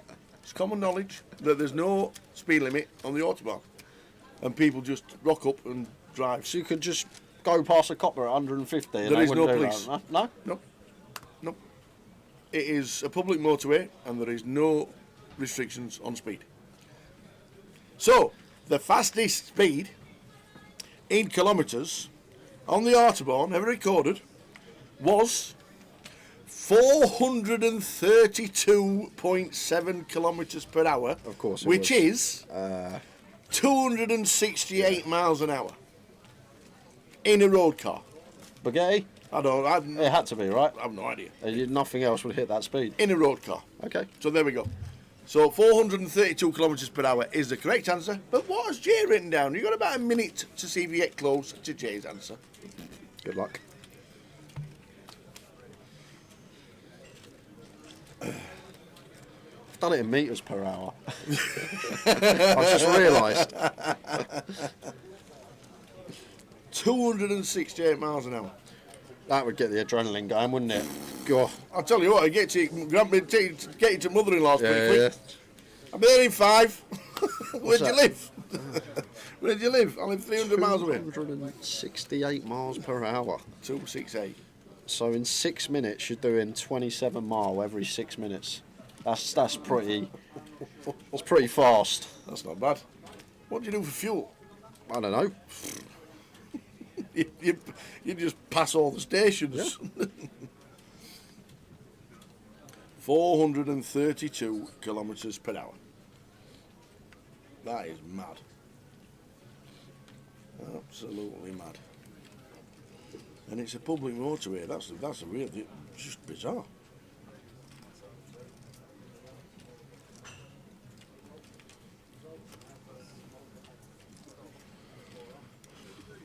So, gonna close the giveaway soon. Tower's ready.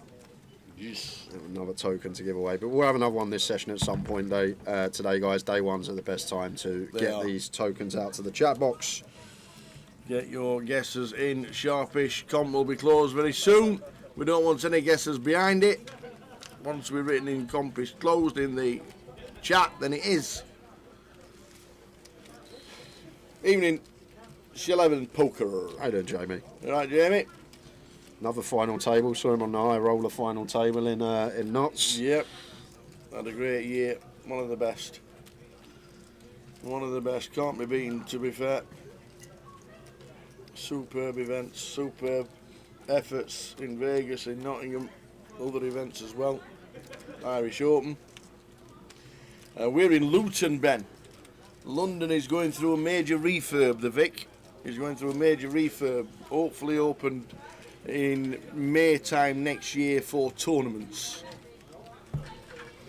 And then we're in Coventry in 2 weeks time for the Behemoth, the final event of the year, for Cardroom Direct.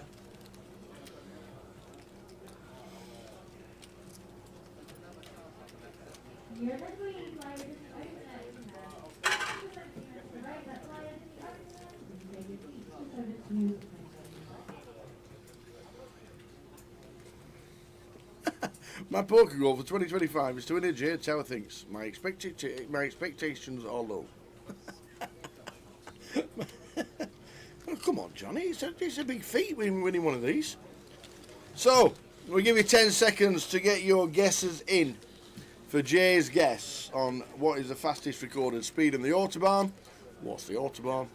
It is a German public motorway. It's very popular, well known around the world for people going up there and just driving fast. 10 seconds, 5 seconds, 4, 3, 2, 1. Competition is closed. Curly Hustle says it was the closest. You were the closest to the correct answer. We don't want the correct answer. We want what Jay thinks is the correct answer. But if he's close to your guess, you might just win. Jay, over to you. Tough one, really tough one. I'd never heard of it. Okay. I assumed with most roads in the world there would be a speed limit. I started over here, obviously 70 miles per hour speed limit over here. I know it's 1.6 mile to kilometre. So I thought it would probably be quick, because you wouldn't ask me the question if it was just like 100 miles per hour. So I thought it'd be quick, but not as quick as you went. So I went for around 125 miles per hour. Okay. Which in kilometres 195 is around 195 kilometres per hour. Sorry about the scribble, I put miles per hour first, but 195 kilometres per hour. That was a tough question. I didn't have a clue, so it was a tough question. 125 miles per hour is quick. It's fast. For a public road. It is fast. There we are. You don't want to be getting a taxi doing 125. Exactly. Unless you're late for a game. We go.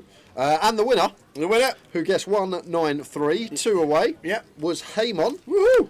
On Twitch. Well done, Haymon. So it's not all about getting closest to the correct answer, it's getting closer to Jay's, and that was Haymon. Well done. €20 token going in your Grosvenor account. Just drop the alias you play on Grosvenor Poker, and we will get that sent.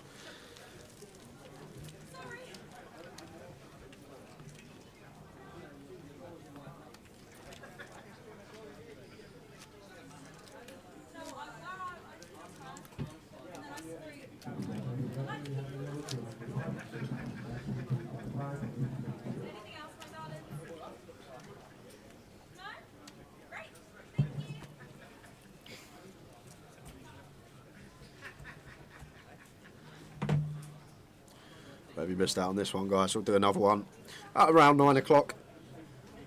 Yeah, highest recorded speed on the barn thing.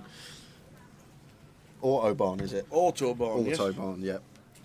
The question was, what was the highest recorded speed on the Autobahn, the public motorway in Germany? Heyman 23. Well done. Yeah, I guess 125 miles per hour. I assume there's police in Germany sitting there, putting the law in order, and if someone drives past at that speed, you think they'd stop them, right?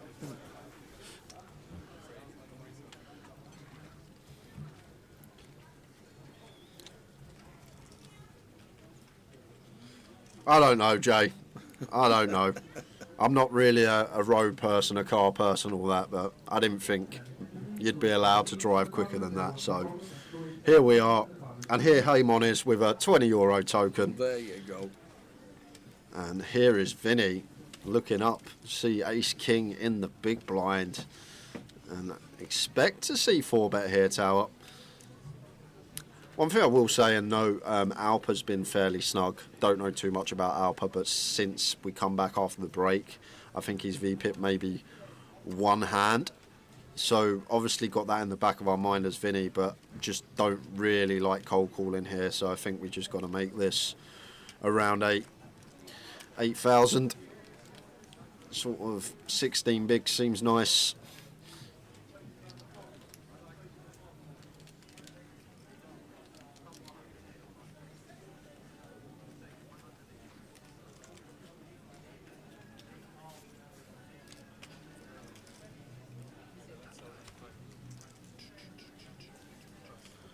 So a 4-bet to 7.5. Alpa with the jacks.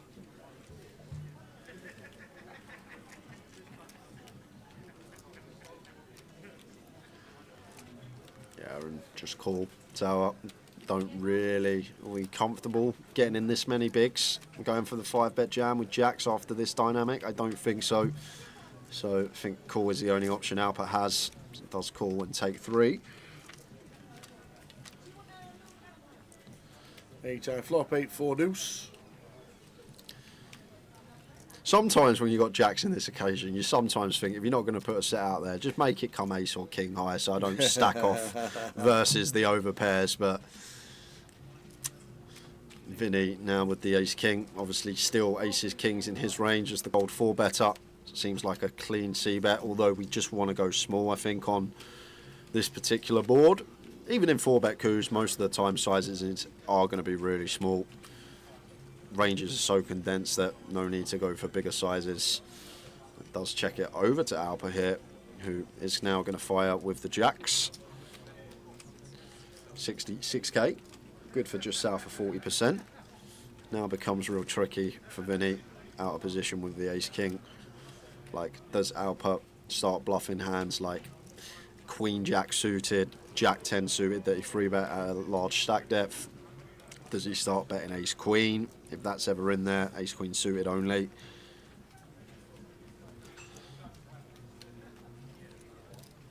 I think versus Alpa, what I've seen so far this session, if Vinny is aware of that as well, I'd personally just let the ace king go. Against some opponents, I'd check call.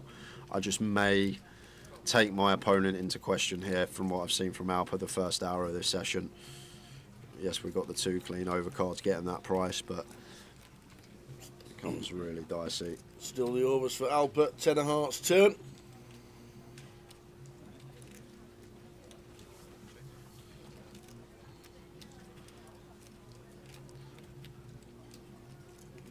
Now SPR, not too large, around 2/3 back. Does Alpa feel like he's going to run the jacks now? The thing is, like, we're not getting called by much tower. This is the thing, we're just going to fold out ace king, ace queen if it's in there. We only really get called by the queens, kings, aces. Turn set of 10s may be in there as well for an optimistic call 4. 3 of spades river. And now Vinny just hoping this goes check check and we chop with ace king or we beat ace queen.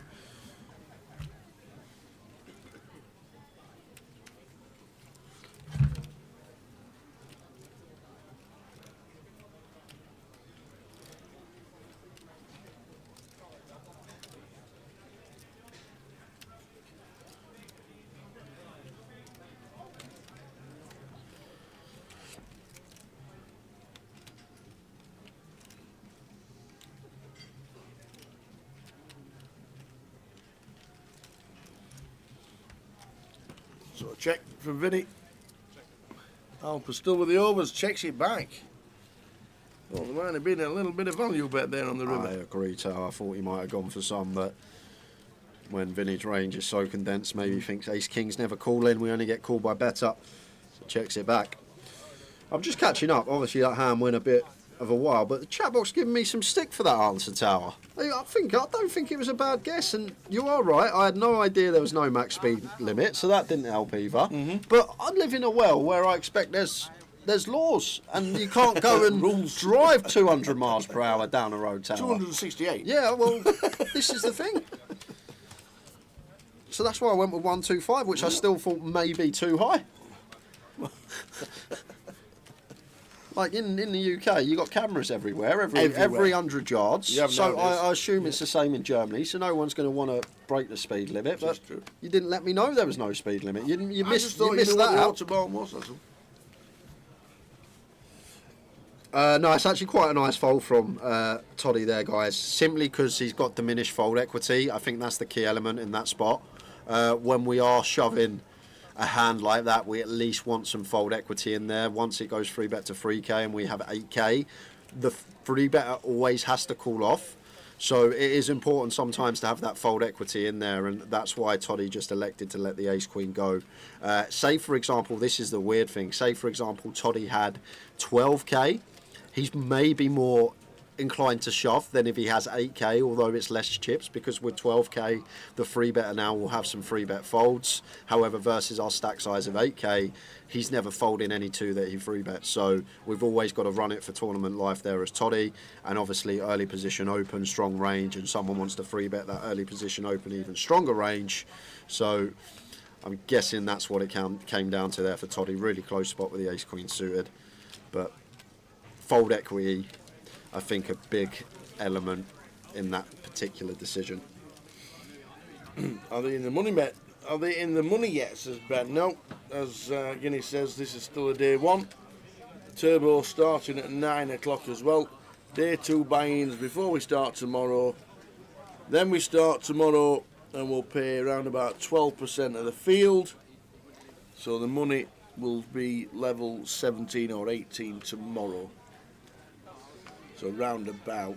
Sorry, where? 17, 18? 17, I said. I think 17. Nah. No? 15, 16. Yeah. We've had it go before dinner break, just before dinner break. Before. I thought it It's was usually the two levels. This session that we're in now, sorry, not this session. I'm losing track of time. The session after the dinner break, level 5, level 6, that is usually when the bubble approaches. We go hand hand, we get in the money.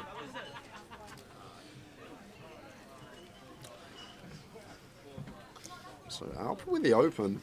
Pat with a fairly loose pill here, facing early position open, but actually with Alpa in a dominated spot. And I swear some of the times the players can hear me. He was just saying how snug Alpa's been playing and how I probably wouldn't. And then all of a sudden from +2. How suddenly I wouldn't see bet now against this player, and then suddenly opens 8-6. From +2. But it's all about timing. Of course it is. And flopping bottom two on the king 8-6. And Pat with middle pair, so going to get a street at least.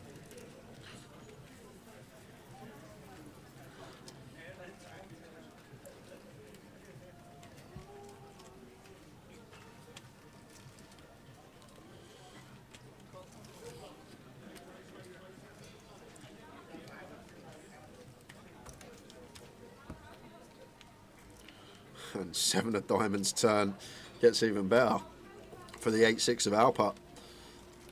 And just going to want to go for another street here, Tower. A couple of hands we're worried about. 10-9 suited, 4 combos. Only minute in terms of the hands Pat would be peeling pre. So we just want to go for another street as Alpa. Like, he's going to have all this king, queen, king, jack, king 10, king 9 suited. All these type of hands going to be in there. So trying to extract another street from these holdings. Pat now with the queen 8, letting the second pair go. Indeed it does. Difficult to continue even with position.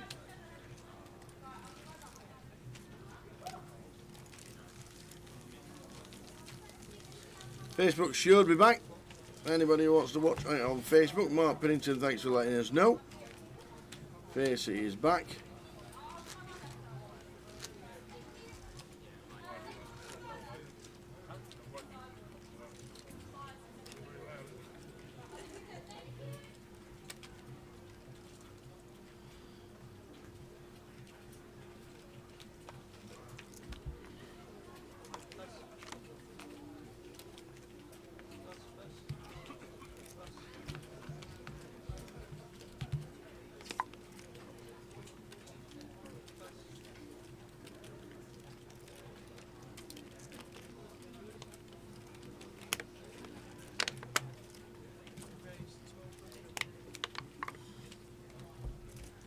Pull opens on the button.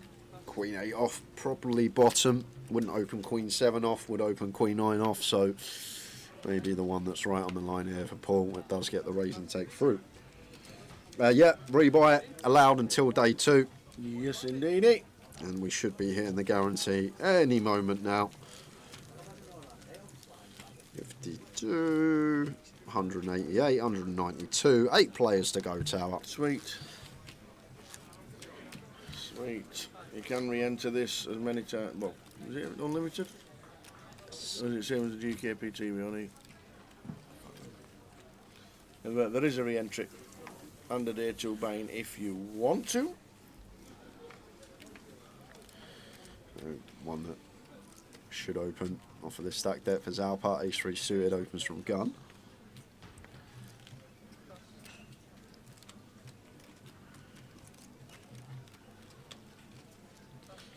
And ladies for Paul in the cut-off here. So should be seeing 3-bet. Just the 6 big blinds. Standard size in position. Around 3K. There's the 3K.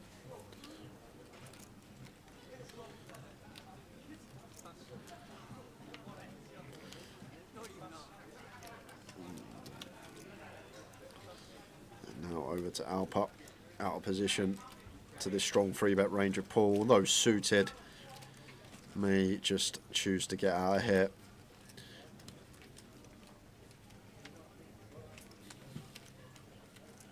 It does want to battle. To be fair, we are 50 effective, so fairly deep. Really strong range coming from Paul once he 3-bets our gun open from cut-off. Overs for Paul on a Jack 9-6 flop. Nothing for Alpa. So do just expect this to be hand over, check bet fold. That should be it.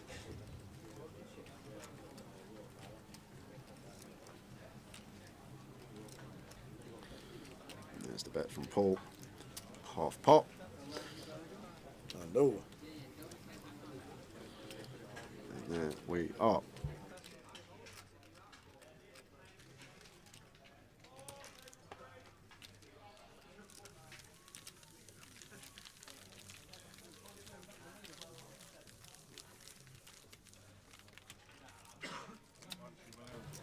What's the most number of times either of you have rebought into an event?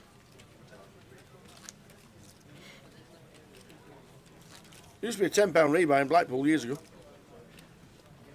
I think my ice was about 8. Well, a £10 rebuy. Re-entries for me would only just be 1 re-entry, nothing exuberant, just a 1 re-entry. Jay will be more. He likes to flick it in. What do you reckon, Jay? I reckon Jay would be like 8 in a 100 or a 200. That's what I reckon. We'll ask him when he comes back with the tea run. He's on his way back very shortly.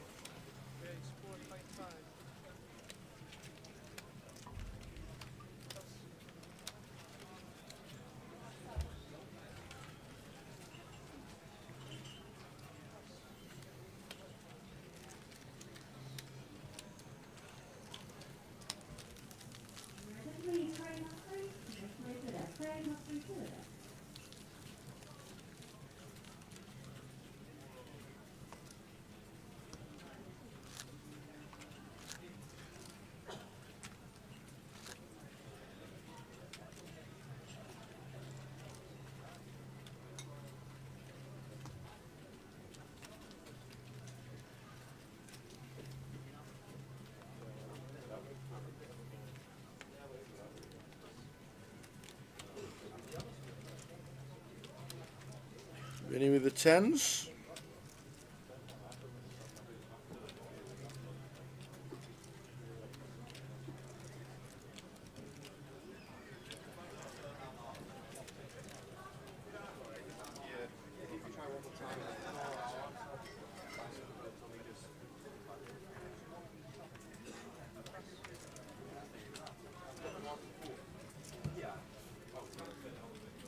Tomo, what do we do with the ace king? He makes it 4K.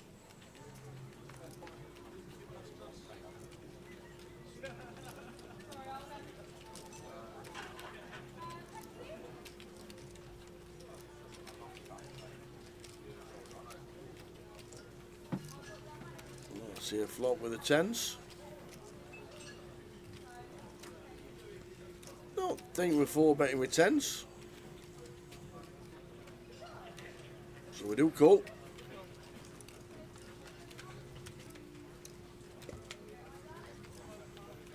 And an ace high flop for Tomo. Ace 6 2.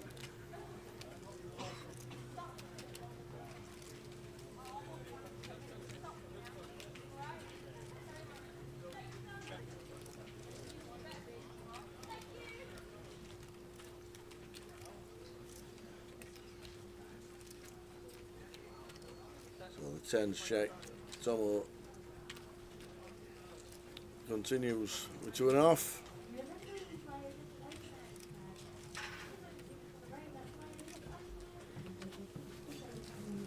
Do we continue with the 10s? I see a turn. Oh. 1 to 3 bet comes in from Tomo Pre. Is it Ace King? Ace King Seward? 10s with a spade. Would call once tower. Yeah. I've had a call once.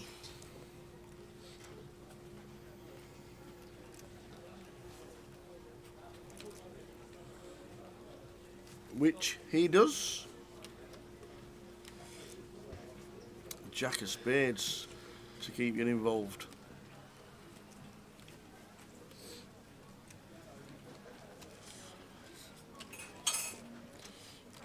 Yeah, maybe one that Tomo does check back here with King of Spades alongside.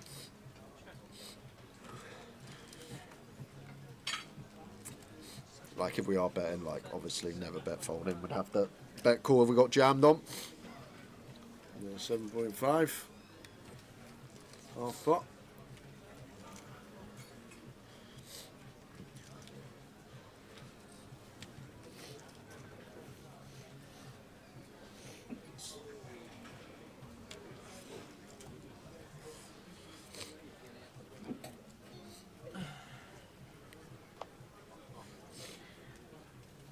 And a fold from Vinny. Afternoon, fellas. How you doing, Curtis? Enjoying the cold? I am not. Can you help me? I'm playing a Grosvenor poker on my iPad. There's no sound. I've always had the issue. Have you tried your volume button on the iPad? Maybe go to the settings in the Grosvenor client. Maybe it's on there, some sound settings. What's the most number of times either of you have rebought into an event? I bet yours isn't more than 2. You can't count the Stockton rebuy in Newcastle. Oh, we just froze. We'll get to that very shortly. I've never played it.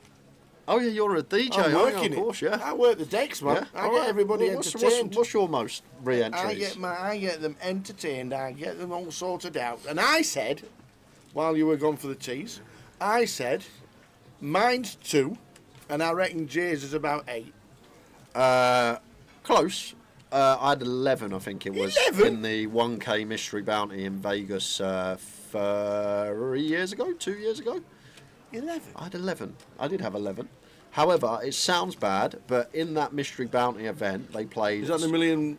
22 or 23 levels for the day one, and only 4% of the field bagged.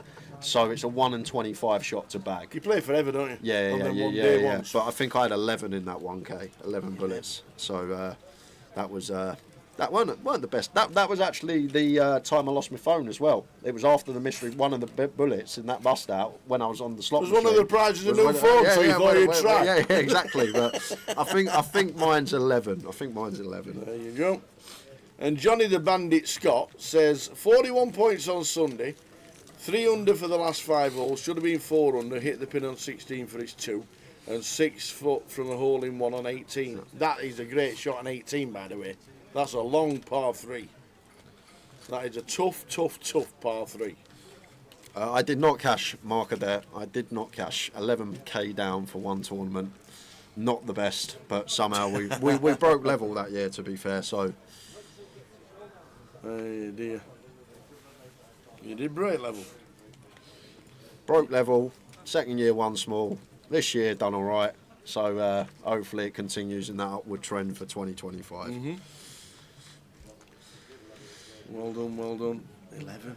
1Ks. Nearly. Well, you getting towards Daniel Negreanu in the 1K in the 1K rebuy. What about the one? What about Scott Seaver in the flip and go? Was it not 40 something bullets or something in the flip and go?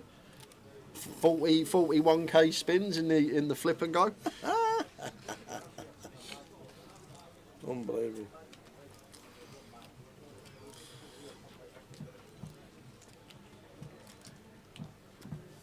Ace 10 suited for Sheng Shu.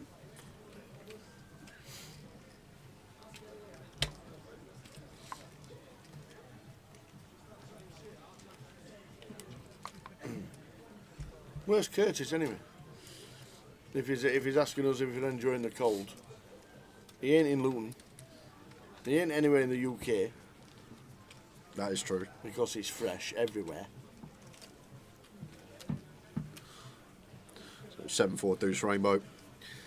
Gut shot for Vinny. Sheng Shu with the ace-10 suited. One of the boards that we will have some bigger sizes on when we c-bet. Just like when we go quarter on this board, third on this board, like even like stuff like 10-9 continues with the 2 overcards, 3 to a straight. So one of the ones that we potentially use some bigger sizes on. 3 on the turn and potential spot to lead for Vinny here tower. We got a nice little candidate, but one thing we need to be aware of in this spot, when the 3 comes, it brings a will draw for ace X. We need to double barrel because all the ace highs will call once. Now they pick up the will draw and the 2 overcards. So this is only a nice lead if we follow through on a lot of rivers, as Vinny here. So 3k into 33 actually goes meaty as well here. 90%. Would have expected to see a smaller size choice, but right idea. Once flop goes check, check. Our board from the big blind. Now that 6-5 gets there as the nuts. And tough one for Sheng against his size. Against half or less, it's a pretty clear call, but against 90%, difficult here with ace-10.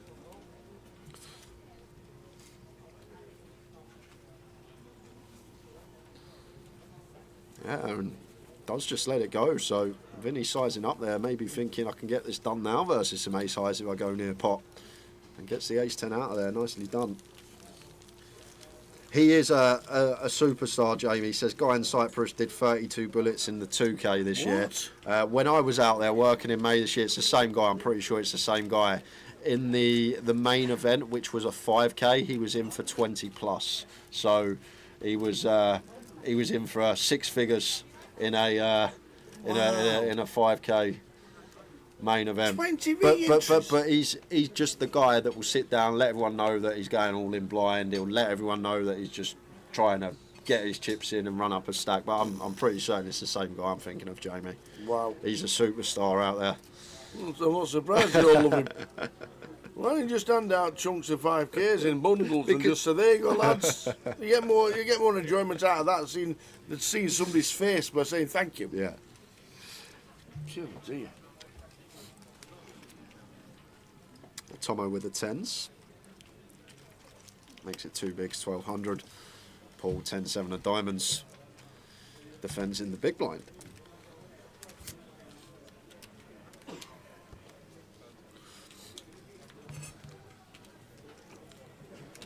Yes, 2 ace flop. 2 hearts. Could go 1 big here, as Tomo if we wanted to, but really small size. Just south of third.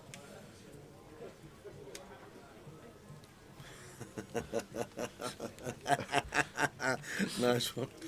Nice one, Jamie.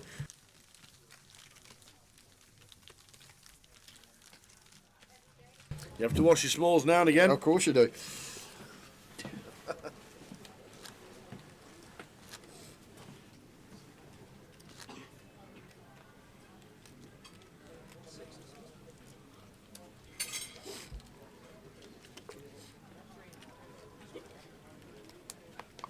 How you doing, Jakey? Evening, mate. I'm going to pop down Monday, I think, if you're there. Come see everyone, say hello, donate a few pounds, and say goodbye, the usual. 8-6 suited. Got a few of the Essex lads on the table here. We've got Pat, we've got Paul Fisher. Toddy and Goodman are in the field. And Toddy's on the table as well. We've got 3 of the lads here.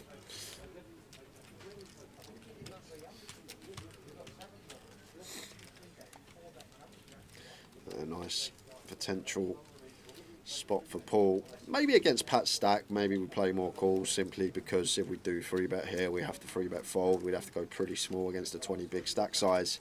However, Reese has got one that's a clear squeeze. Can happily 3-bet call off here for 20 with ace queen.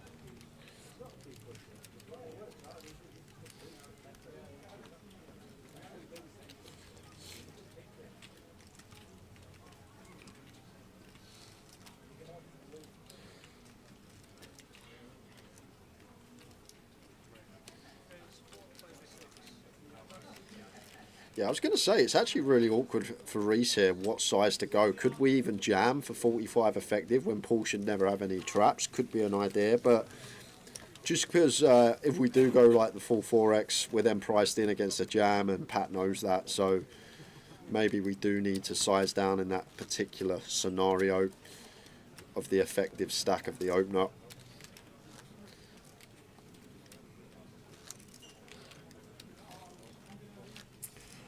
Do you know what, Paul? I would love to come and play the white lion one time, or the red lion, black lion. I can't remember. I just know it's a lion. I'd happily come and donate. Just a bit far from me.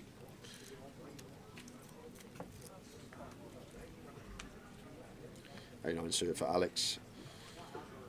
Gonna go for 11.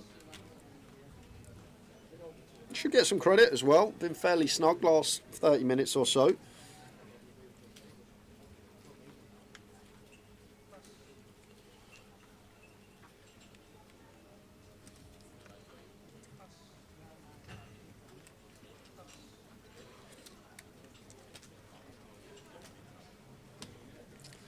And we'll go to another giveaway, guys, in about 15 minutes. Sounds about right. I will be asking Tao the question.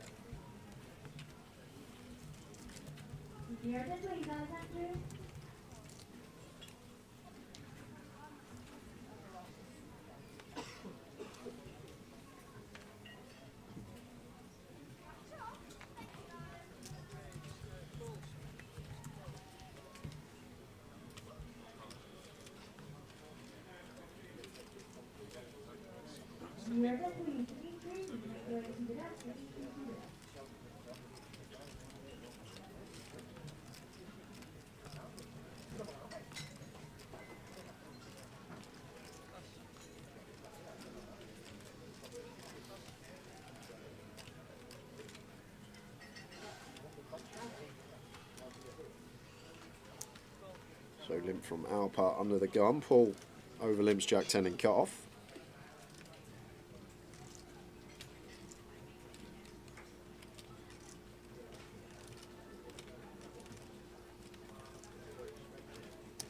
Reese 8-4 of spades.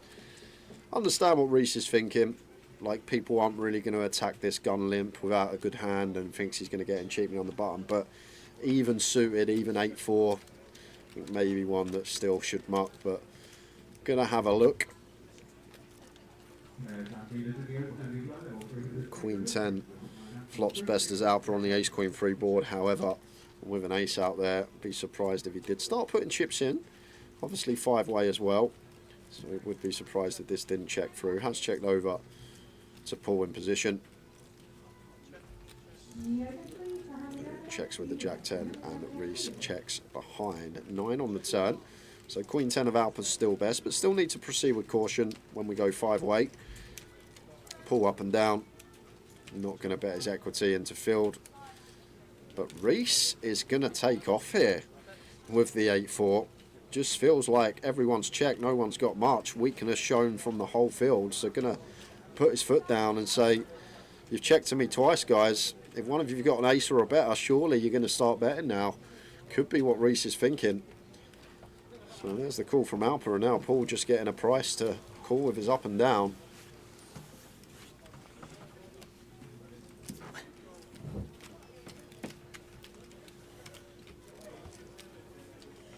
Four of clubs river.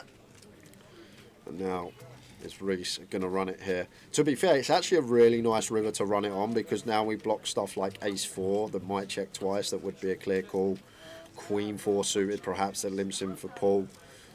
So we'll see what Reese does here, but I think in his head, once it's checked to him twice, he'll recognise that everyone is capped at 1 pair, and this 4 on the river would only change things if someone rivered aces up with 2 pair and we have a 4 in our hand. So maybe some exploit could have been going on. But does just give it up, and Alpa going to be good with a queen, taking a 10k pot. Jack Oliver now inducted into the White Lion. Love it. In other news, the landlord claimed 4th in the Sunday Million online. Still banging on about it. He'll be banging on about it for a while. I'm not surprised. That's a great effort. That is a good effort, that. You'll be sat there around the table, Paul. You'll just be chatting. Oh, what are you up to Sunday? Did someone say Sunday? Do you remember that time I come fourth in the Sunday Million? That's a great effort. Got to be for chunks as well.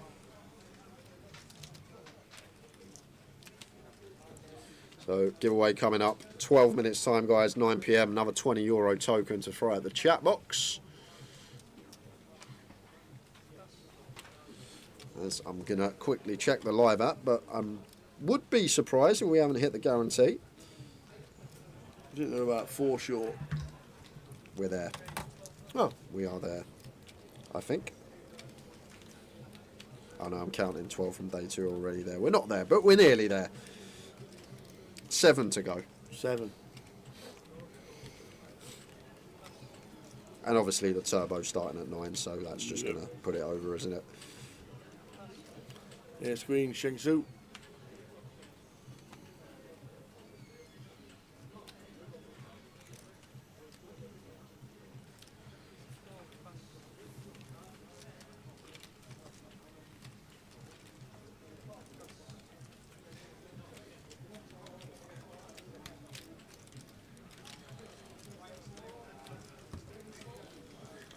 King high flop. King 4-3. I'm surprised to see Sheng Shu flat this off a 20, 22 bigs pre. We can happily just send it in. Maybe this one's one even that we want a free bet call as Sheng Shu. Just playing flat, maybe worried about the +1 opening range of Pat. 7 of clubs on the turn. Not much happening for Pat. Just 9 high. Shutting it down after the c-bet has been called. No real reason for Sheng Shu to be betting. Checks behind. Oh, he gets rivet. Ain't it? Diamonds rivet. How we doing, Brooksy? Joe Brooks in the chat. How we doing, Joe?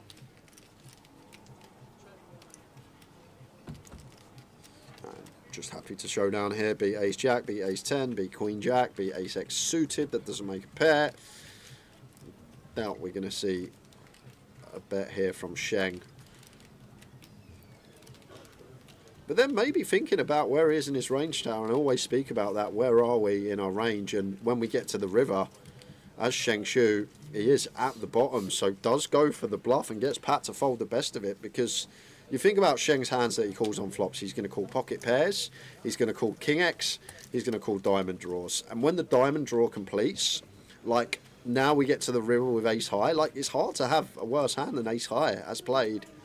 So at bottom of range, went for the jam and got the 8 to fold. Nice work from Sheng Shu. Very nice indeed. Give me a little glance to say I got you there, sir.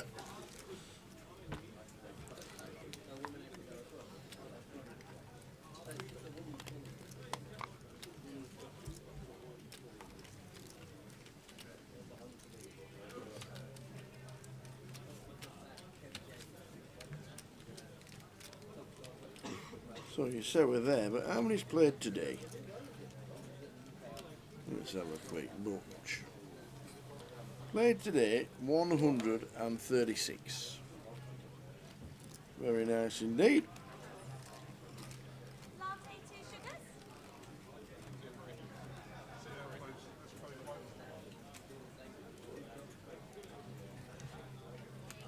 A7 suited for Paul. Opens from +2. And Jack 10 suited for reset. Awkward stack depth. If we were at like 60 with Paul, even 50 could potentially go for free bet. I feel maybe at this stack depth we just want to land on flat. And Sheng Shu, after getting the bluff through, the poker gods loved it. Rewarded with kings the very next hand, and going to get to squeeze here and starting the hand with 30 bigs, making it 4k.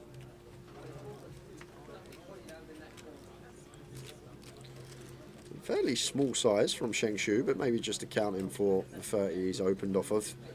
But now getting this price as Reese, I don't think we're going to see Jack 10 suited fold too quickly. And Reese does want to have a look. And can't fault him here, when we get this price with his hand. just flopped so many good hands. And just a flop set of kings again, this time open-ender to contend with for Reese.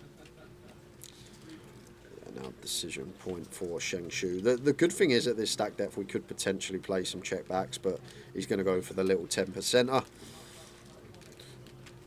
And obviously just taking our price as Reese. Seeing a turn card. So 3 of diamonds on the turn. And pot size bet left for Sheng Shu Tower, but when we heavily block this top pair, the stuff that would call off the jam, like probably want to go over 2 streets here as Sheng. Just like small turn, a little 4k, 4.5k, and then just setting up like 40% river jam. But that's what I'd like to see. Yeah, no, I love it. Really nice. Third pot, 4k. Just setting up this river jam, like get another street potentially from some Queen Jack suited, Queen 10 suited, with this tiny size, giving them 4-1 on a call. And with 2 kings in our hand, unlikely Reese has one.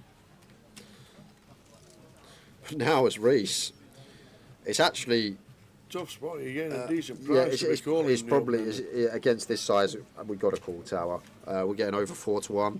When we're getting 4-1, we only actually need 20% equity, and we're going to have 8 outs once, 2.4% per out. So we're actually getting just over the 20% that we need. So just take the direct price, see a river as he does, and then just going to be check folding once met with a jam. Just shut down.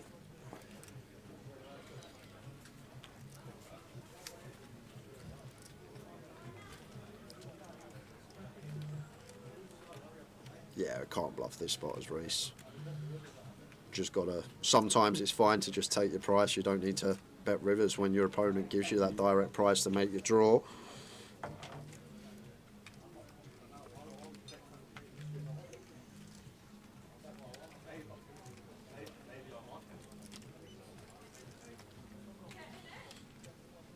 All of it's going in, and that'll do. There we go. Tara, do I need to jump on the stream tomorrow? Have you got the winning treble formula? We have indeed. You always need to jump on sometime before 3 o'clock, Case. You know that. Or after. When the games are all kicked off and you can't put the bet on anymore.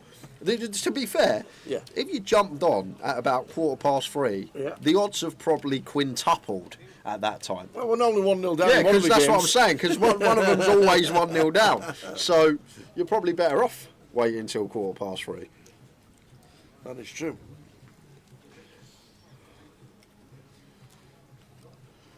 $37 minutes of this session to go. 37 minutes of poker on this level.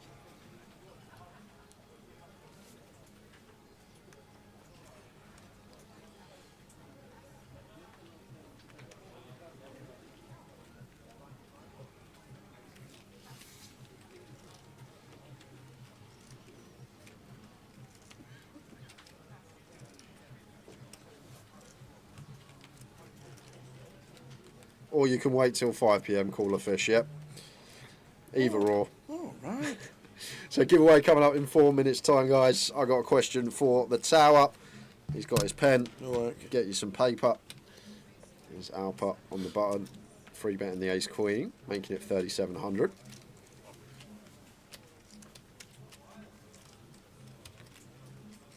Tom out of the way with the queen 8 of spades.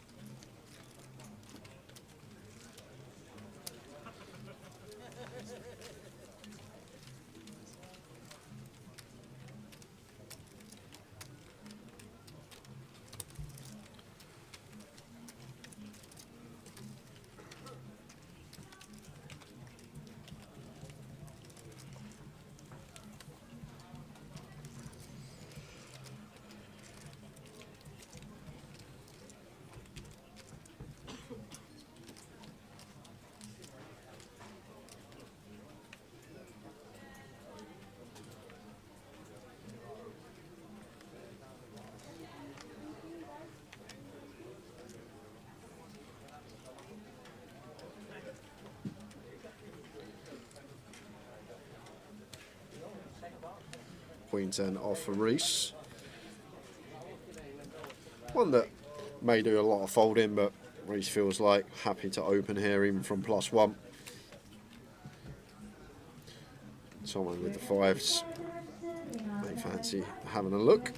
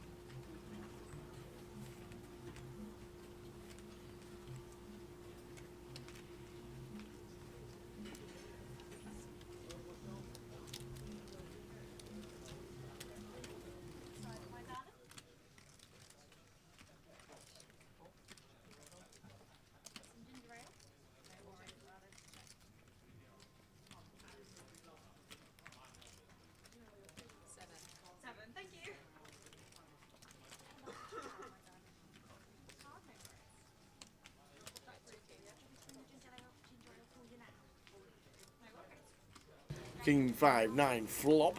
Another flop set, this time Tomo. Patrick with second pair, top kicker. Reese calling for the gut shot. Backdoor diamonds. 6 on the turn, and Tomo just going to be wanting to fire again. Nice turn to see. Tomo shouldn't, Reese shouldn't really have 7-8 here. Maybe 7-8 suited at a small frequency, but just some King Queen, King Jack, King 10 all out there to get value from. And a face with this 2/3 on the turn. Queen 10 just going to have to hit the mark, and we will be heading to a giveaway. So Tower at the ready with his pen and his paper. Ready. So guys, yes, have you got your paper? I've got my paper. You sure? Nope. I've only been saying for the last 10 minutes. Ready? He's ready. He's got some. So another €20 Mini Masters tickets to give away for our Masters series on Grosvenor Poker. I've got to run everyone down the rules just in case we got new viewers to the stream. I'm going to ask Tower a question. He will write his answer down on that piece of paper. Closest to Tower's answer is going to win the €20 token. One guess per account, please. Any multiple guesses, you will be disqualified. And please do not guess until I say go. Don't be giving Tower any clues. Just before we miss the question, Coda, we are at Behemoth. See you there. See you there. Well, I won't be there, but he will see you there. But anyway, to the question. Ready. Nice, easy one. 38. All I would like to know, Tower. 20. In the Candy Crush saga, how many levels are there? In the Candy Crush saga, how many levels are there? You know Candy Crush, that game where you flip down. I just want to know. It was the game all poker players played when it first came out, and everybody was doing it. Yep.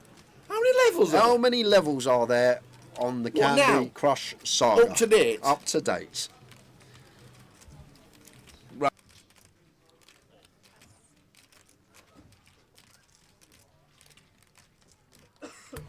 Towers guesses in. Good luck, everyone. He's obviously got no idea, but we're looking for his answer, not the correct answer. How many levels of Candy Crush are there? You can Google it if you want, but can you? I wouldn't. How many levels of Candy Crush are there? What level is anybody on? Does anybody still play it? I remember years ago. Apparently, in its heyday, it was making $300,000 a day. Sounds about right. Because you used to be able to buy add-ons and all sorts, didn't you, and get you through levels and buy this and buy that. God, man. How many levels of Candy Crush? I used to be able to buy all. Yeah, in its heyday, it was making $300,000 a day. Wow. How many levels of Candy Crush are there? Wow.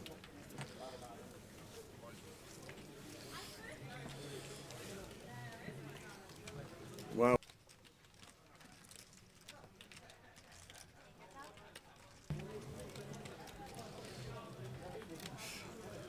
King Queen for Patrick in the cut-off here. Could just jam tower. I personally would for 14.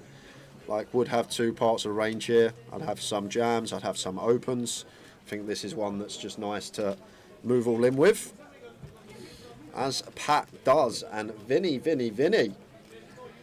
over here with the ace-9 on the button. And wouldn't be surprised if Vinny went with this tower, because we're going to be a lot of hands in there we dominate. Like, Pat would shove or should shove stuff like Queen 9, Jack 9 suited. He'd shove worse ace-X as well. And the good thing is as well, like in this spot, like ace king, ace queen, it's maybe one that wants to raise call when it's such a strong hand. So I wouldn't be too surprised if Vinny went with this here, but he's going to let it go. Gives Pat some credit. Over to Paul Fisher. Oh, the Fisher with the boots, and he's got a wry smile on his face. Wow. And if there's ever a tail tower, that might be it. Paul just calling with the aces.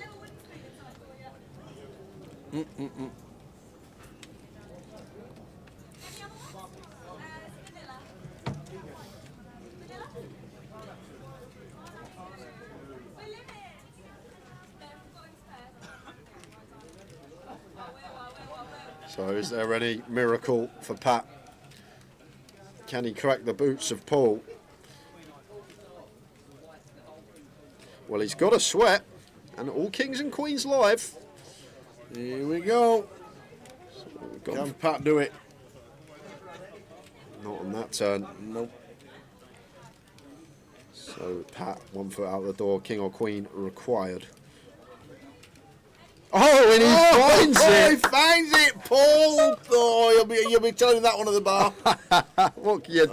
Oh, he'll be telling us that one at the bar. Pat finds the lady on the end. And we'll give you one more hand, guys, and then I will reveal the correct answer.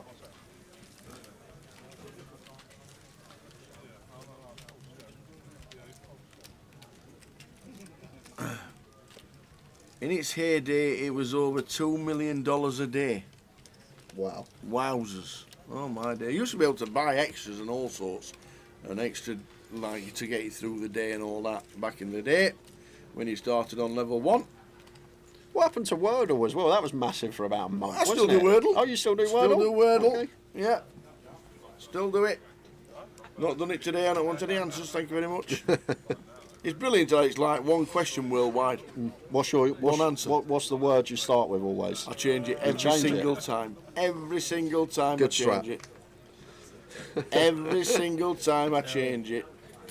It's no, knowing your luck, Tao, you'll be the type that changes it every time. Doesn't get one letter involved. Oh, with every I word get that no you said, letters yeah? on the first guess on numerous occasions.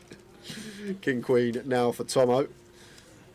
Opens to 1200, and Reese here with jacks in the small blind. Kind of an interesting one here. It's not pure free bet. It's not just we see jacks, we're going to free bet here. Facing the gun open, will be some flatting going on as well.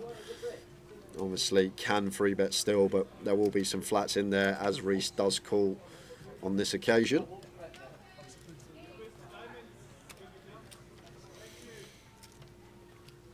So the question is how many levels do I think there are of Candy Crush? And the correct answer coming up after this hand. And Tomo flops best on the king high board. Going to have to stick around for one, facing 40% as Reese.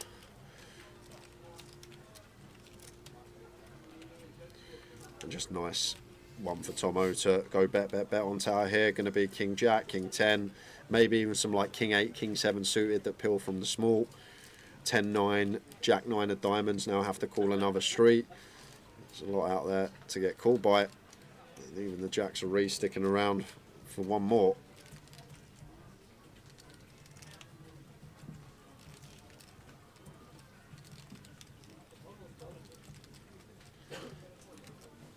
And going to be a check from Reese. Well, it should be a check from Reese. He's reached for his chips. Reach for your chips.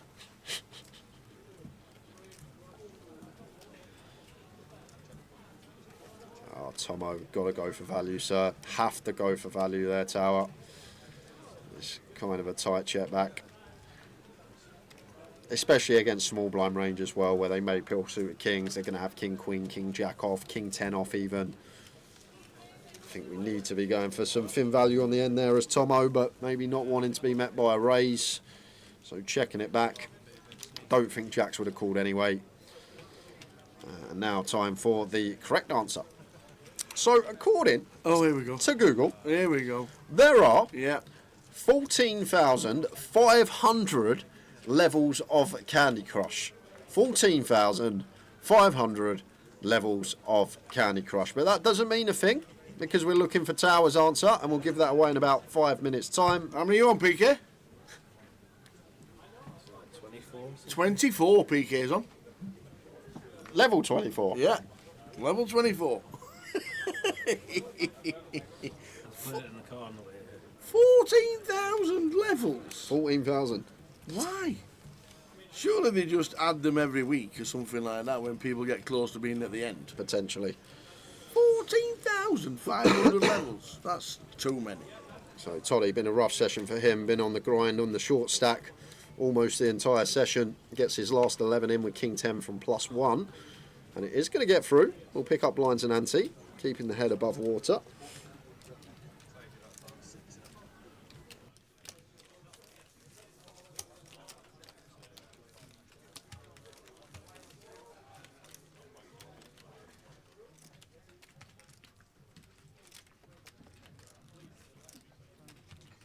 $14,500 by heck. Imagine doing 7,000 levels and you're not even halfway through the game.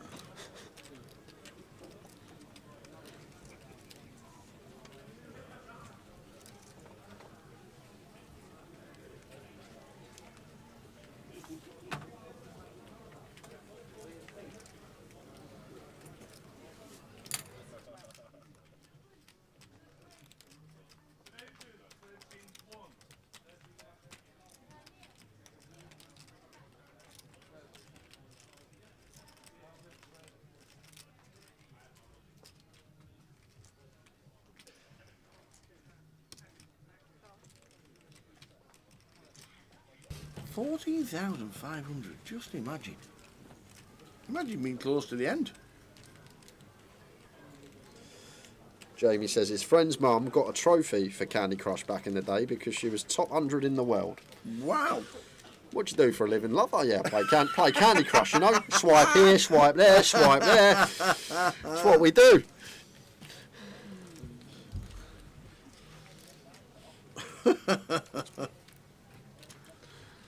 Oh dear.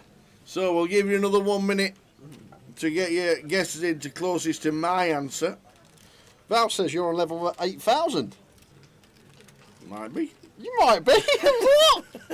Hold on a second, hold on. I'm going to come back to it because I'm not having that. If there's inside information. How do you know? Well, Val's just put in the chat you're on level 8,000. King 10 for Pat. Continues. Sorry, doesn't continue. Toddy was the opener, so Toddy's check called with the pair of 8s. Pat just flatted the King 10 suited in position facing the open. And it's 6 of clubs on the turn.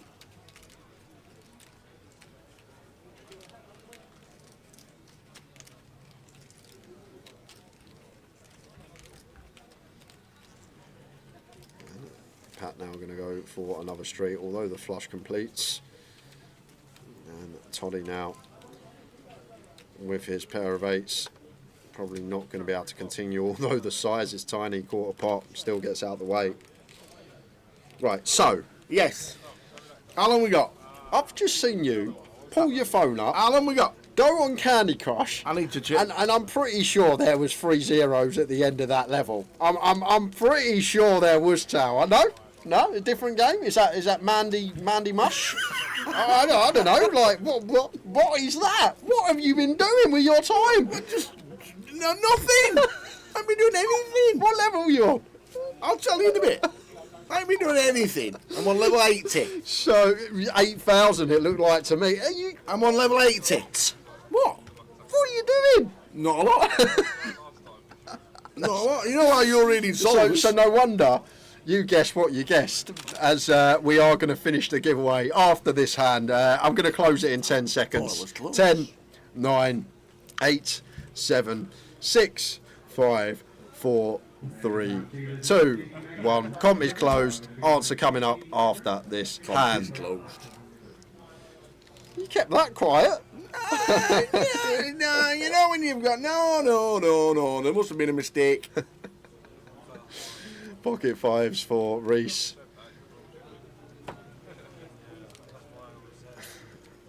Makes it 1,500.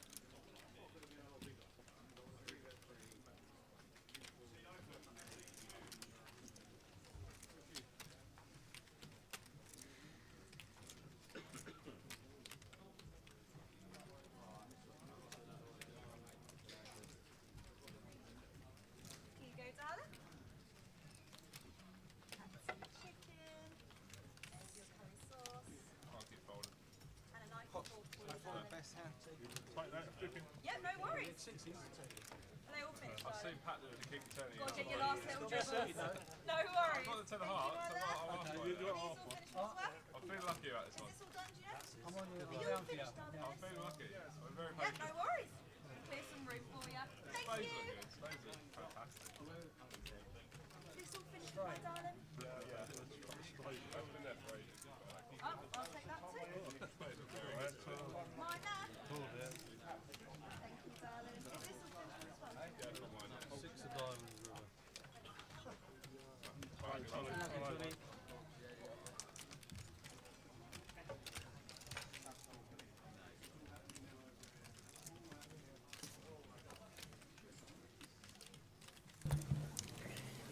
So, we had an all-in and a call. We had someone come in the booth, so we had to mute the mic. Absolutely. But Toddy getting it in with the King 10. Unlucky Mr. Toddy.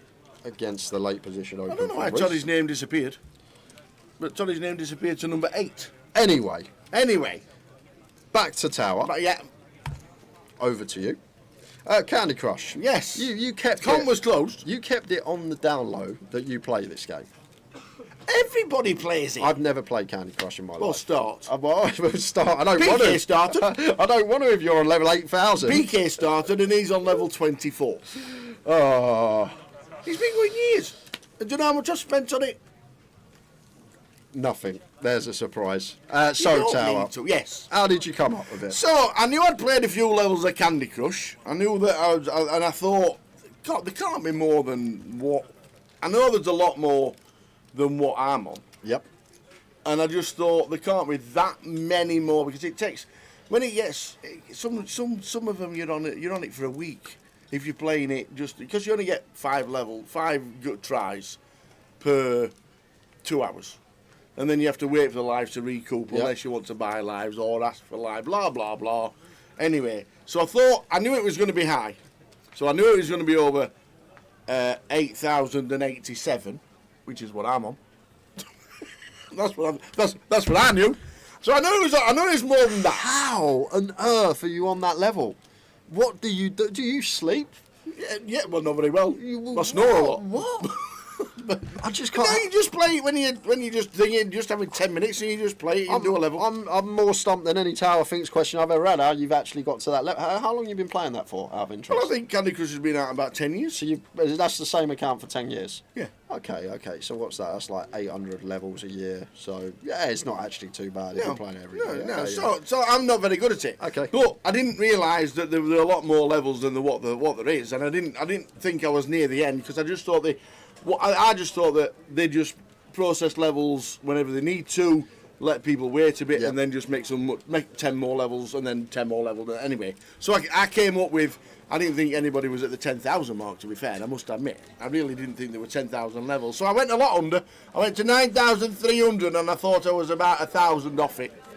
That's what I thought. It's a good guess. I was surprised when you wrote that down. You're that close, but now I know why you was that close.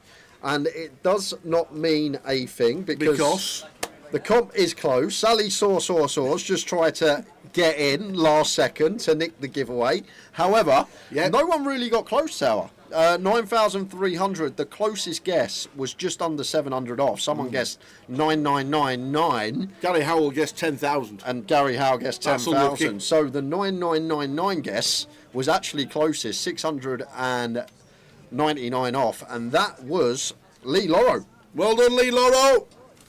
9,300. You do when you're just spending 5 minutes waiting for the adverts before Coronation Street starts, and you'll have a game. Yep. You do a level, and then you put it down again. Like Jason's been going 10 years. He's been going 10 years. So if you're only doing 800 levels a year, divide that by 52, and then you divide by 7, and then you end up with like 2 levels a day. It's not that many, is it?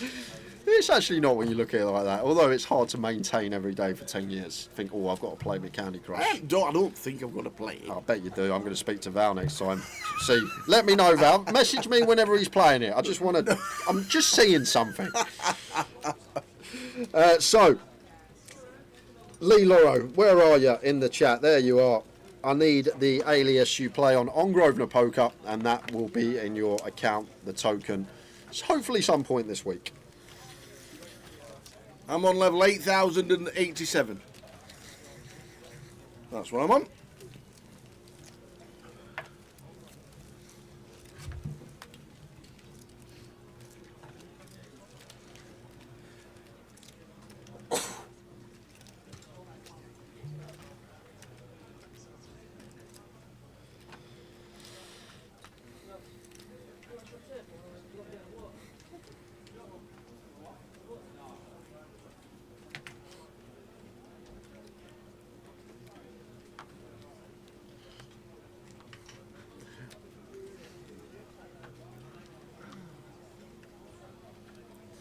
And if you missed out this session, guys, we'll do 2 more. Final session of the day. 2 more? Going on break in 20 You don't minutes. realise you're going to save some? We got plenty. We've got 30 tokens to give away over the course of the 9 days. And obviously tomorrow and Sunday, we'll quieten it down. How many have we done so far? We have done 29. What? No, I'm joking. We've had 6 so far. Okay. When Lee puts his alias in the chat, that will be 7. Maybe it's Bink. But I weren't expecting to get through 25% of them today, but Right. because it's a day one, nice to go to a giveaway every now and again.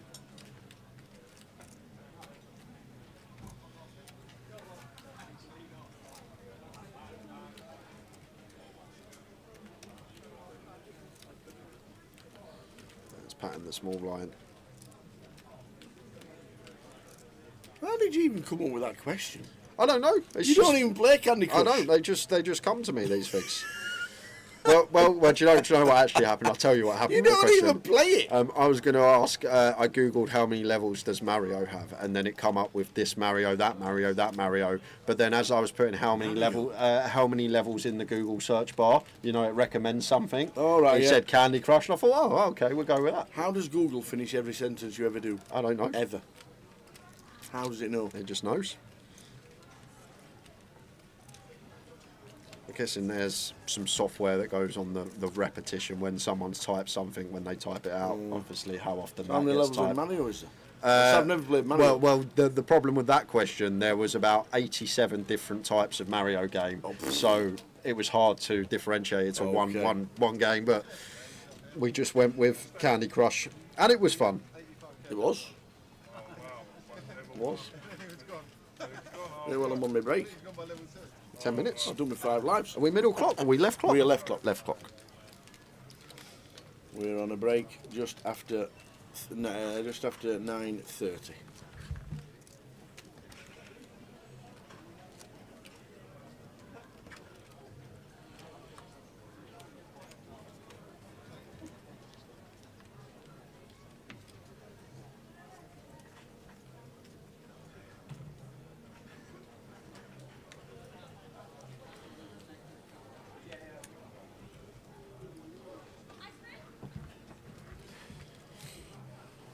The treble will be good for tomorrow.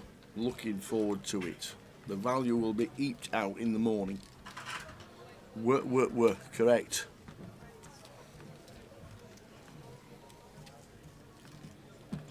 Lee Loro, you put a smiley face in the chat. I doubt that's your alias. Yep. Still need that in the chat box when you get a chance, sir. The highest blind level's got to be the World Series main event, hasn't it? Yeah. Has to be. Can't be anything else. Maybe one of them when they start with $1 million chips, you know, them events. They're probably one of those. But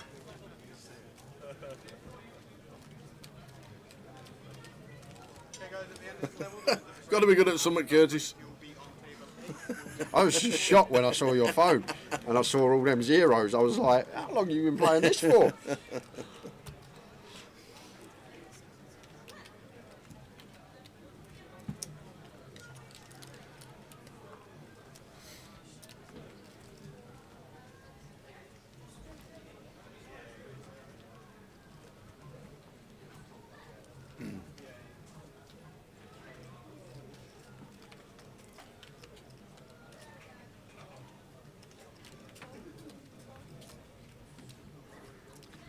He's just logging in to get his alias. Cheers, Lee.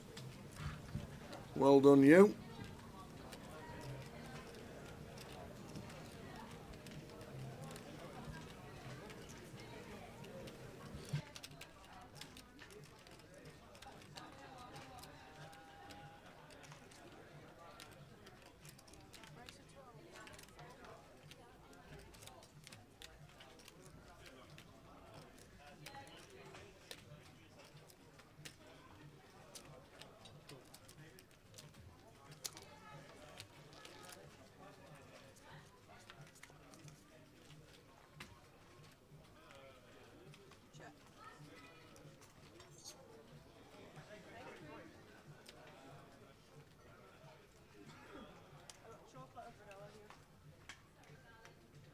Any ice creams about?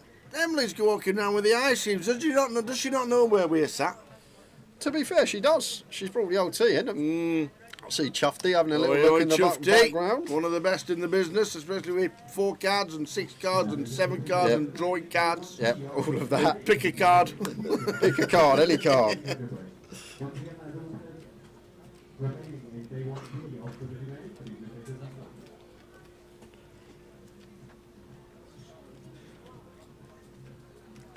Beautiful turn for Reese. Turning trips, 5 of Hearts River. So check mark goes Reese's way.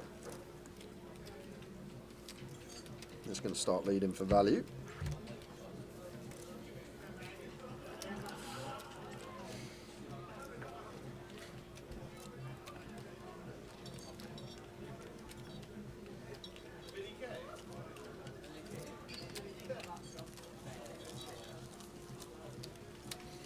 So it's just under 7 minutes until the end of the session, probably 3 hands. Play slows down, they're all eating ice cream. Yep. If you didn't play and commentate on poker, what would you do instead for fun or work? Work-wise, I would have no idea. Fun, I would... I don't actually know. Play a bit of golf. Yeah. And enjoy wandering around different cities. Because I like going to different places. So basically what you do now, just play a bit of golf. Absolutely. Wander around a few different cities. Yeah. And then you get the enjoyment of sitting outside of you for a couple of weeks, and that helps a lot. To be fair, I don't know what I'd do. Obviously love this industry I'm in Guinness, whether it's playing, working, I couldn't see myself outside I couldn't see of it. yourself not playing it. Yeah, exactly. Like that's the thing. Honestly, I Like, really couldn't. Second year of sixth form at school, the idea was an actuary. That's what I was looking at doing. A what? An actuary. An actuary? Yeah.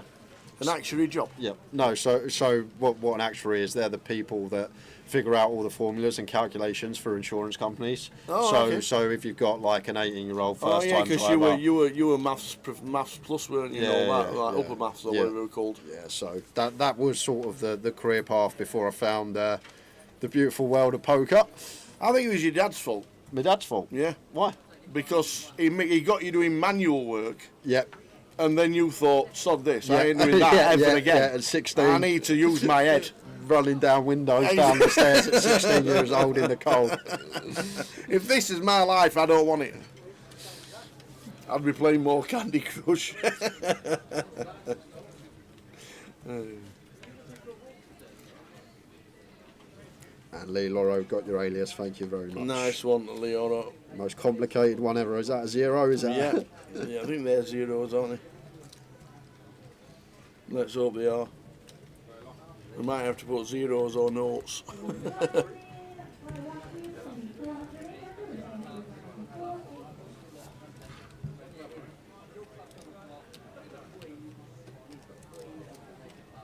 See, it's not a bad little guilty pleasure to have, to be fair. Doesn't hurt anybody. No, it doesn't. It does you mentally for getting little tasks solved. Yep. And I enjoy it. I don't do it all the time.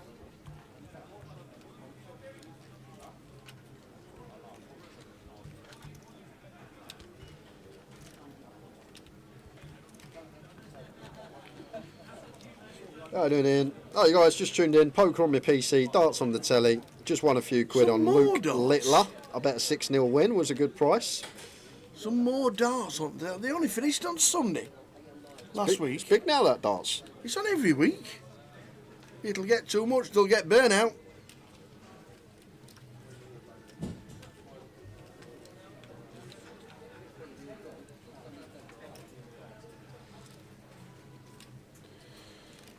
Reese bluffing with heart in hand here. Don't mind the combo choice at all. Unfortunately, running into Terry's turn nut flush. Really nice. Little check back from Terry on the turn. Playing a bit of trappy. Try and induce something from Reese as he does. Now Reese just going to have to let the king queen go after a little dweller.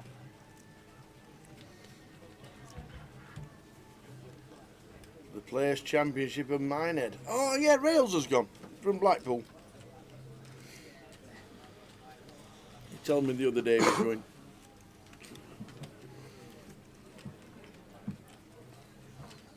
Not a bad turn call for Terry. TJ, 107,000.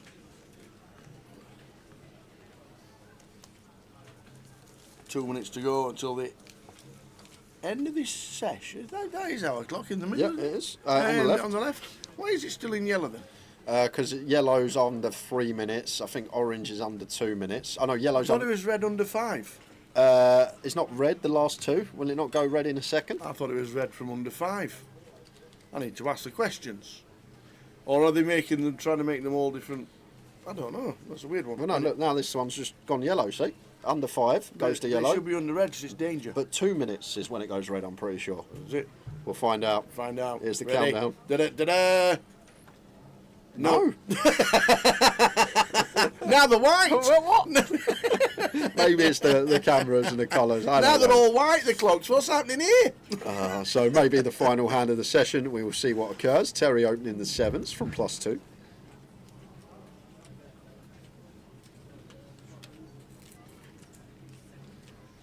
And King 5 suited for Reese on the button. Doubt he's going to get involved facing the cover and stack.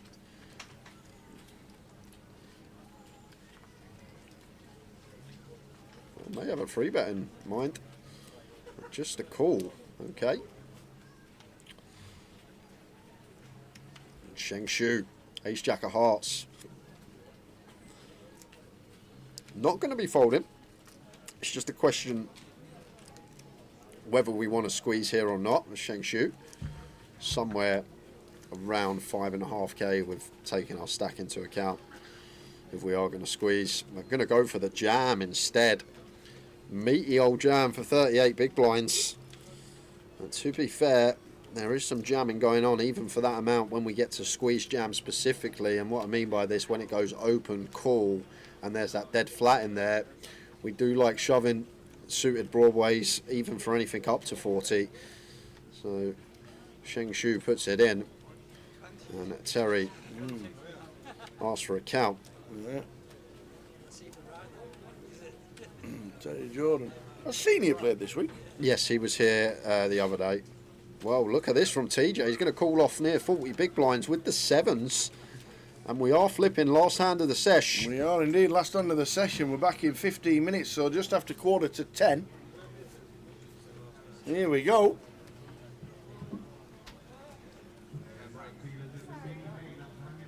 Everybody else is on a break. Is Sheng Su on a long one? 2, 3, 4, rainbow. It's a good start for the sevens. Wheel draw picked up for the ace jack. Backdoor hearts to go alongside. 4 on the turn, not changing anything. So Sheng Shu needing a 5, an ace or a jack. And it's not, it's next door, it's a queen of hearts. So TJ Jr. adds to his stack as we go on break. New feature table when we return, guys. We will see you in 15 minutes. See you soon.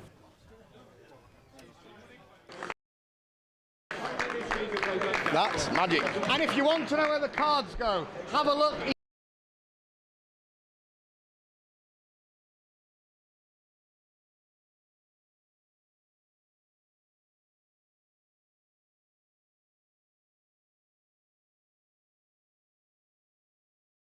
Because we've got a huge one. And it's a 3-way all-in here.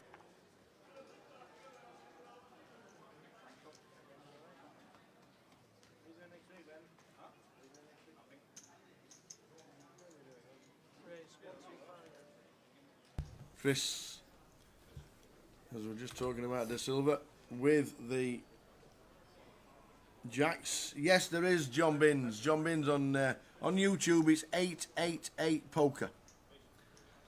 YouTube is 888 Poker. That's what we'll start using for the 888 events next year. 888 Poker TV on Twitch. 888 Poker on YouTube. And Facebook is Grosvenor Poker.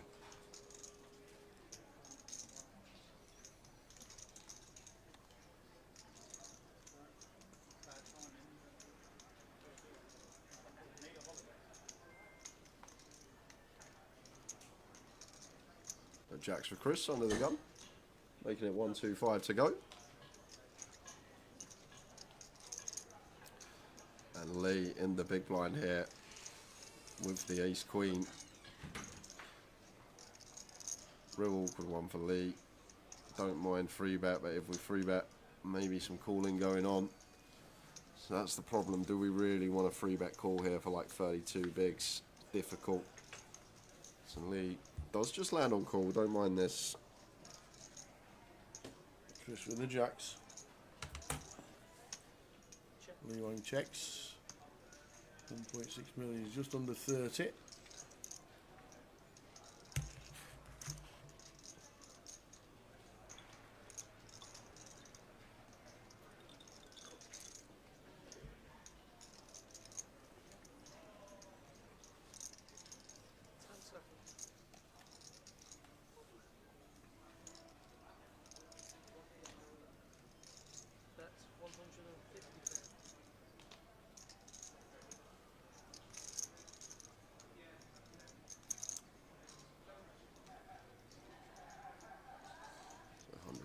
$50K from Chris. Lee with the check call. 5 of diamonds on the turn.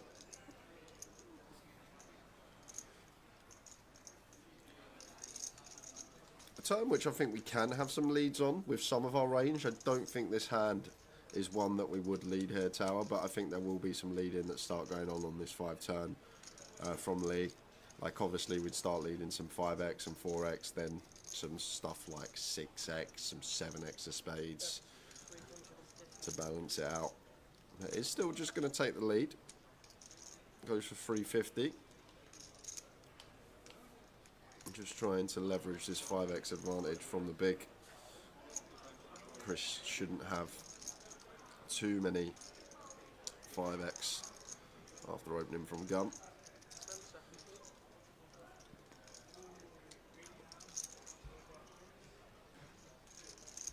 Here's the call.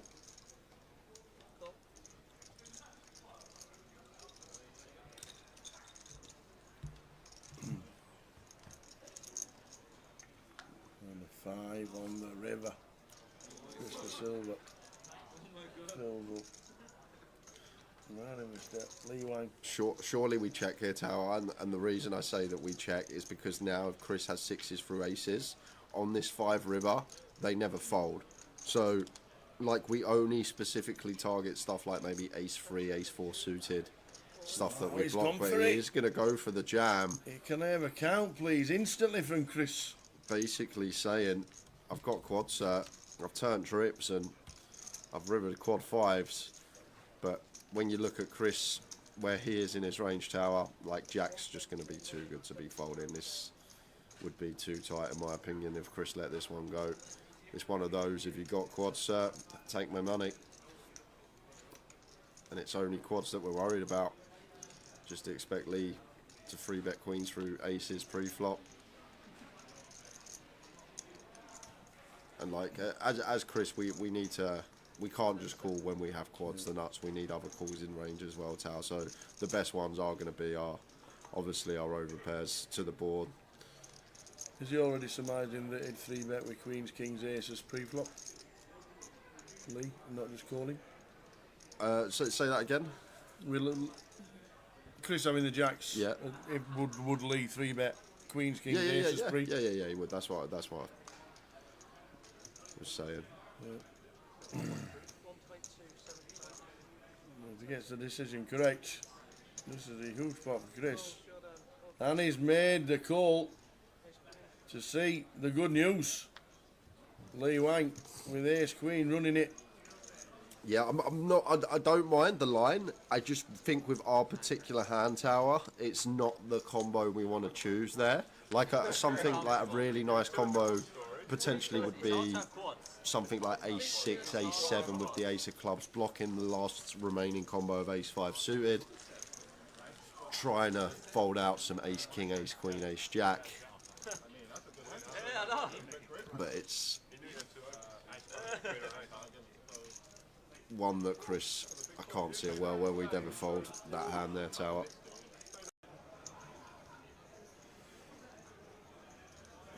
How did Manchester finish up with their 1 days, 4 days or whatever? That was a huge tournament in Manchester. If you didn't play in Coventry, one of the big ones around the estate was in Manchester. At Berry New Road. Their October special. £45,000 in the prize pool for a £80 buy-in. That is some value. 693 runners it got. 693 runners for an £80 comp. You stick it on a Berry New Road and they turn up. Yes, they do.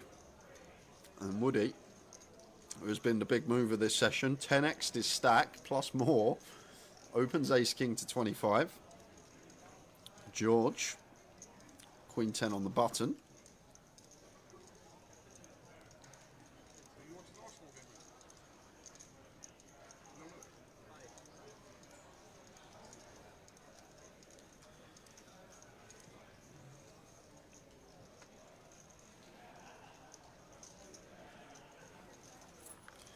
King 10 of spades for Tim Slater. Still going to want to defend this tower, but when we are now this close to the money, as I always say, just need to tread carefully. We want to keep the pot small, like if it comes king high or we flop a spade draw, just want to be playing check call with these hands.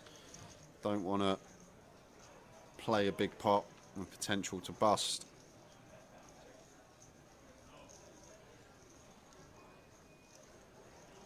Oh, and it has come king high for Tim. As I say, Tower, should just be check call in here. And this is kind of unfortunate because this is one of the boards Woody, as the bigger stack, is supposed to get after it on near the bubble.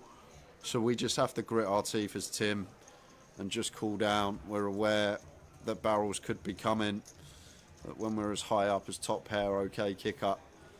We'll need to call at least another street. Maybe we could get the ace roll off, one card that potentially could see us get away.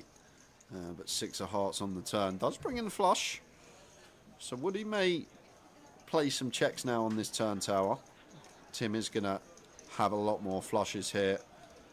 And if we bet, we probably would have to bet call as Woody if Tim elected to jam. So I think we will play a lot of checks here on the 6 of hearts turn. Exactly what he's just done.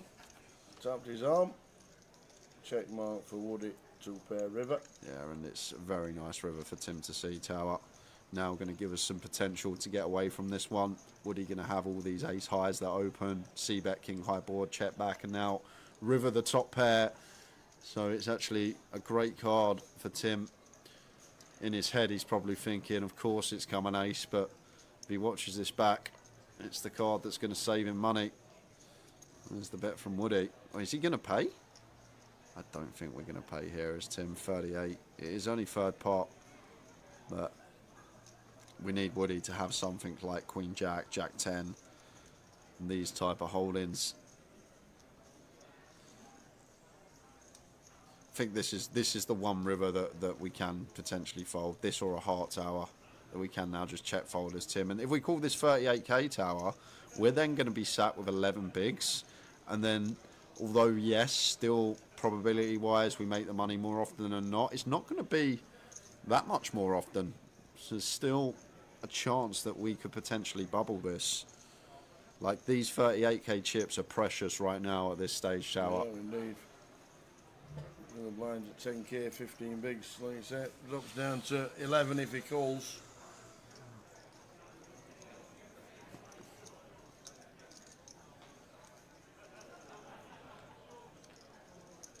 I think we can't just fold all our King X Jack. Jack says, what hands does Tim need to call to not get exploited? So maybe we call like our King X with a heart, some of our better King X with a heart. So if he had King 10 off here with the 10 of hearts, I think it's going to be a more viable call. So blocking ace 10 that opens.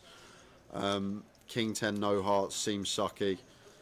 Like, getting the price, I wouldn't fault him, but at this stage, I feel like this 38k is really valuable. Did he just jam? He didn't just jam. He's just jammed. What? Wow. Well, I know he's good mates with Jamie Bottow, but this is one out of Botty's playbook. Just turns the king into a bluff, basically saying that Woody never checks back flushes on turn, but Woody can't just call flushes, Tower. Like, we need other calls, and obviously the better calls are going to be stuff like this, our 2 pairs and our sets. But what a move from Mr. Tim Slater. I'm not sure about it, Tower. Not one I'd be taking, but I love the heart on the bubble.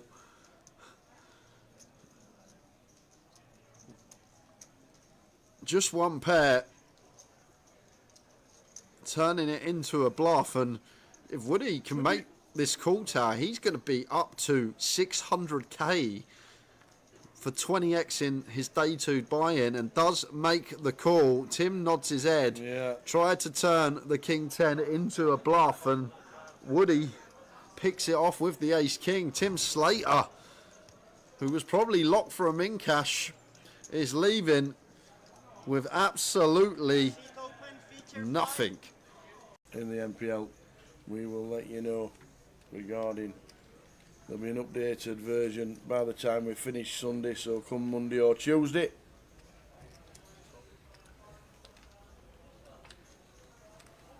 On the leaderboard. Whoa, that's from Monday, Alex. Look at that, it's already done it. That's from this Monday. Alex Montgomery, 393. That's from Monday this week. And we're now on Thursday, so the events on Monday, Tuesday, Wednesday haven't been added, but the Mad Turkey in 12th, trying to get into the 10Ks. Alex Montgomery's in it. David Johnson's dropped out of it. Looking good. It is. All getting juicy. Yeah, it's looking good for Chris Johnson, and what a flop we got here, guys. Nut flush draw against bottom set.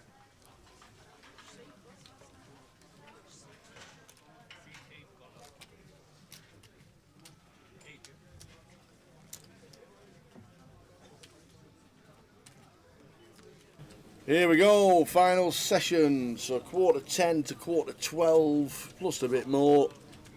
Between 11:45 and midnight, the end of tonight. Off we go again.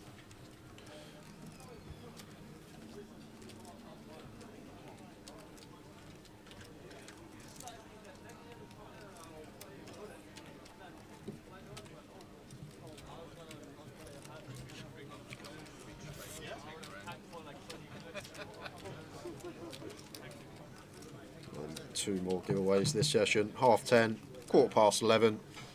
That is when they will occur.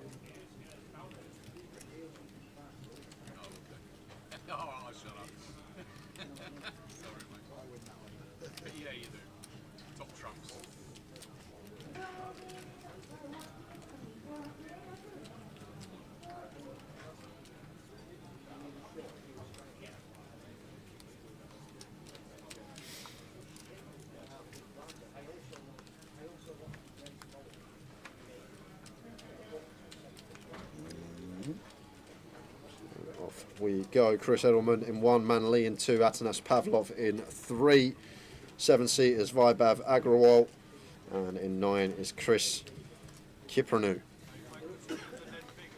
Sweet, sweet, sweet. Sweet, sweet, sweet. Sweetie, sweetie, sweetie. Chris just with the open shove, ace 9 off for 17, gets it through.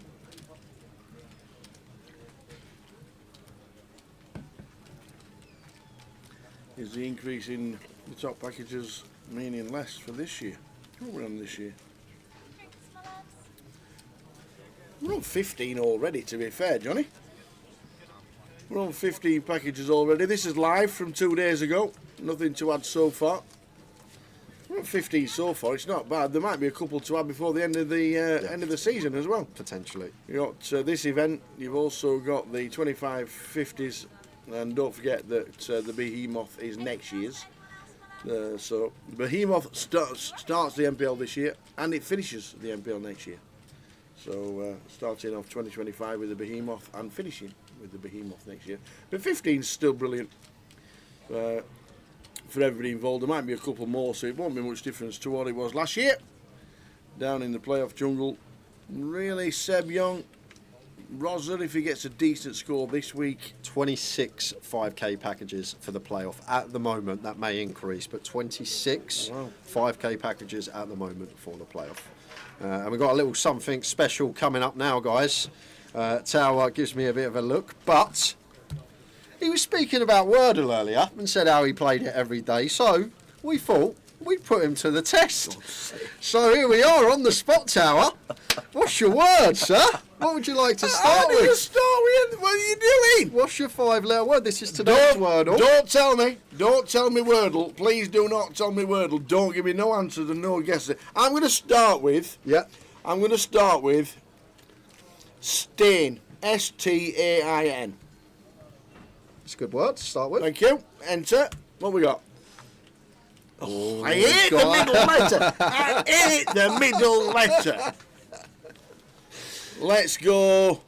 Please go with something without A as the third letter. Please, one time. Let's go. Grace. Grace. Grace. I know how to spell Grace, Tower. Thank you. Just thought I'd let you know. Thank you.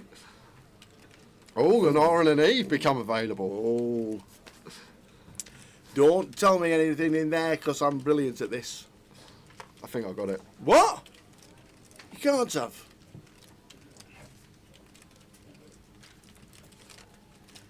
Let's go beard.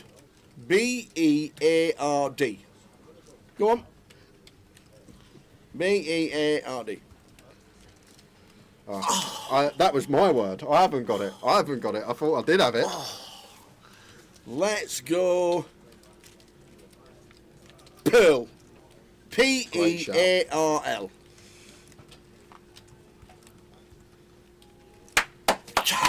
4 guesses. He's not lying. He's pretty good at the old game. He says he plays it every day, but he's not lying. There we go. We should do that every day. We should run How did you get that on there? PK managed it, obviously. You think I'd manage that? Good luck with that, but get in. Might have to do a Towers Wordle every day on stream. 1 for 1, yeah. Didn't even need the last 2 guesses either. Get in. Great shout, Pearl. I didn't think of that. I literally, when you 3 come up, I thought beard as well. Did you? And then you said it, and then after that, I was stumped. I was just looking at the letters that were left. So, flush draw turn for Atanas to go with his Trip Kings. Just going to go for another street here. Difficult for Chris to continue now with ace high face with his second barrel.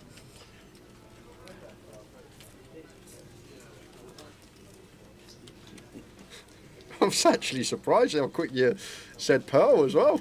It's like, okay. I was just looking at the letters that were left, and then that's only been out about 2 years' Wordle. I hate to see how good you are at Candy Crush Tower. There was a guy, the guy that invented it. Yeah. Actually sold it to the New York Times. I remember back at the time speaking about it. Yeah, they sold it for like $1 million. He could have made 10 times that. Have you ever had guess the word and that's it? Your first guess, boom, done. No. Has that ever happened? I've done it in 2. Done it in 2. I've done it in 2. I've never done it in 1. Obviously, 1's just luck. Yeah. And people were saying there was patterns and all sorts, but there definitely wasn't. Yeah, hugely entertaining, says Jamie. Please make that a regular feature. Only takes 2 minutes away from the stream. Is it your turn tomorrow? No, I'm not. I'm not. I need a math saw. They do them. Do they? They do. There's actually same kind of thing. It's guess the 6 numbers or guess the 5 numbers in order. And oh no, it's not. Yeah, I was going to say, how does that work? That's just luck, isn't it? No. What it is it's a maths question. Yep. With so it's a number plus minus divide another number equals. Yeah. So there's 6 things to get. Right, got ya. Or 5 equals that. So 5 numbers to get. Yeah. And obviously one of them's an equals. Yeah. And then it works it out. Nice. I'm pretty sure there's one of them. You'll be good at that. Get me in Wordling 4. Yeah. It's a tough word as well. Pearl's a toughie.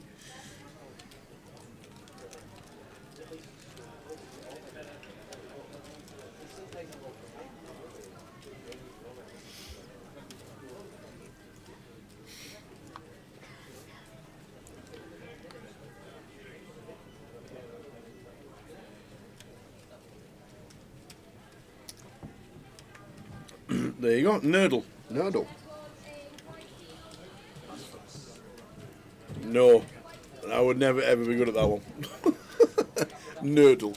Guessing the maths question.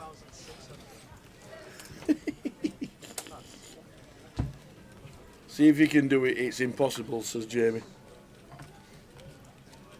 I've never heard of it.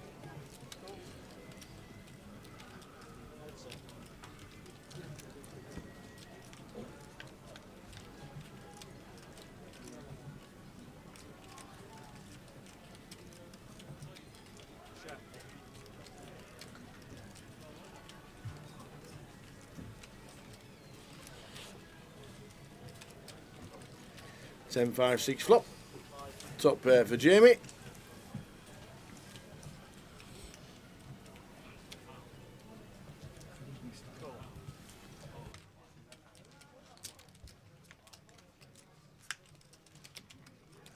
Nine of Hearts turn. After a check call from Atanas, who's back on the table.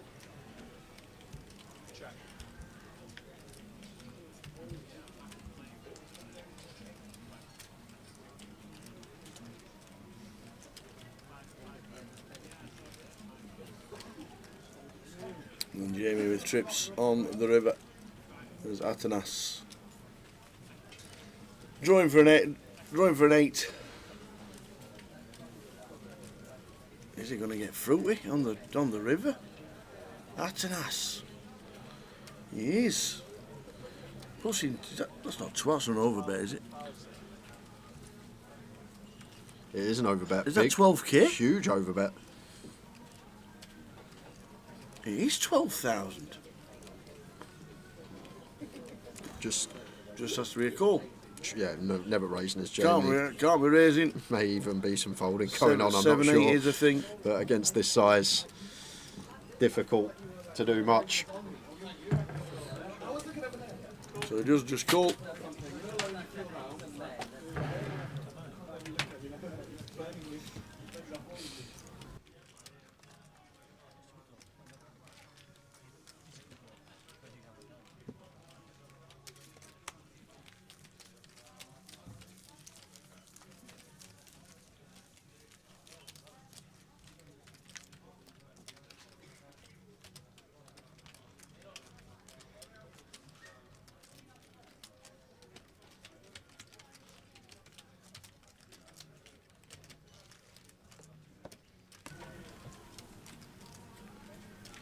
So 2 levels to go. Atanas getting through here on the river. Just gets cold.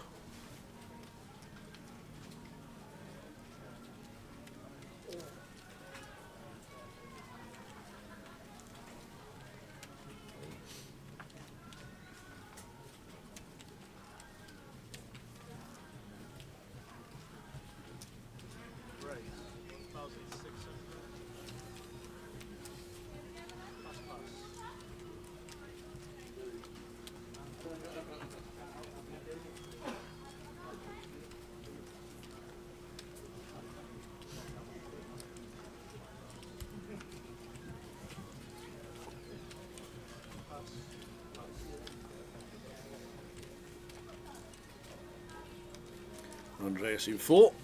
He's back at our feature. He was on the feature earlier. Atanas was on yesterday. The 888 hoodies were all given out. A lot of them were given out in Coventry for the big Poker Live. For the big Poker Live event that we had. A lot of online winners and also chip leaders and stuff like that. Got a lot of prizes and goodies from the 888 team. Obviously we've been in conjunction with 888 this year and we're going to do it next year.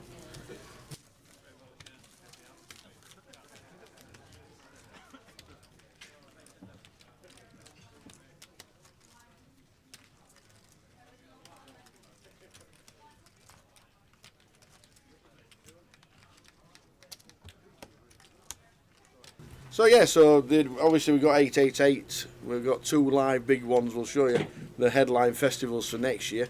Come next week, what we'll have is all the side events and all the side 560s, the NPL, the UKPLs that are travelling around the country. We know we're going to Portsmouth, we know we're going to Liverpool, Newcastle we're going to. So all those, we'll have those next week. When we come back Thursday. We'll get those as well as so we'll show you all the UKPL events and the 888 lives together. We've got the GUKPT events, we've got Goliath, there's the UK Open in February, there's the Behemoth in December next year, plus any events that Card Room Direct do as well. We'll always let you know when we're streaming. We know we'll be doing the IPO in October.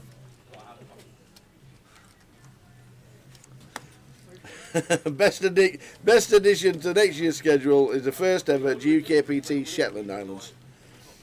Imagine doing it now with 5 foot of snow on the ground. We'd never get there.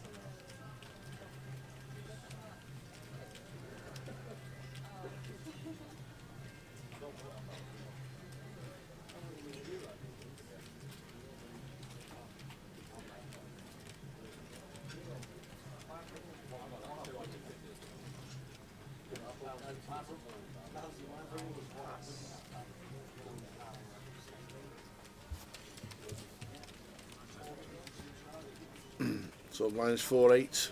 Final blinds are 500, 1,000. What would you do if you were just coming in for the first time? What would you do? Would you jump into the final 2 levels and play 4-8 and 5-1 with a 20,000 starting stack on a 60-minute clock? Or would you flick it into the turbo and play 20-minute levels all the way through? What would you do? What would you fancy if you walked in right now and you fancy playing the GUKPT? Which one? Oh, sorry, the Midi, the £560 Midi. What would you do?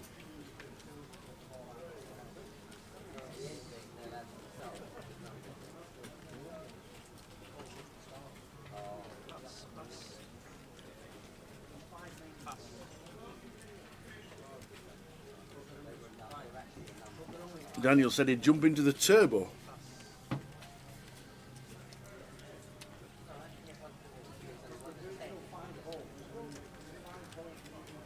Yeah. And also added to that is you're only having 1 bullet. So you can't play the main event, flick it in and jump into the turbo. It was a question I was asked, that's all, just as I went on my break.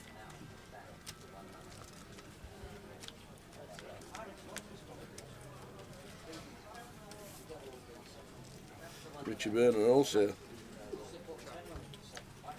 says the turbo.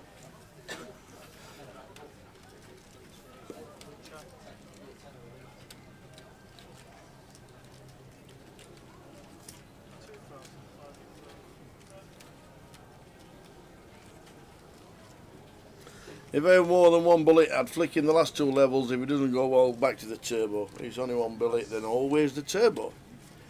Cheers, 001.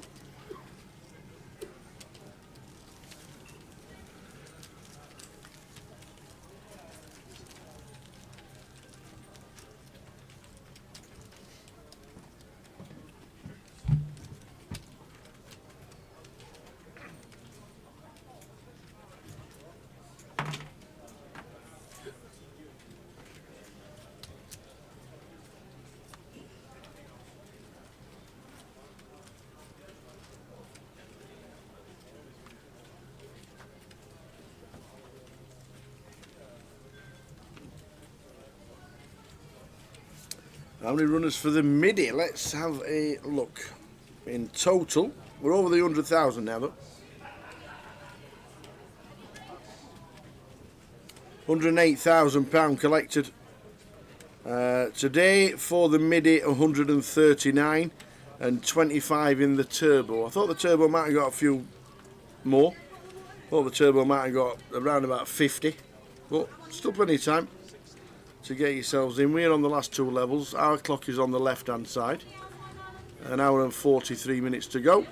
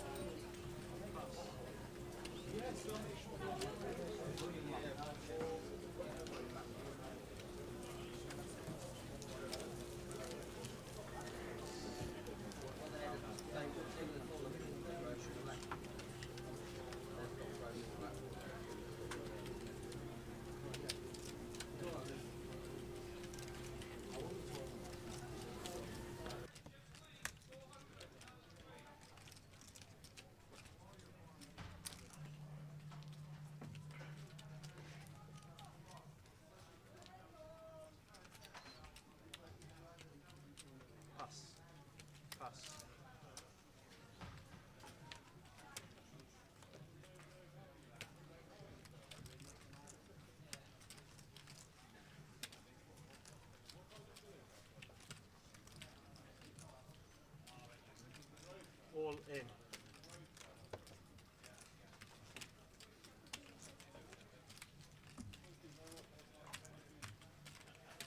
Pass.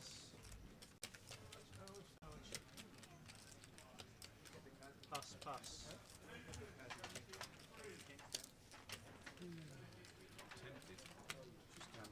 gamble in here, but no. Plus 200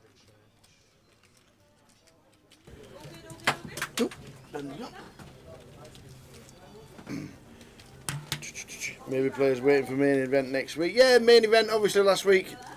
Big events everywhere these days. Obviously just had Blackpool as well. Big event in Nottingham last week. There's also plenty going on.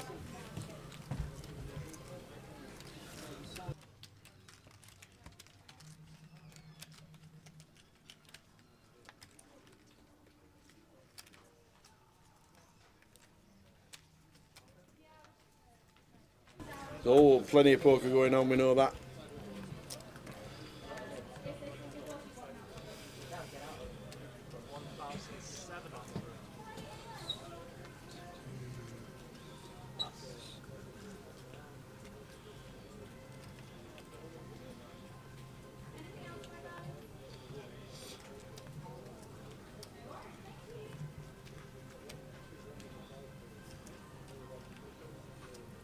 Yeah, no, I tell you, there's poker everywhere. There's GUKPTs, there's all kinds going on. Obviously, we just had the big 888 in Coventry, followed by Blackpool. People have got plenty of choices. People in Vegas playing poker. There's people absolutely everywhere playing poker. But next week should be another busy one. But we're hit the guarantee, 108,000 as it stands at this moment in time.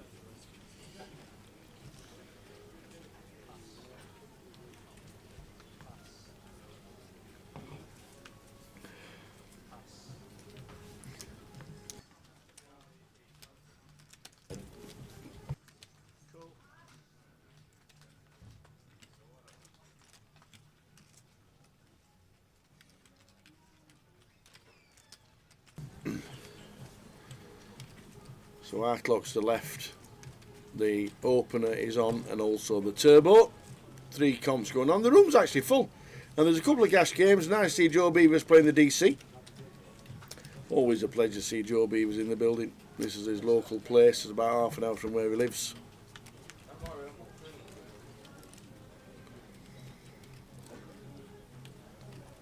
Hiya, Franco. Yeah, there's quite a few people that you don't see anymore, or are just taking time out. Where is Leon Campbell? 10 of hearts on the turn. I think you could name 20 players. Yeah, to be fair, Leon's one I haven't seen in a long time. Yeah.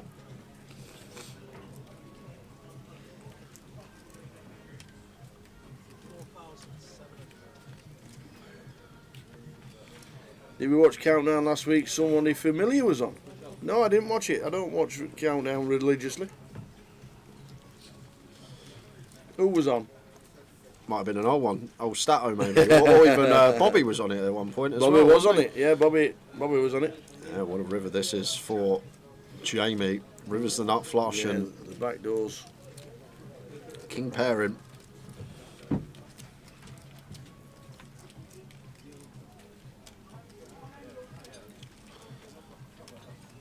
Gonna go for half pot of value. Really awkward one now for Atanas because Jack's just a bluff catcher here. It's going to pay it off. Sees the bad news. Backdoor flush for Jamie.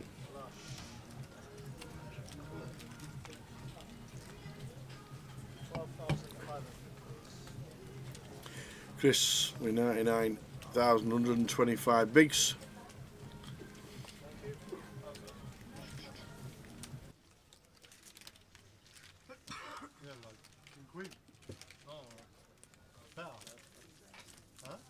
I think John McCann's gone into tennis coaching. I'm pretty sure.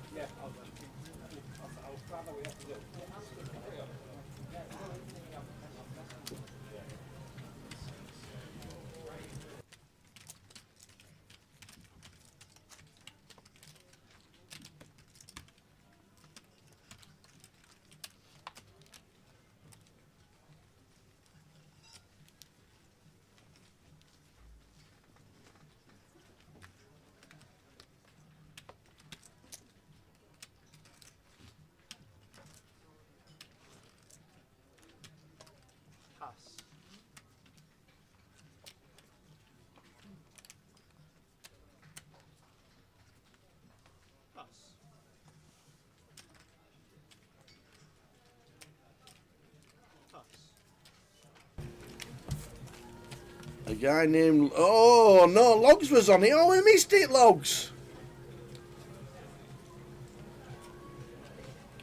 Were you on Countdown, Logs?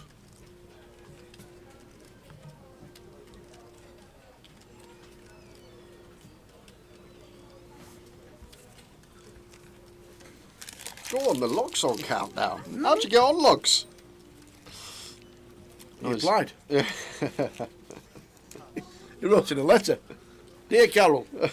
Carol, it's Rachel now, ain't it? It's been Rachel a long time. Or is there a new girl there that's also called Carol? No. No. Oh, well done, Logs. Fantastic. 9-7 suited You open. should have told us on the last stream. Might go watch that on the old 4OD later. The what? 4 on demand. 4OD. All right, okay.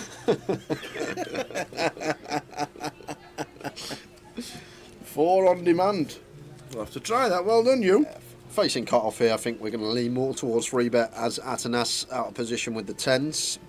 Chris making it 1700. Thank you. Somewhere around 6,500, 7k. Probably size I'd choose here as Atanas.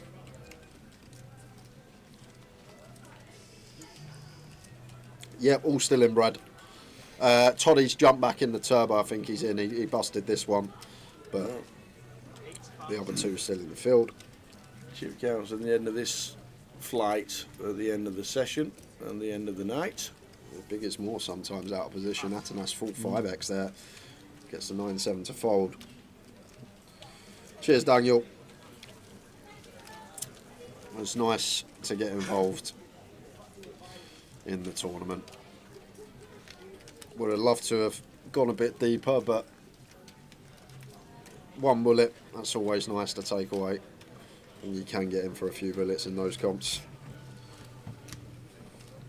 So I'm going to be going to another giveaway shortly. Whose question is it, Tower? My question. Your question? My question. You did the Candy Crush one. Okay, so 15 minutes. 15 minutes to think of a quasi.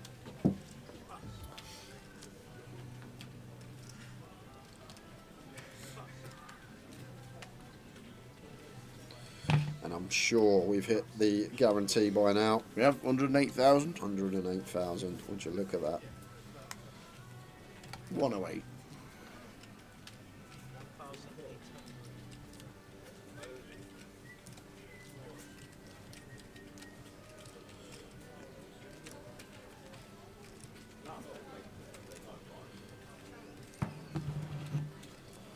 Could be back-to-back free bets here as Atanas, this time as a bluff. We'll be continuing. King Jack versus the button open, just whether to play fat lat or go for the free bet out of position.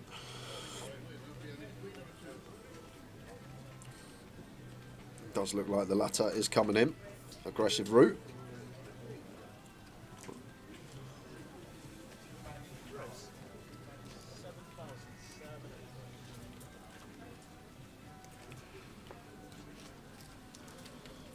Will be that.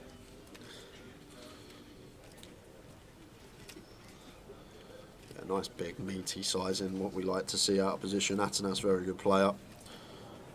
Plays a lot of the bigger events around the world as well. Takes that one down with the King Jack offsuit.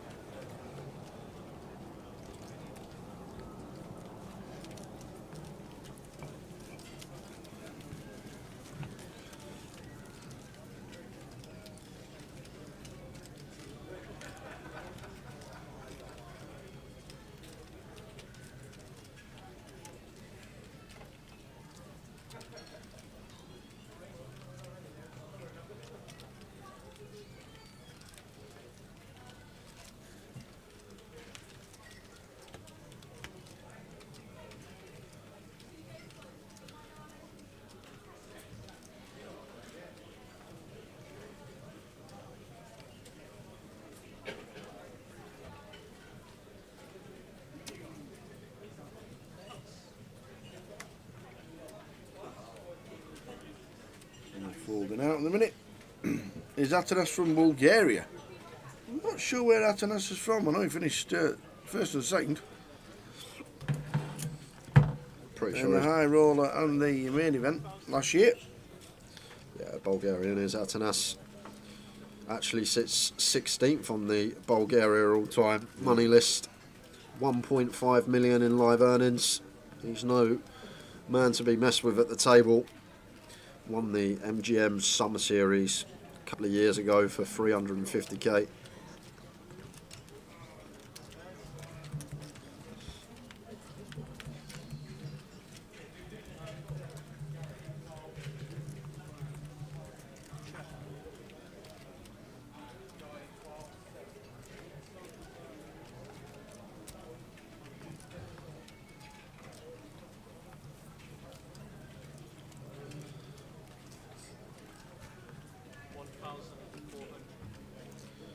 Small bet from Atanas on the mono board. Vibe can't really do much here with King 9 of spades. Do expect it just to be mucked, but we will see what occurs.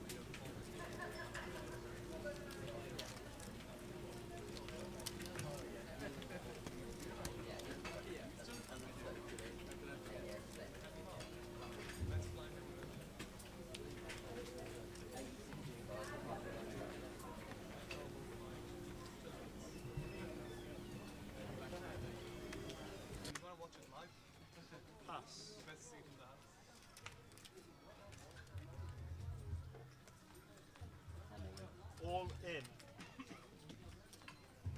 Pass, pass. All in. Pass.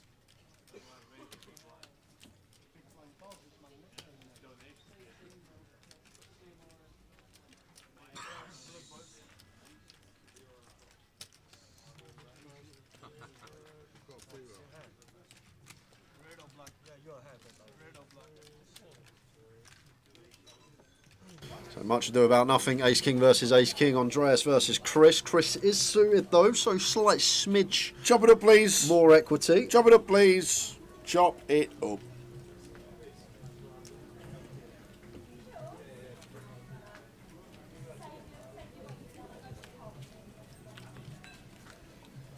Well, the redraw with the hearts for Andreas.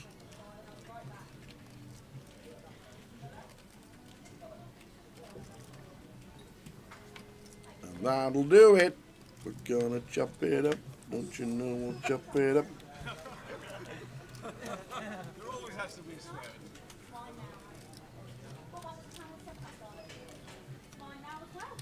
Thank you. Sorry, darling. Is this glass still being drunk from or? Sorry, darling. Still. Alright? Yeah, no, I'm fine, darling. That was all fun and games, wasn't it?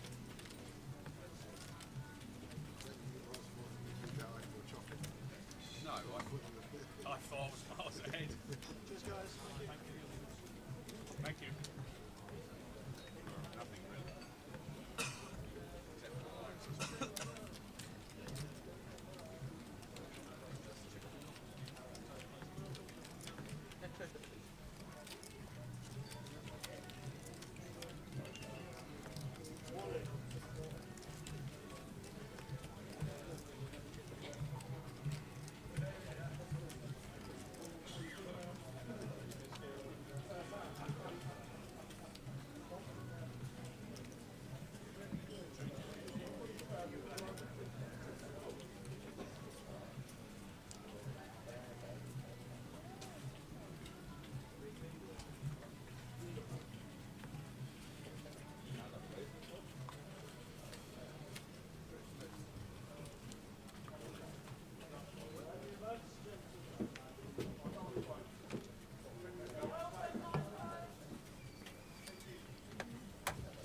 Chris in C1.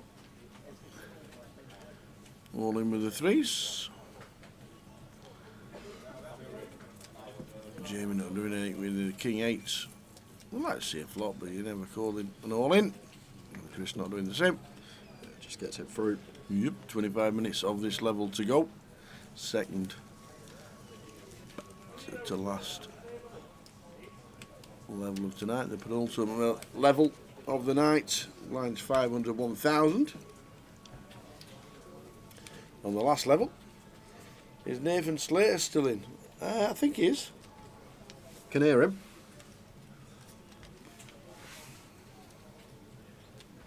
Orange says, if I make day 2 of the Behemoth, I'll get you an MM pork pie. What does that mean? MM pork pie? MM pork pie. I don't know. The mixed meat pork pie? Maybe. No? Mega meat? The mighty mammoth pork pie? Maybe. How you doing, Steve Barnes? We'll see you for the main event next week. Look forward to it, Barnesy. There's a vibe. Going to open cut off with the King Jack.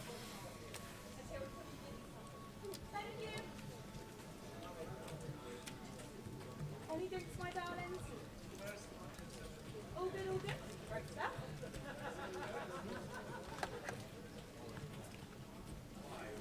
Any drinks, my darlings? Bottle of water?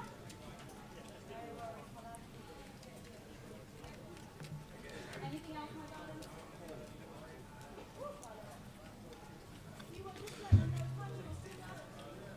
Nice shove from Chris here. Shoving the pair over the LP Open for 18 bigs. And Doubt Vibe's going to call off King Jack. No worries. Sorry, darling. Are you still drinking from these? No worries. This one's mine now, then. No, that was up here, mate. Thank you, my love.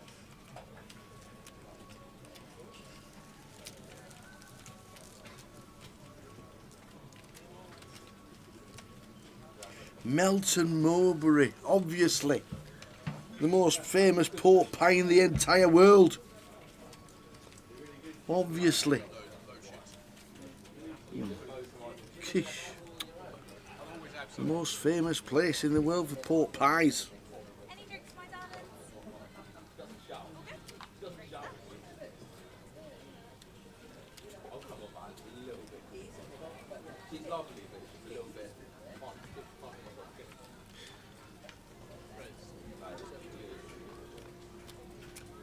Atanas with the fives, making it 1700.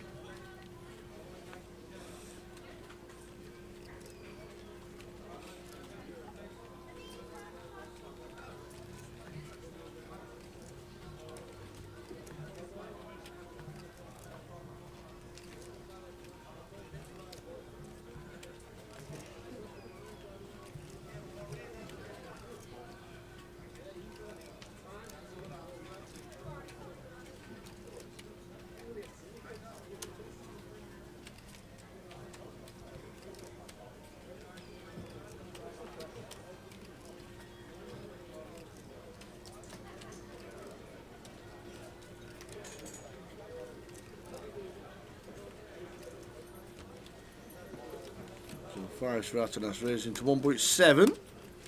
Chris moves all in with the tens. 3 jams in a row for Chris. The table's eventually going to think, is this guy just trying to go home, or 3 jams in a row from Chris? We can see that he's had legitimate holdings, but the table don't know that. Atanas should never call off fives here for 21. If he does call off, it can only be to do with the fact that Chris has jammed 3 hands on the bounce. But fives for 21 theoretically should just be passed.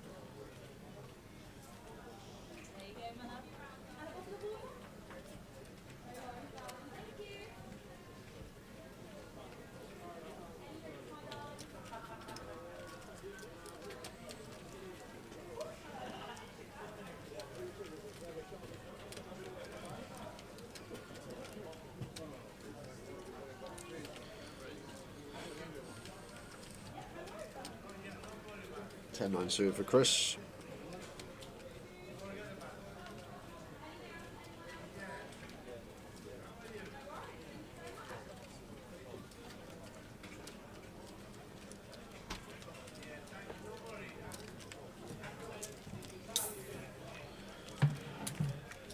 That's in the big, defends 8-5.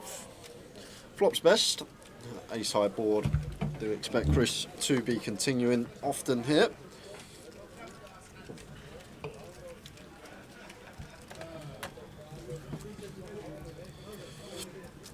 Ace 5-3. Check for Atanas. Chris does indeed continue. And gets called from Atanas. With a pair. Then a backdoor flush draw.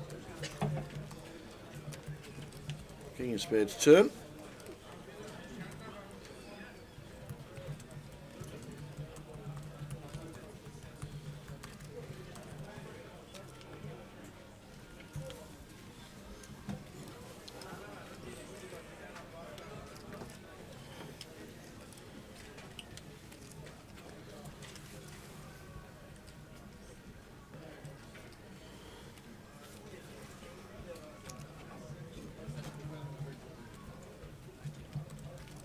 Rivers to 6 hearts. Atanas now leads for 1.9. And you always say, how often is this ever a bluff? Check, turn, check, flop, check, turn, and bet river. Yeah, just a 15% block, basically, just deterring stuff like king, queen, king, jack, king, queen, stuff that may bluff and dislodge us from the 5, just stopping these hands from check and barreling us off. Just a little block. You see it a lot more in 2024 at the poker tables. The 10-15% river leads from the big blind.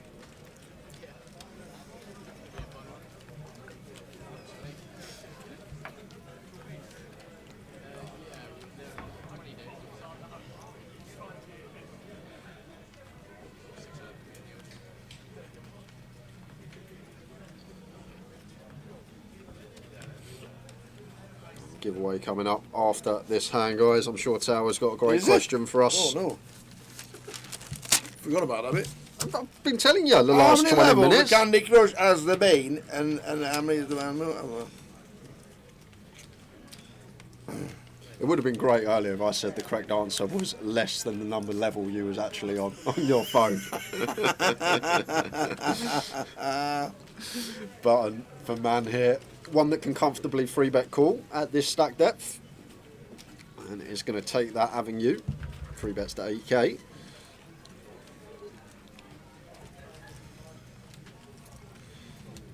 Chris off of this stack depth. Can't really peel. And when man goes this size as well, north of 3x, don't really think we got much fold equity going on. Lets the ace go.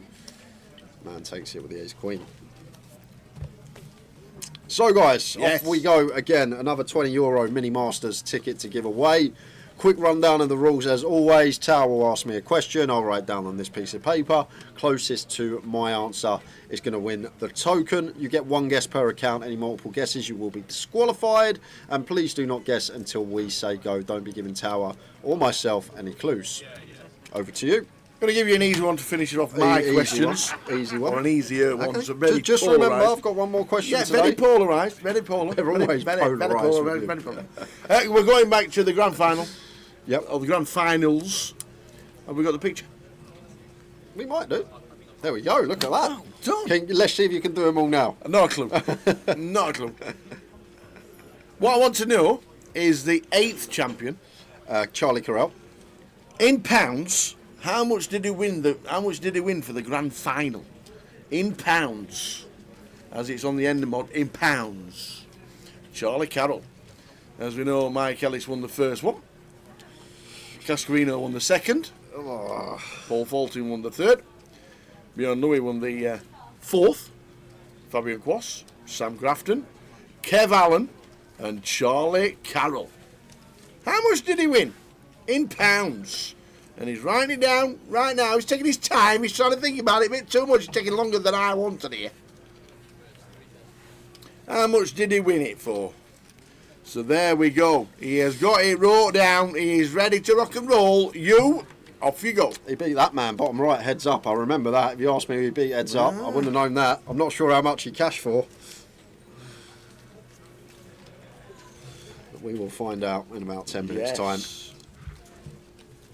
Did you want a clue?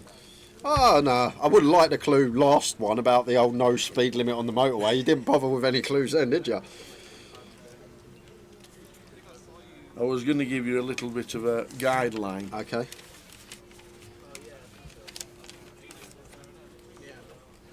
What was the guideline going to be? The guideline would have been leg one winner Mike Ellis, first ever. Yep. Won at 196,000. Well, that's a trick question because it was a free bag buy in back then. Ah, yeah, see, you're not tripping me up. I'm not saying nothing. I don't even know what the buying was. Charlie won it. That would have been interesting as a question.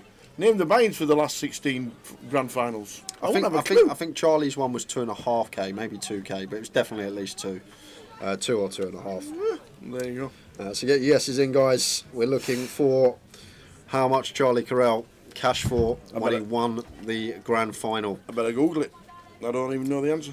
And Chris with the open send, he's just keep going all in, and Vibe ace jack off here for 22. He's had enough for Chris. One that probably doesn't enjoy calling too much for this amount of big blinds, but when there's that dynamic of our opponent that's just constantly shoving, I think we're happy to just get this one in, as he does.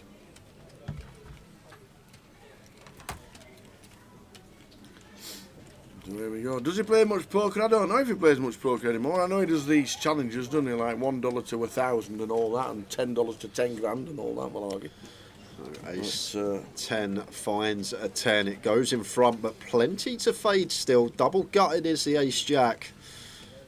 Obviously a jack working as well. But looking good for Chris at the moment. Fading kings, jacks and nines. It's a 7 of clubs on the river. So how much does Jay thinks Charlie Carell won when he won the grand final in 2015? 2014. 14. Ben Windsor was 15. 2014. Mark Wright was 16. Thank you. How much? Not the Googled answer. You can all Google it. I've had to Google it to find out what it was. Now, how much do we think Jay thinks that Charlie Carell won? Is it Carroll or Carell? I think it's Carroll. Yeah? But everyone says, like, it looks like it'd be pronounced Carell, but like, the game of gold, they call him Carroll, right? Okay. And you think if they're getting his name wrong, he'd let the production team know. Well, yeah, that's true. That is true. So after this hand, we are going to go to the correct answer. The correct answer.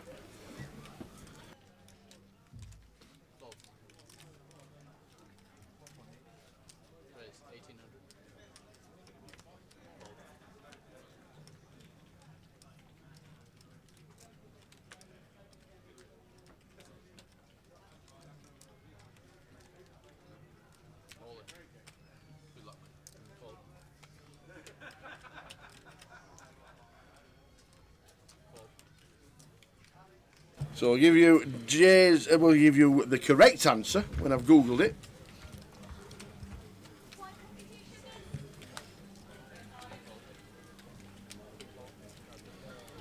So 8-9 suited for Andreas. Feels like he's good enough to run, although facing an open and not having any fold equity here off of sub 8. But in good shape.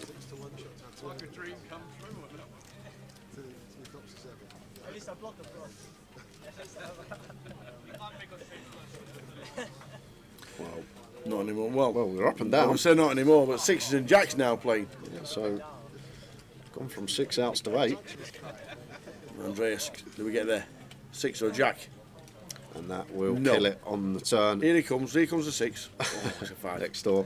So we do lose Andreas, man knocking him out. And we're going to go to the correct answer. Oi, oi, oi. And 108,000 for How did you know Charlie it was? I Carell. thought you said it was 2.5. I said it was either 2.5 or 2k. I said it was either 2.5 or 2k. 212 runners. Charlie Carroll getting £108,625, beating Paul Vasnunes, 94,775. Adrian Mateos back in 2014. Excuse me, who's in 10th? Bousey. Of course he is. Of course it was Bousey UFT bubble. Why wouldn't it be Bousey? So that's the correct answer, but we don't want that. We want what Jay remembered. What did Jay write down? We'll give you that in 2 minutes.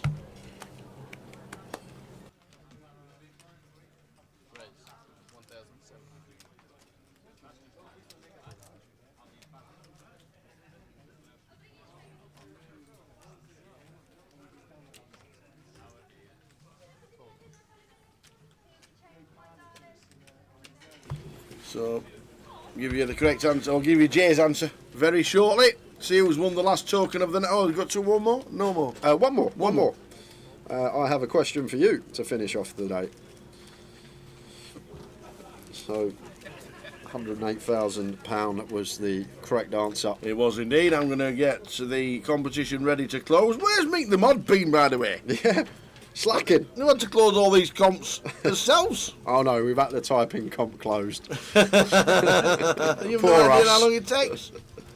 Cool. Well, when you type like that with one finger per letter, it may take one slightly finger Freddy, longer. that's me. One finger Freddy. So one more hand, guys, and we're going to close this giveaway, but we will have one more final level of the day.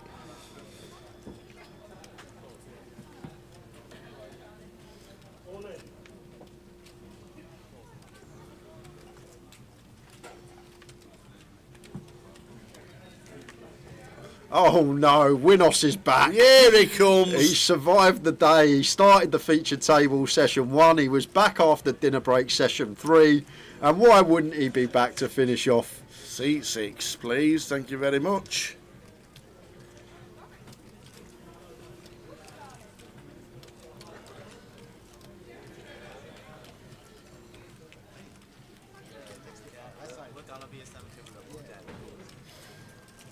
Nice little one to squeeze. As man here in the big, very nice find. That's like 8.5. 8.5 to make you laugh.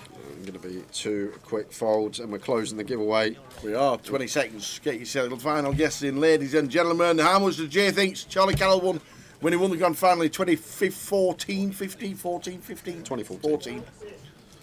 14. I was there. I wasn't there. You weren't? No, first grand final I played was 2015. Any good? No good. I remember having Jake Cody on my table and being in just starstruck mode. Like, I was at that age, like I was 20 years old, 21 maybe, and just like looking at Jake, like taking pictures of him, like look who's on my table, everyone, look who's on my table. I love it. Yeah. I love it. 10 seconds to get your final guess in. How much does Jay thinks Charlie Carroll won when he won the 2014 grand final? Did he get close? Did he not get close? Did he get the buy-in right? Or what was his answer? 5 seconds. 4, 3, 2, 1. Closed. The comp is closed. Gary McBride, the last guest on YouTube. Gullymath, the last guest on Twitch. And Ricky Guinness, the last guest on Facebook. Over to you, Mr. J. So with this one, funny, but I kind of knew it. I remember when I started playing the tour, I had this thing where I'd go through all the events and I'd look on Hendon Mob, and Joe Beavers, the first year I started playing the tour, he called me a Hendon Mob Maestro or something like that, because it'd say to me an event, and I used to be able to say like who'd won it and stuff like that. But I remember looking at this one years ago and I knew it was just over 100k. I actually thought I got it spot on. With what come to my mind. I thought it was a lot more. But unfortunately I didn't get it bang on, but went with £107,000. Best guess today. Best guess today. 107 was my guess. And it was nearly a 73-way tie. It was. We had 5 or 6 people who either guessed 108 or 106, and then someone saved it for me, and I thought we don't have to do a will. And that someone was Daniel Yusuf, who's come in with 106,666. Daniel, you are the winner of this giveaway. Well done, Daniel, being with us all day long. Daniel Yovchev, Oh, you know what to do. Alias in the chat. Until he says, I don't play on Grosvenor, you'll have to go to the redraw. And there's about 11 names on the list. I hope he does play on Grosvenor. Well done, Daniel. Great effort. Well done, sir. Get that alias in the chat box, please. Dan Heald guessed 109, just a little bit late, but 2 off. Yeah. Indeed, 108. He nearly nailed it.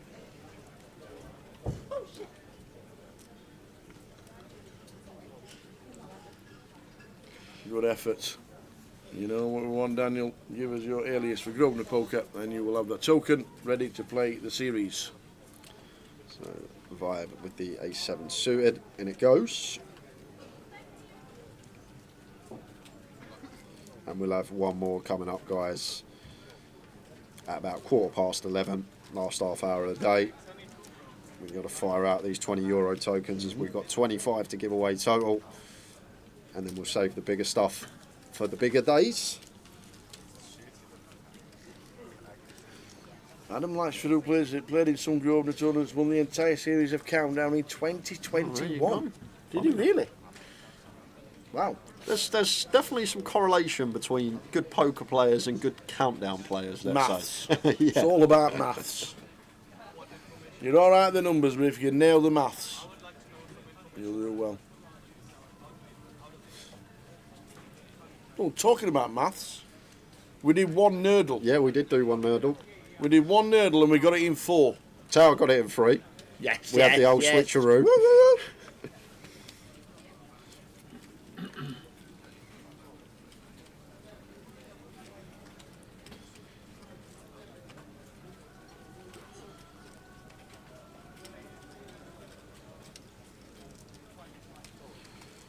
And the guy he beat in the final was Luke Boynton, who is also another poker player. He is indeed.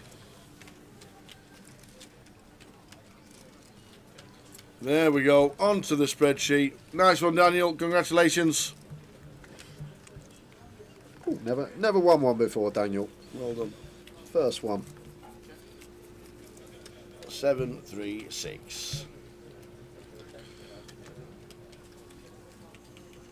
So 894 Minos once again. Where he left the feature table, flopping top pair plus every hand. Straight back to it. And been a great day for him, up to 98,700. Is it Chen giving the lads a needle because he bagged up cheap lead yesterday? What are you all still doing here? I've been downtown, I've been at the White Lion karaoke. You lot still waiting to bag?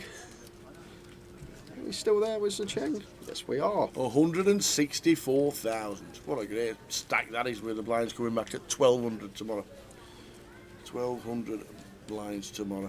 Lin Chen bagging up, George Dimitriou, Andre Veselov. Nice team as well, Andre.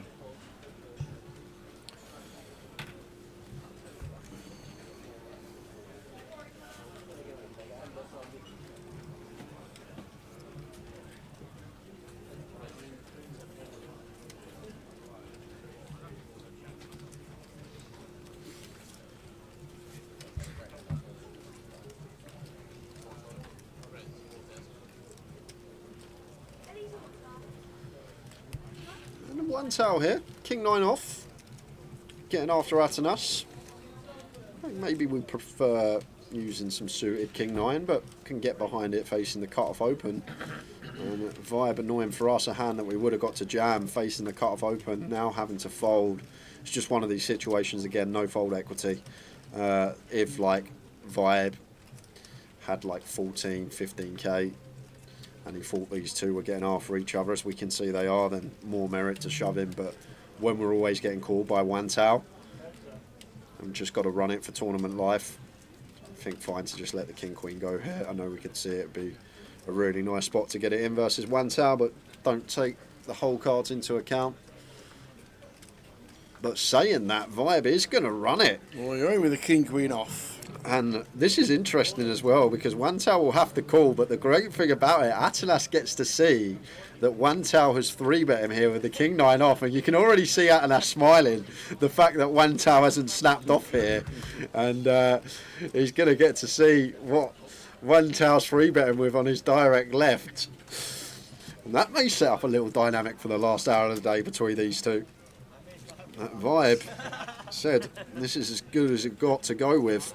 Also got the option to jump in the turbo maybe in the back of his head. In great shape. 8-7-3, 2 spades. Needing a 9. Or Vibe gets himself a full double. We've got some chop outs. 8 or 3 to chop. Just fade in that 9 as Vibe. Oh, no, not that one. You're joking. Oh man. What a ridiculous river. Last level of the day. And you know it's a rough one, Tower, when you forget your phone and your water on the table and you got to come back for it. You've got to come back for your half a bottle of free water. That's unlucky. Just starting the final level of the evening. I'm going to go and get myself, would you like a tea? Yeah, I need a cup of tea. Please. I'm going to get the lads to get a couple of cups of tea. Final level, couple of cups of tea. And then one more question. Whoop.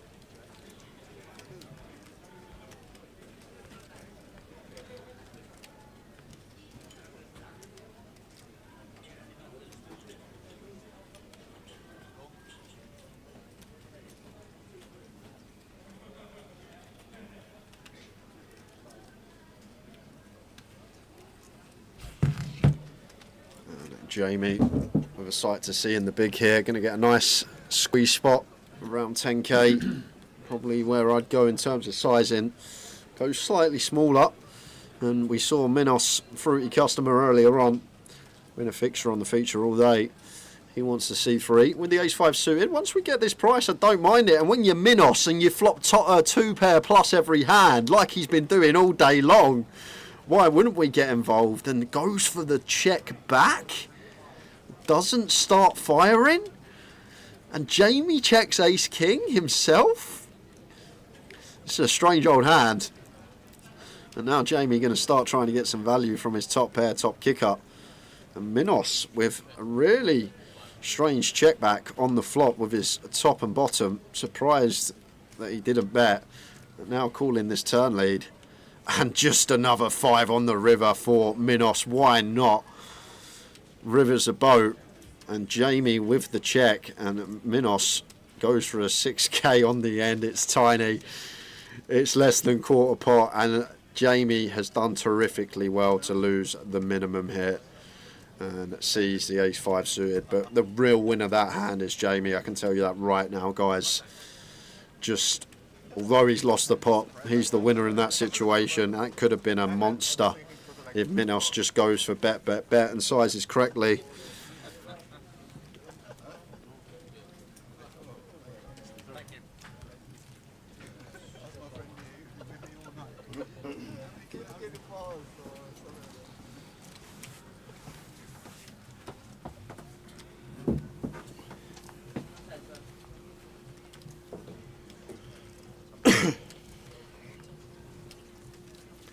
So final level of the evening. About an hour's poker to go with the clock being paused around about 8 to 10 minutes, something like that, or when they want. 5 hands it was last night. What will it be tonight? One more giveaway to go tonight. We've done quite a few today. I'll do a few more tomorrow as well. We've got plenty to go, and we've also got 5 days of live streaming next week.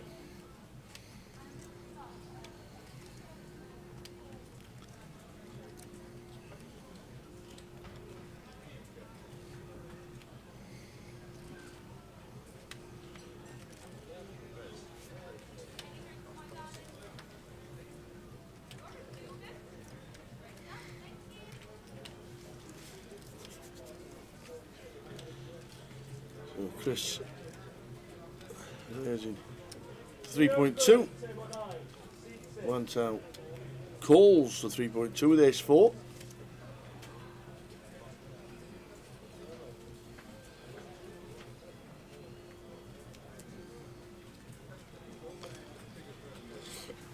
And C9, Chris K with the 8-6. Probably shouldn't be defending against 2. Yeah, three-way tower. Sort of, when you first start playing this game, you hear the words a lot, unpriced in, pot odds, but it's a bit of a myth really, because what actually happens is, although pot odds go up, when we split equity, multi-way, equity diminishes, especially with holdings like that don't have too much playability, not much robust equity. Flopping top pair for both, ace, jack, king, 2 hearts. You just missed, when you went and got the tees, right, a win-off special. No way. Wow. An absolute win-off special. Well, Called the free bet with ace 5 against ace king, ace queen 5, 5 on the river, boats up. But he bet like 20% pot. He didn't go big, he could have got a lot more value. At 4 on the turn. Yeah, that's going to kill it. Well, you say it's going to kill it, Tower, but Chris wants the fire once the flush completes. 7. Always winning the hand. Unless there's a jam. Could there be from one Tower? I don't think 2 pair is one that ever wants to turn itself into a bluff.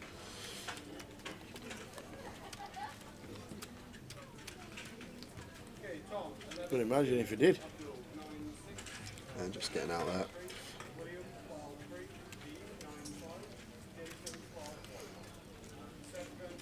Is that fruit still there from last night?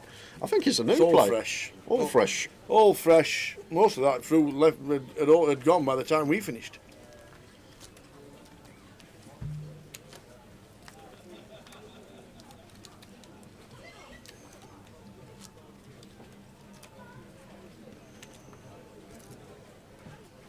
Oi, oi. Thank you very much indeed, Mr. Bobber. Cheers, my man. Would you like a biscuit? Huh? Are you sure? I know you don't want to put too much weight on, but I just. There's me. On TV. Oh, I'm gonna open. Oh, what's that? Oh yeah. What's then? I'm not being. Is it midnight? You need a midnight snack now and again. No. 5 to 11. 11's us.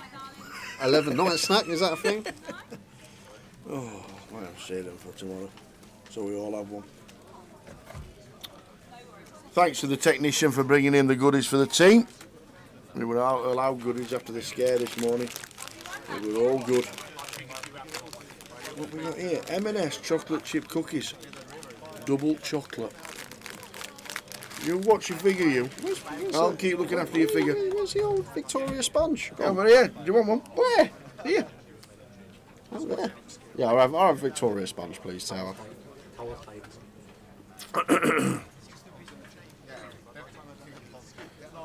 But first, I will have one of the best boardmans in the world. Are they gone? You have to open the next packet. We got through that pack that quickly. All right, I'll just have a Victoria. I'm not going to crack them open today. I'll crack them open tomorrow. So you having a sponge? Yeah, we'll have a Victoria sponge. Ace 10 for Jamie in the cut-off. Thank you. Evening, Mr. Nichols. How's things? Ace Jack for Chris on the button. Spoke about this spot earlier with Ace Jack, like one that actually has a lot of merit of calling when the cut-off opens, just because we have position and we keep in a lot of dominated hands. Like 3-bet going to be fine at some frequency, but like one that does actually do a lot more flatting than you first think. Just because of how it works versus our opponent's range, we keep in all these dominated hands with position. Chris going to get the chance to go for the 4-bet here. Oh, he's not going to cold call, is he? Yeah, but what do you 3-bet to? Just 3-bet, not 4-bet, not all in? Yeah. You just make this 15k tower, maybe even 14k. as Chris. You could even jam for 45 as Chris. But this is probably the worst option of the lot, other than fold, of course. But it probably goes fold, cold call, 4 jam, 4-bet not all in. They're probably the order in worst to best of what action to take. Problem with cold call, as I always say, then the original opener gets this ridiculous price closing the action, and then they just get to come in and split equity three-way out of position to 2. 8-5-8 flop. 2 diamonds. Gotta be thinking we're pretty handy with the jacks in this situ. So we are in a lead.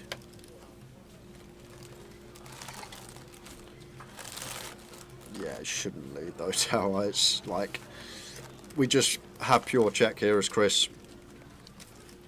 Like, shouldn't have any leads here at all. But has gone for the lead and not going to get this C-bet out of Chris on the button.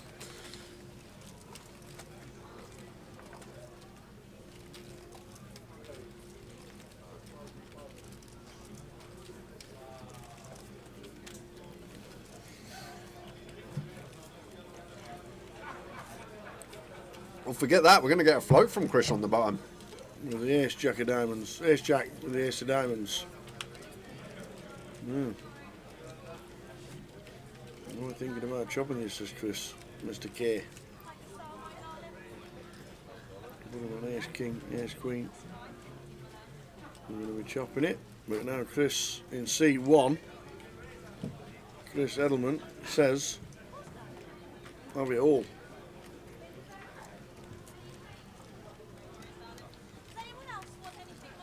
Different way again, all the money. The final level of the day. Minos back to entertain us for the final hour. Finish the stream round about 10 to 5 to 12. And then back tomorrow at 12:20 with day 2. All buy-ins will have finished. Let's have a quick look at the buy-ins and how we finish and how what we finish with.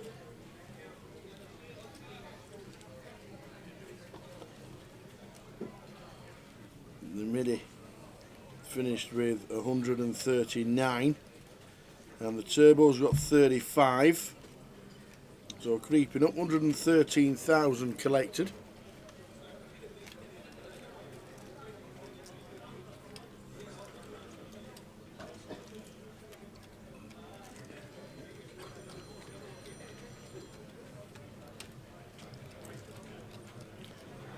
The opener 125 today for the opener, 118 yesterday. That's very, very close to the 50k guarantee. With day 1C and a turbo to go in that, so that'll smash it.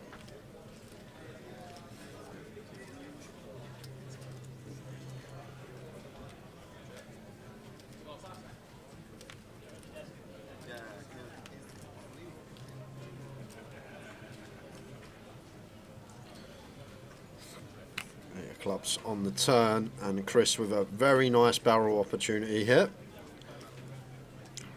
Could have definitely C-bet flop, but now once we turn, a heap of equity. Let's go with the pot size delay. Does take it down.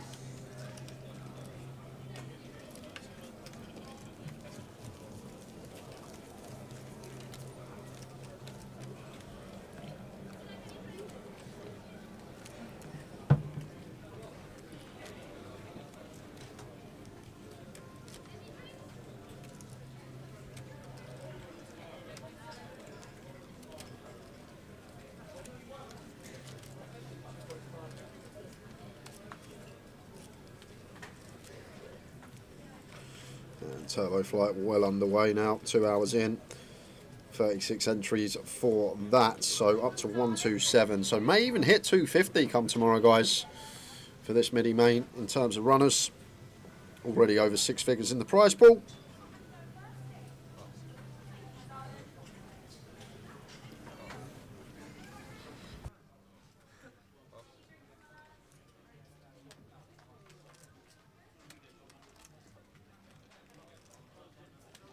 Jacks for Chris in the cut-off.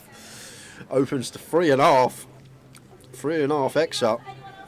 And man just aware here, this is one man could definitely free bet, cut-off versus button. However, against 3.5x, he just recognises that Chris is going to be weighted towards a stronger range of hands.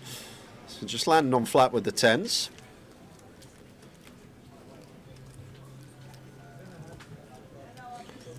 Not a flop that either player wants to see. Chris is counting out chips. And it's going to continue. And that should be the end of man with the 10s. And man will see what a well-timed flat it was pre as Chris shows him the jacks. And final giveaway of the day coming up in 10 minutes time. 10 minutes to get me thinking head on. I'll try and get close this time. Honest. Mine's on Christmas. Eh? Christmas is what I'm going to do. Christmas? Get away. It's coming up. Well, it is. It's still November, though. Christmas. Oh, it's not. I think there'll be something stupid like how many Christmas cards are sent every year, and how many postmen forget. What?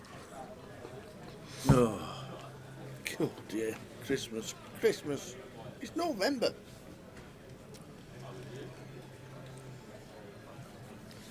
Ace on the button for Atanas. Opens.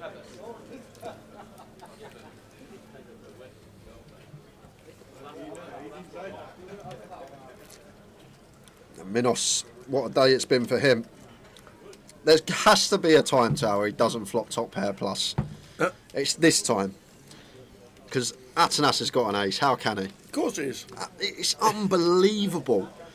Go watch back the stream today.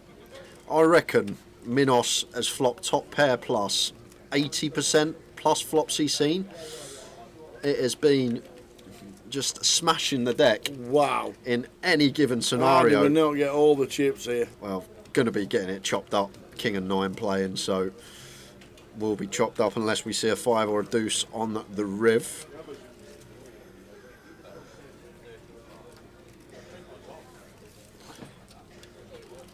We're gonna chop it up. I was just expecting a 5 there, Sam. I'll be honest with you, I was. But it's the 7 of hearts. So it's going to be chopped up between these two. Just going to go bet from Atanas. I assume Minos is just going to call. If Atanas goes really small, potential to raise. But against this size, never folding an ace as Minos, and they will chop it up. I got an ace. Yep, me too.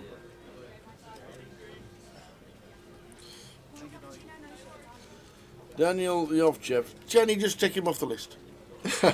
Take him off the list. Because he's put the Christmas tree He's already up. put the tree up in November.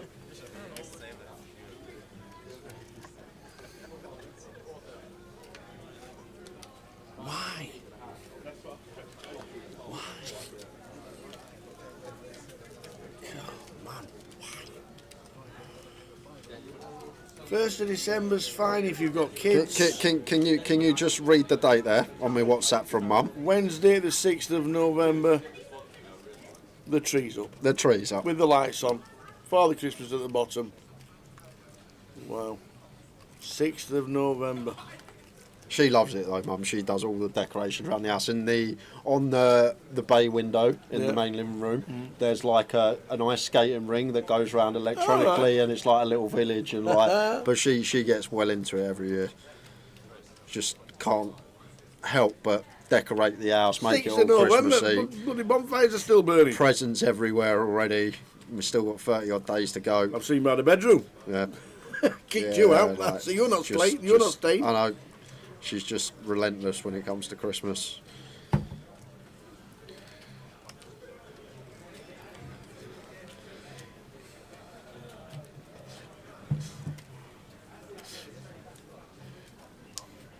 Dad will be up there on the ladder putting the lights on the house. She's sitting there downstairs, dressing gown, cup of tea, looking up. Now a little bit left, Dean, a little bit left. No, back right a little. He's just standing there looking up with her coffee. Just the old man does it all. He's up the ladder yeah, on one leg. Literally.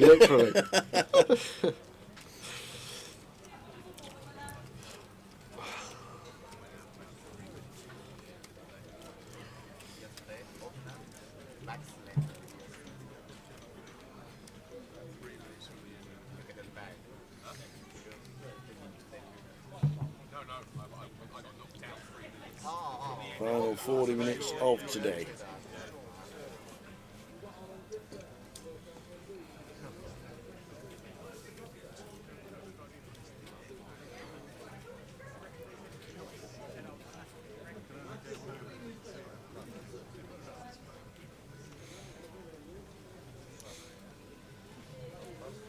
Minos on the button here.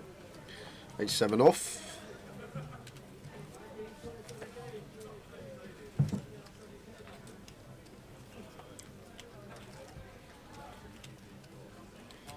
Just a call, mixing it up. Jamie with the King 3.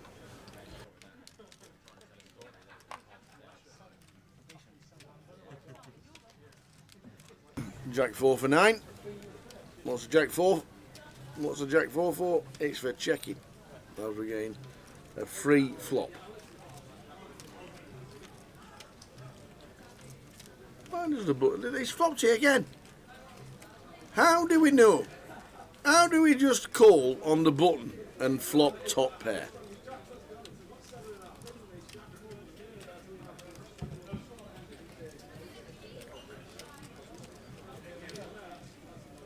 No, Chris has a decision with bottom. No, he decides to get away with it. Shows them all the ace.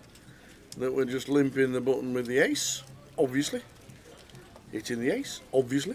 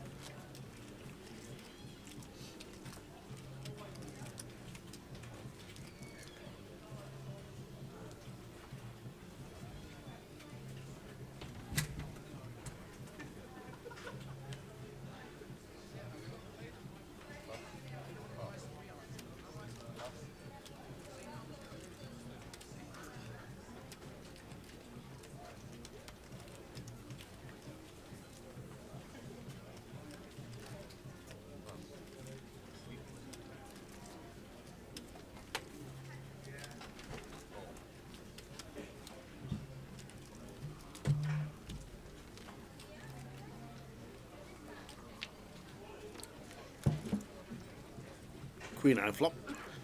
Dr. Minos wants to see another. With sevens this time. The bottom set for Chris in seat number 1.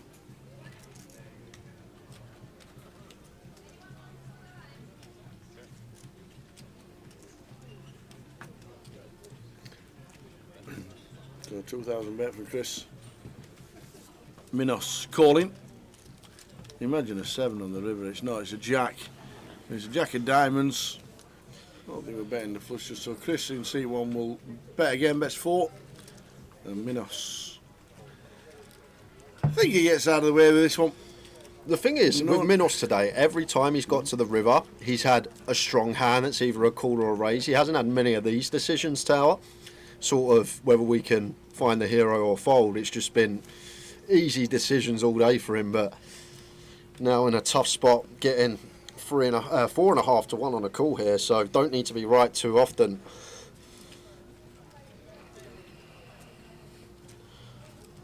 Obviously, the flush draw has completed one of Chris's potential bluffs. We beat stuff like 4-5, 5-6, 6-4, but he is going to pay it off with the 7s. Sees the bad news against the deuces. Indeedy, indeedy.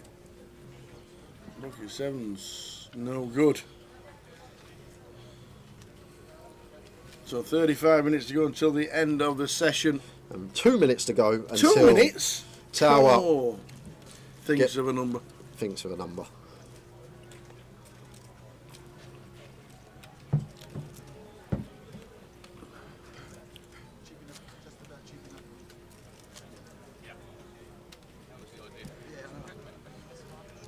And then big day tomorrow, treble day. Football's back, FPL's back, everything's back. Have you checked your team? I'm going to do it tonight because I've got to take Trent out.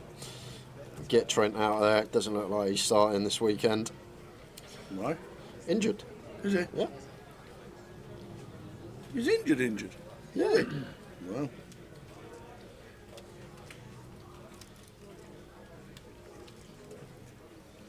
So Minos right back amongst it after losing that pot. Makes it 3k with a Jack 10.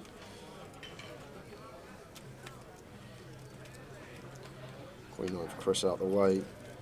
Chris in the small does the same. And man, gonna let it go in the big blind. So guys, Come on then. I have I'm in misery. one more €20 token to give away today. Yep. Quick rundown of the rules, just in case we've got any new viewers. It's as simple as this. I will ask Tower a question. He will write down on his piece of paper. Closest to Tower's answer is going to win themselves a €20 token. You get one guess per account. Any multiple guesses, you will be disqualified. And please do not guess until Tower says go. So Tower, nice Merry Christmas question, literally.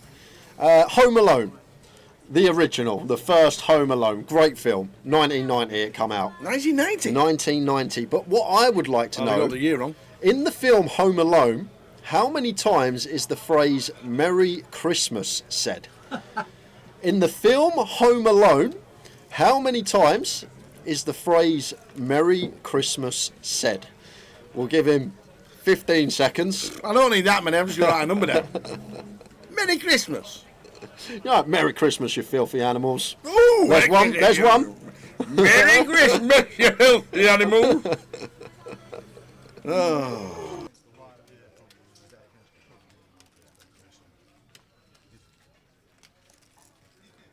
Tower's guess is in. Good luck, everyone. Go, go, go. That could be anything.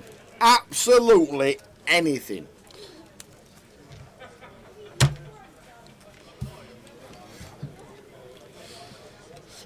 It's Jack 10, 8 as we pick up the action. Button open from Chris, defend from Atanas. Fairly standard with these two hands.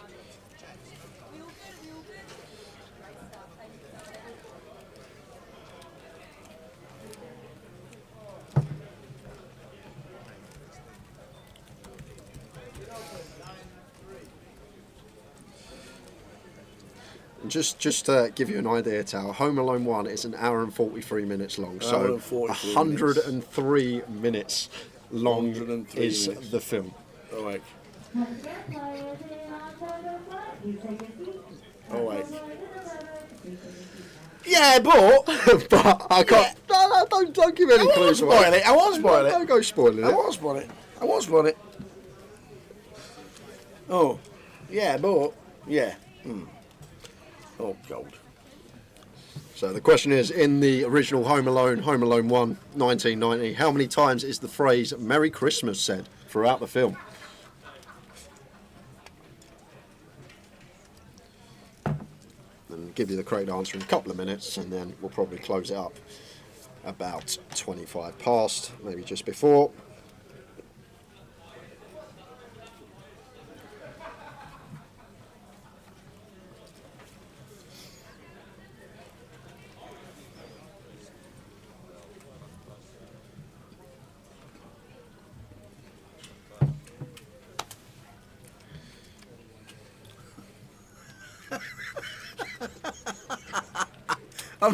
I've not checked any answers. To be fair, you've had your one a day today. You've already had your one with the horse jump that can jump 14 stories high. I could have two, to be fair. All I'm looking at is if Lee Richards is correct with this one, I shall pay him myself. Okay. 1,003 in what, 100 minutes? 140 minutes. 103 minutes. 103 minutes. That's some saying Merry Christmas. Oh man. See, I'm really hoping there's a scene, right, I've got it. I've nailed it. I've got it. And once again, Minos flopping top pair. Just been one of those days for the man, and you got to enjoy these days, Sal. They don't happen very often when you're just smashing every flop and turns a nut flush draw to go alongside it.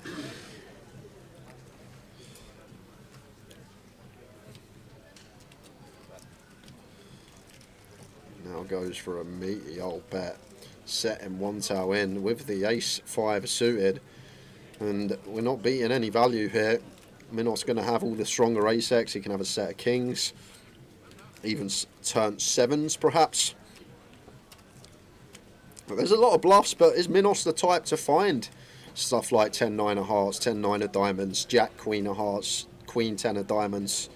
Is Minos the type of opponent that will set us in with these hands? One Tower hasn't had the privilege of watching Minos all day as much as I have, but he seems like the type that would just check back a Queen-10 of diamonds, a Queen-10 of hearts. So can we find the hero? Yes, we can. Nice laydown. So guys, the question was Home Alone 1. How many times was the phrase Merry Christmas said throughout the film? The actual answer is 8. 1, 2, 3, 4, 5, 6, 7, 8. 8 times the word Merry Christmas is said in Home Alone. In Home Alone 1, but we need to know what the tower's put, and we're going to come to his answer in about 5 minutes time. Just under 8 times. That's it. Trick question from me today. Pat on the back, Jay. You tricked me with that non-stop motorway, no speed limit. What kind of Christmas movie is that? Well, there you go. 8? 8. 8 times Merry Christmas. Lee Richards, you might have won.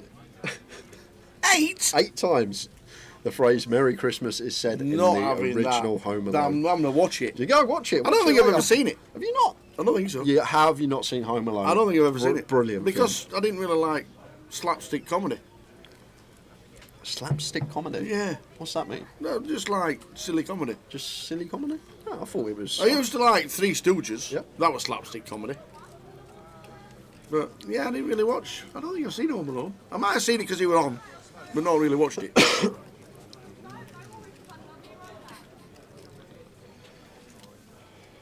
Pocket 10s for Atanas opens on the button. Really nice jam from One Tau. Not taking anything away from him because he's run into it. This is perfectly fine from the small. Shoving the pair over the button open. And Atanas with the snap call with the 10s. Is anybody even close? You can't say that. You can't say is anyone even close. Well, I'm just looking through the guesses and I'm just looking. You've only got a minute. Can't change it now. You've had a guess. Evening, Don Mahoney. How are you? Hope things are good. The Mickey Blacks are out, and Wantel's going to get himself a full double, unless a 9 comes or a 10.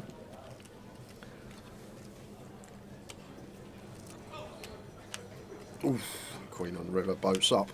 Evening, Chrissy.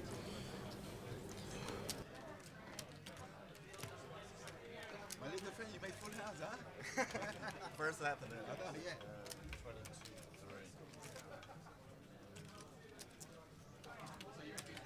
So one more hand, guys. Final chance to guess if you have not already. The correct answer is 8. Merry Christmas is said 8 times in the film Home Alone. How is it even a Christmas film if you only say Merry Christmas 8 times? How? Because there's Christmas trees in it. There's carol singers. There's people Exactly. wearing We bob wish you a Merry Christmas. We wish you, and that's it. That's 5 in one, well, one sentence. they weren't singing that. They were singing And Silent then Night. if there's 20 in the choir, times by 5, that's 100. But they were singing Silent Night in Home Alone. They weren't doing Merry Christmas. Let's see. I didn't watch it. I know I should have watched it. I'm going to watch it when I get in. You go watch it. Well, no, I'm not. And get your 2 hands out. That's all you need to count the words Merry Christmas. I only ever watch one Christmas film religiously. Ever. I watch one Christmas movie and I have to watch it. And then it's Christmas. Polar Express. I have to watch it. That's it. I've not seen the Polar Express. I've actually not. Literally, I've not seen the Polar What Express. about me not watching Home Alone and you've never seen Polar Express? Never seen Polar Express, no. Oh, man. The other one, Elf, I've never seen. Everyone always talks about Elf. Elf's good. Never I watched like Elf. Well, I wouldn't watch it as my go-to Christmas movie. Right, that is the end of the hand, guys. We're closing the comp shortly. 8. 7. 8. 6. 5. 8. 4. 3. 8. 2. And 1. The comp is closed. We're going to go to Tower.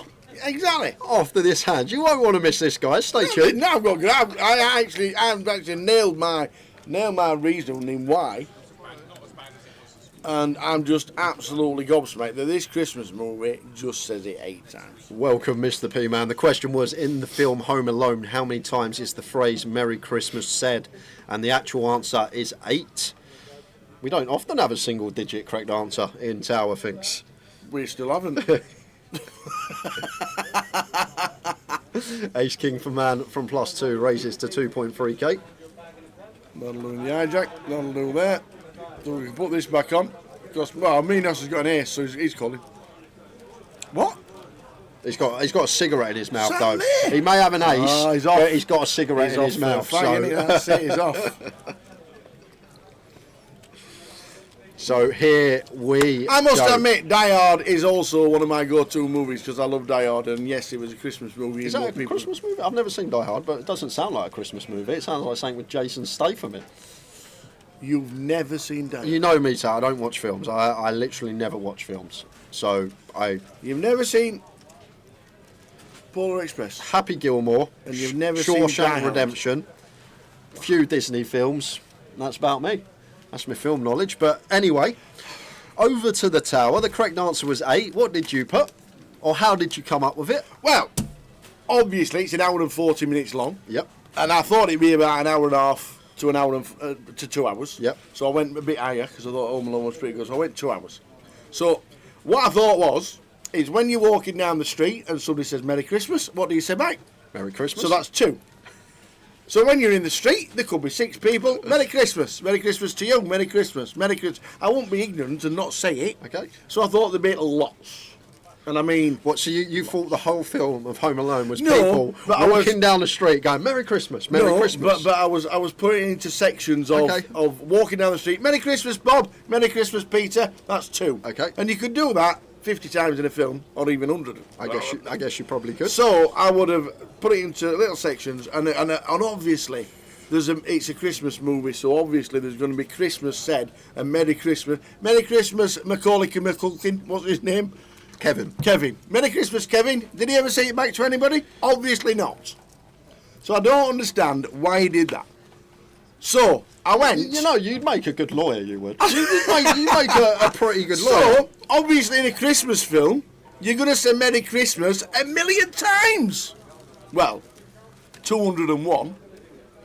So you think? Yeah. Merry Christmas was said every 30 seconds in the film Home Alone. No, because if you're in a group of 4 or 5 Yeah, it people doesn't walking matter, down, but- Merry Christmas, Kevin, Merry Christmas, Mum, Merry Christmas, Dad, Merry Christmas, Kevin. Right, but- that's 4. But on average, the whole film, a 103-minute film, you think on average there was Merry Christmas said every 30 seconds. Do you know you could play the song Merry Christmas Everyone for 100 minutes on repeat and you still wouldn't get 201 Merry Christmases? That is how far out you are with this answer. No. Well, obviously, because it was 8. But I'm amazed nobody said Merry Christmas, Kevin, and he's answered it back. When did he even say Merry Christmas? When he goes Merry Christmas, you filthy animals. That was one. I didn't even know that was a line. That's and then at the bird lady at the end, or is that the second one? She goes Merry Christmas, Kevin. That's 2. All in River. But I there we go. apologize. Why don't? If somebody says Merry Christmas to you in the street, what do you say? Happy Easter.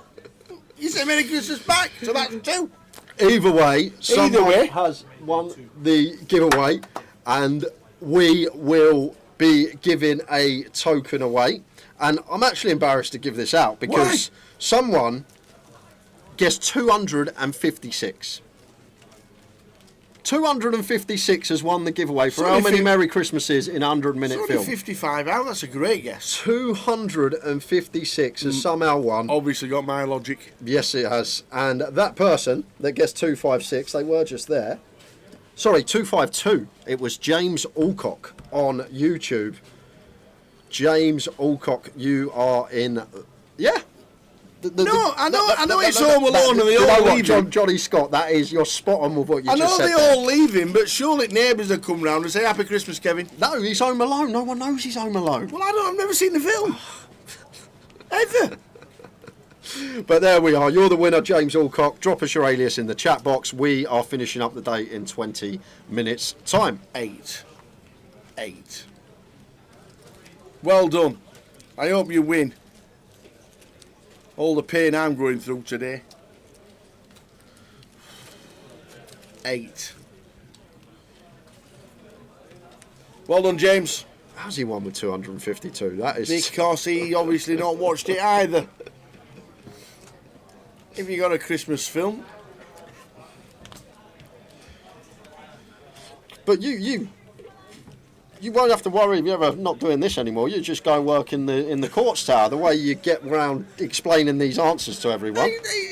If you walked in the street and somebody said Happy Christmas to you, would you ignore them? No. So I went on the logic that two people said it every now and again. Merry Christmas, Jay. You too. You too? Yeah. Oh no, that's not an answer. Oh no, that's not an answer. There were only 3 people in the film and 2 of them were not nice people. But really? There was a few more. Obviously, at the start of Home Alone, you got the whole family there before they leave him at home. And then... Why did they leave him at home? They forgot about him because what happens is some kids outside in the van chatting with everyone before they leave. Kevin slept in because he got put to bed in the naughty room upstairs. Oh, dear. And they forgot about Kevin because there's loads of kids. And the kid's got a hat on that Kevin wears, so they're counting the heads. And they touch the kid with the hats on his head. And then when they get to the airport and they're on the flight, and someone's like, they get off their flight, they got Kevin's luggage, they go, pass that to Kevin, pass that to Kevin, pass that to Kevin, all the way down the line.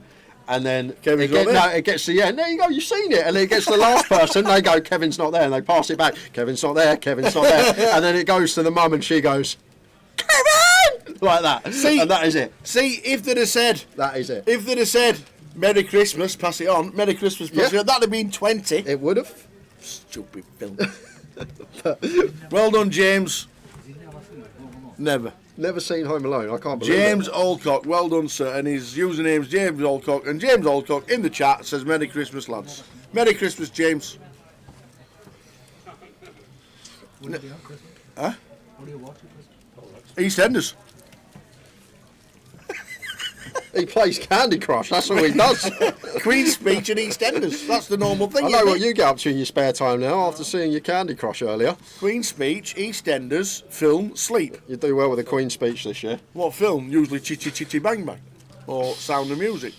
It's the King's Speech now, sir. Oh yeah, oh yeah. How do you know? Well, I found out.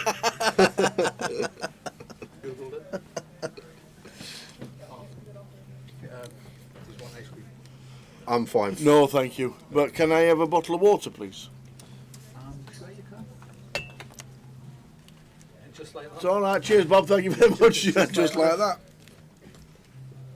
Well, Minos, we mentioned he's been running hot all day, but this will put it to the test. Can he crack the boots of Seb? Seb just coming to the table. Been a good day for him so far. Oh my word, and Chris what with a cool the Ace King suited.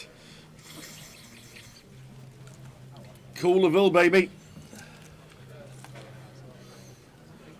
Yeah, it don't come any better than this. Big squeeze from Chrissy, and I feel like as Seb here, we just need to 4-bet. We don't want to jam. Out of position, probably around the 26k mark seems nice. Maybe even we could just go 25.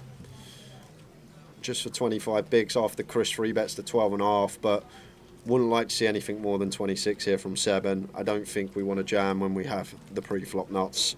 We want to try and induce something from our opponent, so 25, 26k seems about right.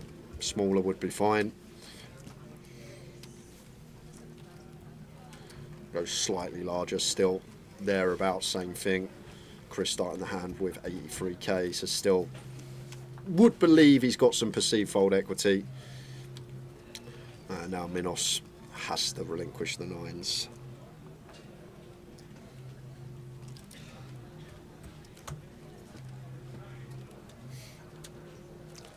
Here we go again. Nines are out. Yeah, now Chris, C1. As Chris, do we really want to rifle in the Ace King suited for 85, or can we just call and C3 here? The problem is, like, need to be aware of our own image. Seb's just come to the table, and I think he will make the assumption that Chris isn't going to be squeezing too light. So when he does 4-bet, like, he might not even 4-bet queens here, Seb. They may just elect to flat at this stack depth because won't want to get it in for 85. But we'll see what Chrissy comes with the Ace King suited, and he's going to make a lay down. Bit of discipline there from Chrissy. Wow. Nice fold from him, getting away from the Ace King suited. Could have been juicy. It could have been.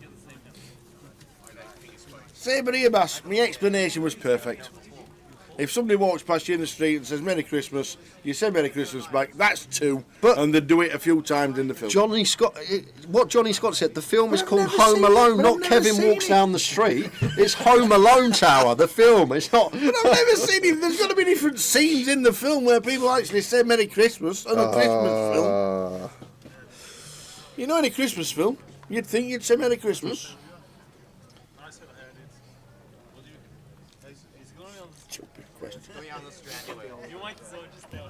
Oh, don't start with that. The Christmas Chronicles with Kurt Russell and Goldie Hawn, a must-see for Jay. The Christmas Chronicles? Nope, not seen that one. Not either. seen. Well, obviously not seen it. And that's an old one with Goldie Hawn, and it has to be. Has to be 80s. I hope Carol will lose.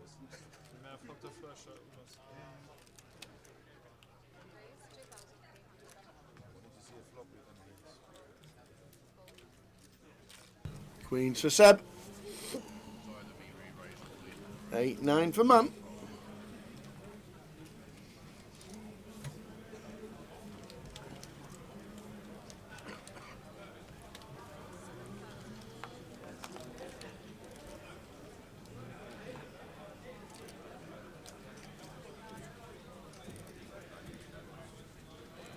Against this size, as Man most certainly would be calling at this stack depth. 8-9 suited. Does come in with call.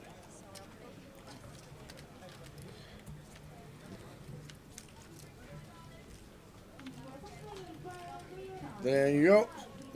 Nailed it. Said it was an 80s movie. 2018. What?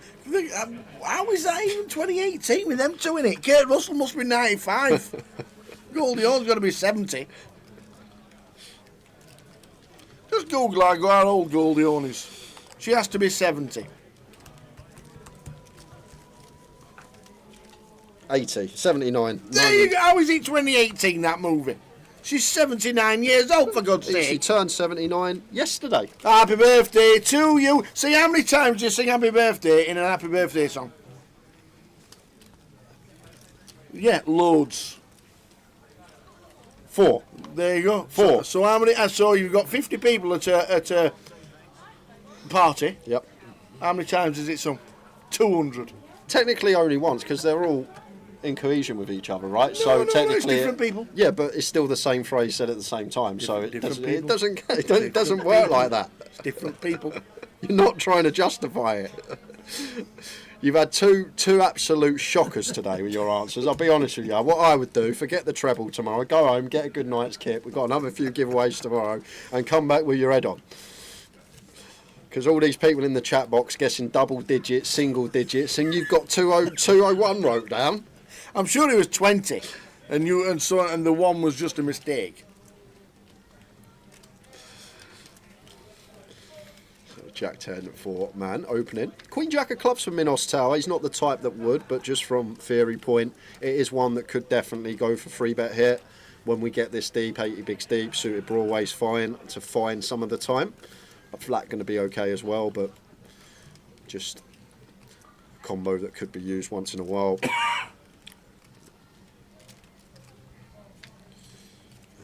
And Minos floating Queen Jack does have 3 to straight, 3 to flush.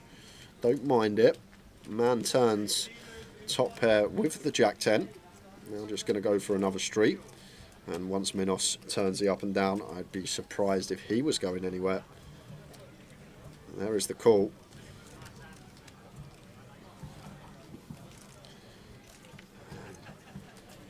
7 of spades. I think that needs to be put back in the deck tower and get an 8 or a king on the river because Minos has missed one. What? He's missed one. He's bricked it. Look at this, and he's checked. Queen eye. Final 11. Oh, clock's paused. Hang on a minute. Clock's paused at 11. Elmany. 4 more hands. Four more hands. hands. 2018, they made the Christmas Chronicles when Goldie Hawn was 73. And in 2021, they made the sequel when she was 76. I've never even heard of Goldie Hawn. I don't even recognise the face, to be fair. Oh, I know him. Bruce Willis was in Die Hard. Oh, okay. He was the main character. And unfortunately, he's got severe Alzheimer's as Bruce Willis. Oh.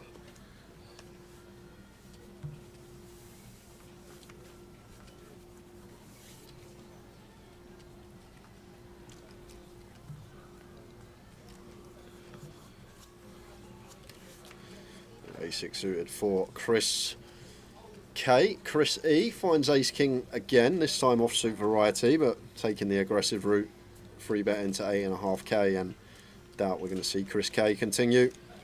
That will be 1 of 4 done. Well, I say we doubt.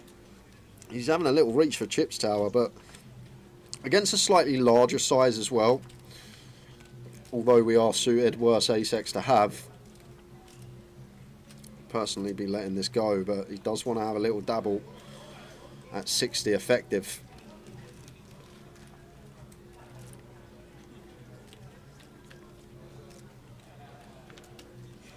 So no leads for Chris, so pure check over to Chris E, and it's going to continue. The ace king takes it down, so 3 hands left to play today. Final 3 hands.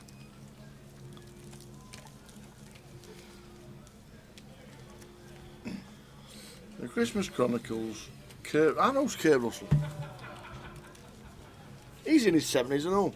He has to be. He might even be older. He might even be 84. Do you know what, Tara? I hate to break it to you. Yeah. But you've also got a laptop which also has many a search engine on it. Yours is quicker than mine. Yeah, you just look at me and go, oh, what's this? What's this? What's this? 73. 73, there you go. See? So the sequel in 2021 was the Christmas Chronicles in a nursing home. Obviously, 79 and 73. You won't know Kurt Russell either? Nah. No. Adam Sandler, I know. I do. I know Adam Sandler. And one out. Are they apparently making Happy Gilmore 2? Yeah, apparently. And I saw something on Twitter a couple of months ago about it. I don't know if it was false or nothing, but they said Shooter McGavin's back. Adam Sandler playing Happy Gilmore. Is it Travis Kelce playing the caddy or something? Oh, right, okay. And then who is it? Is it Paige Spiranak? Is that her name? No idea.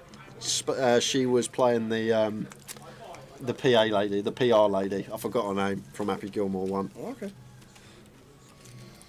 Final 2. But that will be a film that I will be watching when that comes out.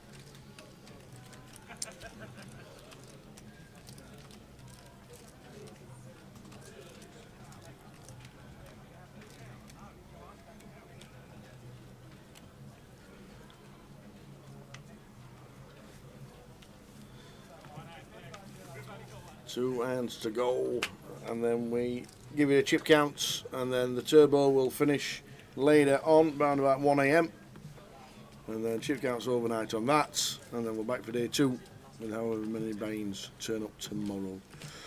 What's the life of the bains? A dozen? Yeah, a dozen sounds good. I reckon we'll get 250, close to.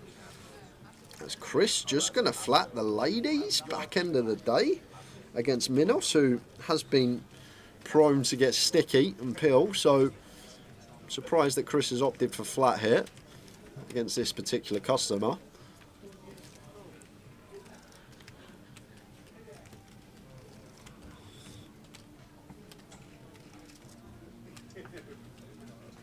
$1-3-1 in so far, 2-3-1 in so far, Very plus nice. day 2, so might just eke towards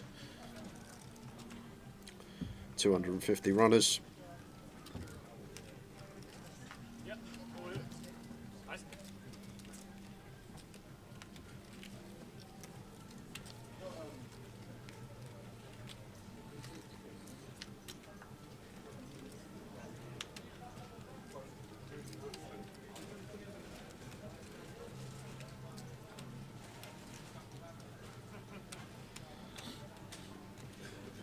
That's Chris going for another street of value. He is 10k on the end.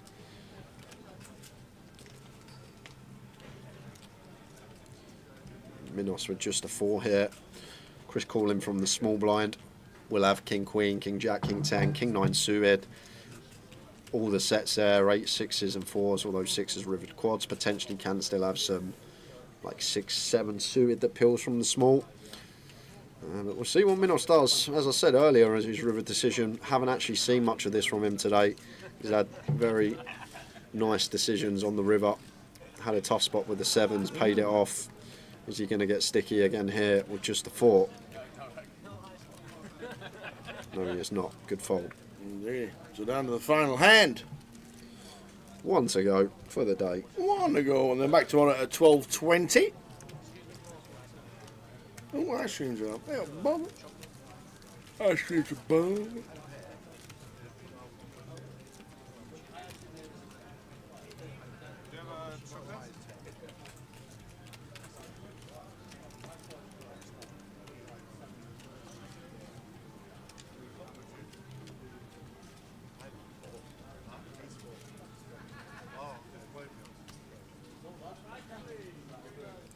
And stay tuned, guys, if you want to see full chip counts of the players. Yep. So Atanas will fold and bag. Wantal will do the same. Seb will follow suit. Over to the star of the show today, Minos. Good 6 hours, I'd say, on the feature table today. Absolutely. He's just come to the table a couple of times, as well as being on it twice as well. Yeah. All the first session, all the second session, and then come about 10 minutes into this session. And Jamie here with the 9s, last hand of the day, not going to 3-bet. I can play 3-bet, can play flat, both options available. And the man going to get to defend the King 7 of Hearts, taking us to the final flop. The final flop of the day.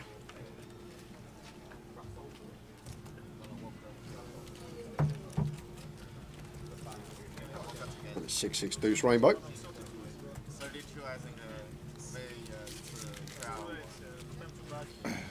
Jamie wants check 2, going to fire his 9s, goes big as well. But Minos, sticky old customer, going to take one off with ace jack. So check call, 10 of spades turn.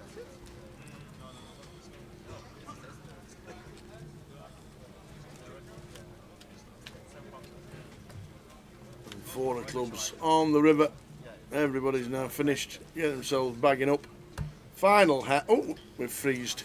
That was me in stitches and having to wipe away my tears after seeing Tower's answer.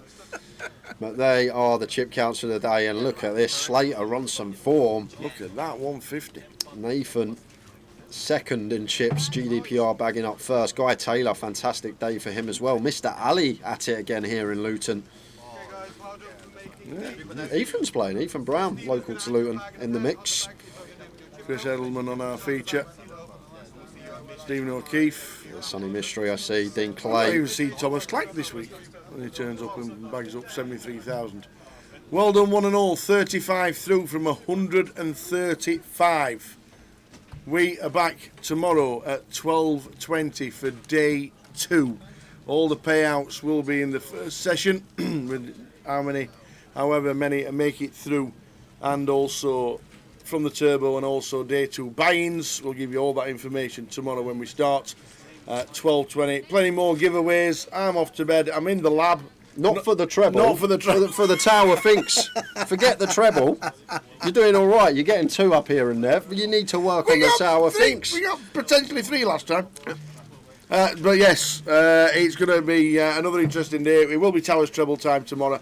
round about 1:30 in the afternoon for the 3 o'clock games, and we'll be back with however many runners, and we'll let you know with all the information from the start at 12:20. It's been a great day. It has. I've enjoyed today a lot. We've had a laugh. We'll give slow start, but once we got after dinner break, it's flown. To be we fair, got the tickets to give away. Thanks to the online team for that. Back tomorrow for 12:20. Sleep well. Towers treble tomorrow. Ta-ta for now. Good night.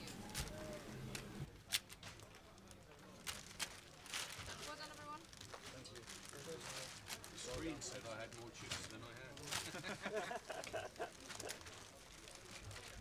Mine was off by somehow. Hopefully it's been away. You what? Are you ready for the esky sushi? Yes. Wow, this is Really? So take the I give you my word, I'd ace king of spades. Wow, that's bold. And if I were you, I would have bust now. Yeah. I came to the table with 10,000 chips. Wow. So That's bold. You're only re-raising me, I think, there with aces or kings. I really, really do think so.